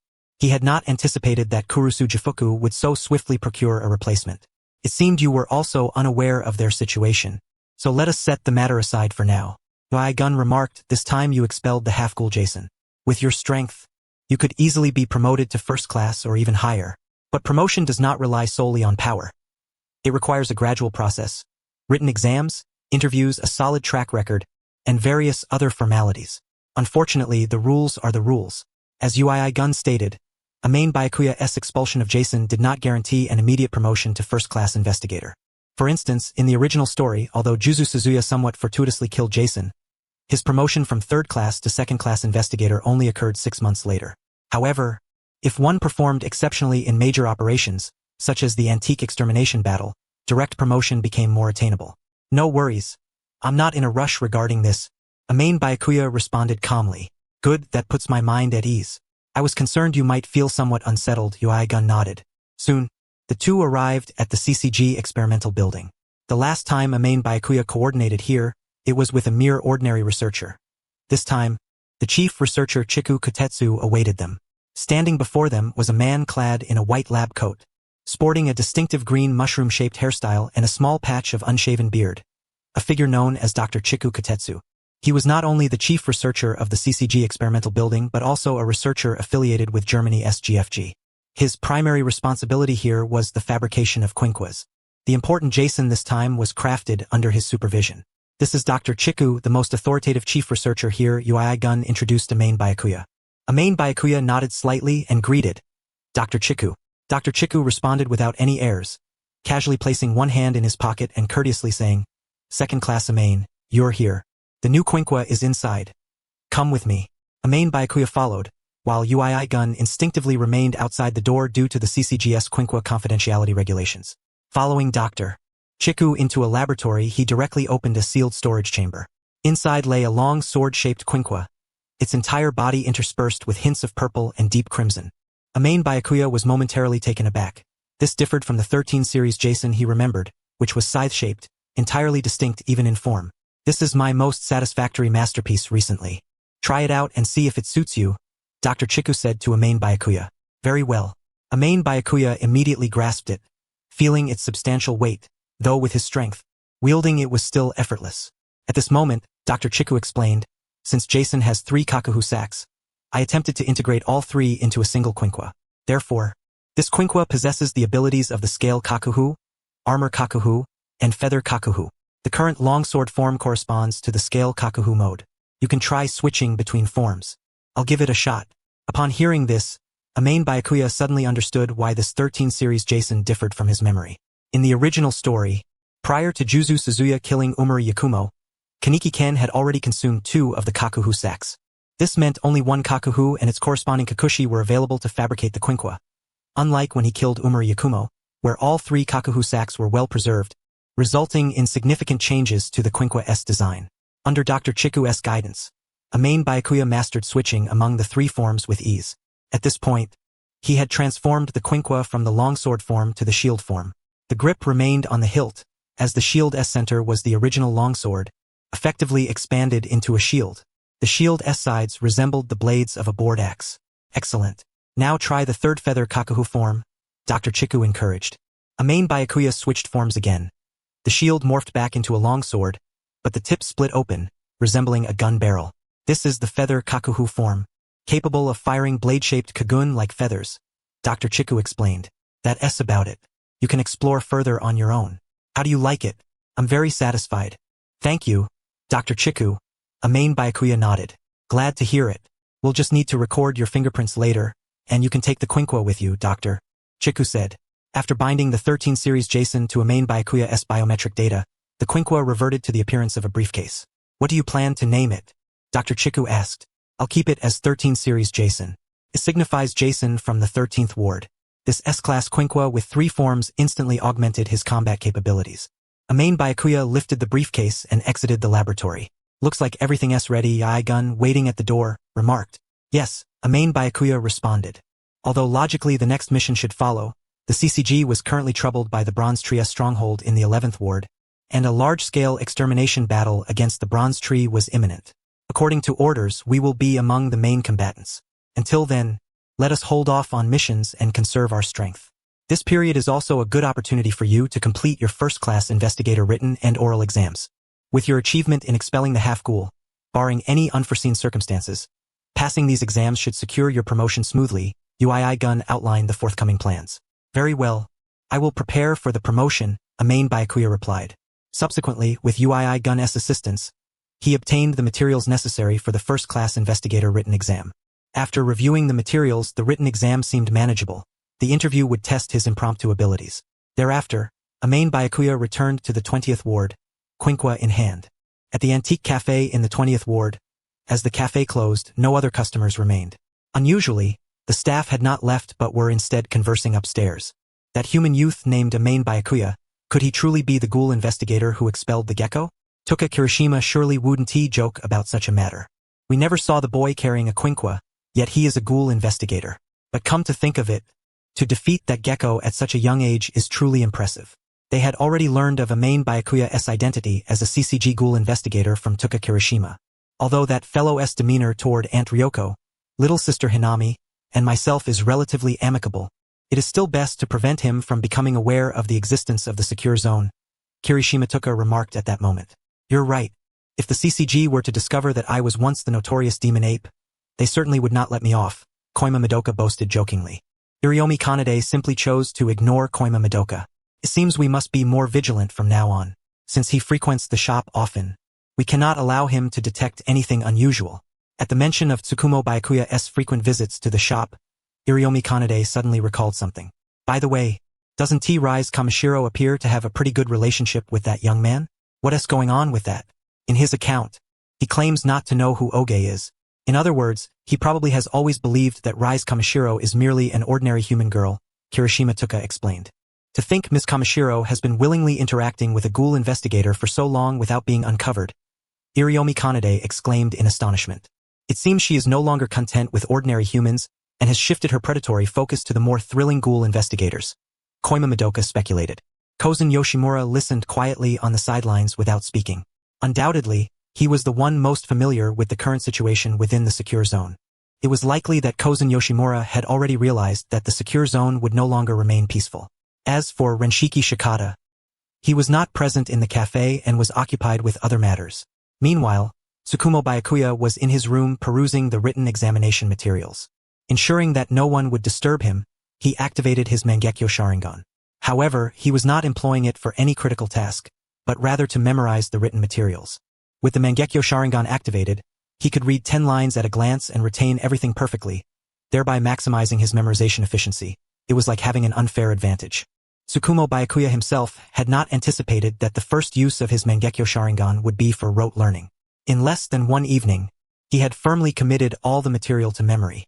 Just as Tsukumo Byakuya was preparing to rest, a knock sounded at the door.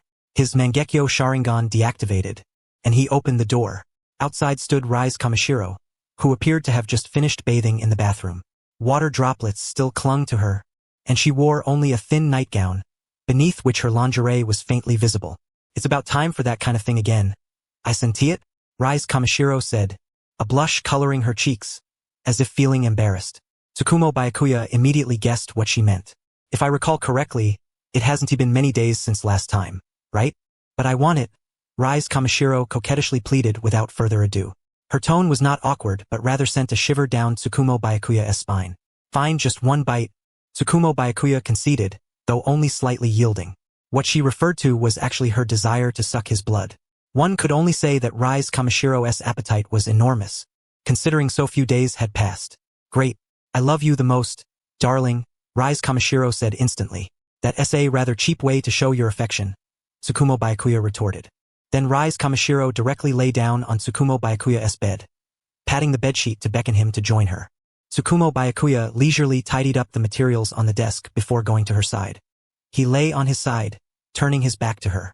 Rise Kamishiro embraced him from behind, pressing closely against his back. Using her canine tooth, she bit precisely the same spot as last time, the trapezius muscle between his neck and shoulder. This time, her bite was swift and well-controlled, just enough to draw blood without going any deeper. She then greedily began to suck. Since Tsukumo Byakuya's physical condition had improved significantly since last time, the pain was considerably lessened. Her bite was merely a mild discomfort. However, he would not indulge her fully. He had promised only one bite and would not permit a second. "All right, that's one bite," he said, gently patting her head. Reluctantly, Rise Kamishiro released her grip. Tsukumo Byakuya did not need to treat the wound, as it was already healing. After a while, he sensed something amiss. Rise Kamishiro seemed to be lingering on his bed, unwilling to leave. "Since it's over, why don't you go back to your room to sleep?" Tsukumo Byakuya reminded her. Receiving no response, he turned around to find Rise Kamishiro with her eyes closed, apparently already asleep. He doubted she could fall asleep so quickly. "Stop pretending to sleep. If you want to sleep, go back to your own room." Still, she remained motionless and unresponsive. After all, one can never wake someone feigning sleep. "I refuse to believe you'll get away with this," Tsukumo Byakuya said skeptically. He certainly would not resort to force but instead reached under her arms. The moment he touched her armpits, the pretended sleep vanished. She tried to suppress a laugh but soon failed, letting out a soft giggle while her delicate body trembled slightly. Unable to endure it, she immediately grasped Tsukumo Byakuya's hands. "So you were faking it. You can't hide it anymore, can you?" Tsukumo Byakuya smiled faintly. "I never realized you could be so wicked." Rise Kamishiro glared at him with a look of mock grievance. "If you hadn't been pretending to sleep and clinging here, I wouldn't have done this," Tsukumo Byakuya retorted. Rise Kamishiro had no choice but to return to her own room, as she did not wish for Tsukumo Byakuya to repeat what he had just done. As she left, Tsukumo Byakuya suddenly realized that she seemed quite ticklish, a weakness worth exploiting. The following day, Tsukumo Byakuya went directly to the CCG headquarters in District 1 to undertake the written examination and interview for first-class investigator. The written exam went without question.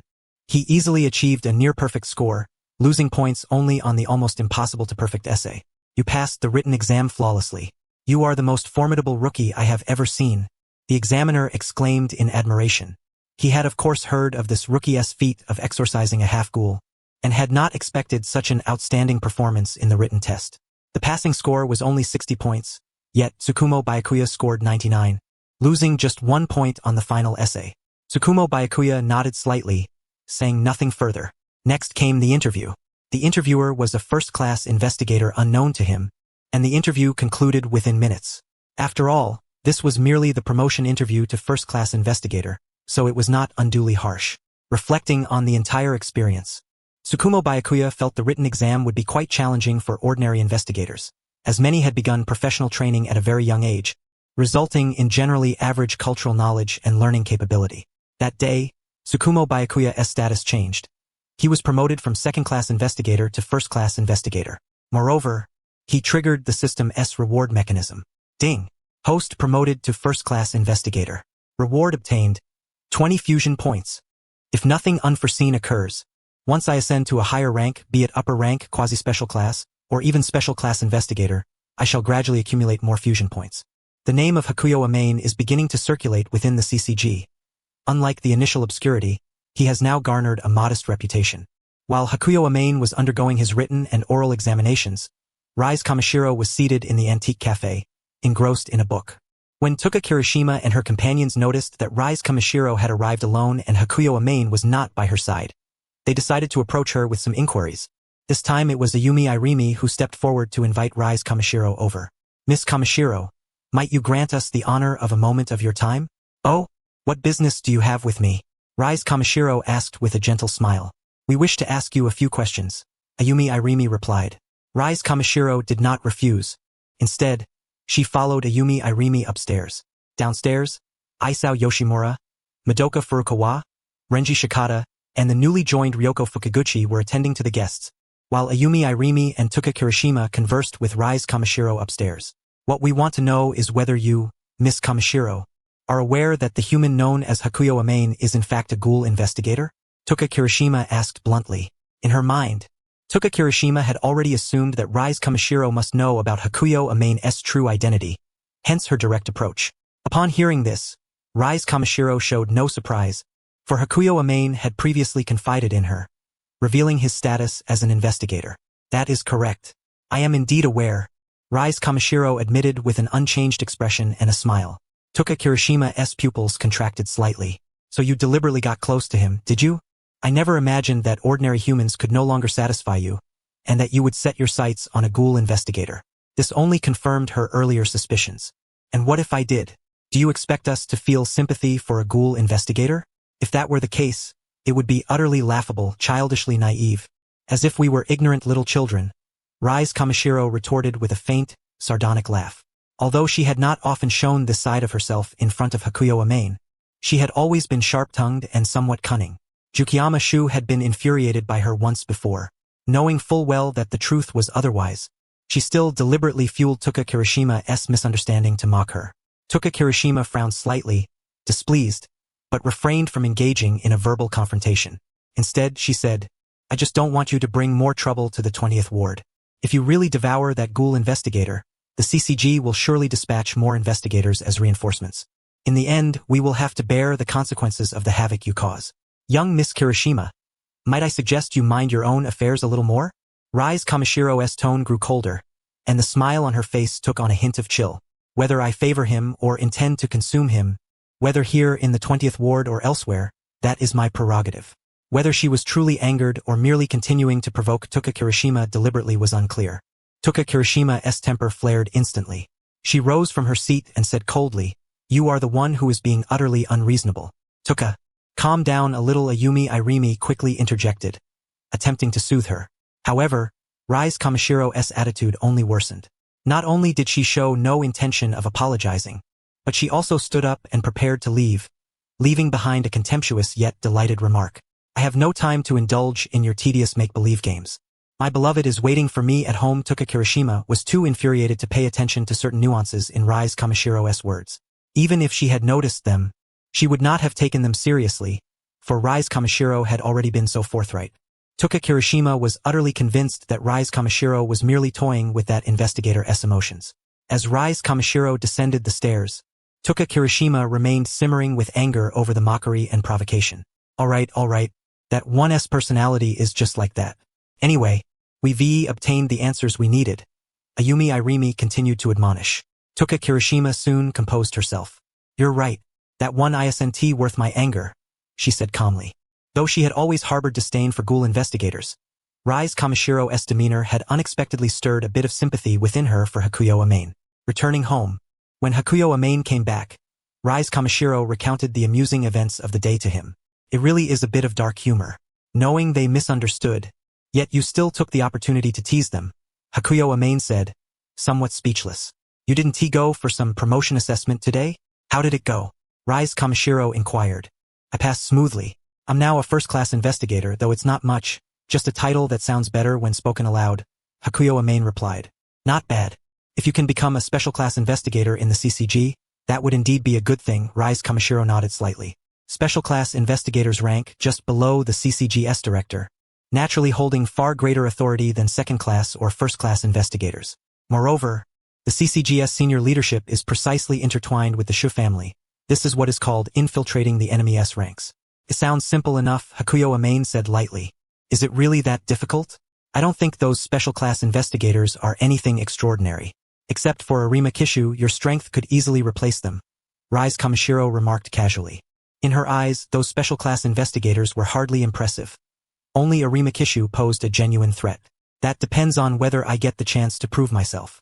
The upcoming Bronze Tree Crusade should be such an opportunity, Hakuyo Amane said. Bronze Tree? That seems to be another ghoul organization targeting me. It's just as well the CCG can wipe them out, Rise Kamishiro said.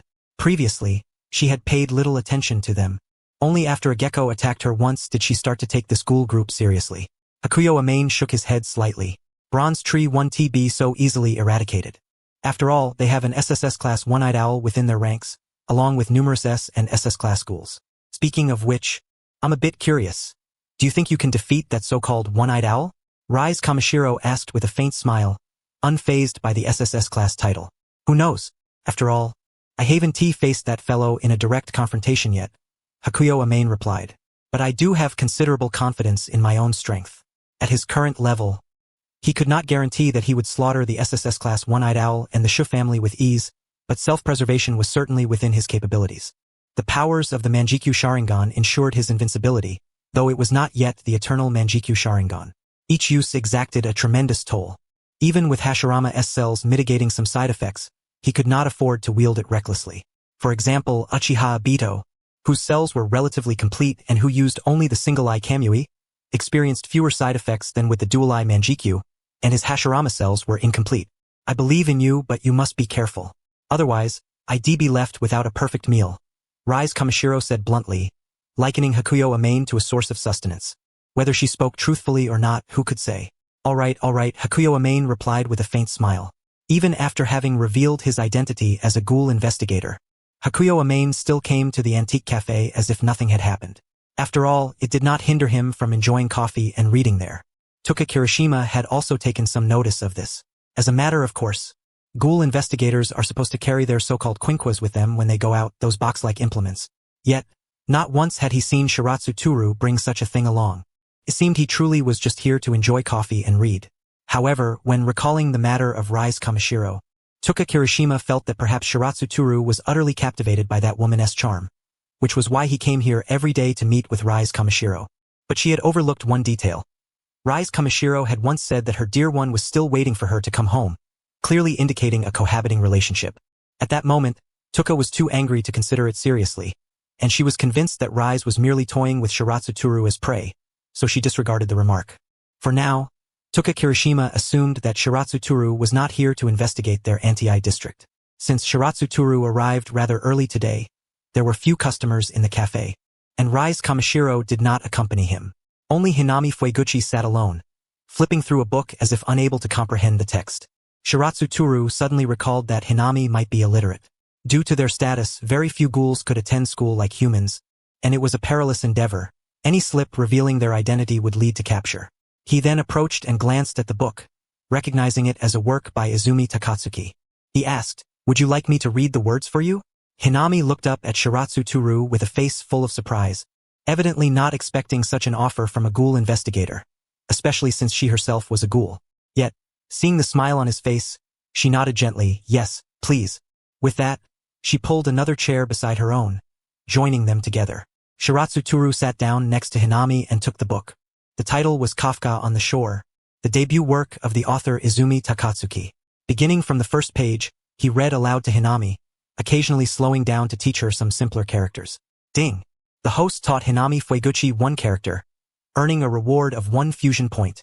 Shiratsu Toru was unexpectedly delighted to discover that this method could also accumulate fusion points. Toka Kirishima, who was working nearby, noticed that Shiratsu Toru had quietly moved over to Hinami and was teaching her to read. The scene caught her off guard. Although she knew Shiratsu Toru treated Aunt Ryoko and little Hinami kindly, unlike other ghoul investigators who almost always displayed hostility toward ghouls, the extent of his kindness exceeded her expectations. Besides Toka Kirishima, Ryoko Fueguchi was also in the cafe, working as a waitress. Seeing Hinami and the young investigator getting along so well, a grateful smile appeared on her face.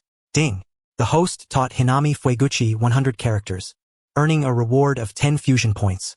It took Shiratsu Toru quite some time to teach Hinami 100 characters, as it was not enough simply to explain, they had to be memorized. Because he was teaching her literacy, the pace of reading was slow. Just then, Rise Kamishiro entered the cafe. When she pushed open the door and saw Shiratsu Toru and Hinami sitting together reading, a faint, inscrutable smile appeared on her previously expressionless face. She took a seat beside Shiratsu Toru, resting her delicate chin on her hand, silently observing the two. Shiratsu Toru noticed Rise's arrival and glanced at her. Seeing that she seemed to have no intention other than watching, he turned back to continue teaching Hinami. Loliloa. Rise Kamishiro suddenly uttered. What? Shiratsu Toru was momentarily taken aback, unsure how to respond. You never realized before? So you're a lolicon? Rise repeated. Why would I be? What have I done to deserve that? Shiratsu Toru was puzzled. Hinami looked on innocently, apparently not understanding Rise's words. Don't you know what you've done yourself? Rise asked with a smile. I'm just teaching her to read, Shiratsu Toru explained. Is that so? Rise said, then fell silent. Seeing that she would not press further, Shiratsu Toru resumed his lesson. Rise sat quietly nearby for a while. Gradually, she realized Shiratsu Toru was telling the truth and ceased to pester him on the matter. When it was time for lunch, Shiratsu Toru glanced at the clock. That should be enough for now. I'm going to eat. You can review the characters I taught you earlier so you won't forget. All right, Hinami obediently nodded. However, as Shiratsu Toru stood to leave, she suddenly spoke again. Brother, my name is Hinami Fueguchi. There was a subtle hesitation in her tone, perhaps due to shyness or the fact that he was a ghoul investigator.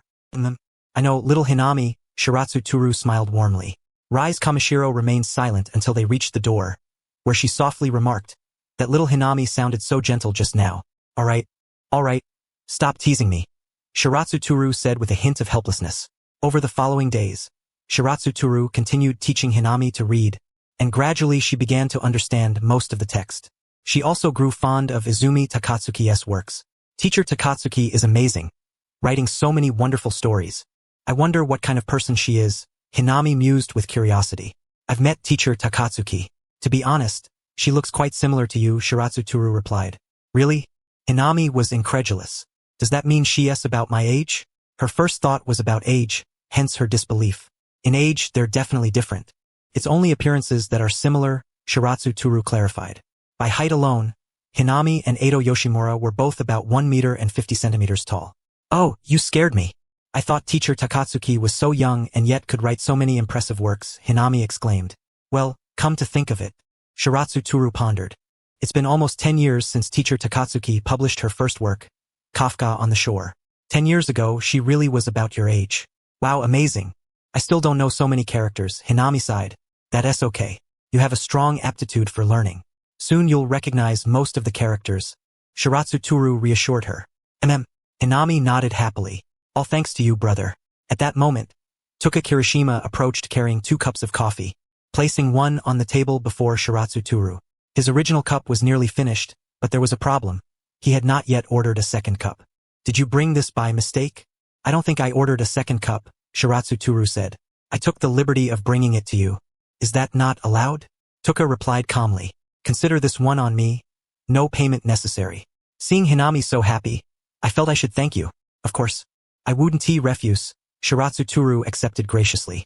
Tuka Kirishima did not utter many words and promptly went to attend to the newly arrived guests.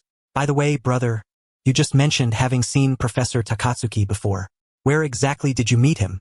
Hinami Fueguchi inquired with a tone tinged with curiosity. There was a fan meeting held once before, and there should be similar events in the future. When that time comes, I'll take you along so you can meet Professor Takatsuki as well, said Shiro Namain. All right. Hinami Fueguchi nodded enthusiastically.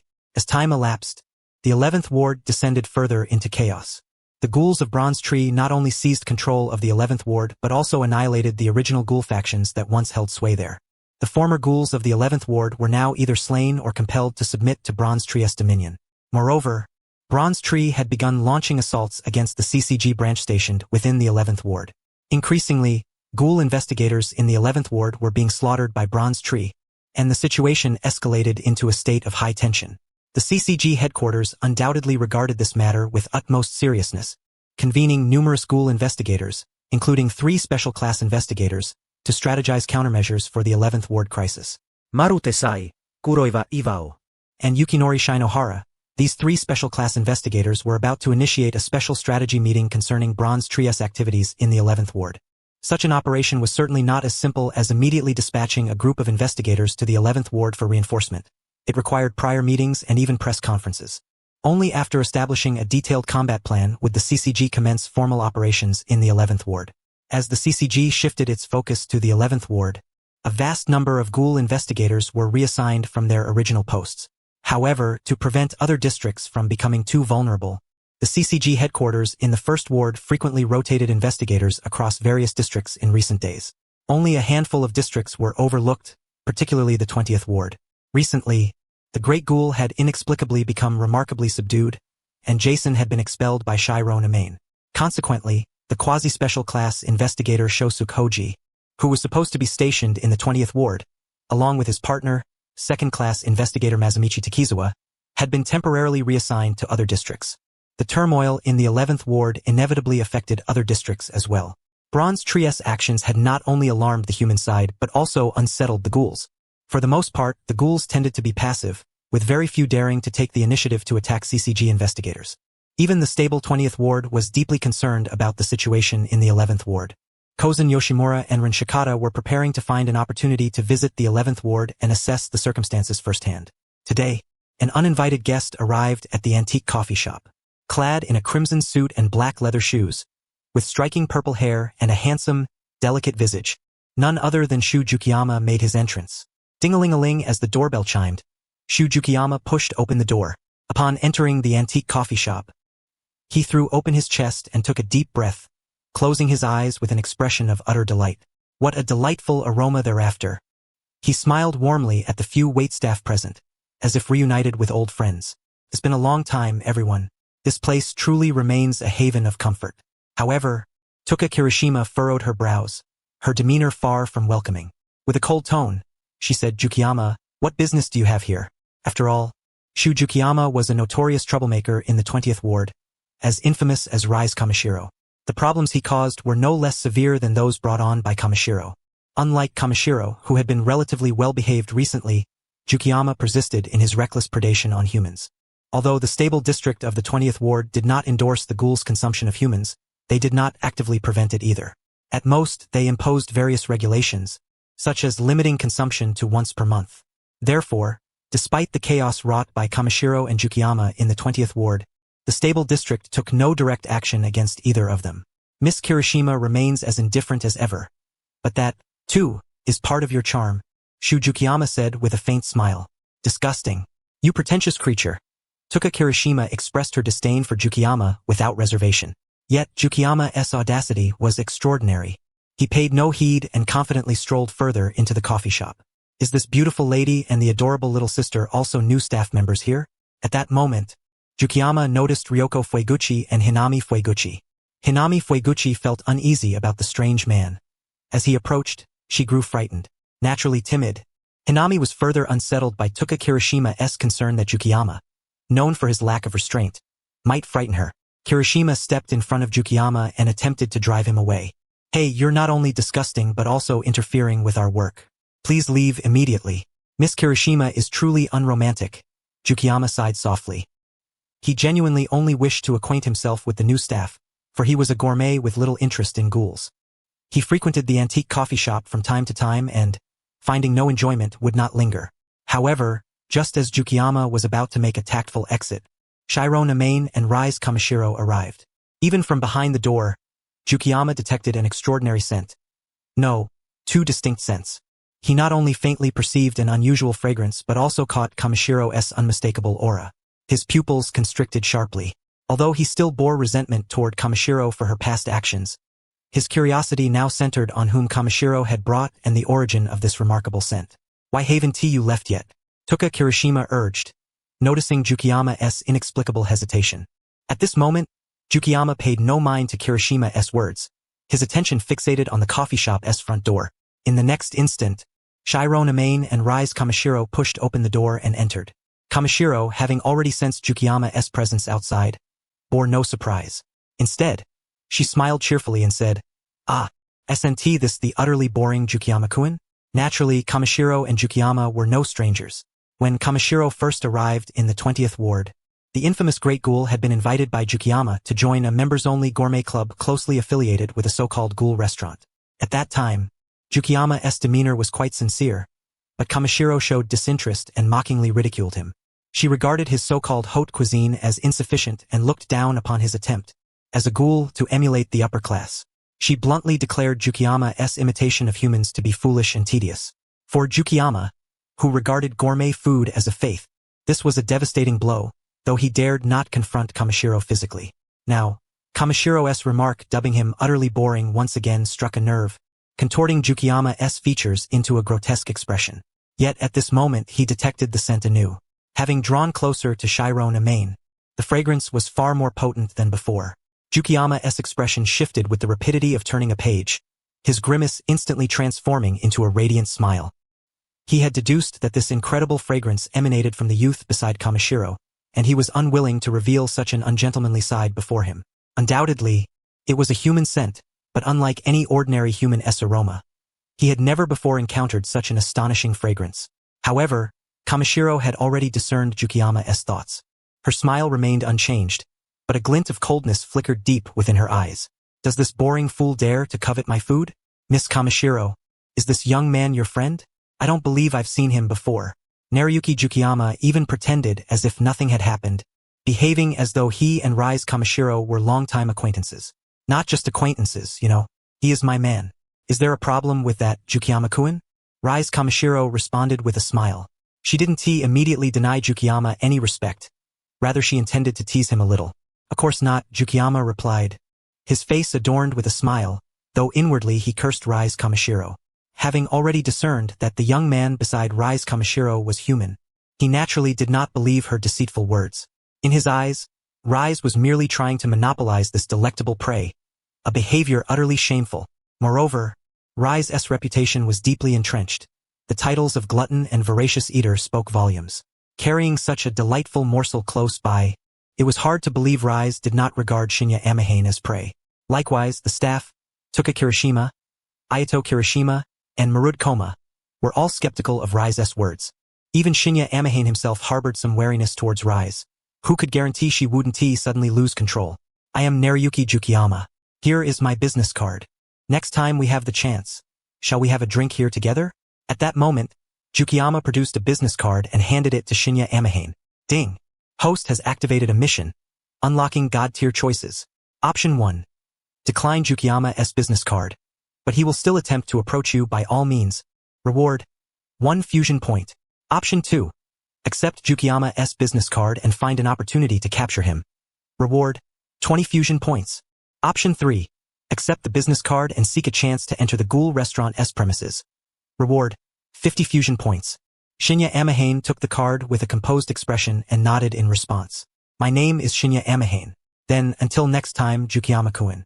After speaking, Jukiyama cast a flirtatious glance at Shinya before departing from the cafe. At that moment, Tuka Kirishima watched the departing Jukiyama with deadpan eyes, feeling certain that he had no idea Shinya Amahane was actually a Ghoul investigator. She had no intention of warning Jukiyama. If this troublesome fellow were caught by the CCG, it would be well deserved.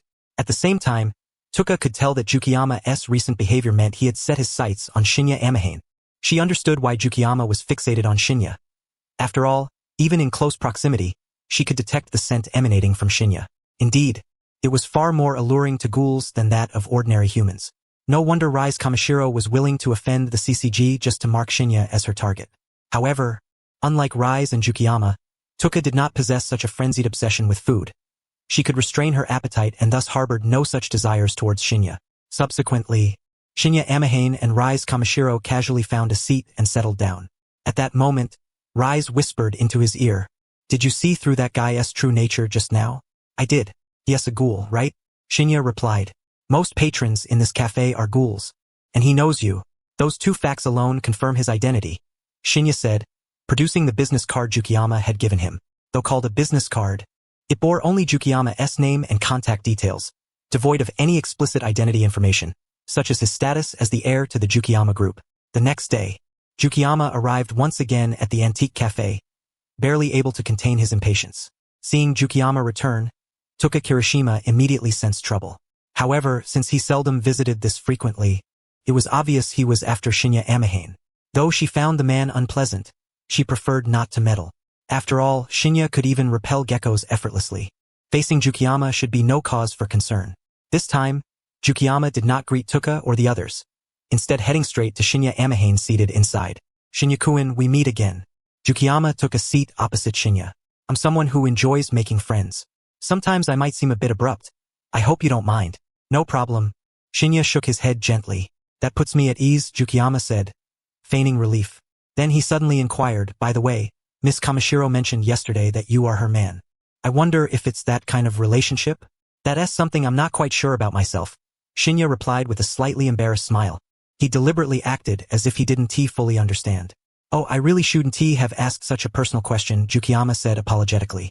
Yet inwardly, he was already certain the human youth before him was the prey Rise Kamishiro had fixed her sights upon. Since Rise was absent today, if he could snatch the delicacy so close to her lips, it would be the most satisfying revenge. Moreover, the youth was an exquisite flavor he had never encountered before. Even without revenge in mind, he desired this high-class delicacy for himself. Though he feared Rise's strength, he did not worry about retaliation. as he had the Jukiyama family behind him. By the way, I'm about to host a grand banquet soon. There will be many beautiful ladies and handsome gentlemen present. Shinya-kun, would you be interested in attending? Jukiyama extended the invitation to Shinya Amahane. Also, if you're curious about Miss Kamishiro, I could secretly share some stories about her. After all, she and I have been old acquaintances. He used Rise Kamishiro as bait, guessing that Shinya was currently completely infatuated and manipulated by her. He knew Rise's usual method of predation was to seduce men, so this assumption was quite reasonable. Since this young man was obsessed with Rise, casting this hook should make him fall for the trap. Sure, I do want to know more about Miss Kamishiro, Shinya replied, his face immediately adopting a naive and innocent expression, like a young boy utterly under Rise's control. Exactly, that's the feeling. Jukiyama's heart leapt with joy, for the expression clearly showed Shinya was already dizzy with infatuation for Rise Kamishiro. That woman was truly despicable and vile, playing with others' emotions in such a way. He would be the one to grant Shinya relief. Believing he was about to succeed, Jukiyama grew excited but tried to restrain himself, afraid of arousing Shinya's suspicion. Then it's settled. The banquet will be tonight. I'll come find you here around evening, Jukiyama said with a smile. For now, he needed to take care of matters at the Ghoul restaurant. The so-called banquet Jukiyama invited Shinya to attend was, in fact, the Ghoul restaurant. After Jukiyama left, Shinya calmly resumed reading his book and sipping coffee as usual, as if Jukiyama's presence had not disturbed him in the slightest. Tuka Kirishima had been watching everything unfold. Though she had not caught every word exchanged between Jukiyama and Shinya, she could deduce Jukiyama's intentions from his usual tactics, especially seeing Shinya's demeanor as if nothing had happened. She couldn't help but feel a twinge of worry. If Tenyu Hakuyo had no guard at all, Yuzuki Jukiyama might really have succeeded. Although Tenyu Hakuyo's strength was indeed formidable, once trapped in a ghoul restaurant, a den of peril, surrounded by a horde of ghouls, the outcome was far from certain. Kirishima Tuka pondered that since both she and Aunt Ryuko, as well as her younger sister Hinami, had been saved by Tenyu Hakuyo's hand, it was difficult to turn a blind eye to this matter. After wrestling with her thoughts for a considerable time, Kirishima Tuka ultimately resolved to intervene. Approaching Tenyu Hakuyo, she lowered her voice with a slightly stern expression and said, "Do you know what kind of person that fellow named Yuzuki Jukiyama is? He is a friend of Miss Rise Isentihi?" Tenyu Hakuyo replied casually, "Fool." Kirishima Tuka immediately retorted, "Kamishiro-sen isn't familiar with that guy at all. Do you believe everything he says? Is that so? Well, it doesn't really matter. Even knowing a little bit about Miss Rise is something." Tenyu Hakuyo responded indifferently. "That's why I said you're a fool. You're a ghoul investigator, and presumably an elite within the CCG, right? How could you not have realized that Yuzuki Jukiyama is a ghoul?" Kirishima Tuka, growing weary of his stupidity, bluntly revealed Yuzuki Jukiyama's true identity. "Anyway, Yuzuki Jukiyama will attack you sooner or later. It's just a matter of whether you find out he is a ghoul earlier or later. Somehow, you seem even more foolish than before. When you just drove away the gecko, you weren't like this." Kirishima Tuka had an inexplicable feeling. After all, when he had openly revealed his identity as a ghoul investigator before her, he had left a deep impression. Could it be that you've really been bewitched by that woman? Kirishima Tuka suddenly thought. Tenyu Hakuyo had just mentioned that Yuzuki Jukiyama would share information about Kamishiro Rise, indicating that this fellow had accepted Yuzuki Jukiyama's invitation for the sake of matters concerning Kamishiro Rise. This was rather Kirishima Tuka rubbed her forehead. Although he was a powerful ghoul investigator, he was still a boy in the prime of adolescence, easily manipulated by a vile woman like Kamishiro Rise. Is that woman really that good? Kirishima took a side. Forget it, do as you please. I've already said what I needed to say. If you regret it later, don't blame me for not warning you. Saying that, she no longer wished to concern herself with Tenyu Hakuyo's affairs. An inexplicable vexation stirred within her, and she felt disappointed in Tenyu Hakuyo. He had seemed so reliable and even a bit handsome when he defeated the gecko and saved them, yet now he was being toyed with by a woman like Kamishiro Rise, utterly lost. "Thank you for your warning, Miss Kirishima. Actually, there's no need to worry about me. As you just said, I am a ghoul investigator," Tenyu Hakuyo suddenly said with a faint smile. Hearing that tone, Kirishima Tuka turned around and saw Tenyu Hakuyo's composed smile, as if everything was well under control. This demeanor was hardly that of a young man bewildered by a woman's charms. That's good enough, Kirishima Tuka understood, letting out a soft tut. What a guy. I was worried about him just now, but it turns out he was deliberately falling into Yuzuki Jukiyama's trap. Yet Kirishima Tuka still felt that Tenyu Hakuyo must have been ensnared by Kamishiro Rise. Otherwise, after all this time, Tenyu Hakuyo and Kamishiro Rise wouldn't be running to their cafe almost daily like a young couple. If Tenyu Hakuyo truly knew Kamishiro Rise's real identity, there was no reason for such a long delay. She couldn't associate this childish game with a ghoul investigator. As dusk fell, Yuzuki Jukiyama arrived punctually once more. This time, he wore a new suit, seemingly placing great importance on his new acquaintance, Tenyu Hakuyo. Subsequently, Tenyu Hakuyo followed Yuzuki Jukiyama to the so-called banquet. Having been reassured by Tenyu Hakuyo, Kirishima Tuka didn't even glance at Yuzuki Jukiyama, who was leaving with Tenyu Hakuyo, as if he were nothing but a wisp of air. However, Yuzuki Jukiyama paid no mind to such treatment. He was long accustomed to Kirishima Tuka's attitude. Most importantly, he was about to savor the incredible delicacy that Tenyu Hakuyo represented. Moreover, this pleasure was wrested from Kamishiro Rise herself, a form of vengeance far more satisfying than any other. Being a gourmet and a glutton, respectively, Yuzuki Jukiyama and Kamishiro Rise both valued food above all else, showing little interest in trivial fights or bloodshed. As Yuzuki Jukiyama reveled in his self-satisfaction and excitement, Tenyu Hakuyo's lips curved into a faint smile. Accepting Yuzuki Jukiyama's invitation was naturally for his own benefit. Beyond the system rewards, he could opportunistically hunt down some unfortunate souls at the Ghoul restaurant to boost his battle record. After all, many ghouls who frequented the restaurant were upper echelons of the Ghoul world. 7th Ward, Ghoul Restaurant. More precisely, it was a members-only restaurant exclusive to ghouls. Yet, in Yuzuki Jukiyama's words, it was simply a banquet. By now, Tenyu Hakuyo and Yuzuki Jukiyama had arrived at the venue of the Ghoul restaurant, located within a luxurious hotel. Originally an asset of the Jukiyama group, it had been repurposed by Yuzuki Jukiyama as the site for the Ghoul restaurant. Jukiyama Kaname, president of the Jukiyama group, was a relatively honest ghoul who doted on his only son, Yuzuki Jukiyama. Thus, he indulged his son in nearly everything. However, this excessive affection ultimately led to the later Jukiyama family purge. "Please, come in, Tenyu-kun," Yuzuki Jukiyama said as he opened the entrance for Tenyu Hakuyo. Of course, this was not yet the actual restaurant venue. A dedicated attendant would receive him shortly. "I have some other matters to attend to, so I'll leave you here for now." After speaking, Yuzuki Jukiyama strode into the hotel's interior. Ding! Host has completed choice 3, accepted the business card and found opportunity to enter the Ghoul restaurant venue. Reward, 50 fusion points. At this moment, Tenyu Hakuyo was escorted by a female attendant, wearing a white mask to another location. This attendant was likely one of the Jukiyama family's servants, a ghoul who wished to conceal her true face. Tenyu Hakuyo carried a backpack, but no one paid it any mind, including Yuzuki Jukiyama. Being a university student at Uegami University, carrying a backpack was unremarkable. Yet, inside his backpack was only one item, a suitcase containing the S-Class Quinks, 13th Jason. With this S-Class Quinks in his possession, even when facing SS-Class ghouls, he need not resort to the Mangekyo Sharingan or destructive ninjutsu, both of which might arouse suspicion. Avoiding their use whenever possible was preferable. First, the attendant led Tenyu Hakuyo to the bathhouse, instructing him to take a shower, citing it as a customary rule of the banquet. Understanding the unspoken implications, he said nothing and entered the bathhouse. The attendant prepared a black suit for him. After finishing the shower, Tenyu Hakuyo changed into the black suit, placing his original clothes folded beneath the Quink's suitcase in his backpack. Then, the attendant guided him to a luxurious reception room. Besides him, 2 others were present. A middle-aged man who looked like an office worker and a rather stout middle-aged woman. "Ah, hello," the middle-aged man greeted Tenyu Hakuyo immediately upon his arrival. Having been alone and somewhat uneasy, he was relieved to see another young man join them. "Hello," Tenyu Hakuyo responded expressionlessly. These 2 ordinary humans had been deceived by various means to come to the Ghoul restaurant, completely unaware of the ordeal that awaited them. "I am Kobachi, an editor at the Shui Company for the magazine Tokyo Gourmet. Upon arriving at such a place, even as a middle-aged office worker, I did not neglect to present my business card to Byakuya Amane." Shortly thereafter, Byakuya Amane began engaging me in casual conversation, while the middle-aged woman remained largely silent.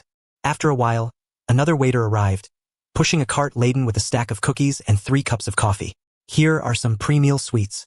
Please enjoy them while you wait," he said. The cookies felt dry and somewhat flavorless, yet perhaps that lent them an air of sophistication, I remarked thoughtfully as I nibbled. Byakuya Amane, however, merely stared at the coffee without taking a sip. Though it smelled pleasant, Who could say whether that cup of coffee or those cookies contained any traces of human flesh? After a long wait, the waiter finally returned. Apologies for the delay. Please follow me now. He then led Byakuya Amane to a spacious, somewhat eerie room, sparsely furnished with only a dining table, 3 chairs, and a large box of unknown contents. At that moment, the waiter turned and locked the heavy security door behind them. Oh, not bad at all. This is quite intriguing, I mused, stroking my chin. Despite the atmosphere growing increasingly ominous, I found myself contemplating the so-called refinement of the experience. After some more time, the middle-aged woman realized that the door they had entered through was firmly locked and that such a heavy security door was decidedly unusual. What does locking the door mean? Are we not able to leave now? The woman had yet to consider the grimmer possibilities. As for me, Kobachi, I was utterly bewildered, sitting calmly in a place where every entrance and exit was sealed, still anticipating the forthcoming culinary delights. This was nothing short of being duped by this members only restaurant. Truly, it lived up to its exclusive reputation. Thank you all for your patience. Dinner is now ready. At that moment, a voice suddenly echoed from the large speaker overhead. It's here. I initially thought the meal was about to be served, but the next words transmitted through the speaker froze me in place. Tonight's dinner is the 3 of you. As the voice faded, the ceiling began to part to either side, revealing a crowd of spectators wearing various masks, gazing down upon Byakuya Amane and the others. The first man was an editor at Tokyo Gourmet magazine. Though he worked daily, he frequently visited the gym, boasting healthy, solid muscles with a satisfying chew. He surely never imagined he would become one of tonight's dishes. His introducer was Mr. TR. I was stunned, my mind unable to process what was unfolding. The second was a corpulent woman, plump and greasy from refusing to bathe, though she would be thoroughly cleansed eventually, so rest assured. Her introducer was Mr. PG. The middle-aged woman reacted swiftly, shouting toward the audience, "Soda!" Mr. PG, also known as Soda, wore a clown mask, but beneath it was the true identity of Judah Futami, who had deliberately styled his hair messily to avoid recognition, except by Byakuya Amane. Hey, Omiton. Judah Futami greeted the middle-aged woman with a smile. You deceived me. What about our marriage promise? And now tonight's dinner is. The woman named Ami roared. Oh dear, what a loud voice. My apologies, everyone. I shouldn't have treated a pig as a love interest. Judah Futami apologized to the surrounding audience. As Ami's fury escalated, the host began introducing the final dish. Lastly, the main course of tonight. An unparalleled, exquisite delicacy, favored by the glutton of District 20. Introducer Mr. MM. When it came time to introduce Byakuya Amane, he expressionlessly placed his hand on the backpack strapped to his back. Slowly, he removed the backpack and held it in his hand. Seems like a student, but younger flesh tends to be more tender, which I prefer. The glutton? I've heard of that one, an insatiable appetite indeed. Though she's not very picky, so her favored targets aren't necessarily tasty. Setting aside that glutton, this is introduced by Mr. MM. You may doubt the glutton, but you cannot doubt Mr. MM. Oh, Mr. MM, the foods he brings are generally superb. As the esteemed guests murmured among themselves, the man in the suit known as Mr. MM rose from his seat, wearing a crescent-shaped mask that obscured most of his face, revealing only a small portion of his right cheek. Ladies and gentlemen, please, relish this ultimate gourmet experience. I guarantee it is a flavor you have never tasted in your life, Tsuyama Shu declared confidently. While the guests cheered and applauded, Judah Futami, still wearing his clown mask, remained expressionless. His gaze fixed on Byakuya Amane below. The presence of this young man here was somewhat unexpected to him. He knew one thing for certain. Byakuya Amane was already a CCG investigator and had even expelled a lizard. After all, Judah Futami was originally connected to the Osamu family, so acquiring information about the CCG was no challenge. The backpack in Byakuya Amane's hand was almost certainly a quinqua. Though Judah Futami had no intention of confronting Byakuya Amane directly, he was in no rush to leave. He wanted to stay and watch the spectacle unfold. What on earth should we do now? I trembled in terror. Ami was so frightened she no longer dared to shout as she had moments before. Well then, let today's dinner show commence. At the host's declaration, a large door on the side wall slowly rose. The dismantler makes his entrance. Ladies and gentlemen, the disassembly show is about to begin. Amidst the hostess proclamation and the guests' cheers, a towering, hulking man emerged through the door, shirtless with a cloth wrapped around his head, wielding a specialized knife for dismemberment. Please take care of me. The dismantler's voice carried a childish innocence, incongruous with his fierce, terrifying appearance. I'm starting now. The dismantler approached the three of us with surprising politeness. Haha, I see. This must be an impromptu performance. When I was researching in France, I encountered similar gourmet establishments where one could enjoy exquisite food while experiencing the thrill of danger. Even then, I, Kobachi, still fancied this was some elaborate joke. The distinguished guests above regarded me as if I were a fool. Byakuya Amane, too, found the situation somewhat exasperating. Just as the dismantler closed in, Ami suddenly launched an attack, kicking Byakuya Amane fiercely from behind. Clearly, she intended to divert the dismantler's attention by using Byakuya Amane as bait, hoping to find a way to escape herself. However, Byakuya Amane had anticipated such a move. He swiftly dodged the kick to the side, grabbed Ami's collar with one hand, and with a sudden burst of strength, hurled her toward the dismantler. Byakuya Amane's strength was extraordinary, and Ami was no lightweight. Even though the dismantler was at least twice Ami's size, he was knocked down by her flying body. Wah! It hurts! Mommy! It hurts! The dismantler cried out childishly. The uproar above immediately fell silent. This was unforeseen. Someone had managed to resist the dismantler in such a manner. At that moment, Ami hastily got to her feet and attempted to flee, but after only a few steps, she suddenly felt her legs numb and powerless, collapsing to the ground. What is this? Ami was utterly bewildered. Upon witnessing the scene, Byakuya Amane immediately comprehended the situation. The coffee from earlier had been poisoned, and now the toxin was taking effect. The little bowl beside him also slumped to the ground, unable to rise. Fortunately, he had not touched that cup of coffee even once. In truth, he could no longer recall all the intricate details from the original text. For instance, he had no memory that all 3 cups of coffee had been poisoned. At this moment, Byakuya Amane retrieved a Quinqua briefcase from his backpack. The sight of that familiar case stirred recognition among some of the ghouls present. That is the weapon of the White Dove. That person is actually the White Dove. Mr. M. What is going on? Why have you brought the White Dove here? Could it be that another White Dove has infiltrated the Ghoul restaurant? The appearance of the Quinqua briefcase instantly sparked panic. Jukiyama Shu had not anticipated that Byakuya Amane was a Ghoul investigator. Nonetheless, he forced himself to remain composed and offered soothing words. Everyone, there is no need for concern.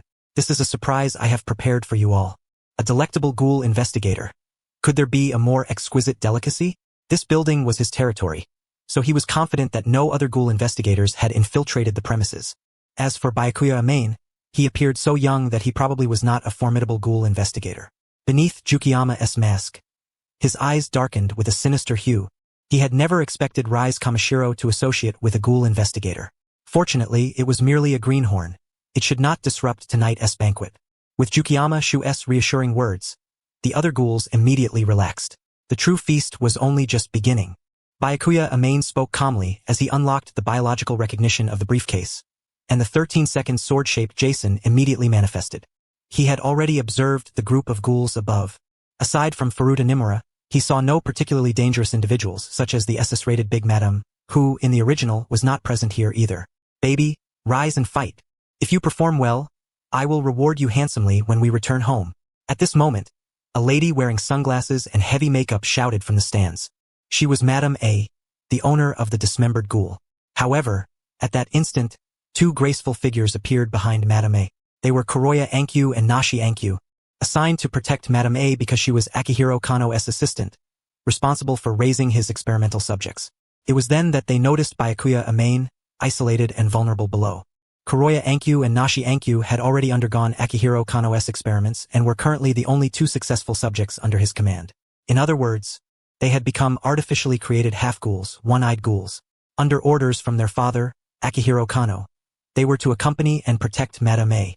Each wore a mask adorned with black and white stripes. Kuroya's mask had a single eye hole on the left with vertical stripes, while Nashi's was the opposite, featuring a single right eye hole with horizontal stripes. The single eye holes corresponded to their one-eyed Kagun, indicating that Kuroya's Kagun was in the left eye and Nashi's in the right. Neither Kuroya Ankyu nor Nashi Ankyu had anticipated encountering Byakuya Amane in a place like the Ghoul restaurant. Upon seeing him, their pupils trembled with shock. Both were caught in a dilemma. They had to stay close to protect Madame, but rescuing Byakuya Amane would mean disobeying their father's orders and offending Madame's faction, which would bring great trouble upon their father. Madame was one of the most renowned upper-class Ghoul factions, wielding enormous wealth. For example, The Ghoul restaurant and auctions were founded and hosted by Madame. While they remained conflicted, Byakuya Amane had already taken the offensive against the dismembered Ghoul. Under Madame's shout, the dismembered Ghoul had risen and charged fiercely at Byakuya Amane. With a single arrow-like step forward, Byakuya pierced the dismembered Ghoul's abdomen with his sword-shaped Jason, effectively stripping it of combat capability. Mother, the dismembered Ghoul groaned in agony as it collapsed to the ground. The lethality of an S-class quinqua was incomparable to ordinary weapons. Its internal organs had been nearly shredded by that single strike. "Baby!" Madame screamed from the platform, but in the next moment, she was silenced. Byakuya Amane had transformed the longsword S-scale Kagun into a wing Kagun. The sword S-tip morphed into a gun barrel, from which countless blade-shaped bullets were unleashed. Byakuya Amane fired casually, without deliberately aiming at any specific target, merely selecting random fortunate spectators as his trophies. He certainly could not capture all the ghouls present. It would be too troublesome and ungrateful. Most of the ghouls here were aristocrats of the ghoul world. Their strength might not be overwhelming, but the power behind them was formidable. Regardless of whether he could accomplish this without employing ninjutsu or the Mangekyo Sharingan. Even if he managed to eliminate all the ghouls here, he would face multiple retaliations afterward. Moreover, the Washu family would take notice. The Washu family was ultimately a ghoul clan. The Jukiyama family and other ghoul factions were simply less concealed than the Washu, but essentially, they belonged to the same circle. The Washu family maintained some covert contact with other upper-class ghoul factions. If Byakuya Amane offended these factions all at once, and, as a non-half-human, behaved too conspicuously, his situation would become precarious. Ding! The host has defeated an A-ranked ghoul and earned a reward. 10 fusion points. Ding! The host has defeated a B-ranked ghoul and earned a reward. 5 fusion points. As countless blades shredded and even killed several ghouls, the majority scattered in all directions. The scene descended into chaos. Kuroya Ankyu and Nashi Ankyu immediately responded, intending to cover Madame A.'s retreat. "Young master, we must leave at once," a masked maid urged Jukiyama Shu. Their family could not openly offend a CCG investigator, even if they had some dealings with the Washu family. The CCG was not completely controlled by the Washu clan, as the majority of investigators were human. For instance, among the special class investigators, only Kisho Arima was under Washu control. The Washu family had to maintain appearances before these human investigators. Otherwise, they could not have concealed their identities until now. Publicly, the Washu family had to side with humans. Jukiyama Shu covered his mask with one hand, his heart filled with reluctance, but he still withdrew from the Ghoul restaurant alongside the maid. As for Furuta Nimura, he had disappeared without a trace sometime earlier. Byakuya Amane's sole intended target was Madame A.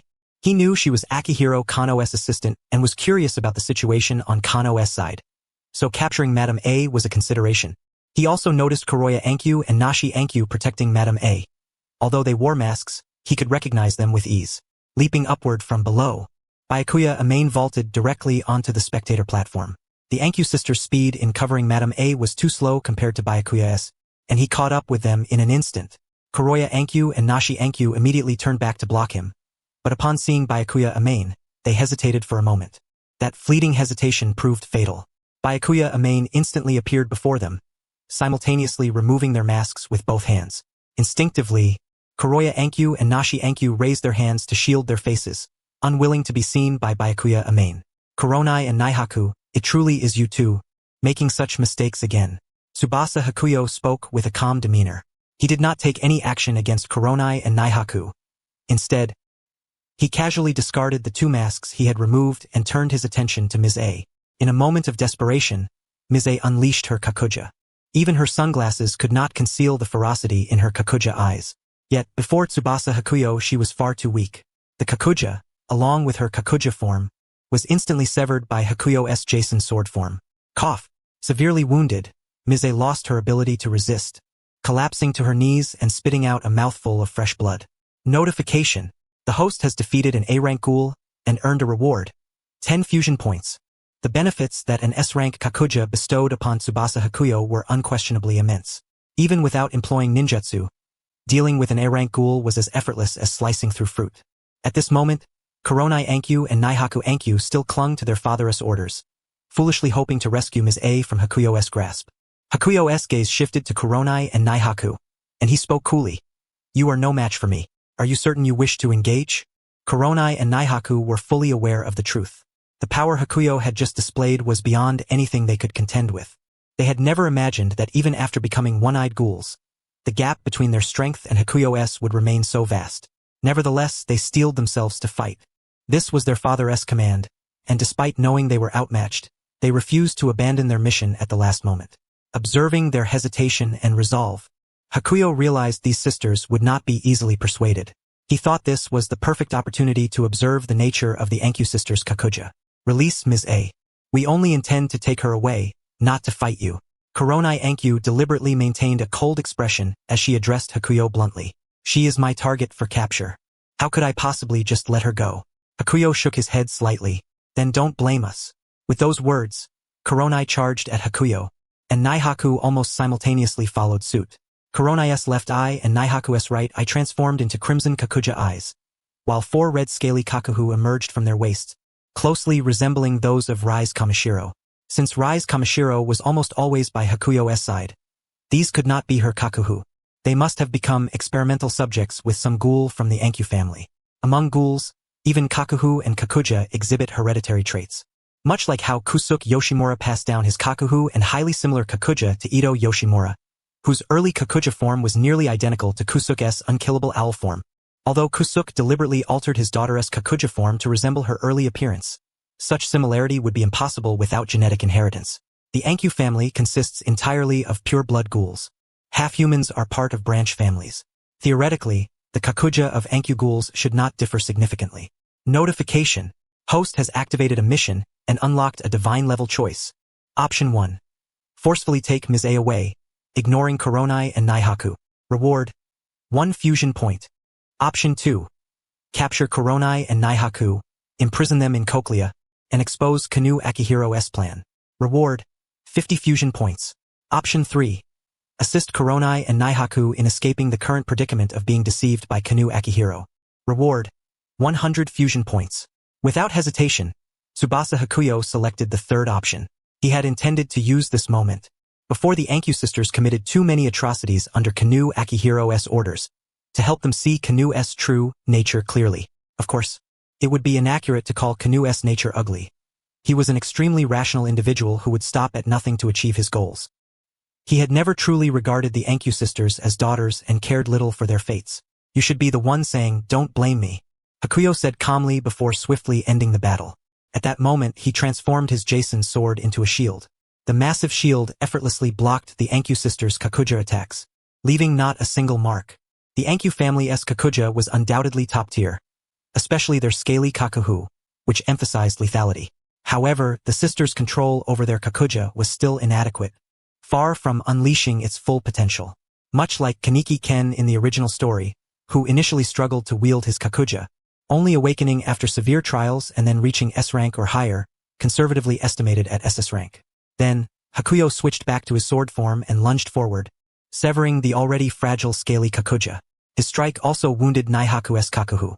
Injuries to the Kakuhu were extremely perilous for any ghoul possessing only a single Kakuhu, as it negated their regenerative ability and prevented the release of their Kakuja, leaving them as helpless prey. Moreover, Naihaku, who had yet to fully master her body, was at even greater risk to her life. Depending on the extent of the Kakuhu damage, if over 70%, there would be no chance of recovery unless one was a half Kakuja or full Kakuja possessing multiple Kakuhu, who could afford to discard one. Naihaku. Seeing Naihaku severely injured, Kuronai immediately cast all other thoughts aside, focusing solely on saving her sister. Hakuyo ceased his assault as well. He had no intention of exterminating the Ankyū sisters. Inflicting injury upon Naihaku had been a reluctant necessity to force them to face reality. With a slight sigh in his heart, Hakuyo approached Kuronai and Naihaku, leaving behind a business card bearing his contact information. "If you trust me, you can seek my help at any time." Having spoken, Hakuyo distanced himself from the Ankyū sisters. He was well aware that neither Kuronai nor Naihaku would fully trust him yet. Their unconditional trust and loyalty to their father, Kanu Akihiro, remained intact. Only when Kanu mercilessly abandoned them would they awaken. That was why he had struck Naihaku so harshly. Even if he had not done so, when the CCG raided Kanu's underground laboratory, the Ankyū sisters would inevitably be harmed by Shinohara Kishu or other investigators. Shinohara Kishu was comparatively merciful, but other investigators might have annihilated the sisters without hesitation.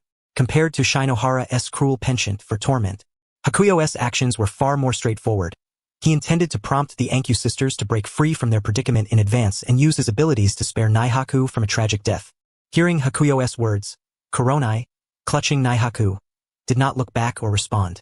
Realizing that Naihaku's condition, though dire, was stable and that Hakuyo did not intend to annihilate them, Kuronai immediately fled the scene with her sister.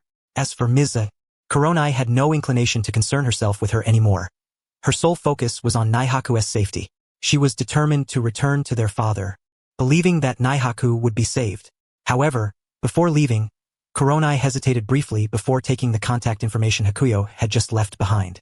Meanwhile, Hakuyo called the CCG, briefly explaining the situation and directly requesting reinforcements. Tsubasa, you mean you're currently alone in the Ghoul restaurant in District 7? The investigator's assistant on the other end of the line seemed incredulous and confirmed the details with Hakuyo once more. Previously, the CCG had also combated Ghoul restaurants in other districts, dispatching numerous investigators, as these establishments gathered large numbers of ghouls. It was precisely at that moment that Juzu Suzuya was rescued by the CCG. Due to that raid, the ghouls immediately fled upon realizing that Shiratsu Amain was not to be trifled with. Yes, the exact location is. Shiratsu Amain disclosed the precise whereabouts of the Ghoul restaurant. Understood. Shiratsu, please hold on a little longer. Our reinforcements will arrive as swiftly as possible. The CCG promptly dispatched Ghoul investigators from the 7th Ward branch to provide urgent support. It would have been too late if investigators from other districts had arrived. But what they did not know was that the Ghoul restaurant had already been demolished by Shiratsu Amain. In truth, I have roughly brought the situation under control here, but I cannot guarantee that there won't be any residual ghouls attempting a surprise attack. Please stay vigilant. Shiratsu Amain cautioned. Understood. The investigator assistant on the other end of the line was instantly incredulous. Shiratsu alone had single-handedly taken down the Ghoul restaurant? While waiting for others to arrive and secure the scene, Shiratsu Amain took the opportunity to check for any stragglers who had been too slow to escape. Subsequently, he decisively subdued several ghouls. Ding! The host has defeated an A-ranked ghoul and earned a reward. 10 fusion points. Ding! The host has defeated an A-ranked ghoul and earned a reward. 10 fusion points. After about 10 minutes, a large contingent of Ghoul investigators from the CCG's 7th Ward branch arrived to reinforce the operation. Armed vehicles completely surrounded the building housing the Ghoul restaurant, sealing it off immediately. However, their timing was somewhat futile, for all the ghouls capable of fleeing had already escaped, and those unable to do so had been apprehended by Shiratsu Amain. When these cautious investigators advanced into the building, they found only a single individual leaning against the wall, seemingly waiting for them. Though they had never encountered Shiratsu Amain before, seeing a Quinqua case resting at his feet made it clear to them that this must be him. You must be Shiratsu Amain. Apologies for our tardiness. The lead was a first-class investigator who promptly addressed Shiratsu Amain. No worries. From here on, I'll leave it in your capable hands. Shiratsu Amain replied in a calm tone. Is there no residual ghoul presence here? The first-class investigator sought confirmation, as the building was extensive and a thorough search would take time. Hard to say. There might still be a few ghouls hiding in some corner. Please be cautious. Shiratsu Amain replied. Thereafter, both the bodies of deceased ghouls and those incapacitated by Shiratsu were taken back to the CCG by the investigators. The entire building remained sealed until a comprehensive sweep was completed. Following the thorough inspection, not a single residual ghoul was found. However, when they attempted to investigate the owner behind the building, they found no substantial leads and thus refrained from delving too deeply. After all, the CCG had long been aware that the Ghoul restaurant had been established by Madame. After escaping the building with the injured Naihaku, Korwa Enkyu immediately returned home. The underground laboratory of Akihiro Kano was their family's secret base beneath the residence. Korwa Enkyu, cradling Naihaku, sought out Akihiro Kano, who was engrossed in researching the one-eyed ghoul experiment. Father, Naihaku is injured. Please save her. Behind Akihiro Kano, Korwa Enkyu spoke anxiously. Yet Akihiro Kano remained focused on his work and only glanced back at Korwa and Naihaku with an expressionless face after a moment. He could almost immediately tell that Naihaku was beyond saving. The damage to the Kagun was approximately 70%, and the chances of recovery were slim. Moreover, it would consume a considerable amount of his time. Therefore, he abandoned Naihaku without hesitation. As for Korwa Enkyu, she might harbor resentment and leave him because of this, but he was utterly indifferent. To him, Korwa and Naihaku were merely two experimental subjects that barely qualified as successes and fell far short of his expectations. The abilities displayed by Korwa Enkyu and Naihaku were mediocre at best. The only individuals who satisfied Akihiro Kano were Ken Kaneki, especially after his awakening and transformation into the centipede half-Kakuja form in the original narrative, and Mazumichi Takizawa, the Pineapple King, who was similarly tortured into power through analogous methods. Thus, half-baked experimental subjects like Korwa and Naihaku were dispensable in his eyes. She beyond saving. Akihiro Kano offered no further explanation, leaving those words hanging as he returned to his research. But Naihaku is still breathing. Korwa Enkyu was perplexed, unable to comprehend why her father would abandon Naihaku to die. If you think she can still be saved, then find a way yourself. I have no time to waste on you two, Akihiro Kano replied coldly. Only then did Korwa Enkyu realize that her father cared nothing for them. Despairing and helpless, she lowered her head, gritted her teeth, and resolutely carried the unconscious Naihaku out of the underground laboratory. In a desolate and deserted place, she sat down with Naihaku in her arms, utterly at a loss. She wished to find a way to save Naihaku but was utterly clueless. Furthermore, Naihaku appeared to be on the verge of collapse. What was she to do? In her moment of despair, Korwa Enkyu suddenly recalled the business card Shiratsu Amane had given her, which contained his contact information. Though Shiratsu Amane was the very one who had injured Naihaku, now she was compelled to seek his help. The situation felt strange to her. Yet she remembered Shiratsu's final words. Whether to trust him or not was her choice. Moreover, with no other options and both herself and Naihaku cornered, she had nowhere else to turn. After some hesitation, Korwa Enkyu took out her phone and dialed Shiratsu Amane's number. Upon hearing the call answered, Korwa Enkyu urgently said, "Naihaku is about to give out. I trust you, but do you have a way? Where are you? I'm coming right now." Shiratsu Amane responded without hesitation. Korwa Enkyu then relayed their precise location to Shiratsu. "Do not leave that spot. I will be there shortly." Having said that, Shiratsu Amane ended the call and rushed to Korwa and Naihaku's location with utmost speed. He was determined not to let any mishap befall Naihaku due to delays on his part. Soon, Shiratsu Amane arrived at the place Korwa had described. Overgrown with weeds and nearly devoid of human presence, the area was desolate. Inside a long-abandoned house, Shiratsu found Korwa holding Naihaku. Noticing Shiratsu still carried the Quinqua case, Korwa instinctively hugged Naihaku tighter, visibly frightened. Perceiving her apprehension, Shiratsu gently set the Quinqua case aside before approaching Korwa and Naihaku. "Let me see how Naihaku is doing." Shiratsu half-crouched before them. "It's bad. There's probably no chance left." Korwa Enkyu replied pessimistically. "Then maybe I should absorb Naihaku into my body to sustain her life. That won't work," Shiratsu Amane stated bluntly. The circumstances in the original narrative had already made this clear. Without delay, Shiratsu Amane used the leech concealed within his clothing pocket to slice the skin of his palm, feeding the fresh blood that welled forth into Naihaku's mouth. Since Naihaku was unconscious and unable to consume on her own, Shiratsu intended to save her with his own blood and flesh. Within his body resided Hashirama cells, which bestowed restorative effects far superior to those of an ordinary human when bestowed upon ghouls. Naihaku was not entirely beyond hope. Although 70% of her Kagun was damaged, as long as regeneration was possible, she could still be saved. However, the efficacy of blood alone is undoubtedly inferior to that of flesh and blood. Present, Shiraya Amane is merely employing blood as a temporary measure to sustain Unju Nara's life. Once Nara regains consciousness, matters will become more manageable. Does this really work? Unju Corona voiced her doubts. Yet at that moment, she suddenly realized just how intoxicating Shiraya Amane's presence was. She found herself almost unable to resist the urge to bite him. Nevertheless, given Nara's still precarious condition, she had little mind for such thoughts. "Of course it works. For now, you two should come home with me. Once Nara gradually recovers and awakens on her own, I will be able to restore her completely," Shiraya Amane assured them. Understood. Although this was Corona's first time visiting a home of the opposite sex, under these circumstances, she had no headspace to dwell on that. Clad respectively in black and white robes, Corona and Nara concealed their faces with hoods, the former using the hood of her black robe and placing one on Nara as well. Corona then cradled Nara tightly, following closely behind Shiraya Amane. During the journey, Corona was taken aback by Shiraya Amane's physical prowess, which surpassed even that of herself and Nara, who had already become ghouls. Shiraya Amane evidently slowed his pace to wait for her. Otherwise, she would have struggled to keep up. She recalled their earlier confrontation, during which she sensed his extraordinary strength. At the time, she had attributed it to the superiority granted by his Quinqua, but now it became clear that his sheer physical constitution alone allowed him to outpace both her and Nara by a considerable margin. Were it not for the urgency of Nara's condition, Corona would have been eager to question Shiraya Amain about the true nature of his abilities. Thus, carrying Nara, Corona followed Shiraya Amain all the way to the 20th district.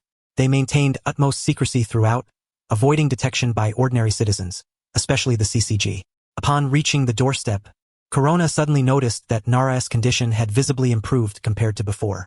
Her breathing was less labored and frantic, and her expression no longer bore the same agony, as if she had merely fallen into a deep slumber.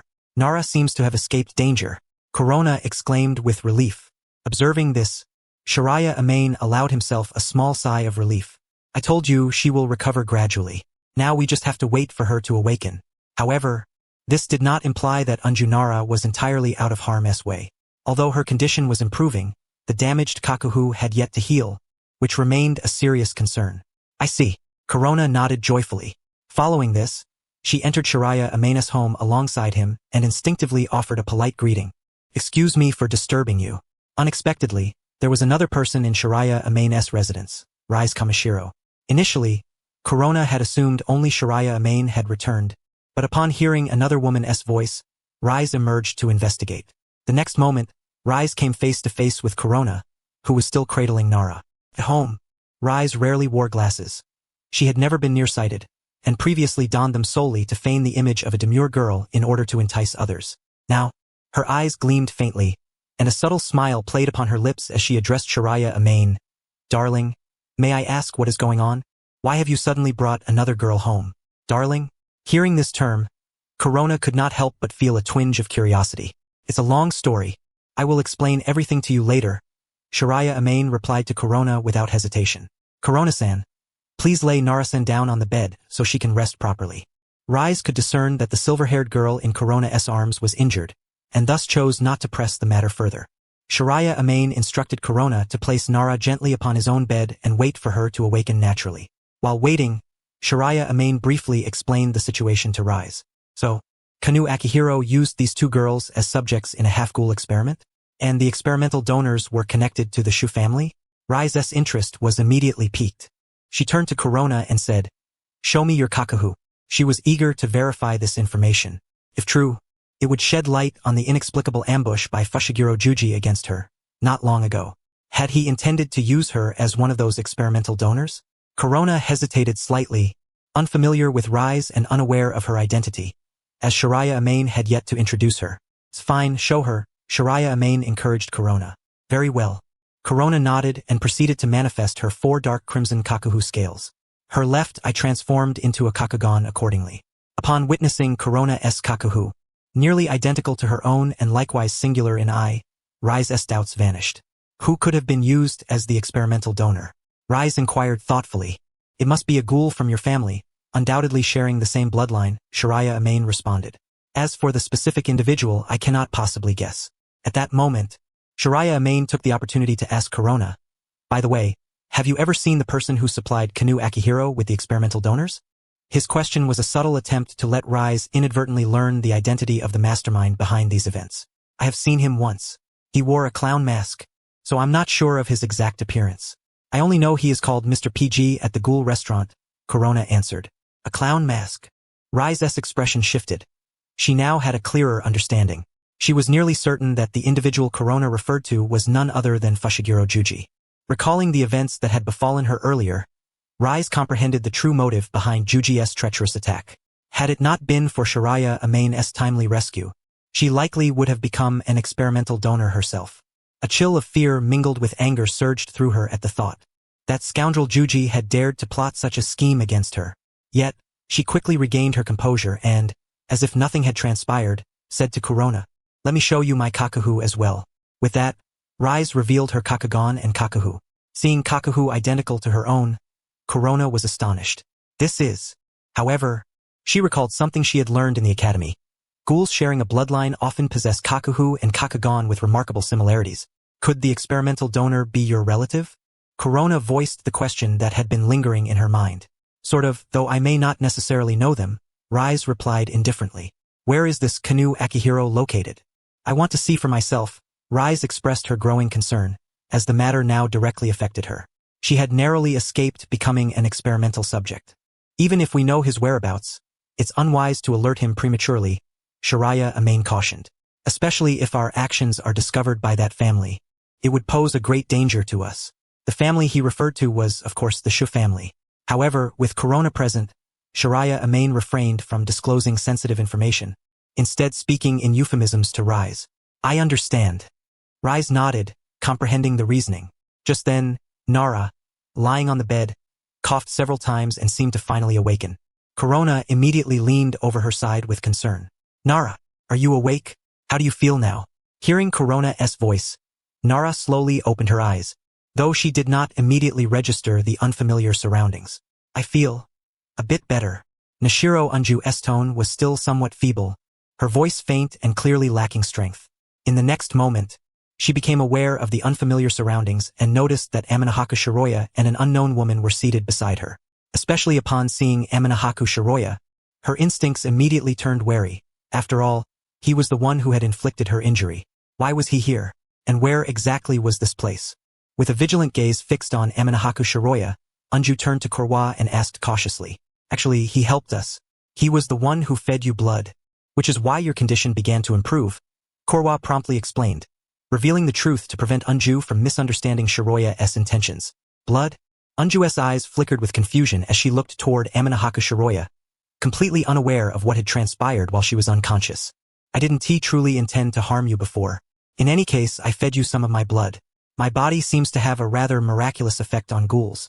And that's how I managed to control your injuries.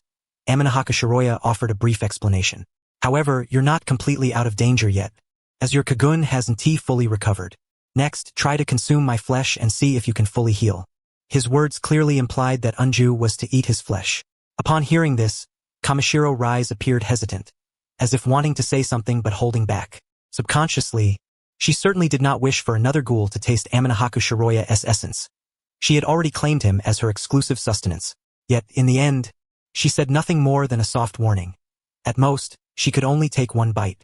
Even she had only been allowed one bite before, so she did not want Shiroya to treat Unju better than he had treated her.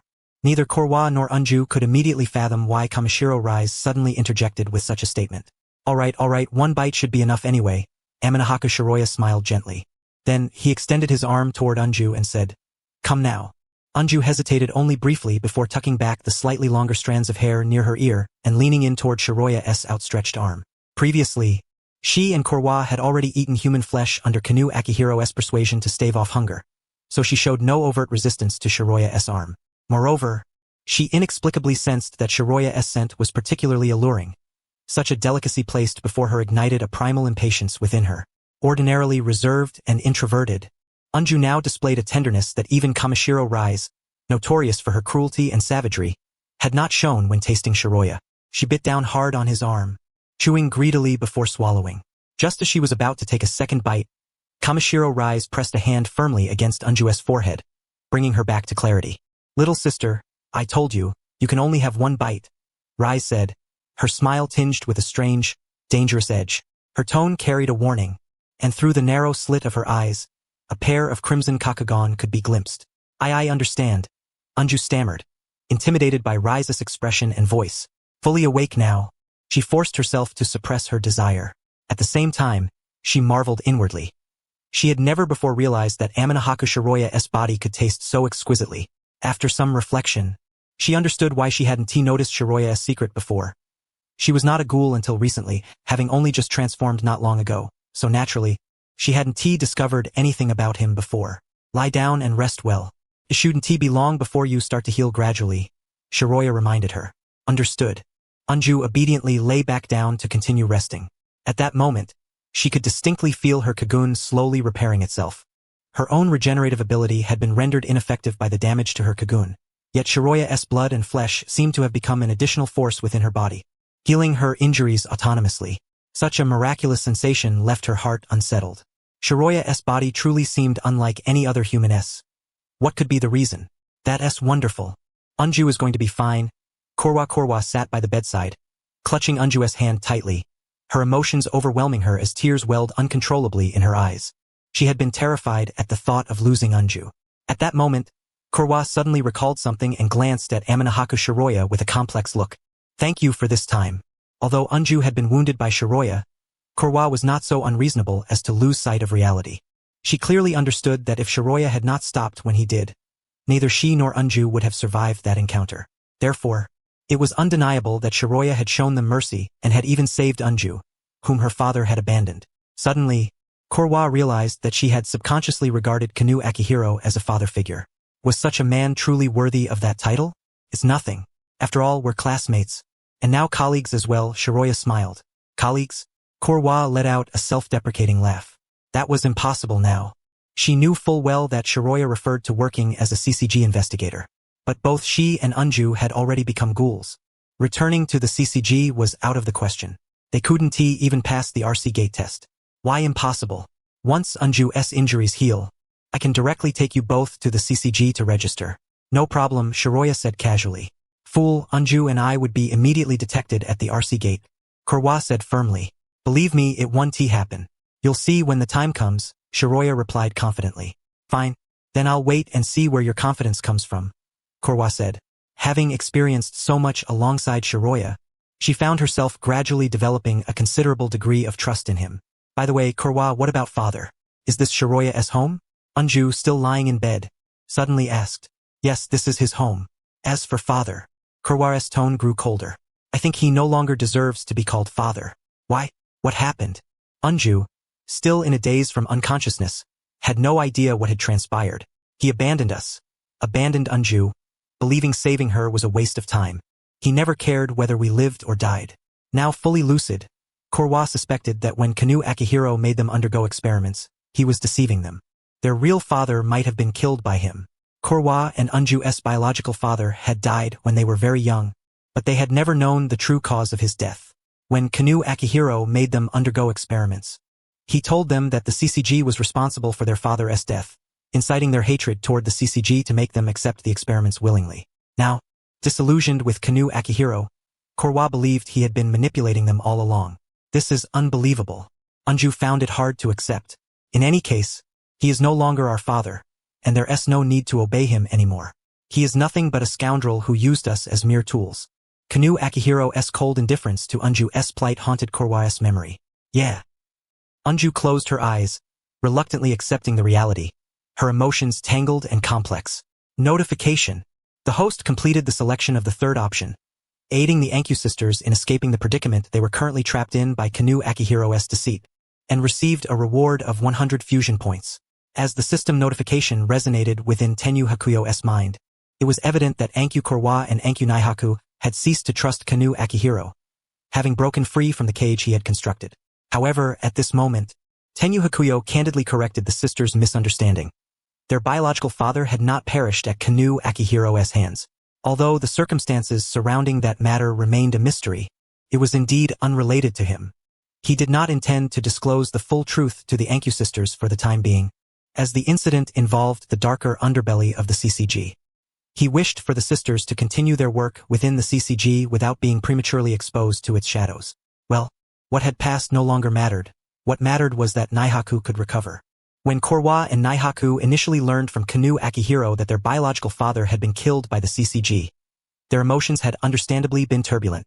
But after all they had endured Naihaku's peril, Kanu Akihiro's abandonment, Anku Korwa was exhausted at heart. Now, her sole concern was Naihaku's safety. By the way, didn't you deliberately hold back against Naihaku and me back then? Although you still injured Naihaku, if you had intended to kill us, there would have been no way for us to escape. At this, Anku Korwa suddenly brought up the matter. Despite both of them having become ghouls and thus enemies of you, an investigator, why have you been willing to help us so much? From the moment they first met at the ghoul restaurant until now, she had never sensed any rejection from Tenyu Hakuyo toward her or Naihaku. In fact, he seemed to accept their ghoul identities even more readily than they did themselves. She was eager to understand why Tenyu Hakuyo treated them so kindly. Or rather, she longed to hear an answer that her heart hoped for. Anku Korwa's eyes fixed intently on Tenyu Hakuyo, awaiting his response. She knew what answer she desired in her heart, and at this moment, she seemed to shed her usual shy demeanor. Yet, after a brief moment, she could no longer maintain her composure. Locking eyes with Tenyu Hakuyo, coupled with the uncontrollable thoughts swirling in her mind, caused her cheeks to flush slightly as she averted her gaze. Do you really need to ask why? Of course, I wouldn't want such adorable girls to perish before me. That would be far too regrettable. Tenyu Hakuyo spoke without hesitation, candidly revealing the truth within his heart. That was precisely his sentiment.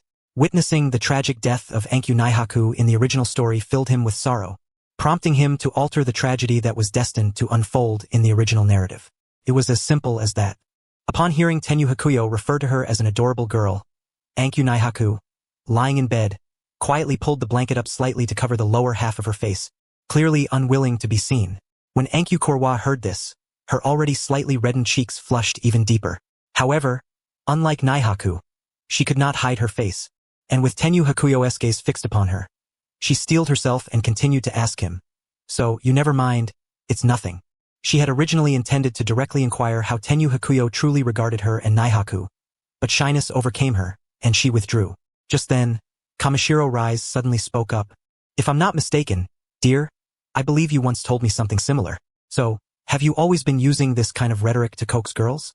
She still remembered the words Tenyu Hakuyo had spoken to her after the steel bar incident at the construction site. Claims of love at first sight, expressions of affection, and so forth. Though not identical, the essence was similar. "No, everything I said was the truth." Tenyu Hakuyo smiled wryly, somewhat helplessly. His feelings for Kamishiro Rise were genuine. After all, she was the first beautiful girl he had noticed while reading the original story. The words he had just spoken to Anku Korwa were also sincere. Before Kamishiro Rise could continue, Anku Korwa, looking concerned, interjected, "Why do you keep calling him dear? What kind of relationship do you two have?" "What kind of relationship?" Kamishiro Rise's lips curved into a subtle smile as she leaned close to Tenyu Hakuyo's ear and whispered, "Yes, dear. Why don't you tell us what kind of relationship we share?" Tenyu Hakuyo was about to straightforwardly say collaborators, but Kamishiro Rise immediately covered his mouth, preventing him from finishing his sentence. She then turned to Anku Korwa and said with a sly smile, "The answer is lovers. That's impossible. Yes, a ghoul investigator. And you're a ghoul." Anku Korwa refused to believe Kamishiro Rise's words. "What's impossible about it? Who says ghouls and investigators can't fall in love? Do you think I'd be at his place otherwise?" Kamishiro Rise replied coolly. Anku Korwa was left speechless. When she first arrived, Kamishiro Rise had already been there, dressed unmistakably in casual home attire, as if it were her own residence. In other words, this girl was living with Tenyu Hakuyo. "Alright, jokes aside, I consider this guy my reserve food supply." Kamishiro Rise abruptly ended the topic, adding, "Besides, he's my exclusive reserve food." Speaking of which, food was indeed a concern. Anku Korwa did not pay much heed to Kamishiro Rise's remark, as she harbored no particular interest in Tenyu Hakuyo's flesh and blood. Now that she and Naihaku were incapable of consuming ordinary food, they frankly did not wish to prey on humans. Previously, their food problem had been solved by Kanu Akihiro, who would toss failed experimental subjects their way. Whether successful or failed experiments, they still retained the scent of humans, much like Kaneki Ken in the original story. But now that Korwa and Naihaku had freed themselves from Kanu Akihiro, they would need to hunt humans themselves to solve their food dilemma. "That's actually not difficult to resolve," Tenyu Hakuyo said. "There is a district called the Anti-I Ward in the 20th Ward, where the store managers are willing to assist ghouls who cannot hunt on their own. However, the food they provide is all rotten meat, which can only stave off hunger. It does not enhance strength and may even cause it to diminish over time. It was best if Anku Korwa and Anku Naihaku could avoid hunting humans, and in any case, they could seek help from the Anti-I Ward for sustenance. Just enough to fill the stomach will suffice," Anku Korwa said. Now, neither she nor Naihaku pursued strength. Previously, they had sought their father's praise and recognition, but now the so-called father had become a joke. "Then there's no problem." Tenyu Hakuyo nodded. "By the way, have you already destroyed the ghoul restaurant over there?" Kamishiro Rise inquired. "Sort of, but most of the ghouls escaped," Tenyu Hakuyo replied. "That audacious fellow is truly bold, daring to covet my food." The person Kamishiro Rise referred to was none other than Jukiyama Shu. If given the chance next time, she felt it necessary to teach that fellow a lesson. Though she generally had little interest in interspecies conflict or cannibalism, Jukiyama Shu had undoubtedly crossed a line this time. The key point was that Jukiyama Shu not only coveted Tenyu Hakuyo's resources, but also intended to share the ghoul restaurant's many patrons among them, which was a direct affront to Kamishiro Rise. "He probably wouldn't give up anytime soon, but he posed no real threat to me," Tenyu Hakuyo said calmly. Given Jukiyama Shu's personality, he certainly would not quit so easily. He might even persistently pester him, which made the fellow quite troublesome. Although Anku Karina and Anku Nashiha were unaware of the precise antecedents, They were able to deduce from the unfolding events that Shiraya Amain was deliberately lured by that Mr. To the Ghoul restaurant only to subsequently demolish it. Hence, as they listened to the dialogue between Shiraya Amain and Rise Kamishiro, they were not entirely perplexed. Upon hearing this, Rise Kamishiro smiled faintly. Is that so? Well then, the next time that fellow shows up, I shall have a proper game with him. Do as you please, but don't take it too far, Shiraya Amain remarked. The reason was simple. Sho Jukiyama was the young master of the Jukiyama family. Rest assured. I understand the limits, Rise Kamishiro replied calmly. She had no intention of outright killing Sho Jukiyama. Rather, she sought to humiliate him in a different manner. Next, Shiraya Amain planned to visit the CCG headquarters in the 1st district, as the incident at the Ghoul restaurant had just transpired. Anku Karina stayed at his residence to care for Nashiha, and Rise Kamishiro remained at home as well. He believed that Rise Kamishiro was unlikely to come into conflict with the Anku sisters, at least, he hoped not. Amain, among the ghouls you captured, the one most worthy of attention is Lady A, or rather Madame a member of the infamous Madame group. There's a good chance of obtaining valuable intelligence from her, said a first-class investigator standing before Shiraya Amain. You single-handedly destroyed the Ghoul restaurant and even captured a member of Madame. This is undoubtedly a great achievement. The director wishes to see you, the investigator continued. The director? Very well, I shall head over immediately, Shiraya Amain responded, inwardly reflecting that it was inevitable the Jukiyama family would take notice. After all, he had faced a multitude of ghouls alone in a place like that and captured over a dozen, a feat hardly expected from a newly promoted first-class investigator. Fortunately, he had deliberately spared many, selecting only a dozen or so unfortunate souls to bolster his record. The reason for mentioning this was that the current director of the CCG, Yashitoki Washu, was himself the young master of the Washu family, or rather, every director of the CCG had invariably come from the Washu lineage. Soon after, Shiraya Amain arrived at the office of Director Yashitoki Washu. Director Washu, Shiraya Amain addressed respectfully. The middle-aged man before him, sporting some stubble, was none other than the current director of the CCG, Yashitoki Washu. Amain, you look remarkably young. I have already heard of your exploits at the Ghoul restaurant. Among this year's newcomers, your performance is unquestionably unparalleled. Director Washu praised promptly. You flatter me, Director, Shiraya Amain replied politely. To the naked eye, Yashitoki Washu appeared completely ordinary, indistinguishable from any normal superior. Were it not for Shiraya Amain's godlike perspective, he would never have suspected that Washu was a ghoul. If all goes well, you will be promoted to senior investigator following the conclusion of the Bronze Tree extermination operation in District 11. You can begin preparing for the written and oral exams in advance. With your near-perfect scores last time, it should pose no difficulty, Director Washu reminded Shiraya Amain. Also, during the extermination operation, don't overexert yourself. The teams will be led by special class investigators Shinohara and Kuroiwa. The rest of you should act within your limits, especially since you still have considerable room for growth. At this moment, Director Washu appeared genuinely appreciative of talent, and rightly so. Among the Washu family, he was one of the more human-leaning members, sincerely dedicated to the CCGS mission, having refrained from any outrageous deeds. The only notable exception was that he had consumed the corpses of fallen CCG investigators. This was due to the Washu family's entire food supply being sourced from exhuming the bodies of deceased CCG investigators. Since these investigators suffered heavy casualties during operations, this provided ample nourishment for the Washu family's ghouls without exposing their true identity. Currently, Shiraya Amain had not exhibited any extreme behavior. Thus, Director Washu treated him much like he would a prodigious youth such as Wigun, hoping he would not perish prematurely during large-scale operations like the Bronze Tree extermination. Understood. Shiraya Amain nodded. From Director Washu's demeanor, he gleaned that the Washu family had yet to fix their gaze upon him. After leaving Director Washu's office, Shiraya Amain soon encountered Wigun, who was evidently there to see him. Didn't he expect you to pull off another major feat during your leave? Compared to that previous mission investigating the A-class hyena, it seems like a waste of your time, Wigun exclaimed. That's a bit exaggerated. If another A-class ghoul assignment comes up, I'd still be willing, Shiraya Amain replied nonchalantly. Not exaggerated at all. By the way, Director Washu just summoned you. You'll likely be promoted to senior investigator soon.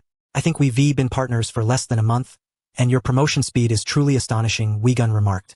When that happens, you'll be paired with someone else, likely a newcomer from your cohort, but as a superior. Speaking of which, I have located Anku Karina and Anku Nashiha. They should be able to report to the CCG tomorrow. They mentioned some important family matters delayed them, Gun added. Shiraya Amain took the opportunity to inquire. By the way, how will their partnership be arranged? I suspect the sisters wouldn't want to be separated. That's no problem. As long as nothing untoward happens to them, Gun smiled. As for their partners, that depends on Director Washu's arrangement. But you could proactively apply to Director Washu.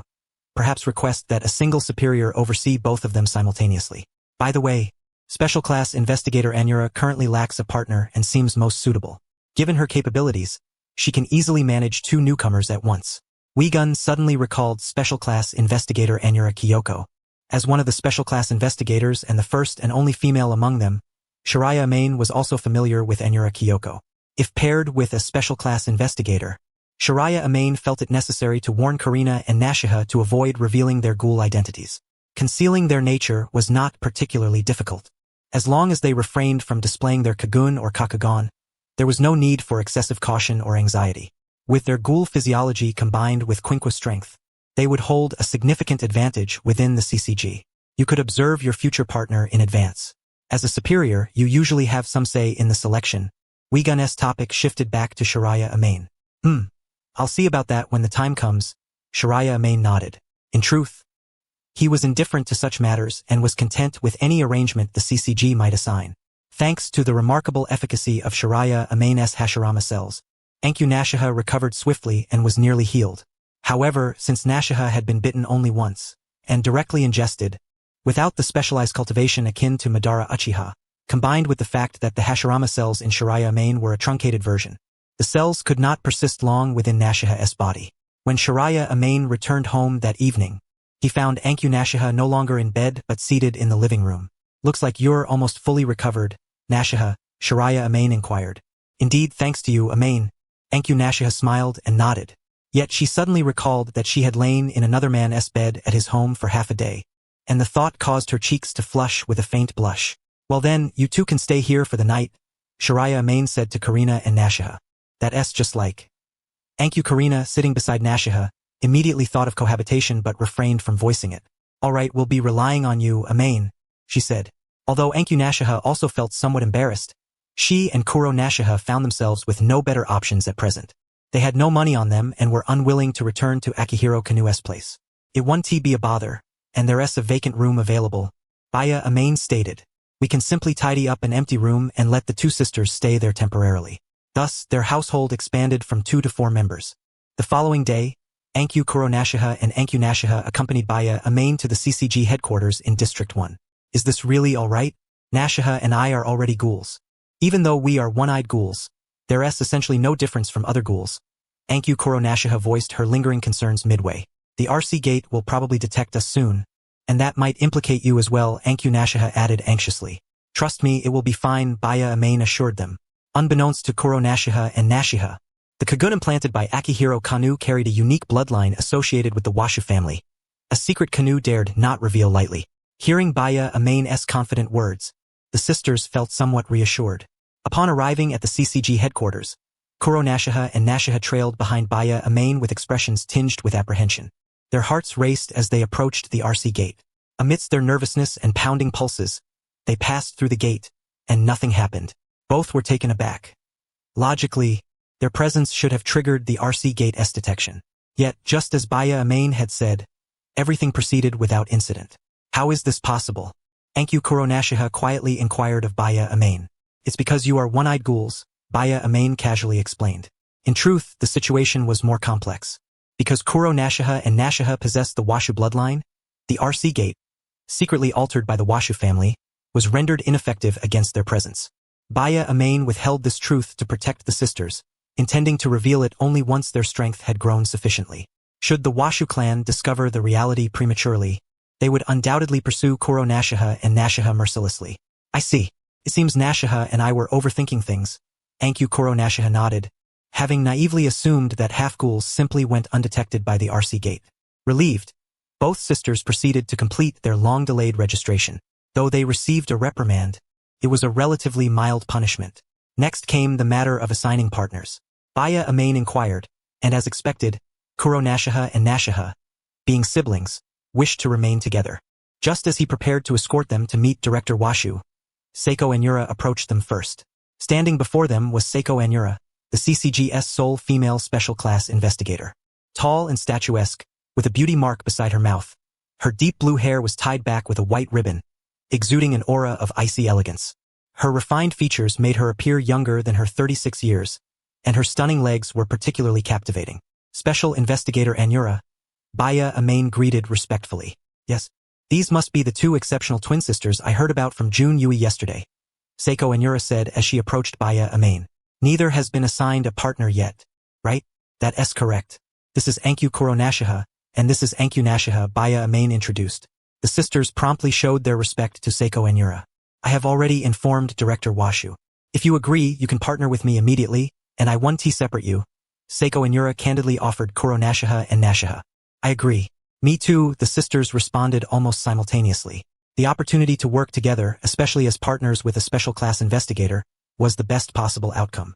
With Kuronashiha and Nashiha partnering with Seiko Anura, Baya Amain felt considerably more at ease.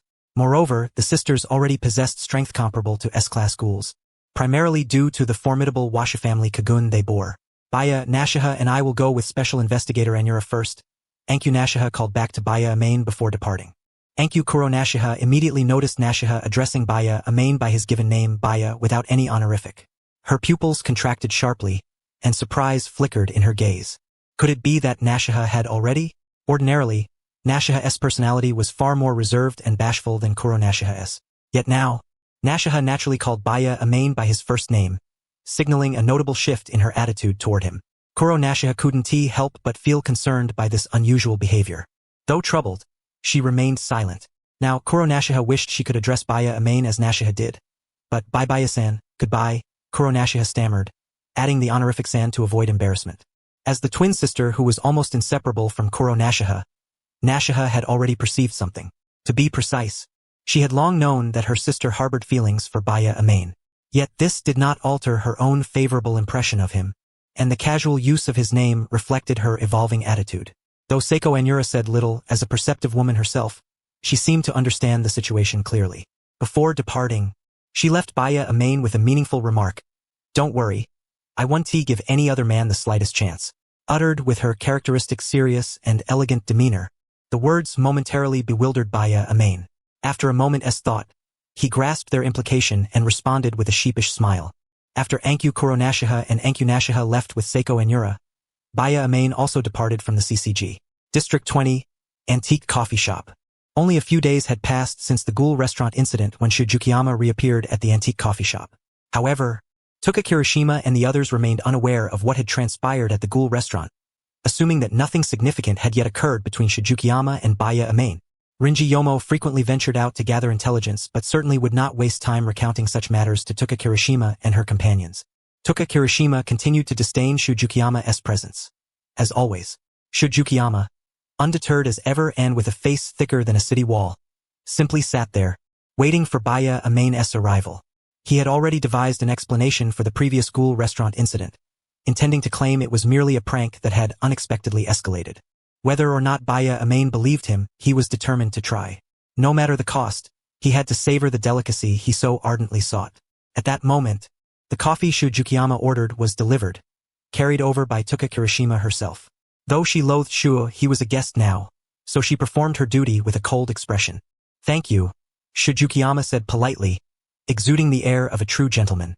Tuka Kirishima, knowing his penchant for such affectations, merely shot him a frosty remark before departing.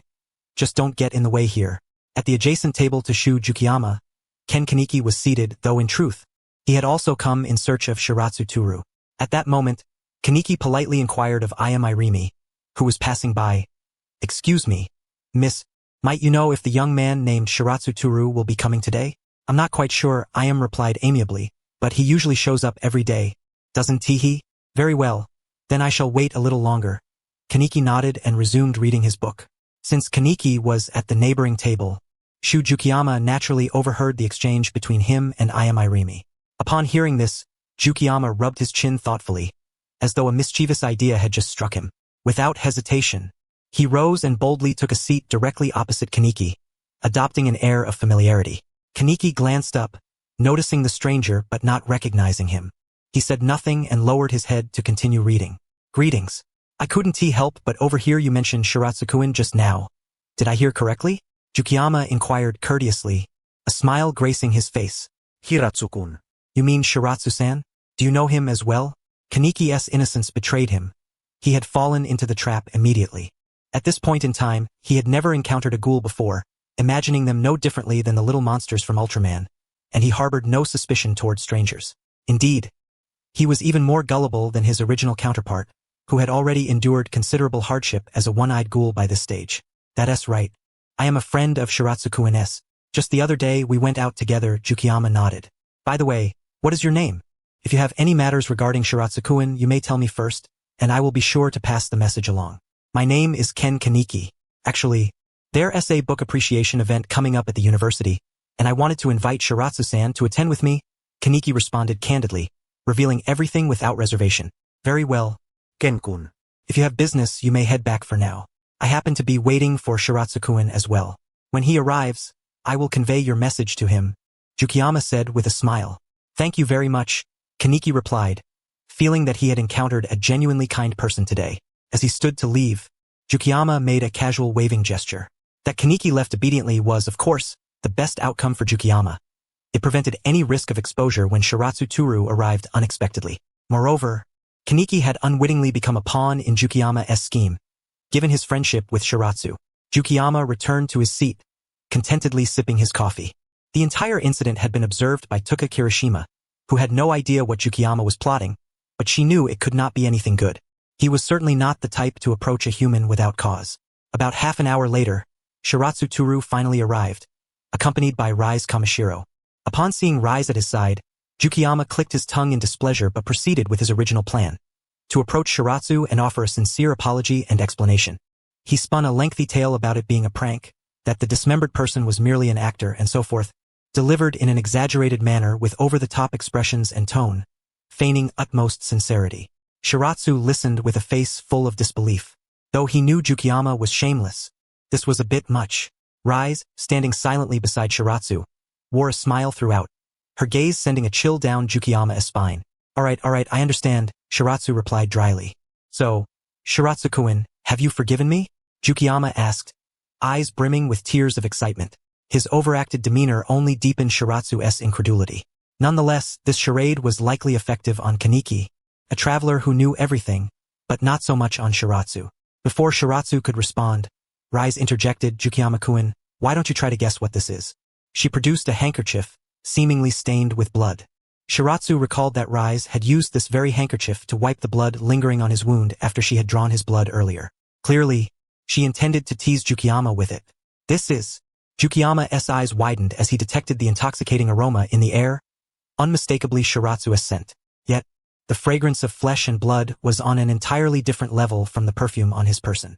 The handkerchief instantly captivated Yukiyama. He instinctively reached out to grasp it, but Rise swiftly withdrew it. I only said you could guess, not that I would give it to you, she said with a cool air. So, can you guess what it is? Yukiyama's expression gradually grew calm and distant. He realized Rise was deliberately toying with him. Although he was rattled, what could he do? His defenses had been breached. Still, he restrained his emotions from showing on his face. After all, Shiratsu was nearby, so he could only curse Rise silently in his heart. It must be Shiratsu-kun's blood. I senti it? Yukiyama forced a strained smile. At the same time, he pondered a question. Since Shiratsu was a ghoul investigator, why was he walking around with Rise, a woman who was a ghoul? Had he not discovered her true nature? Even if Shiratsu was unaware of Rise's identity, surely Rise could not be ignorant of Shiratsu's. This mystery perplexed Yukiyama endlessly. He could never have imagined that Shiratsu and Rise not only knew each other as true identities, but spent every day together, even living under the same roof. That's right. So, Yukiyama-kun, do you want it? If you ask me sincerely later, I might consider giving this to you, Rise said playfully, twirling the handkerchief with delight. Of course, I want it, Yukiyama answered without hesitation.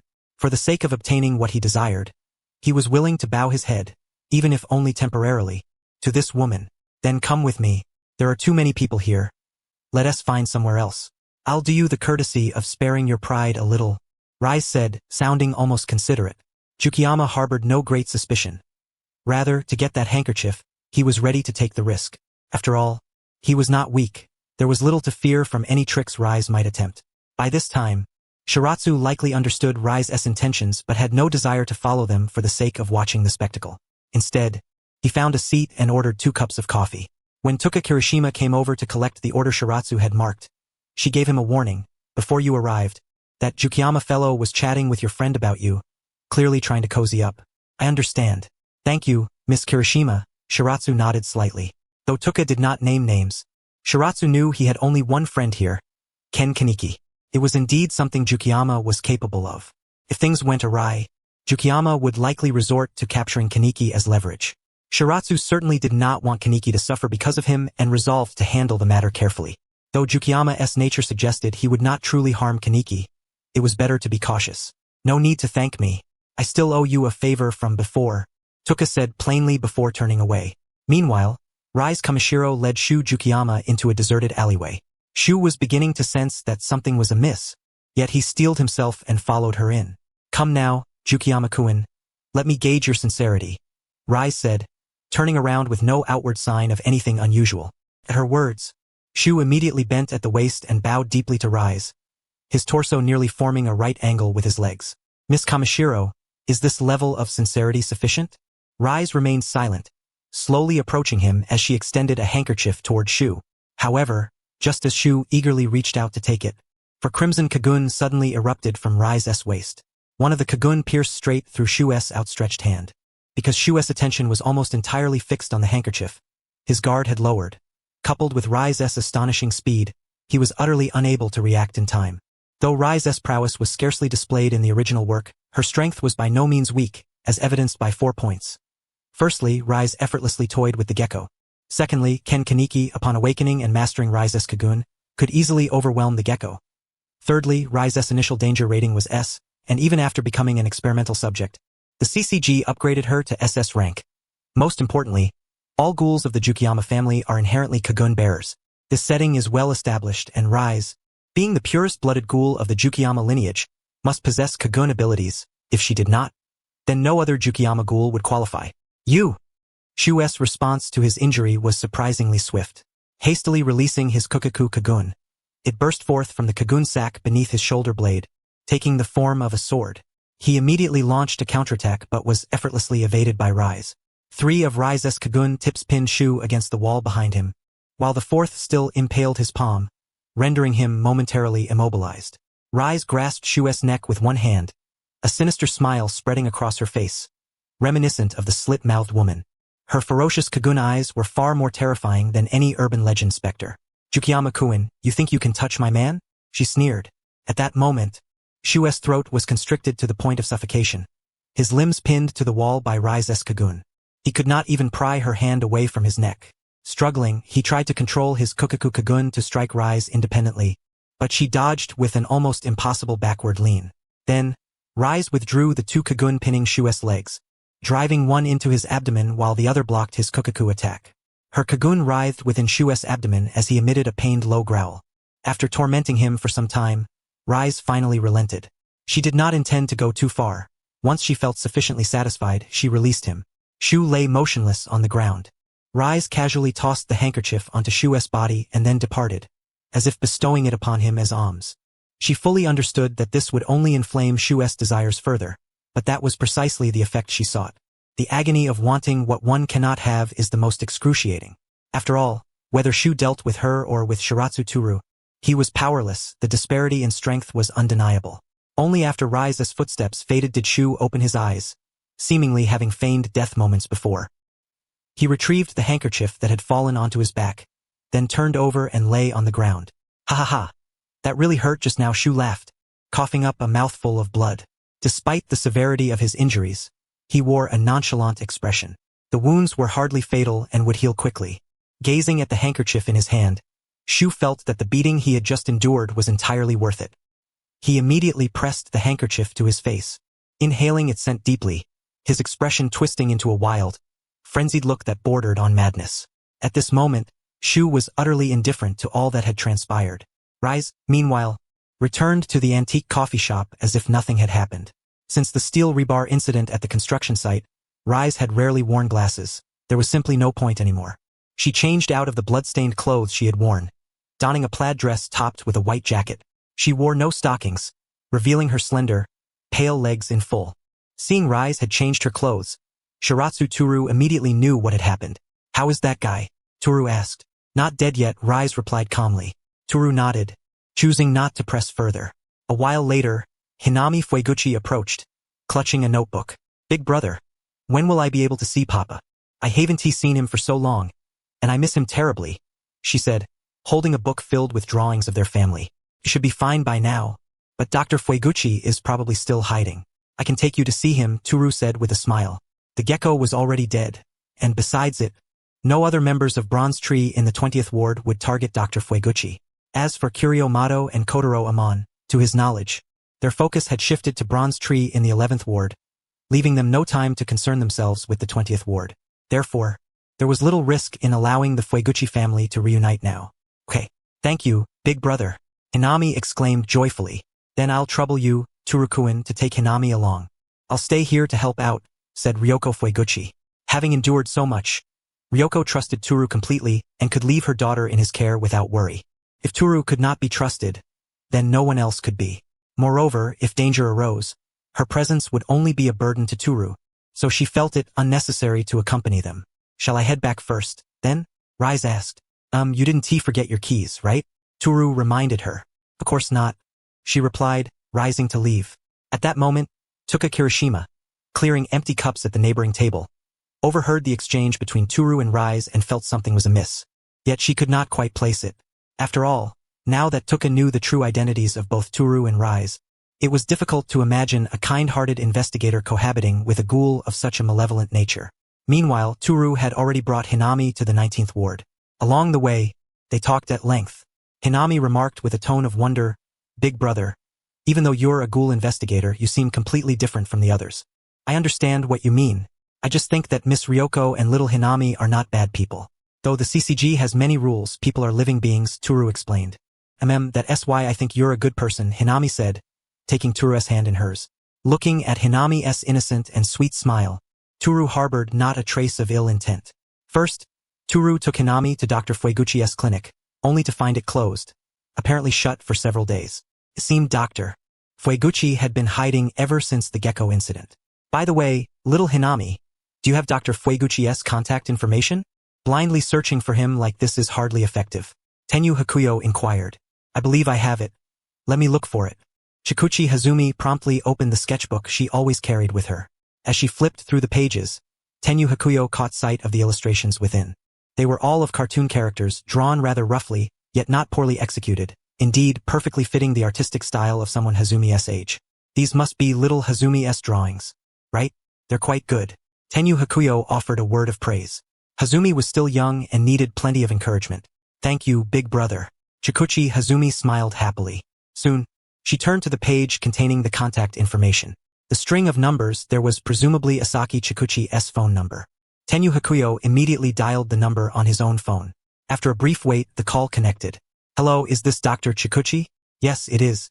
Judging by your voice. Are you the investigator from before? That's right. Your daughter has been missing you, so I brought her to see you. Rise without her glasses, dressed casually at home. My daughter? Hazumi? Is she with you now?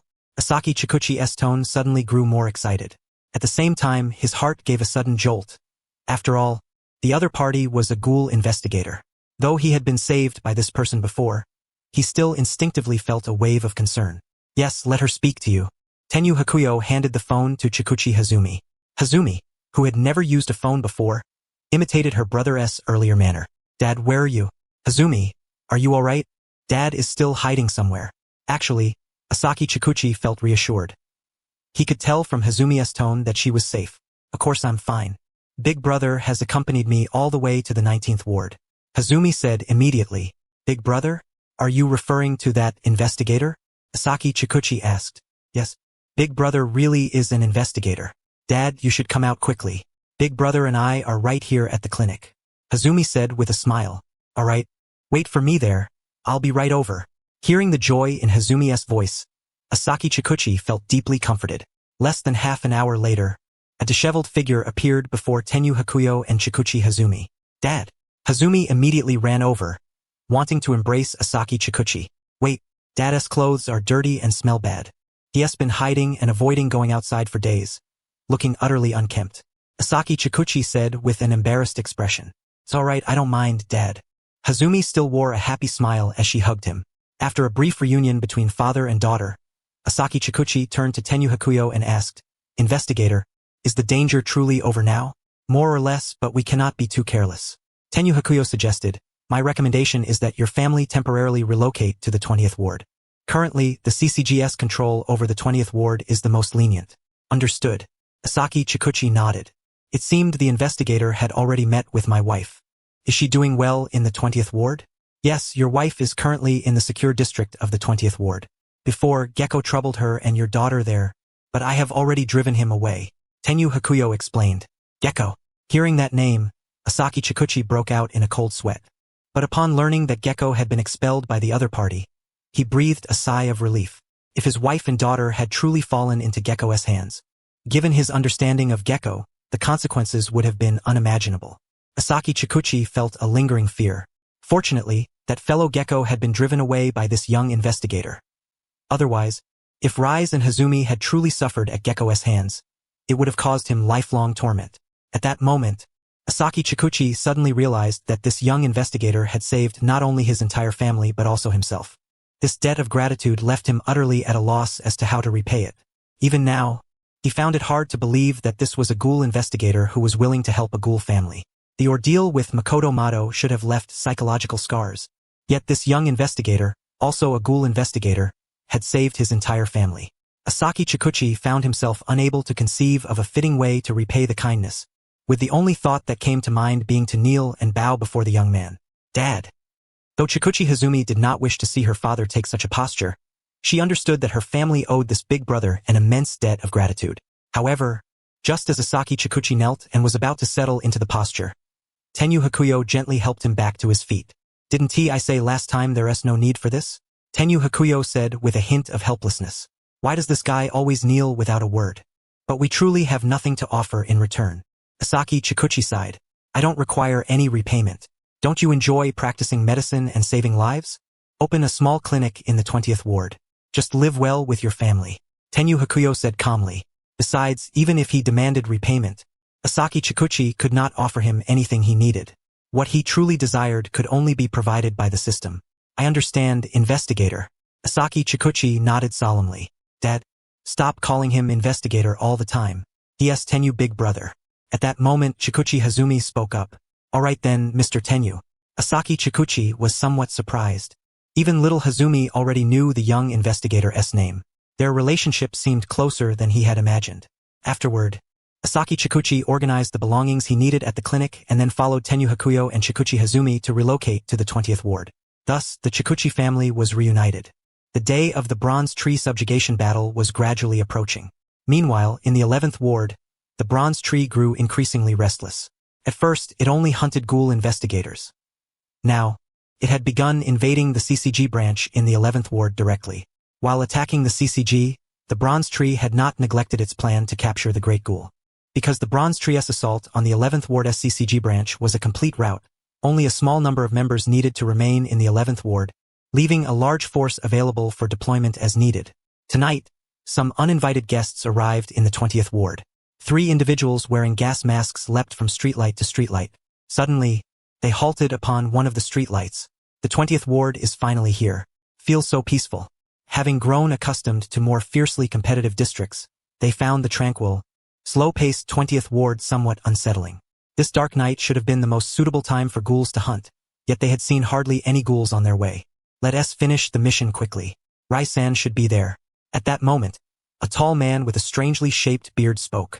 His name was Kenzaki Kazukazu, formerly the leader of the 11th ward. After the Bronze Tree seized control of the 11th ward, he had no choice but to submit to them. The 3 ghouls behind him were his subordinates. Now, they were about to search for the so-called Secure District. The Secure District had quite a reputation in the Ghoul world. The Bronze Tree also possessed intelligence on its exact location, so they could launch an operation as soon as daytime came. Kenzaki Kazukazu and his group were actually acting prematurely under the orders of Kirishima Ayato, aiming to find Kamishiro Rise before the others like the half-human Nick could. Kirishima Ayato's motivation was not purely to seize credit. More importantly, his sister Kirishima Tuka was also in that secure district. 11th Ward, CCG Branch. A great number of Ghoul investigators in the 11th Ward were being hunted down by the Bronze Tree. Even the CCG branch had fallen. Only a small number of Ghoul investigators were still struggling to resist. Before the Bronze Tree had seized District 11, the Ghouls there were comparatively docile. Especially after the high-ranking Ghouls of District 11, who had provoked Rise Kamishiro, were mercilessly slaughtered by her. The more benevolent yet weaker Suzuya Juchi ascended as the leader of District 11, rendering the Ghouls there even more submissive. This circumstance led the CCG to allocate a rather meager force to District 11. When the Bronze Tree suddenly took over, resistance was virtually non-existent. The highest-ranking investigator station there was at most a first class. The Bronze Tree dispatched only one officer, Noro, who single-handedly breached the CCG branch. Ito Yoshimura and Tatara, the two strongest officers, merely watched the spectacle from a high platform outside the branch. Monsters! The surviving Ghoul investigators screamed in terror while frantically firing their pistols and other firearms at the Ghoul before them, who seemed impervious to any attack. He wore a white mask adorned with a pattern resembling teeth and was clad in a deep crimson robe, his stature imposing. This was none other than Noro, one of the Bronze Tree officers and an SS-class Ghoul. Currently, Noro also served as the acting administrator of District 11. Noro moved through the scene as if no one stood in his way. Countless bullets struck him without causing him to retreat even a single step. By this time, all investigators capable of wielding quinquas in District 11 had perished, leaving only third-class investigators and assistants armed with firearms loaded with specialized Q-bullets. Noro's regenerative abilities were extraordinarily exaggerated, for he had been transformed into a Kagun monster by Ito Yoshimura using a Kagun envelope. His entire body was nearly composed of Ito's Kagun fused with his original one, making him immensely powerful. The third-class investigators and assistants were mere lambs awaiting slaughter before him. Noro bore the barrage of bullets and devoured the investigators one by one with his massive Kagun, which resembled a mouth at its tip. The continuous screams of agony echoed throughout the entire CCG facility. Meanwhile, one surviving investigator hid in an office, drenched in cold sweat, crouching in fear with a pistol in one hand and a phone in the other, attempting to contact CCG headquarters. The contact operator at headquarters was just awaiting news from District 11. The call connected almost instantly. This is CCG headquarters. However, before the operator could finish the first sentence, the call was abruptly seized by Marud, an impatient special-class investigator standing nearby. This is Marud. What's the situation now? Marud inquired urgently. Ah! No response came from the other end, only a scream followed by the sound of the phone crashing to the ground. Marud's brow furrowed deeply, realizing the dire circumstances. Moments later, it seemed someone picked up the phone. That was the last person, came a cold voice, as if declaring the Bronze Tree's victory to Marud, before abruptly hanging up. Damn it! Marud was instantly enraged. He had never expected District 11 to fall so swiftly. The Bronze Tree's power far exceeded his anticipations. Now, neighboring districts were equally imperiled, and they had to promptly devise countermeasures against the Bronze Tree in District 11. Elsewhere, Kozen Yoshimura and Renji Yomo arrived at District 11 to assess the situation. They found themselves at a harbor, surrounded by countless shipping containers. Even the investigators stationed there had been completely annihilated. The scene was utterly grim. Observing the tragic tableau, Kozen Yoshimura's expression grew grave as he muttered, "This was the work of the Ghoul organization calling themselves the Bronze Tree." Renji Yomo removed his crow-like mask and shared the intelligence he had gathered, emphasizing that their leader was known as the One-Eyed King. One-Eyed. Kozen Yoshimura's face took on a reflective expression. Clearly, he had long been aware that his own daughter was the leader of the Bronze Tree. However, he remained oblivious to the fact that the true One-Eyed King of the Bronze Tree was, in fact, Takizawa Sidu. Renji, let us return to the safety of the 20 district, Kozen Yoshimura said. They made no prolonged stay in District 11, briefly surveying the situation before heading back. Coincidentally, as they left the 20 district, the Bronze Tree forces had already arrived. First to reach the Anti district were Suzuya Juchi and his 3 subordinates. Juchi strode into a coffee shop with a fierce demeanor, though in truth he was quite weak. He glanced briefly at the patrons before spotting Rise Kamishiro. His face brightened, but when he noticed a young man sitting beside her, his expression darkened. Back in District 11, Juchi had been secretly infatuated with Rise, and seeing her seated with another male deeply unsettled him. Miss Rise. Juchi immediately approached with long strides. Rise had no intention of acknowledging Juchi, as she was engaged in a game of who blinks first loses with Shirayuki Amane. Their gazes locked, and they had been staring at one another for several minutes. Juchi's interruption caused Rise to glare at him coldly, her murderous expression conveying a clear message. Get lost. Juchi, who had initially intended to confront the young man, suddenly cowered and obediently sat down beside them, well aware of Rise's ferocity. His three subordinates stood silently behind him, too intimidated to utter a sound. Ignoring Juchi, Rise resumed her intense stare with Shirayuki. Juchi then scrutinized the young man beside Rise, noting a remarkably alluring scent, a distinctly human aura. He assumed the young man was merely Rise's prey, destined to be toyed with before eventually being devoured. However, what happened next left Juchi utterly dumbfounded. Having been disturbed by Juchi, Rise seemed unable to maintain her composure and appeared to resort to a sly tactic. She steadily closed the distance to Shirayuki until their noses nearly touched. She showed no sign of stopping, as if intending to kiss him outright. Juchi's eyes widened, bloodshot with disbelief. Miss Rise, why would you do such a thing to that human? The kiss was imminent. No. At that moment, Tuka Kirishima also noticed the situation with Rise and Shirayuki. She wore a look of astonishment. What are those two up to? Are they serious? Having never witnessed a kiss in person except on television, Tuka's mind raced with vivid imaginings of what might follow, causing a faint blush to color her cheeks. Oh my! Ryoko Fueguchi smiled gently, caressing her cheek.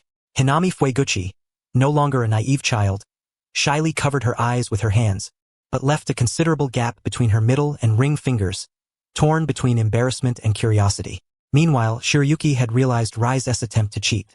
He remained composed, his only reaction a slight tremble of his eyelashes. Ding! Host has activated a mission and unlocked a divine-level choice. Option 1. Lean back to evade Rise and deliver a fierce headbutt to teach this wicked woman a lesson. Reward: 30 fusion points. Option 2. Fight fire with fire. Poke Rise's eyes with your fingers. Reward: 30 fusion points. Option 3. Take the initiative to seize victory. Advance boldly and plant a kiss on Rise Kamashiro's cheek to earn a reward of 50 fusion points. Upon seeing the three options suddenly pop up before him, Shiratori Amaha hesitated only briefly before making his choice. Without delay, he leaned forward and pressed a gentle kiss to Rise Kamashiro's cheek. Rise, who had believed she had Amaha firmly under her control, never expected him to take the offensive so suddenly. The unexpected move made her blink involuntarily, her expression unmistakably tinged with surprise. Ding! The host has completed option 3 and earned a reward of 50 fusion points. You've lost, Amaha said calmly. Rise was momentarily speechless. Big brother is so mean. Hinami Fueguchi murmured softly, her cheeks flushed. Pathetic. Tuka Kirishima didn't hold back in her critique. Ryoko Fueguchi smiled silently. As for Enji Koma and Kaori Irimi, they were both absent, and the cafe manager, Yoshimura, along with Rensuke Shikori, had also gone out. Today, only Tuka and the Fueguchi mother and daughter were at the cafe, though there hadn't been many customers lately, so it wasn't overwhelming. This was all due to the great upheaval in the 11th ward, which had such a profound impact that even ghouls from the 20th ward largely dared not venture outside, fearing annihilation at the hands of the enraged investigators. No, she clearly started it by cheating first. I was just retaliating, Amaha retorted immediately to Hinami and Tuka's accusations. I'm going to kill you. At that moment, Suzuya Juzu, jealous and furious, shouted and swung a fist directly at Amaha. Anticipating this, Amaha tilted his head slightly, dodging the blow with ease, then casually drove his knee into Juzu's abdomen. Though ghouls generally possess formidable physical prowess, Juzu ranks among the weakest, unable even to manifest his Kagun. Amaha's knee strike, applied with only moderate force, caused Juzu to curl up on the ground, dry heaving in pain, though at least he did not lose consciousness. The three underlings wore resigned expressions. Their strength was scarcely greater than Juzu's, so they dared not cause trouble here. Their outfits were distinctive, matching styles but in red, blue, and purple, each emblazoned with the numbers 1, 2, and 3 across the chest. So this is how it's going to be. Sorry for the trouble caused by our boss, the underlings apologized helplessly. No worries, Ama replied indifferently. He glanced at Juzu curled on the ground, then helped him up and laid him on the sofa. Despite his burly, rough appearance, Juzu is actually a decent person, one of the few kind-hearted ghouls in this world. Amaha then returned to his seat, waiting for Juzu to heal on his own. Suddenly, Rise Kamishiro spoke in a low, lingering tone. I remember what just happened. You were the one who cheated first, though, Amaha said with a wry smile. Rise paid no heed. She merely felt that rather than successfully tricking Amaha, she had been the one outwitted, leaving her quite displeased. Ahem, ahem. After a while, Juzu's coughing came from the other side, indicating he was recovering. Because of his weakness, his regenerative abilities were inferior to other ghouls. Calm down now? Emaha asked Juzu. Juzu nodded, now much more subdued than before, then asked, "What is your name?" Shiratori Emaha. Emaha, you're strong. Much stronger than you look. I suppose that S.Y. Miss Rise chose you, Juzu said in a calm tone, seeming to have come to terms with the situation. In truth, he had always known he was unworthy of Rise and often acted foolishly in moments of passion. How should I put this? You might have misunderstood the nature of my relationship with her before Emaha could finish. Rise suddenly appeared behind him, linking her arm through his. Leaning close, she whispered in his ear, "Darling, what nonsense are you talking about? Weren't you just teasing me like that?" The breath she exhaled into his sensitive ear caused him a slight discomfort. Clearly, she was seizing the opportunity for revenge, still resentful over being outplayed by Emaha moments earlier. Emaha was left speechless. After all, he had indeed acted as she described. Juzu, meanwhile, was far from fully reconciled, his face a mask of despair. Unable to defeat Emaha, he could only silently weep with jealousy in his heart. Speak up, Juzu. What misunderstanding do you have? Could it be about my relationship with you? Rise pressed Emaha further, evidently unwilling to relent this time, the mischievous curve of her lips clearly intentional. Nothing at all. Under Rise's relentless questioning, Emaha chose to avoid the topic altogether. Now Juzu was utterly convinced Emaha was Rise's man, and indeed, Rise had long publicly claimed Emaha as hers. Neither Juzu nor Tuka and the others had much more complicated thoughts on the matter. Even Tuka and Shujukiyama considered Emaha merely as Rise's conquest. Miss Rise, I have something very important to tell you, Juzu said suddenly, his expression grave. Emaha sat down opposite Juzu and gestured for Rise to sit beside him. Though uninterested in what Juzu had to say, Rise obediently took her seat next to Emaha. The 11th ward used to be under my management, but a ghoul group called Bronze Tree suddenly invaded. I fought back fiercely, but they were too strong. I couldn't bear to watch my comrades die in vain. All the ghouls in the 11th ward had no choice but to submit to Bronze Tree. Juzu began recounting the recent events. Now, the group had started hunting the CCGS White Ravens. At first, he thought it was a joke, but the White Ravens in the 11th ward were nearly wiped out. Their next target was the White Ravens in the northern sector of the 11th ward. They planned to forcibly subjugate the ghouls there to strengthen their forces while eliminating the White Ravens. The leader of Bronze Tree seemed to be a cold-blooded, ruthless man. For some unknown reason, he was searching for Miss Rise, perhaps to eliminate her. One day, he would lead the organization to attack the 20th ward. Juzu urged them to flee quickly or surrender without resistance. Juzu spoke rapidly, revealing much. Though he was supposed to follow Ayato Kirishima's orders to find Rise, he instead warned her and kindly advised the ghouls in the safe zone, even at the risk of his own life. The three underlings were unsurprised by their leader's behavior. They were native 11th ward ghouls who had followed him for a long time and knew what kind of person he was.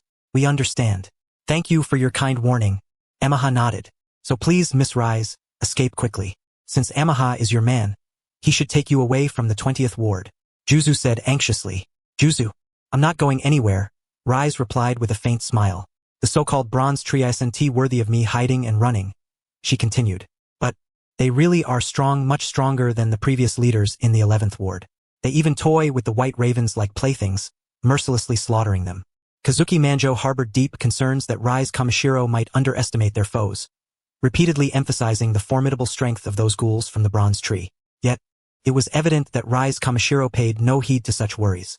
No need to fret, we have our methods to handle them, said Byakuya Amane calmly. Very well. Although Kazuki Manjo remained anxious in his heart, he could not compel Byakuya Amane and Rise Kamishiro to flee from this place. Since you've arrived, it means those other individuals are likely close behind, Byakuya Amane remarked indifferently. Originally, it was expected that Ayato Kirishima, Yakumo Omori, and Nick, the three executives, would follow Kazuki Manjo here.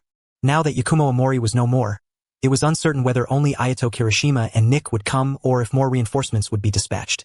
Regardless, unless Edo Yoshimura personally appeared, none of this posed a significant challenge to Byakuya Amane. What kind of guy? Kazuki Manjo seemed unaware that the other executives of the Bronze Tree had already begun to mobilize. His intelligence report was, in fact, already outdated. Your leader? You'll find out soon enough.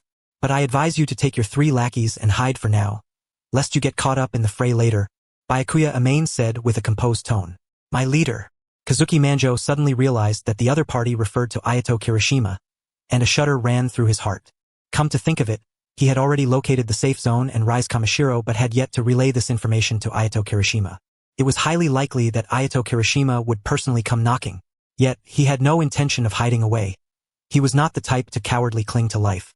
Just as Byakuya Amane had said, Ayato Kirishima had already arrived atop this building in the safe zone. Upon finding the safe zone, Ayato Kirishima immediately dropped freely from above. As a kakuhu bearer, he could manipulate his body at will midair. When he reached the window of the safe zone, he shattered the glass with a powerful kick, directing it straight at Kazuki Manjo. The sudden turn of events left nearly everyone present stunned, save for Byakuya Amane and Rise Kamishiro, who remained unflinching. Byakuya Amane reacted swiftly, extending his hand to grab Kazuki Manjo and pulling him forcefully backward, shielding him from Ayato Kirishima's kick. Ayato Kirishima was taken aback. His kick had struck the other's arm but had no effect. His immediate thought was that this youth must also be a ghoul. Yet he did not anticipate that he was, in truth, a ghoul investigator. Nonetheless, Ayato Kirishima intended to momentarily disregard Byakuya Amane and first teach the slow and talkative Kazuki Manjo a lesson.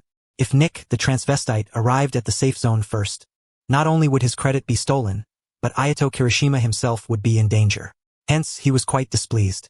Mr. Ayato Kirishima, why are you here?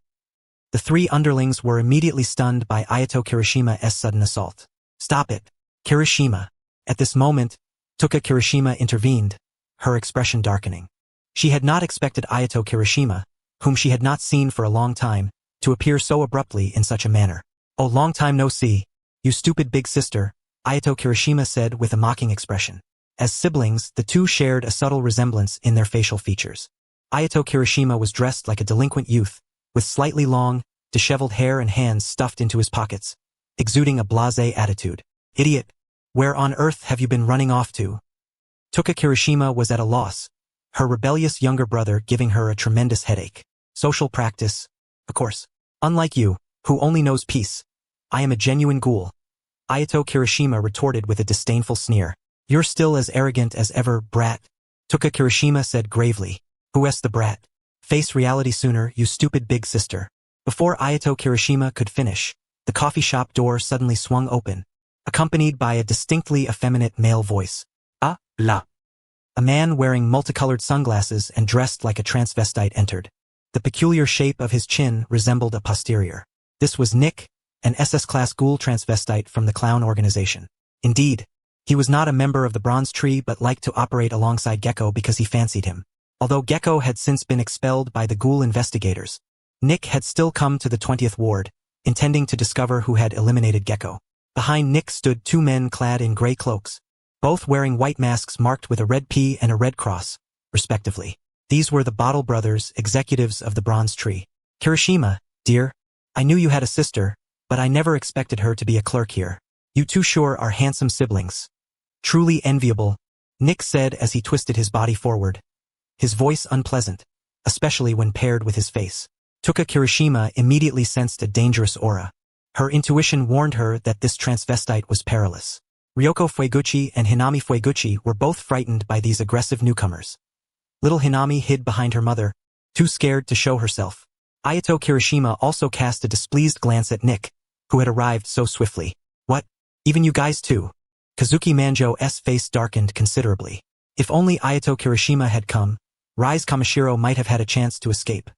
Now, with Nick and the other two executives here as well, the situation was dire. With Nick's arrival, Ayato Kirishima immediately ceased his idle chatter with Tuka Kirishima and got down to business, directing a question at Kazuki Manjo. So, where's the big ghoul? Kazuki Manjo wore a reluctant expression and refused to answer. But this was futile, for Nick recognized Rise Kamashiro's scent and had swiftly tracked it to this location. Rise, Byakuya Amane said quietly. Rise Kamishiro did not respond but instead tacitly tossed Byakuya Amane the backpack from his seat. It was clear that Byakuya Amane had anticipated today's events in advance. This was the first time he had deliberately brought his plump backpack to the antique coffee shop. The reason it was so bulky was that it contained a quinkwa case. When Kozen Yoshimura said yesterday that he and Renji Yomo would be away for a day, Byakuya Amane knew that today would be the day the Bronze Tree executives would strike, so he intentionally brought the quinkwa along. Seeing the boy suddenly grasp a backpack, Ayato Kirishima initially did not understand. Only when a silver-white case popped out of the backpack did he realize this youth was not a ghoul. Although, by the scent emanating from him, he had already suspected his true identity. TSK, I didn't expect you to have a white dove mixed in here. Truly the stupidest, most detestable big sister. Ayato Kirishima frowned deeply, his words growing harsher. His deep-seated grudge against the white doves stemmed from childhood. Their mother was killed by the white doves, and later their father, who had never killed anyone, was also taken by them, his fate unknown. It could be said that his joining the bronze tree was heavily influenced by these early experiences. This was also why Tsukuyomi Kirishima had initially harbored such disdain for the ghoul investigators. Tsukuyomi Kirishima now had no time to spar with Ayato Kirishima verbally. She hurried to help Aunt Ryoko and little Hinami hide, then assisted Byakuya Amane in confronting the bronze tree operatives. But you just mentioned a rise, right? So that woman is the big ghoul? Ayato Kirishima asked Byakuya Amane in a cold tone. That's right. The scent on her matches the big ghouless. But she really is beautiful. I'd love to become good sisters with Miss Rise. Byakuya Amane said without reply, while Nick was the first to speak. Rise Kamishiro sat there with a serene smile on her face. Although the tone of that androgynous individual made her feel utterly repulsed, she refrained from uttering a word. I'm talking to you. Ayato Kirishima, who already harbored a strong dislike for Shirohane, was infuriated by her blatant disregard. His expression twisted into a fierce scowl as he lunged forward. At that moment, Byakuya Amane swiftly opened his briefcase, revealing the 13-second Jason in his hand. Speaking of which, this is your Mr. Gecko, Byakuya Amane remarked coolly. His opening words stunned Nick, Ayato Kirishima, and the Bottle brothers. They only knew that Gecko had been expelled from District 20 by Shirohane, but none of them had any inkling of who had done it. It was beyond their expectation that the Shirohane before them was the very boy responsible. Oh my! Nick exclaimed in astonishment. He suddenly found himself intrigued by this human youth, handsome and possessing a strikingly beautiful visage, emanating an intoxicatingly sweet fragrance that stirred his heart. Byakuya Amane wasted no further words. Grasping Jason in its sword form, he charged at Ayato Kirishima. At best, Ayato Kirishima was an S-class ghoul, his raw strength considerably inferior to Gecko S, and naturally no match for Byakuya Amane. Byakuya's speed astounded Ayato, who scrambled to regain composure and dared not underestimate his opponent. He immediately unleashed his Kagun. His Kagun bore a strong resemblance to Tsukuyomi Kirishima's but was far more complete. A pair of crimson-purple wings unfurled, launching a barrage of razor-sharp blades toward Byakuya. Byakuya shifted forms with seamless ease. At the very instant Ayato released his Kagun, his Quinkwa transformed from sword to shield form, effortlessly blocking every projectile. Ayato Kirishima, despite frantic attempts to evade, could not match Byakuya's velocity. The Quinkwa instantly reverted to sword form at light speed, severing the wing-like Kagun and inflicting significant, though non-lethal, damage to the Kagun sac. Cough! Ayato's face contorted in pain as he collapsed to his knees. Without pause, Byakuya delivered a powerful kick to his abdomen, sending him hurtling toward Nick. Nick was taken aback, not expecting Ayato to be defeated so swiftly. No wonder Gecko had been driven away by this boy. The Bottle brothers hurriedly stepped forward to shield Ayato. Clutching his abdomen with one hand, Ayato stared at Byakuya in disbelief. Why was this Shirohane so overwhelmingly powerful? Moreover, he seemed to have no intention of killing him. Just moments ago he had thought himself doomed. You held back just now? Ayato could hardly believe it. Byakuya's expression remained impassive as he replied coolly. Surprised? Which adult loses their temper with a child? Notification.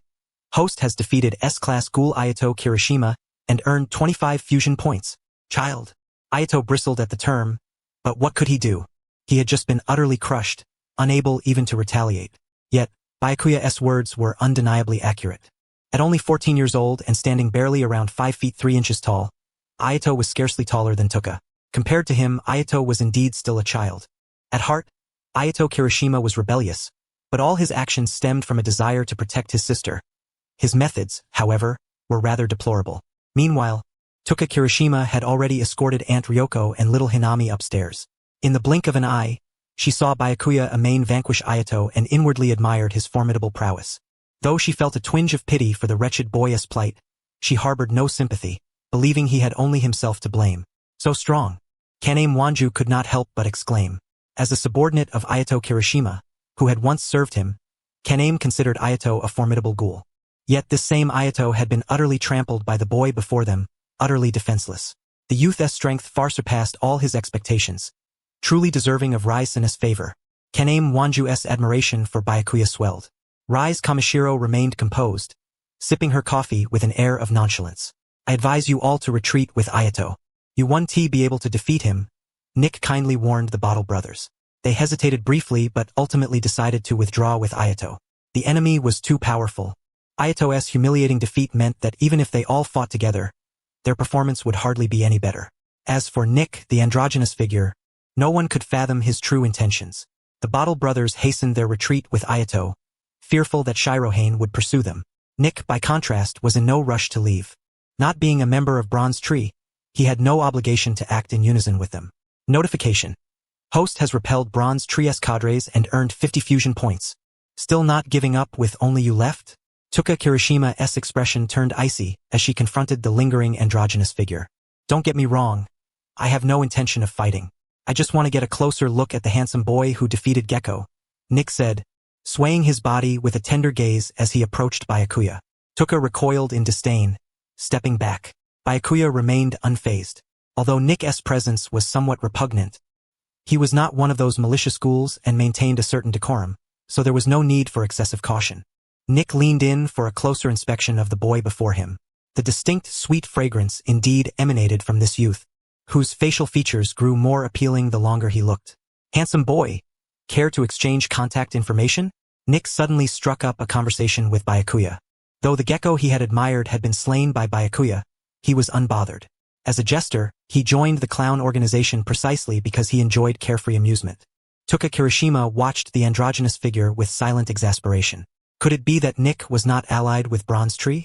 The fact that he could casually ask Byakuya for contact information after the death of Gecko was baffling. Only then did Rise Kamishiro rise abruptly. The recent battle had failed to rouse any reaction from her, but Nick's behavior seemed to unsettle her slightly. Disgusting androgynous creep. Keep your distance. Rise said with a faint smile, her words merciless. Such harsh words it hurts, Nick sighed mournfully. Unable to obtain the contact information, he took the initiative to leave his own, placing a small note on the table. Handsome boy, if you ever need anything, feel free to reach out, he added with a playful blown kiss before turning away.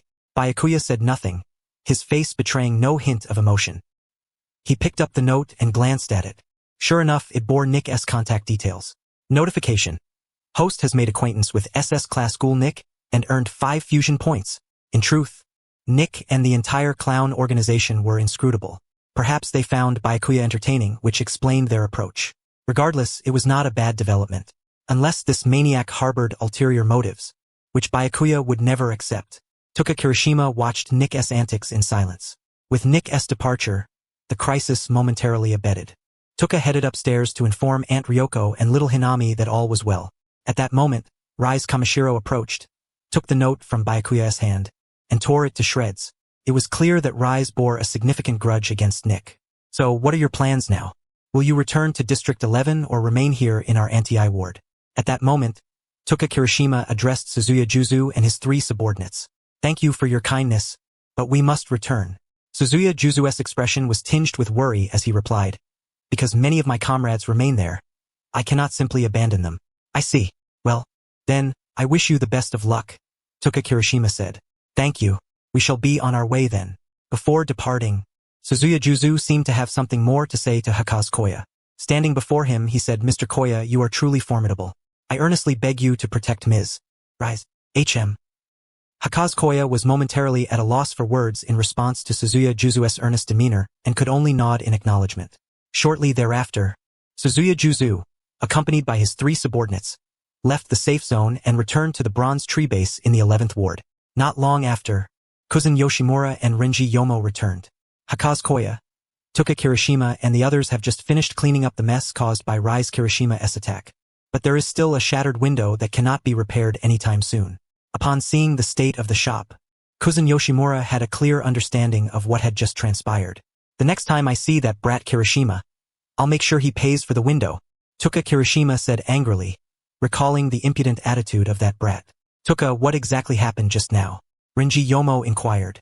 The Bronze Tree sent a few men over, including that damned brat Kirishima. Tuka Kirishima briefly explained the situation. But they have all been repelled by Mr. Koya. It's fine now. Kirishima. Since Rise Kirishima was Renji Yomo's nephew, he naturally felt concerned. Hakazukoin, thank you for protecting the safe zone.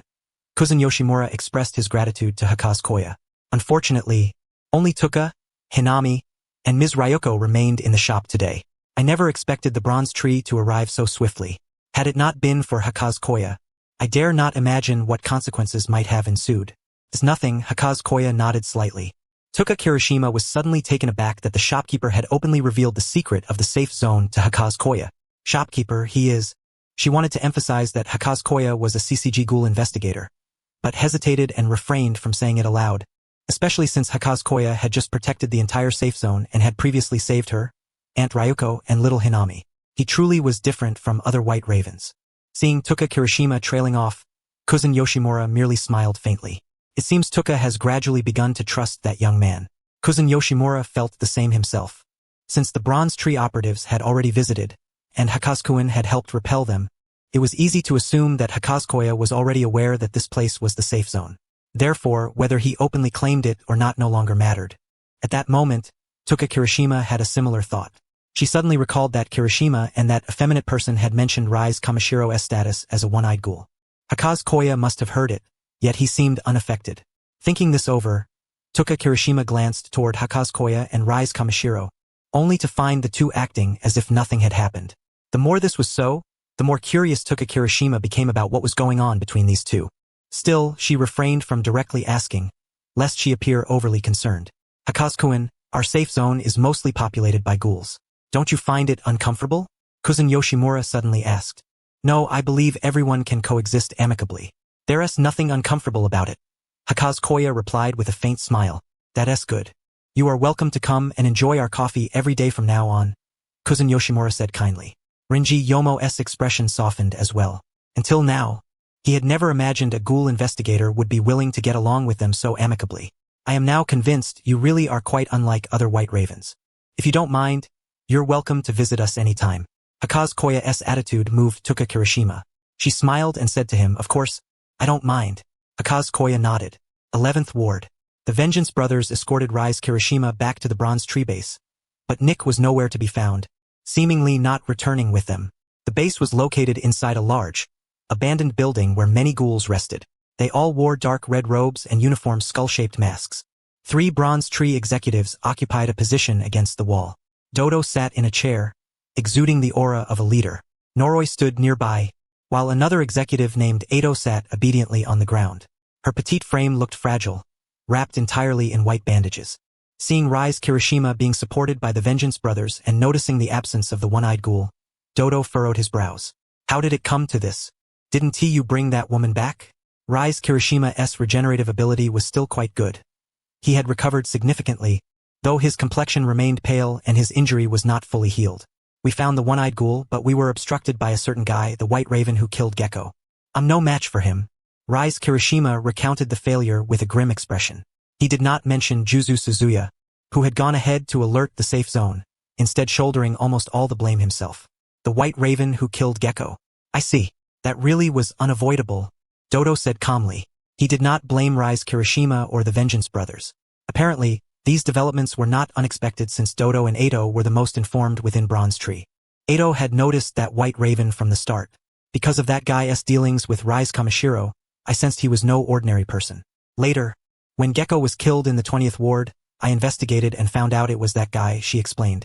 I was surprised when he first became an investigator, especially since he was close to Rise Kamashiro, and with such strength it becomes even more intriguing. It seems capturing that woman won't be so simple. Let us put this matter aside for now. The original plan remains unchanged. It's about time we left. Those guys over there are waiting for us. At that moment, Dodo rose from his seat. Noroi, I leave the rest to you. The White Ravens will likely begin their operation soon. Clearly, Dodo already knew that the CCG was about to launch a campaign against the 11th Ward, yet he still departed with Edo and a group of subordinates. Their next target was the Cochlea prison in the 23rd Ward, a facility specifically built to detain ghouls. This was a strategic ploy to lure the enemy away. While the CCG focused their attention on the assault in the 11th Ward, Bronze Tree would strike Cochlea, which was more lightly guarded than usual. Rise Kirishima, the Vengeance brothers, and Noroi remained behind to hold off the CCG forces, buying time for Dodo's group. Although Rise Kirishima was not punished when Dodo left, he was deeply frustrated. not only because the mission had ended in a crushing failure, but also because of some matters he could not comprehend. He found it perplexing that his older sister, despite being a pacifist fool, would not tolerate a white raven mingling among them. Moreover, the white raven had discovered the safe zone but seemingly did nothing, even protecting the one-eyed ghoul. He had never encountered such a peculiar white dove. At dusk, Shiraya Amain returned home carrying a large bag of groceries. The refrigerator was completely out of provisions. I'm back. I'm back. Amain Shiraya and Rise Kamishiro spoke in unison. Upon entering, they noticed a pair of black shoes and a pair of white shoes neatly placed on the floor by the entrance, indicating that Karina Ankyu and Nashi Ankyu had arrived before them. Hearing Amain Shiraya's voice, Karina Ankyu and Nashi Ankyu emerged from the living room. Welcome back. Although Karina and Nashi had only been living at Amain Shiraya's house for a few days, they seemed to have already adapted to their new surroundings. At this moment, Nashi thoughtfully took the groceries from Amain Shiraya's hands and said, "Dinner time is almost upon us. Tonight, I shall prepare a meal for you, brother Shiraya. Alright, but honestly I can manage on my own." Amain Shiraya immediately sensed a notable change in Nashi. She had once been quite shy and reserved, but now she even addressed him as brother Shiraya. Yet why this form of address? Neither Amain Shiraya nor Karina had anticipated Nashi suddenly calling him that.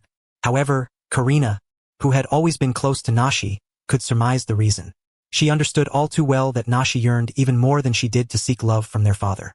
Yet, that wretched man had heartlessly abandoned Nashi in her most vulnerable moment. Perhaps, in her longing for affection, Nashi had developed a dependency on Amain Shiraya? Karina was not entirely certain but felt this was the most likely explanation. Moreover, Amain Shiraya's care for Nashi far surpassed that of the despicable Kanu Akihiro. "Let me handle it. This way, I can also repay some of the kindness my brother has shown me," Nashi declared plainly. Although her face remained expressionless, a faint blush graced her cheeks. "Very well, but don't push yourself too hard," Amain Shiraya responded. Nowadays, Karina and Nashi's dietary habits were scarcely distinguishable from those of ghouls. Even ordinary food, including raw ingredients, deeply repulsed them. He did not want Nashi to strain herself. On the other hand, it seemed that Nashi was merely timid around strangers, but could relax among familiar faces.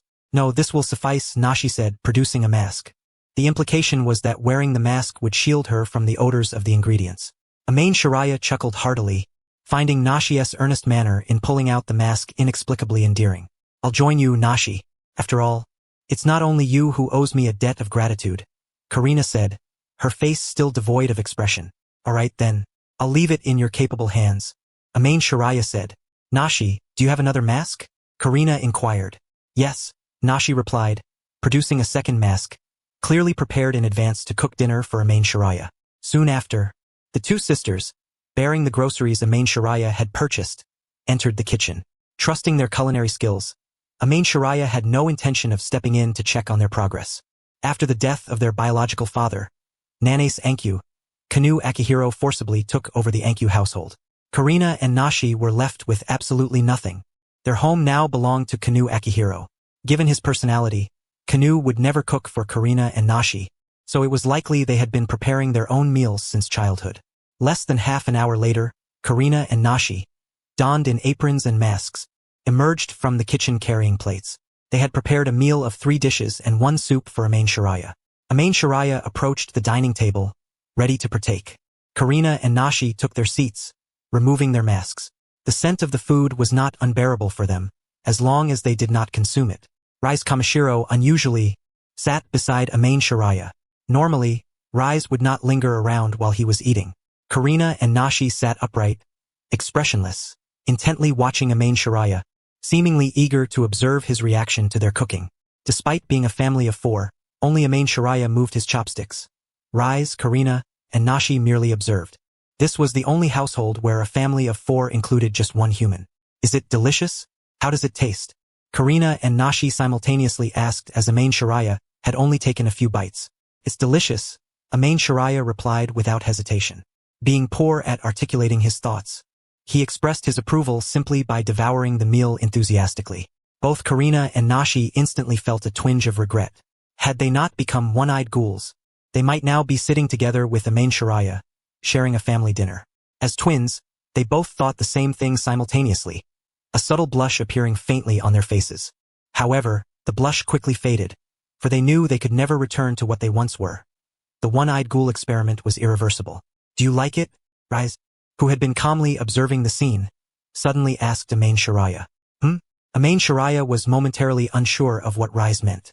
Do you enjoy the feeling of having another girl cook for you? Rise clarified in more detail. Feels quite nice, Amain Shiraya answered honestly. I understand, Rise nodded slightly, appearing contemplative. After dinner, Amain Shiraya intended to clear the table himself but was preempted by Karina and Nashi, who seemed determined to take on all the household chores. Later, Nashi approached Amain Shiraya. Brother, how did I do? Though her face showed no hint of emotion, a faint glimmer of anticipation was clearly perceptible in her eyes. You did very well. You truly helped me a great deal, Amain Shiraya replied immediately. Nashi's face brightened with a joyful smile. Witnessing this, Karina could no longer remain silent. Not only did Nashi want praise, but she, too, desired recognition. However, unlike Nashi's straightforwardness, Karina nonchalantly approached Amain Shiraya, attempting to catch his attention without uttering a word, silently hoping he would discern her intentions. Amain Shiraya certainly noticed Karina. After all, no one would stand beside someone without reason. Yet he was unsure of what she wanted. Could it be that she, too, wished to be praised like Nashi? So, Amain Shiraya found Karina quite endearing, her expressionless demeanor strangely charming. While Karina was still awkwardly lingering, Amain Shiraya spoke up. Karina, you did very well too. Karina had just begun to stammer when she heard Amain Shiraya's words, momentarily stunned. Is something the matter? Amain Shiraya asked with a smile. Karina quickly regained her composure, her gaze drifting slightly, nothing though unexpectedly praised. Karina was undoubtedly pleased internally but did not reveal it, her face remaining impassive. By the way, regarding your food situation, tomorrow I'll take you to meet some people in the Anti district, Amain Shiraya said. But Nashi and I are now ghoul investigators. Would they be willing to welcome us? Karina questioned skeptically. I am also a ghoul investigator, and I can get along quite well with them in the Antika district, so there is no need to worry about that. Moreover, you two are one-eyed ghouls, which makes it easier to gain their trust, said Shiraya Amain. That's good to hear, Kuroha Ankyu nodded. Naturally, Nashi Ankyu was also willing. Today, Shiraya Amain brought Kuroha Ankyu and Nashi Ankyu to the Antika district. After yesterday's incident, Issei Yoshimura and Rinji Shikata would not be leaving the coffee shop so easily for the time being. Madoka Furushima and Kane Mairimi had also finished their errands and returned, so everyone in the Antika district happened to be present. Manager, I have something to discuss. Would it be convenient to talk upstairs? Shiraya Amain directly asked Issei Yoshimura. Certainly, Issei Yoshimura replied with a smile. Shiraya Amain gave a subtle glance to Kuroha and Nashi Ankyu, who immediately followed him. Upon reaching the second floor, they saw Tuka Kirishima and Hinami Fueguchi, with Tuka seemingly teaching Hinami literacy. Noticing that Shiraya Amain had brought two unfamiliar young women along with manager Yoshimura, Tuka Kirishima immediately sensed that something important was afoot. She promptly asked, Would you like me to excuse myself? Issei Yoshimura looked towards Shiraya Amain. No need, it's not a matter of secrecy, Shiraya Amain said calmly. Then, Shiraya Amain and Issei Yoshimura sat facing each other. Kuroha Ankyu and Nashi Ankyu took their seats on his left and right, respectively. Since it was her first time meeting the twin sisters, Tuka Kirishima was quite curious. Behind her, Hinami Fueguchi also quietly observed the twins with a childlike curiosity. So, may I ask what this is about? Issei Yoshimura inquired. These two sisters, their names are Kuroha Ankyu and Nashi Ankyu. They are both ghoul investigators and ghouls themselves, Shiraya Amain stated straightforwardly upon arrival. Shiraya-kun, you're saying they are ghouls? Issei Yoshimura's expression immediately turned somewhat grave. Although Issei Yoshimura could remain composed, after all, he knew far too much. He deliberately feigned surprise, playing the role of an ordinary old man. How could ghouls become ghoul investigators? Tuka Kirishima also expressed astonishment. However, Kuroha and Nashi Ankyu paid no attention to Tuka Kirishima. They sat obediently and expressionlessly beside Shiraya Amain, leaving him to converse with the others. Hinami Fueguchi, unfamiliar with such matters, listened alongside like an inquisitive child. Yes, more precisely, they are one-eyed ghouls, but not born that way, Shiraya Amain continued. Not born as ghouls? Is it possible to transform from human to ghoul? Tuka Kirishima's tone was filled with sudden doubt. Yes.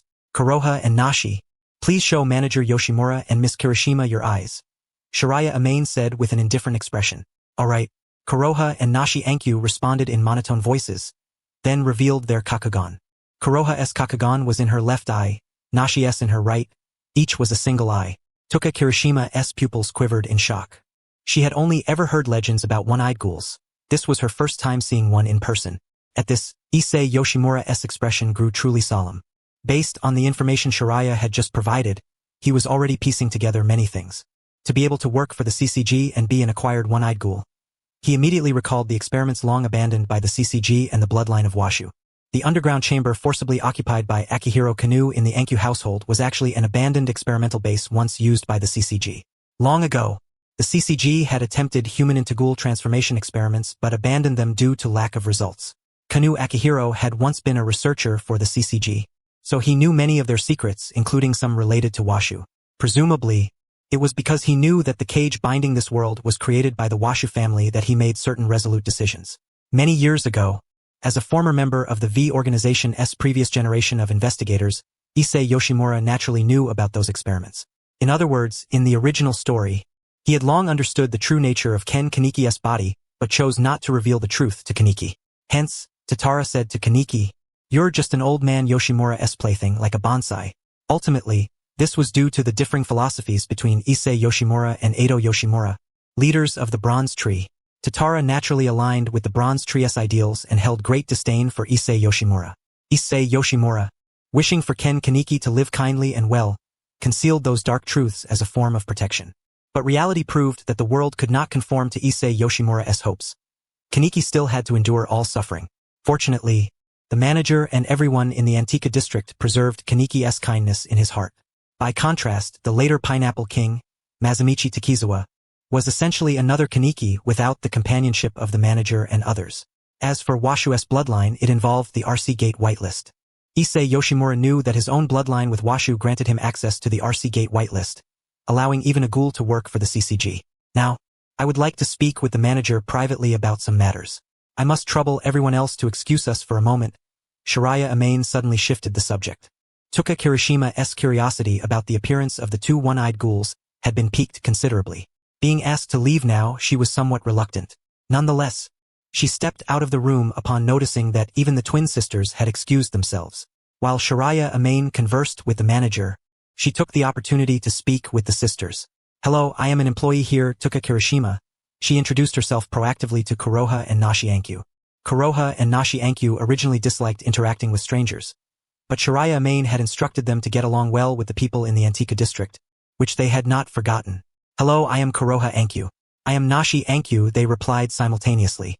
Seeing that the sisters were not difficult to get along with, Toka Kirishima relaxed somewhat. "By the way, are you really humans who turned into ghouls?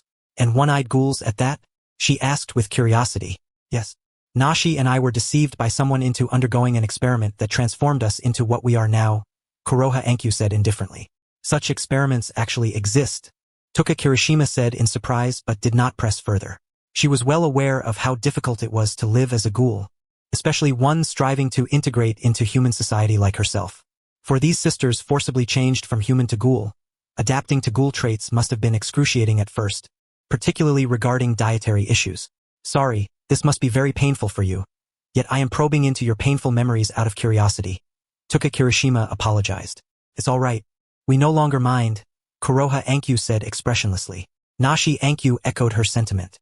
Whether this was true or not was known only to them. Meanwhile, inside the room, Shiraya Amane and Issei Yoshimura were engaged in conversation.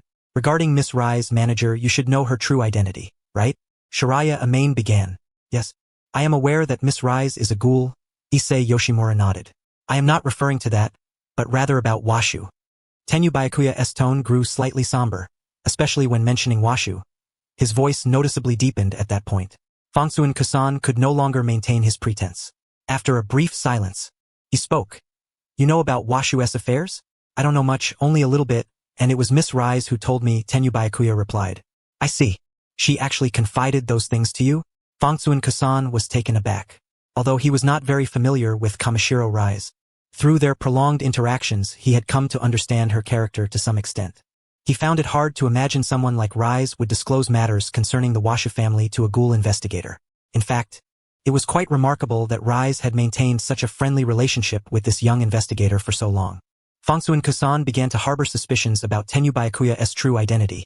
Yet he could not fathom who he really was. If memory serves me right, The 20th Ward was once governed by the two major ghoul factions, the Demon Ape and the Black Doberman. Yet one day, these two powerful groups suddenly vanished without a trace, as though they had evaporated into thin air, never to be seen again. Tenyu Byakuya speculated. That leaves only two possibilities. Either these two ghoul factions were wiped out by some external force, but both were led by SS-class ghouls, so if a great war had occurred, there would be unmistakable signs and aftermath. The other possibility is that they merged, perhaps becoming what is now the Anti-I Ward. But then, who could have convinced those two notorious SS-class rivals to put aside their enmity and merge? I heard that the Demon Ape and the Black Doberman were bitter enemies until their mysterious disappearance. So a merger seems unlikely, he continued. Store manager Fongsuin. As the manager of Anti-I Ward, you must know the secrets behind this, right? Tenyu Byakuya was on the verge of outright stating that Fongsuin Kusan was the leader of the 20th Ward, in ghoul terms, the overseer.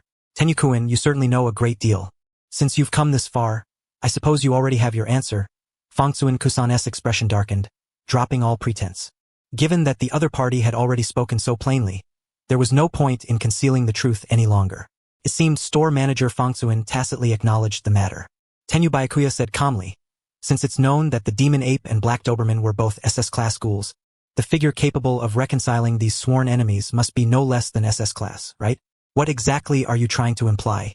Fongsuin Kusan's tone shifted subtly. Tenyu Byakuya's probing had stirred his concerns for Anti-I Ward's safety.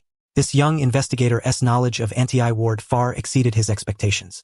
If he so desired, the CCG could mobilize its entire force within days to strike them down. Even with current manpower shortages, reinforcements could be gathered after the Bronze Tree battle.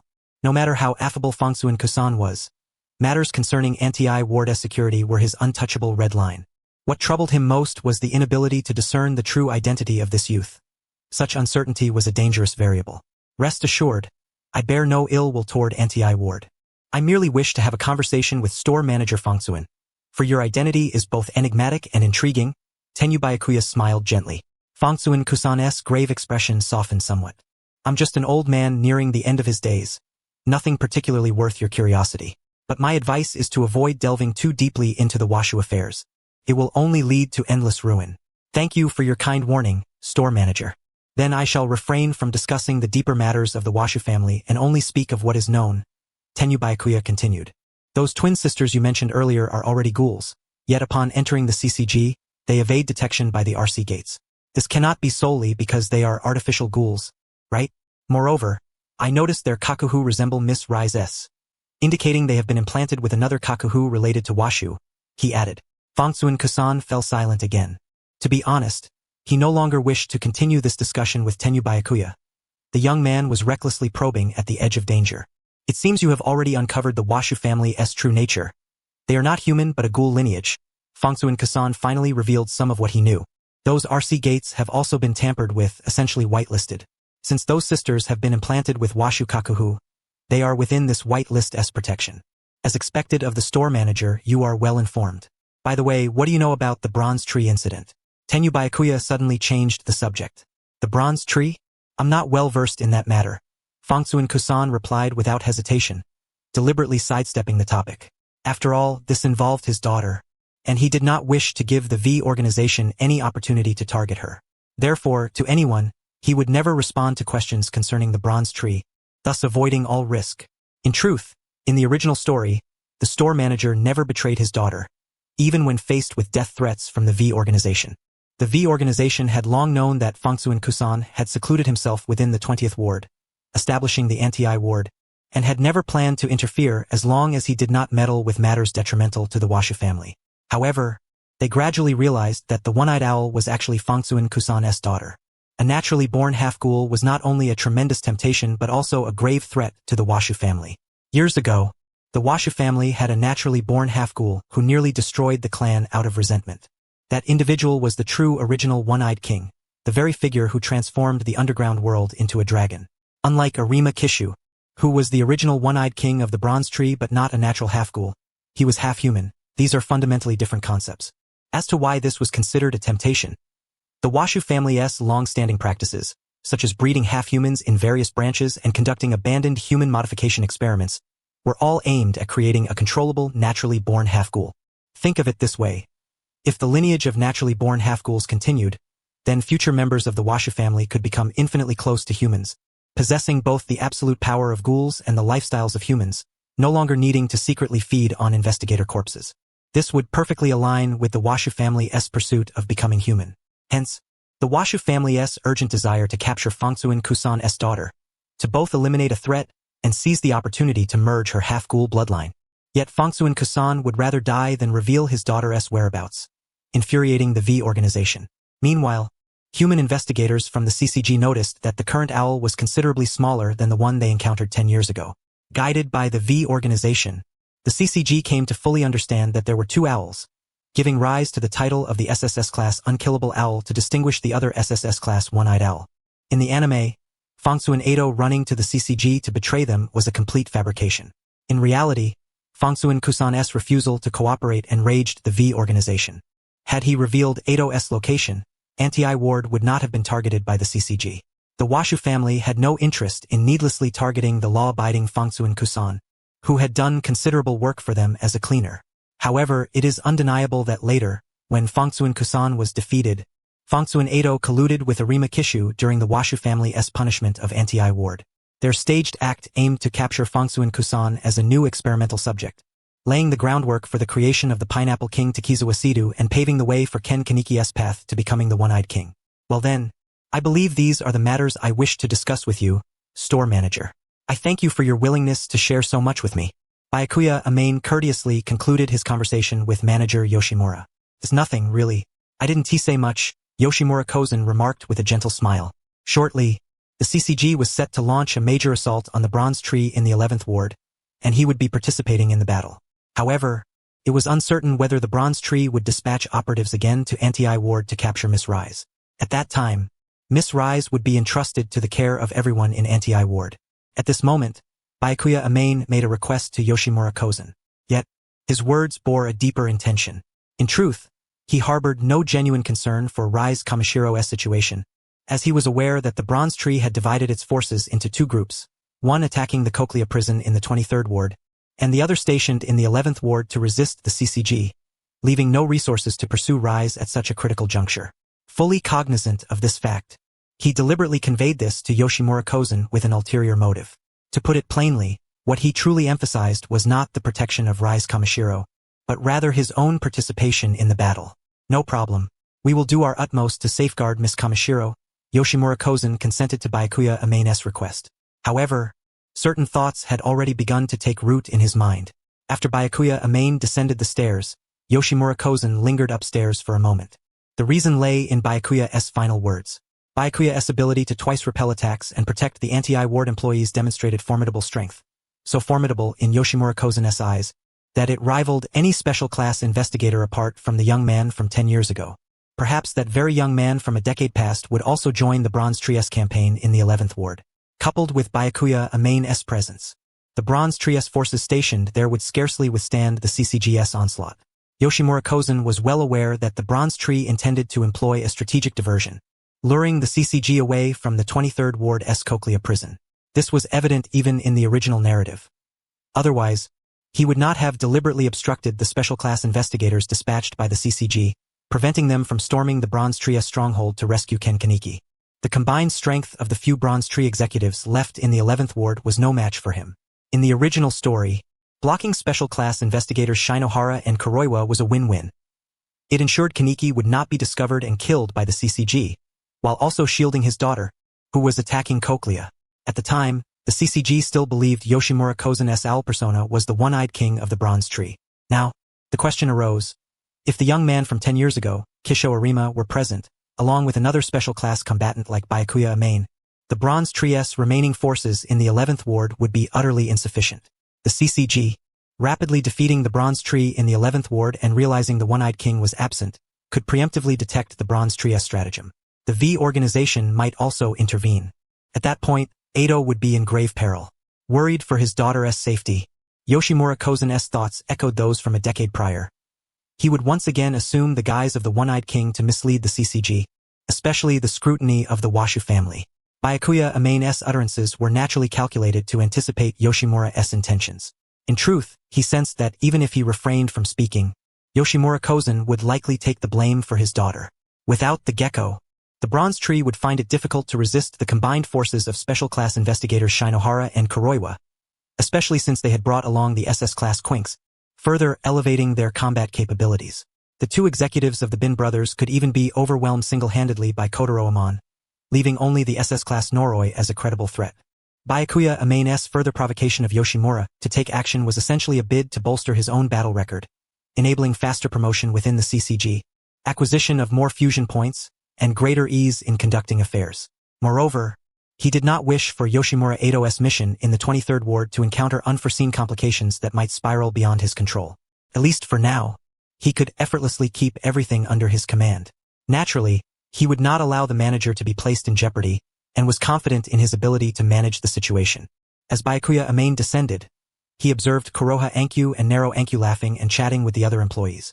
Compared to the employees' enthusiasm, Kuroha and Nero were rather reserved. Their manner of interacting with others was simply like that. In any case, Byakuya need not worry about the Ankyu sisters clashing with the anti-I ward staff, and their dietary concerns were also resolved. At this time, Byakuya Amane refrained from disturbing Kuroha and Nero, who were familiarizing themselves with the employees, and quietly returned to his original seat. "What did you just talk about with that old man Yoshimura?" Rise Kamishiro asked with a hint of curiosity. "About Washu-related matters and the upcoming Bronze Tree campaign," Byakuya answered candidly. "The manager sure knows a lot about the Washu. I even suspect he might have some connection with them." He could not reveal to Rise that he knew Yoshimura had once been a cleaner for the V organization. Otherwise, he would be unable to explain. "That old man's surname is Yoshimura, right? I recall a cleaner named Yoshimura in the Washu SV organization. I wonder if it's the same person." Rise pondered upon Byakuya's reminder. "Quite possible. Given what I know, his rank is hardly below SS class. Otherwise, he wouldn't have been able to persuade the SS class Devil Ape and Black Dog back then," Byakuya mused. "If that's the case, according to the CCGS rating standards, he must be at least SSS class. I never realized that old man was so formidable," Rise exclaimed. She found the so-called danger rankings tedious. Only humans could invent such dull classifications. "So, in a sense, you're relatively safe in anti-I ward," Byakuya remarked. "I know.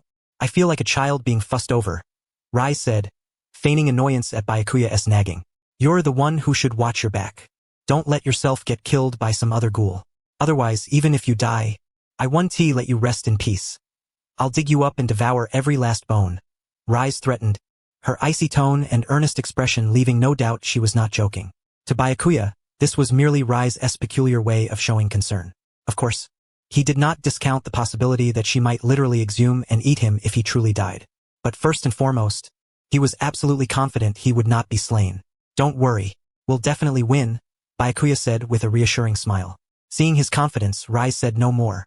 Yet, deep down, she could not help but feel uneasy. She knew the Bronze Tree had an SSS class One-Eyed King. Although unaware of Kisho Arima's true identity, she was familiar with the One-Eyed Owl. Outwardly revealing nothing, she silently contemplated what she might do when the time came. An emergency special strategy meeting concerning the 11th Ward was convened ahead. Omato Yo's expression was somewhat grim, presumably because the adversary they now faced was the One-Eyed Owl's faction, the Bronze Tree. "As for that, I am not entirely certain myself.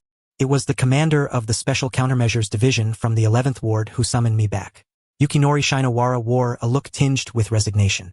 "A big shot?" Suzuya Juzu, standing beside Yukinori Shinowara, immediately inquired with curiosity. Indeed, Suzuya Juzu's current partner was Special Class Officer Shinowara, who had earned the favor of both the CCG chairman and Shukyu Yashiki, naturally forming a partnership with Shinowara. "Oh, that's an incredibly important figure. So, you better not act recklessly when the time comes," Yukinori Shinowara emphasized deliberately, aiming to keep Suzuya Juzu in line. "As long as I don't cross that big shot, should be fine," Suzuya Juzu replied. "Not only that, but no other mischief either," Yukinori Shinowara added, concerned that Suzuya Juzu might cause trouble in front of the commander. Offending those above would only complicate matters. He was looking out for Suzuya after all. The commander, Gutaru Amon seemed to have someone in mind. After all, the highest-ranking commander within the CCG was none other than that special class investigator. Moreover, that individual did not get along well with Mr. Mato, which explained Amon's dislike for him. On their way to the conference room, they encountered two familiar faces in the corridor, Byakuya Amu and Junpei Ui. "Ah, First Class Amu and Special Class Ui, you've come as well. This is truly excellent," Mado Yuo remarked immediately. The lineup of combatants for the Bronze Tree extermination mission was far stronger than he had anticipated. He felt that the hope for vengeance was substantial this time, and he was even more eager to slay the one-eyed owl. Byakuya, Suzuya Juzu, who had left the academy, was noticeably more cheerful than before. Upon seeing the long-unseen Byakuya Amu, he waved joyfully and addressed him by his first name with a familiar intimacy.